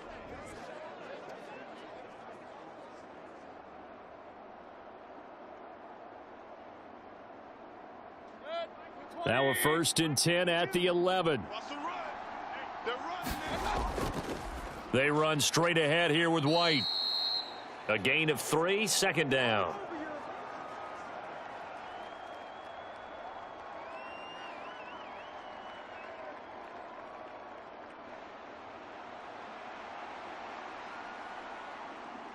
Good. 180.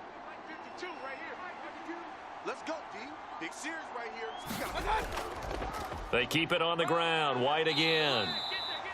And he will maneuver his way down to about the 7. A minimal gain there on the 8th play of the drive. Well, they certainly had success throwing the ball on this drive and not as much running it as we just saw once again on that last play. Stopped after a very short gain. But I wouldn't abandon the run totally, because otherwise, pass rushers just tee off on your quarterback. Makes it very, very difficult for him in that situation.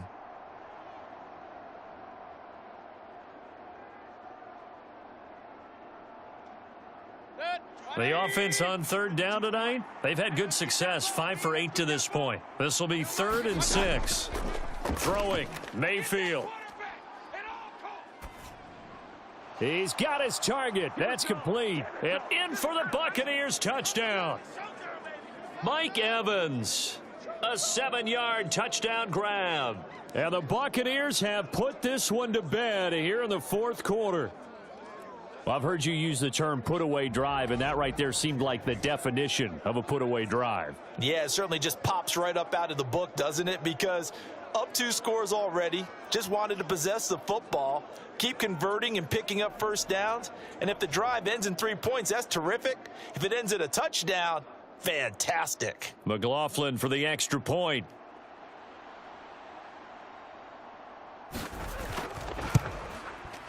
And he's been a busy man, 5 for 5 now as he knocks another one through to extend the lead. So that drive consumes 9 plays all told. And it's Mike Evans who caps it with a touchdown reception.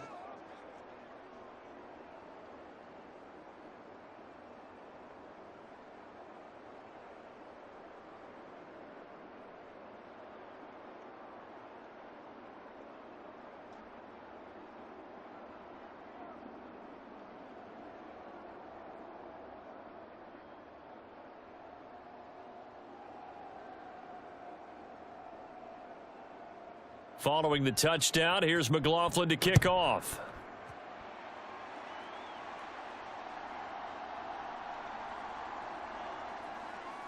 And he brings us out past the 20 to the 24.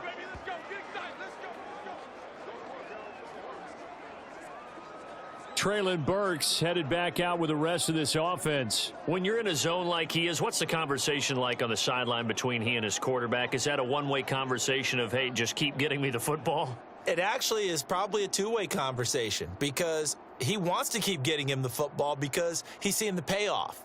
You know, getting the ball to that guy means yardage, and as we've seen, touchdowns in this game. So I think both of them get more and more excited about the possibilities as things continue on. Yeah, so far it's been over 100 yards and the 2 scores.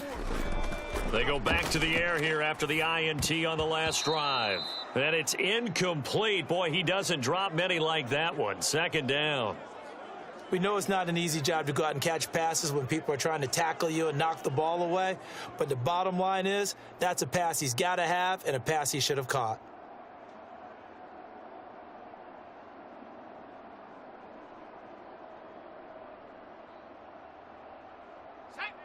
After the incomplete pass, here now is 2nd and 10. Here's Levis. They'll set up the screen for Spears. And he takes us beyond the 35 before going out of bounds.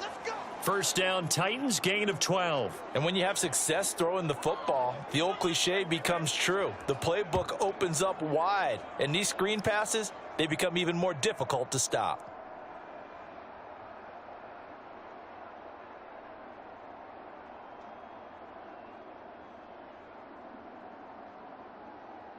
So from the 36 now, 1st and 10. Watch the screen, watch the screen, watch the screen, watch the screen, watch the screen. Levis to throw it. That pass taken in by Burks. And he'll be taken down, but not before he works it past the 50. It'll be a gain of 16 for number 16. Well, I can put my defensive cap on right now, and I know they're saying don't give up any big plays now. They've controlled this game throughout, and all they want to do is see it through to the end. I think they let their guard down a little bit with that last completion. Sometimes when you're trying not to give up bigger plays, you don't react as fast as you should on other throws. So from Buccaneer territory now, it's 1st and 10 at the 48-yard line. Back to throw again. 20. And they're going to be set up down around the 15-yard line. A very nice pickup of 33 yards. Defensively, I know they have the comfortable lead here in the fourth, but they do not want to give up big plays like that. They want to finish strong. So oftentimes in this situation, you tighten up underneath in your coverage and you bring your safeties back. They can pick up anything that leaks through. But in the meantime, upfield, you're making plays on the football.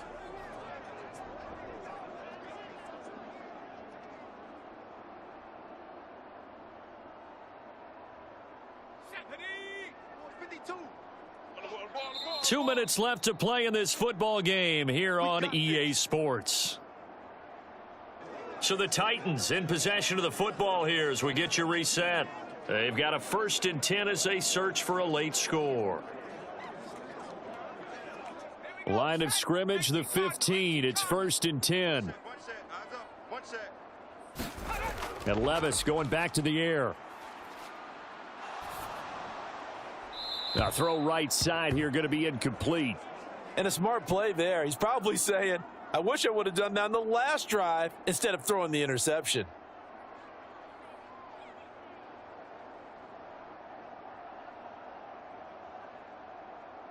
An incomplete pass on 1st down. That leads to a 2nd and 10. 52's the mic. Watch Mike. Watch Mike. They'll stick with the passing game as he looks to throw. And he comes back with one complete. And the Titans are going to be looking at 1st and goal as they move this down to the 4-yard line. But certainly as a fan, you get a little bit nervous when you see him make those kind of throws. But they work on that in practice more than we know. And most of them now know their limits and know what they can get away with. And there's a completion right there. Now a throw to the end zone on 1st down, but it winds up incomplete. I think this is what this game's become now. Just go deep, see if we can get something to go our way. Yeah, not the most creative or most inventive play call there, but not much has worked for them throughout this game. They're almost at a loss about what to dial up. Line of scrimmage, again the 4-yard line, 2nd and goal. 52's the mic right here over there, right? 52's the mic. Back to throw. And they're going to get to him. A sack. Sacked back at the 9-yard line. Shaquille Barrett put that sack by his name in the stat sheet. I remember throughout my career here in defensive coaches always say, guys, you got to earn the right to rush the passer. Well, they put themselves in a great spot with this big lead, and they know they've got to throw the ball. These pass rushers have to be salivating. It is pin your ears back time indeed. And it's caught in the end zone. Touchdown, Tennessee. A 9-yard touchdown grab. And the Titans have got it back to a 2-score game here in the 4th. So on this drive, the rookie leads him into the end zone, Charles, and that helps cancel out the points that were created on the previous drive when he threw the interception. Yeah, let's give some credit to this rookie because instead of hanging his head after his mistake leads to a touchdown, he comes back out and he's firing and made up for it right there. A well-executed series that helps reestablish some confidence in him to run this offense. Extra point up and good by Folk, and they're able to cut this deficit down to 12. That time a 9-play drive, and it ends with a Tennessee score.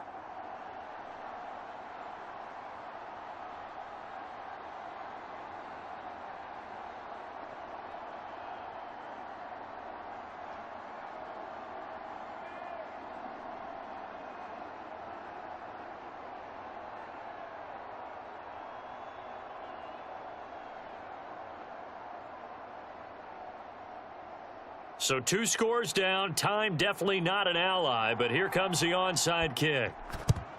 And the Bucs are on this one. And that should just about do it. Well, 4th quarter, they felt like they needed the football back. Unfortunately, they couldn't get it. And I know we brought analytics into the game, and someone has said here that the data says that when a team's expecting an onside kick, 80% of the time, the team expecting it, they do actually recover the ball, which is what we saw here. I just wonder if that number is much more of a anecdotal type of a number. Kind of like when the coaches tell us, well, when you score on special teams, 93% of the time you win the game. I'm still waiting to see that number is empirical.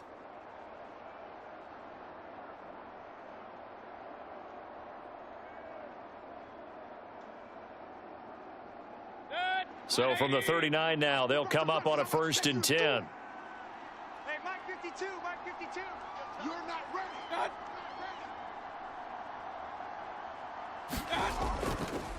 They go with White on the counter. A nice little juke. On a nice burst there as he'll take this inside the 30 to the 28-yard line. Come on, time to play.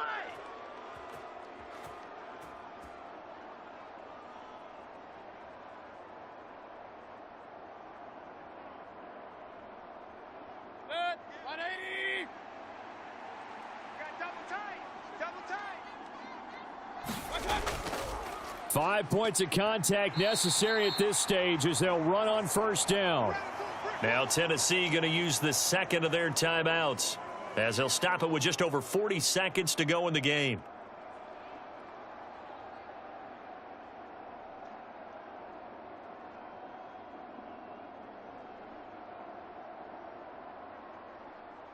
Have to imagine this will be on the ground as well as they come up 2nd and 7. Where's 52? They stay on the ground with White. And for one of the first times tonight, he's going to be held up at the line of scrimmage.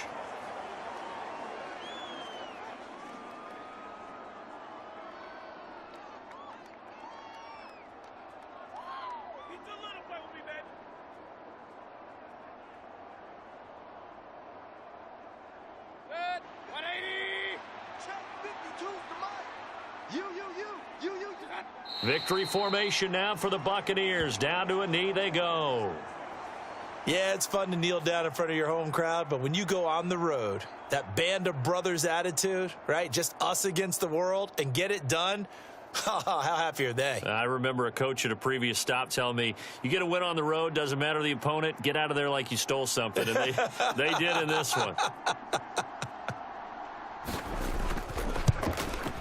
And the kick is good. So you wonder how this one might be remembered the next time these two teams meet. But until then, this game's over. Well, partner, under the lights in primetime, this offense, they gave the nation quite a show, putting up that many points to come away with what will certainly be a memorable win for them. And, Brandon, I think it's as simple as this. Some players, some teams, they're just meant for the big stage. And when they get a chance to play in this type of atmosphere where all eyes are on them and all the lights are shining brightly, they show up and they show out.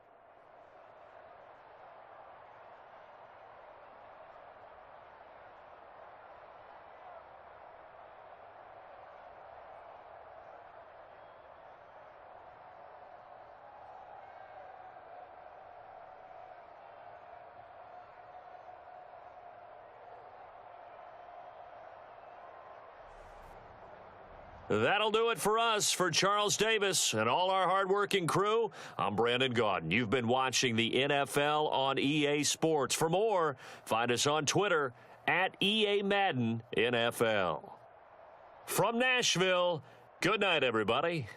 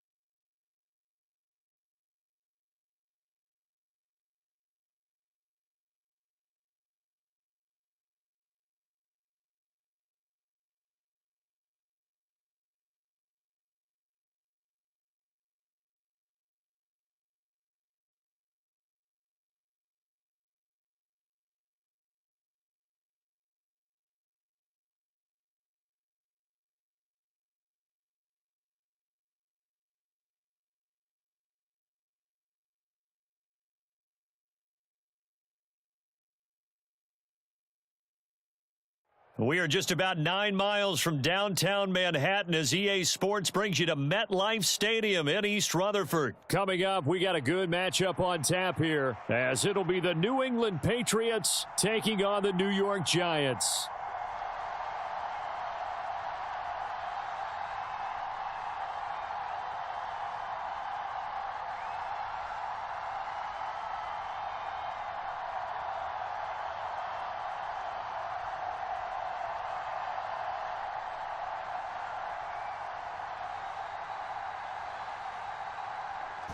Set to go now on a beautiful sunny afternoon. And off we go from MetLife Stadium. And here comes a return from just beyond the goal line. And he's up past the 20 to the 22-yard line. Baby, let's go! Here we go! Here we go!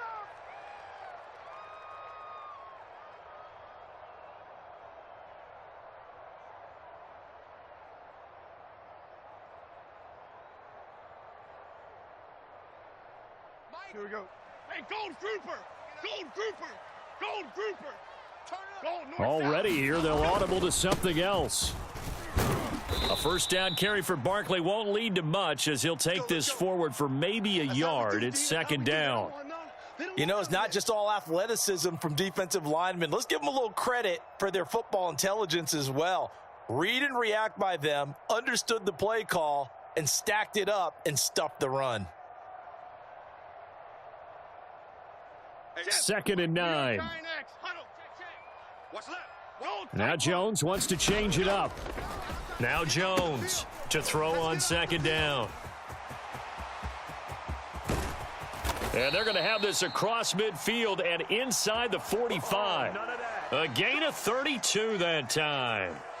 All right, Charles, let me put you in the head of one of those defenders out there. You have a big play like that go against you so early. What does that shake your confidence? It shouldn't, but it often does because your thought process all during the week is how you're going to get after that offense and make your plays. And when they make one against you, makes you a little bit hesitant. Time to regroup. And a very determined run there as he'll take this all the way down to the 27. Good effort.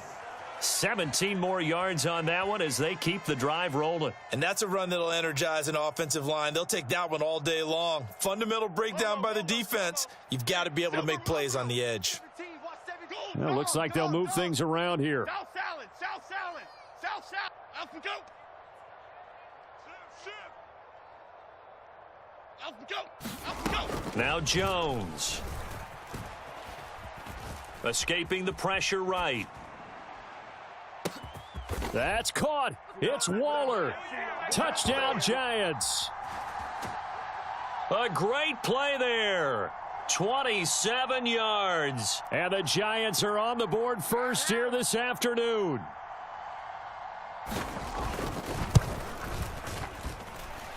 Extra point try good by Gano. And that makes the score 7-0.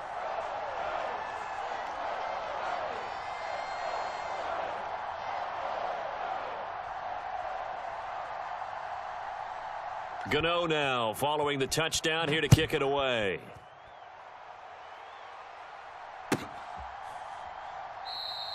No run back here for Jones, a touchback. Let's go. Let's go.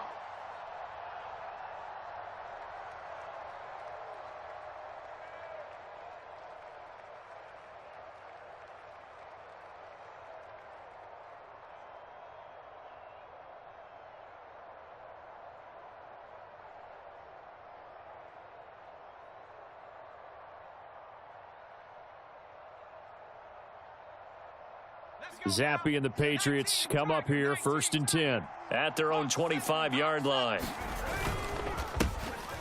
They'll start this drive out on the ground. He's going to be dropped following a pickup of 7 past the 30 to the 32. That run right there was an offensive line coach's dream, wasn't it? Guys picked up all of their assignments, created a nice gap for the running back to get through, pick up 7 yards. Yeah, he's probably chortling on the headset right now saying, we got it going, boys. Let's keep it going.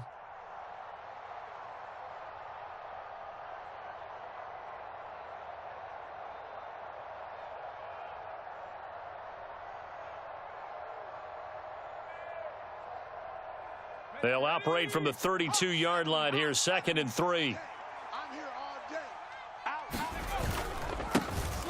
And they'll keep leaning on the running game. Back to the ground. 4 yards the pickup, first down. They were not fooling around at all, were they? Second and short, and they brought out the heavy package. Almost felt like the super heavy package against that defense, didn't it? Yeah, I don't think they expected that much beef up front, and it turned into an easy first down conversion.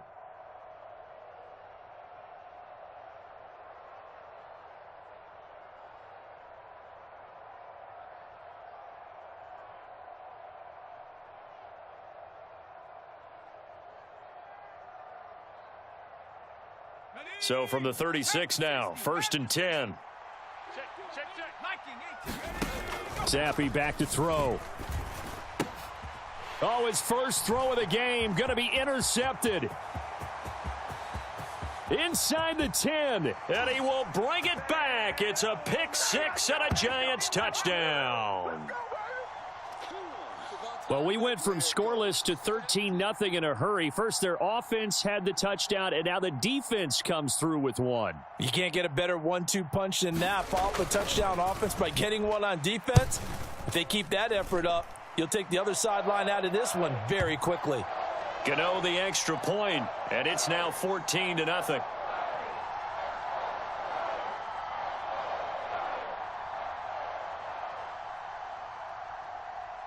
So they'll get another shot on offense following that pick six, and now the kick is away. And this will come out to the 25 as Jones elects for the touchback.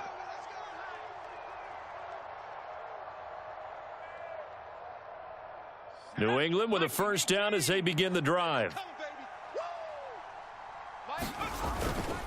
They'll start this drive out on the ground. And up to the 35 before they're able to knock him down. It'll be a gain of 10 to start the drive out, and by a few inches, that'll be a first down. Well, you're down early. How do you get back in the game? Maybe establish the run. I think they're trying to do that. Now, I'm with you on that one, and what I like about the message is that there's no panic from the head coach. He's already told his offensive coordinator, let's run the football, let's get things settled down a little bit, and find our way back into this game. A minimal gain as we tick down inside of a minute remaining in the opening quarter. But not much on that run, Charles. No, that's exactly the way to execute a run blitz there. They guessed correctly that they would move the ball on the ground, honed in on it, and stopped them. Mark that down for a win in the defense's column. On second down, they'll run it here. Officially nothing on that one, no gain, so they're left with still 10 to go on third down. It shows you right there, he can do more than just cover in the secondary from that free safety position. Yeah, the evolution of the position has really been significant, hasn't it? Because a lot of teams no longer have a free safety, strong safety designation. They just have safeties. So wherever the ball is, one can be close to the line of scrimmage, one can be deep, and vice versa. On that play, how about that tackle we just saw? Pretty nice. He'll get this complete to Jalen Reagor. And a pretty nice tackle there, ranging up from his free safety spot as he'll stop him about a yard short. Start of the second quarter, and it's the Patriots in control of the football as they've got it with a fourth down coming up.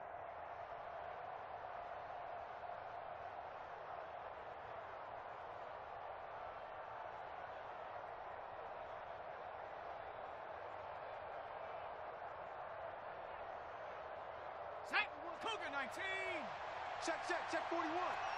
Watch the slats. Go. They're going for it. Zappe looking to throw it. Oh, everything falling apart now. Another one intercepted.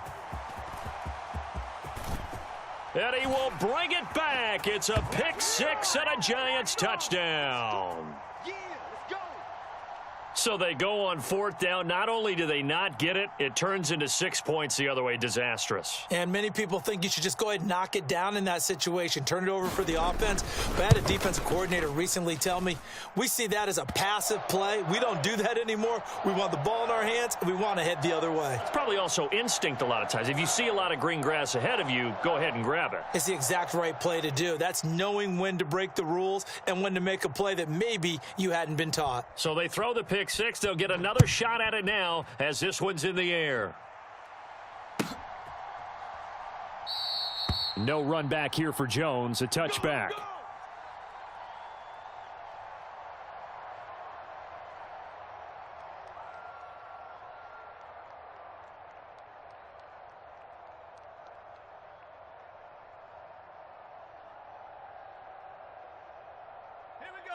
The Pats at the line, ready to go. Well, CD, you kind of feel like they're in a bit of a danger zone right here because now you're down 3 scores, and I know we're in the first half, but the way this offense hasn't been able to generate anything, you feel like they probably need to get something going on this drive, right? Yeah, and sometimes I overuse that this is an important possession, but I think this has to be the possession where they come up with an answer because only a few teams in league history have ever come back from a 4-score deficit, and if they don't score here, that's what they could be facing the next time they get the ball. Typically, we think it's the strong safeties that are better tacklers, especially closer to the line of scrimmage amidst traffic. But in this case, how about the free safety coming up and making the big-time play? No. Off. Joker. And they'll send the tight end in motion left. On third down, they're going to run for it here. And brought down, but not before reaching the 45-yard line. That'll be a New England first down, a gain of 12. Obviously an important run to avoid the 3-and-out on your own side of the field. Shows a lot of faith in that offensive unit, doesn't it? That you want to run the ball in that situation, pick up the first down. Also helps out your defensive guys a little bit, too. Allows them to get at least one more series of downs in order to get some rest. Here we go. On first down, they'll go to the ground attack. And he'll manage to pick up about 4. It's second down. Brandon, we just saw the benefits of being able to run the ball successfully. They pick up 4 yards on that carry. So now if you're a play caller, you can do just about anything you want. But on the defensive side of the ball, you're scrambling a little bit. Now you're behind trying to figure out, do I need to blitz him? Do I need to pressure him? How do I gain an advantage on this snap? On second down, they'll run it here. And he's going to get this past the 50 and into Giant territory. Nice hit. Let's go. They need 2. Here's third down. 3 buzz. Here's a give up the middle. He's not going to get there. That won't even be close. It was blown up in the backfield. That'll back him up 2 yards and also bring up 4th. Sometimes I think these defensive tackles get a little bit of a bum rap. We just see them as big guys that eat up blockers for others to make tackles. Oftentimes they're quicker than they get credit for. And this time he used his quickness to make a play.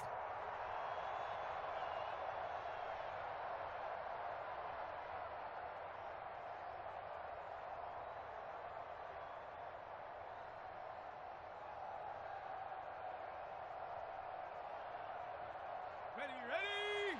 Hawk 70. I'm coming after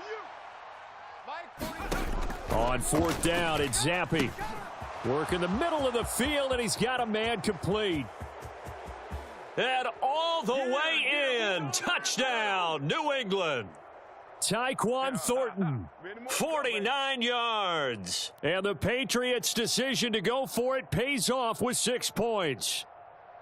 Down 3 scores already. This game was really in danger of getting away from them. They needed a drive like that, especially on the road. Not only to calm themselves, but maybe tamp down the crowd a little bit because everything was against them. As you noted, this game could have gotten away from them very easily, but instead, the calming drive, now they have a little bit more confidence. Okay, we're back in it. All right, we're ready to go. That was impressive. And the defense now needs to reciprocate. And they're going to get the 2-point conversion, caught in the end zone, and that cuts the lead a bit further.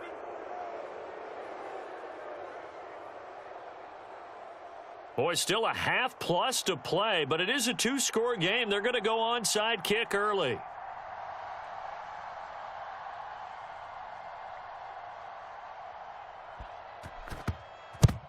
And this is going to be covered up by the Giants.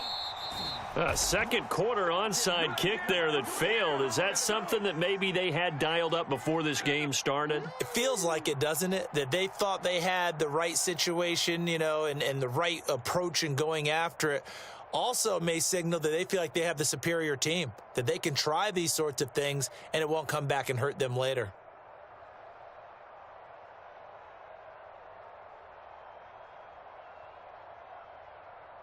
Half 88. Hey, easy. Ladybug. A first down carry for Barkley. And he'll take this ahead for about 4. Second down coming up. Well, we all know the guy carrying the ball is going to get the credit both in the stat line and probably in the newspaper. But guess what? Those guys creating holes, they couldn't feel better about themselves right now. Offensive line, tight end, probably even the wide receivers are involved. They're moving the ball well. Okay, here we go. From the 39-yard line, here comes second down and 6. Go gutter. Hey, watch the ship.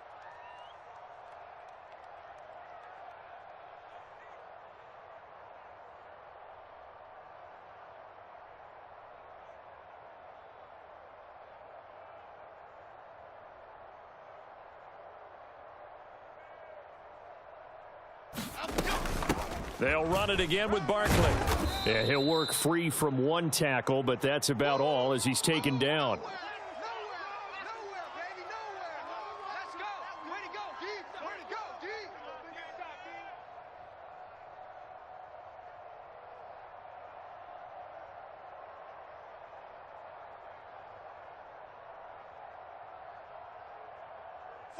Here's 3rd and 3. What's that? Goldfish. Goldfish. He's coming. We got double up.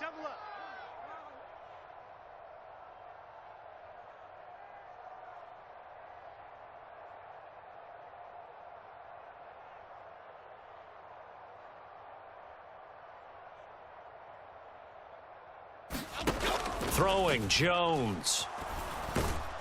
Under pressure, and he will go down. Sacked back at the 38. Marching in for the sack, Matthew Judon. In every game we talk about what are going to be the keys as we go into it. Maybe that's a key for their defense today. Pressure the quarterback and make sure you play a good zone defense behind them, and they get their first sack of the contest. Here we go.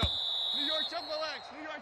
That's it for the first half. 2 more quarters to go. We'll have plenty more to see after the break. Welcome back. Charles and I settled into the booth, ready for quarter number 3.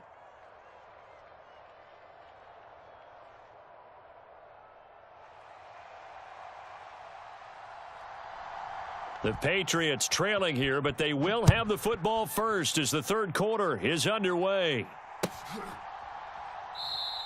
And this will come out to the 25 as Jones elects for the touchback.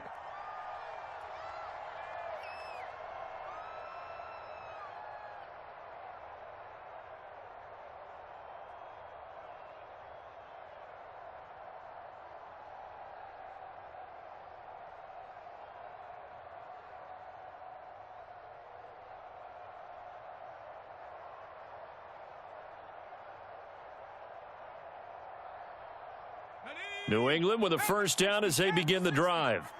All in all, pretty manageable deficit, Charles, here as they start this third quarter offensively when you consider the fact that in the first 2 quarters, they had 2 costly turnovers. I think you laid it out there perfectly, partner. Very tough to hold a lead going into the break if you continue to hand it over on multiple drives. Yeah, and obviously, Charles, it would be very tough to climb back into the game if those turnovers continue. I would say borderline impossible. You keep turning it over, I don't know how you make up a deficit. The last play got just a yard. Here's 2nd and 9 from the 26. And they'll give him another shot here on the ground. And he is met in his tracks behind the line of scrimmage. It's a loss of a yard, so it's back to 3rd and 10. I see a shake of the head as he gets up, and you've got to imagine he's thinking, guys, you got to help me out. He's hoping his team can read his thoughts because he definitely needs some assistance. A 3rd down now. Those last 2 plays indicative of how things have gone for them. Just nowhere to go on the ground and struggling to put up points. And that is incomplete. Well, if they have any designs on getting back into this football game in the second half, they're going to need to be much sharper offensively than they were on this opening possession. Not much happening here, and it'll lead to a 4th down. The offense going to stay out there. They've converted once, failed once. What can they do here on 4th down? 4th down, here's Zappi. And he's going to be intercepted a 3rd time. Picked off by Bobby Okereke. And they have the football and will set up shop at the 33-yard line. Well, I certainly think that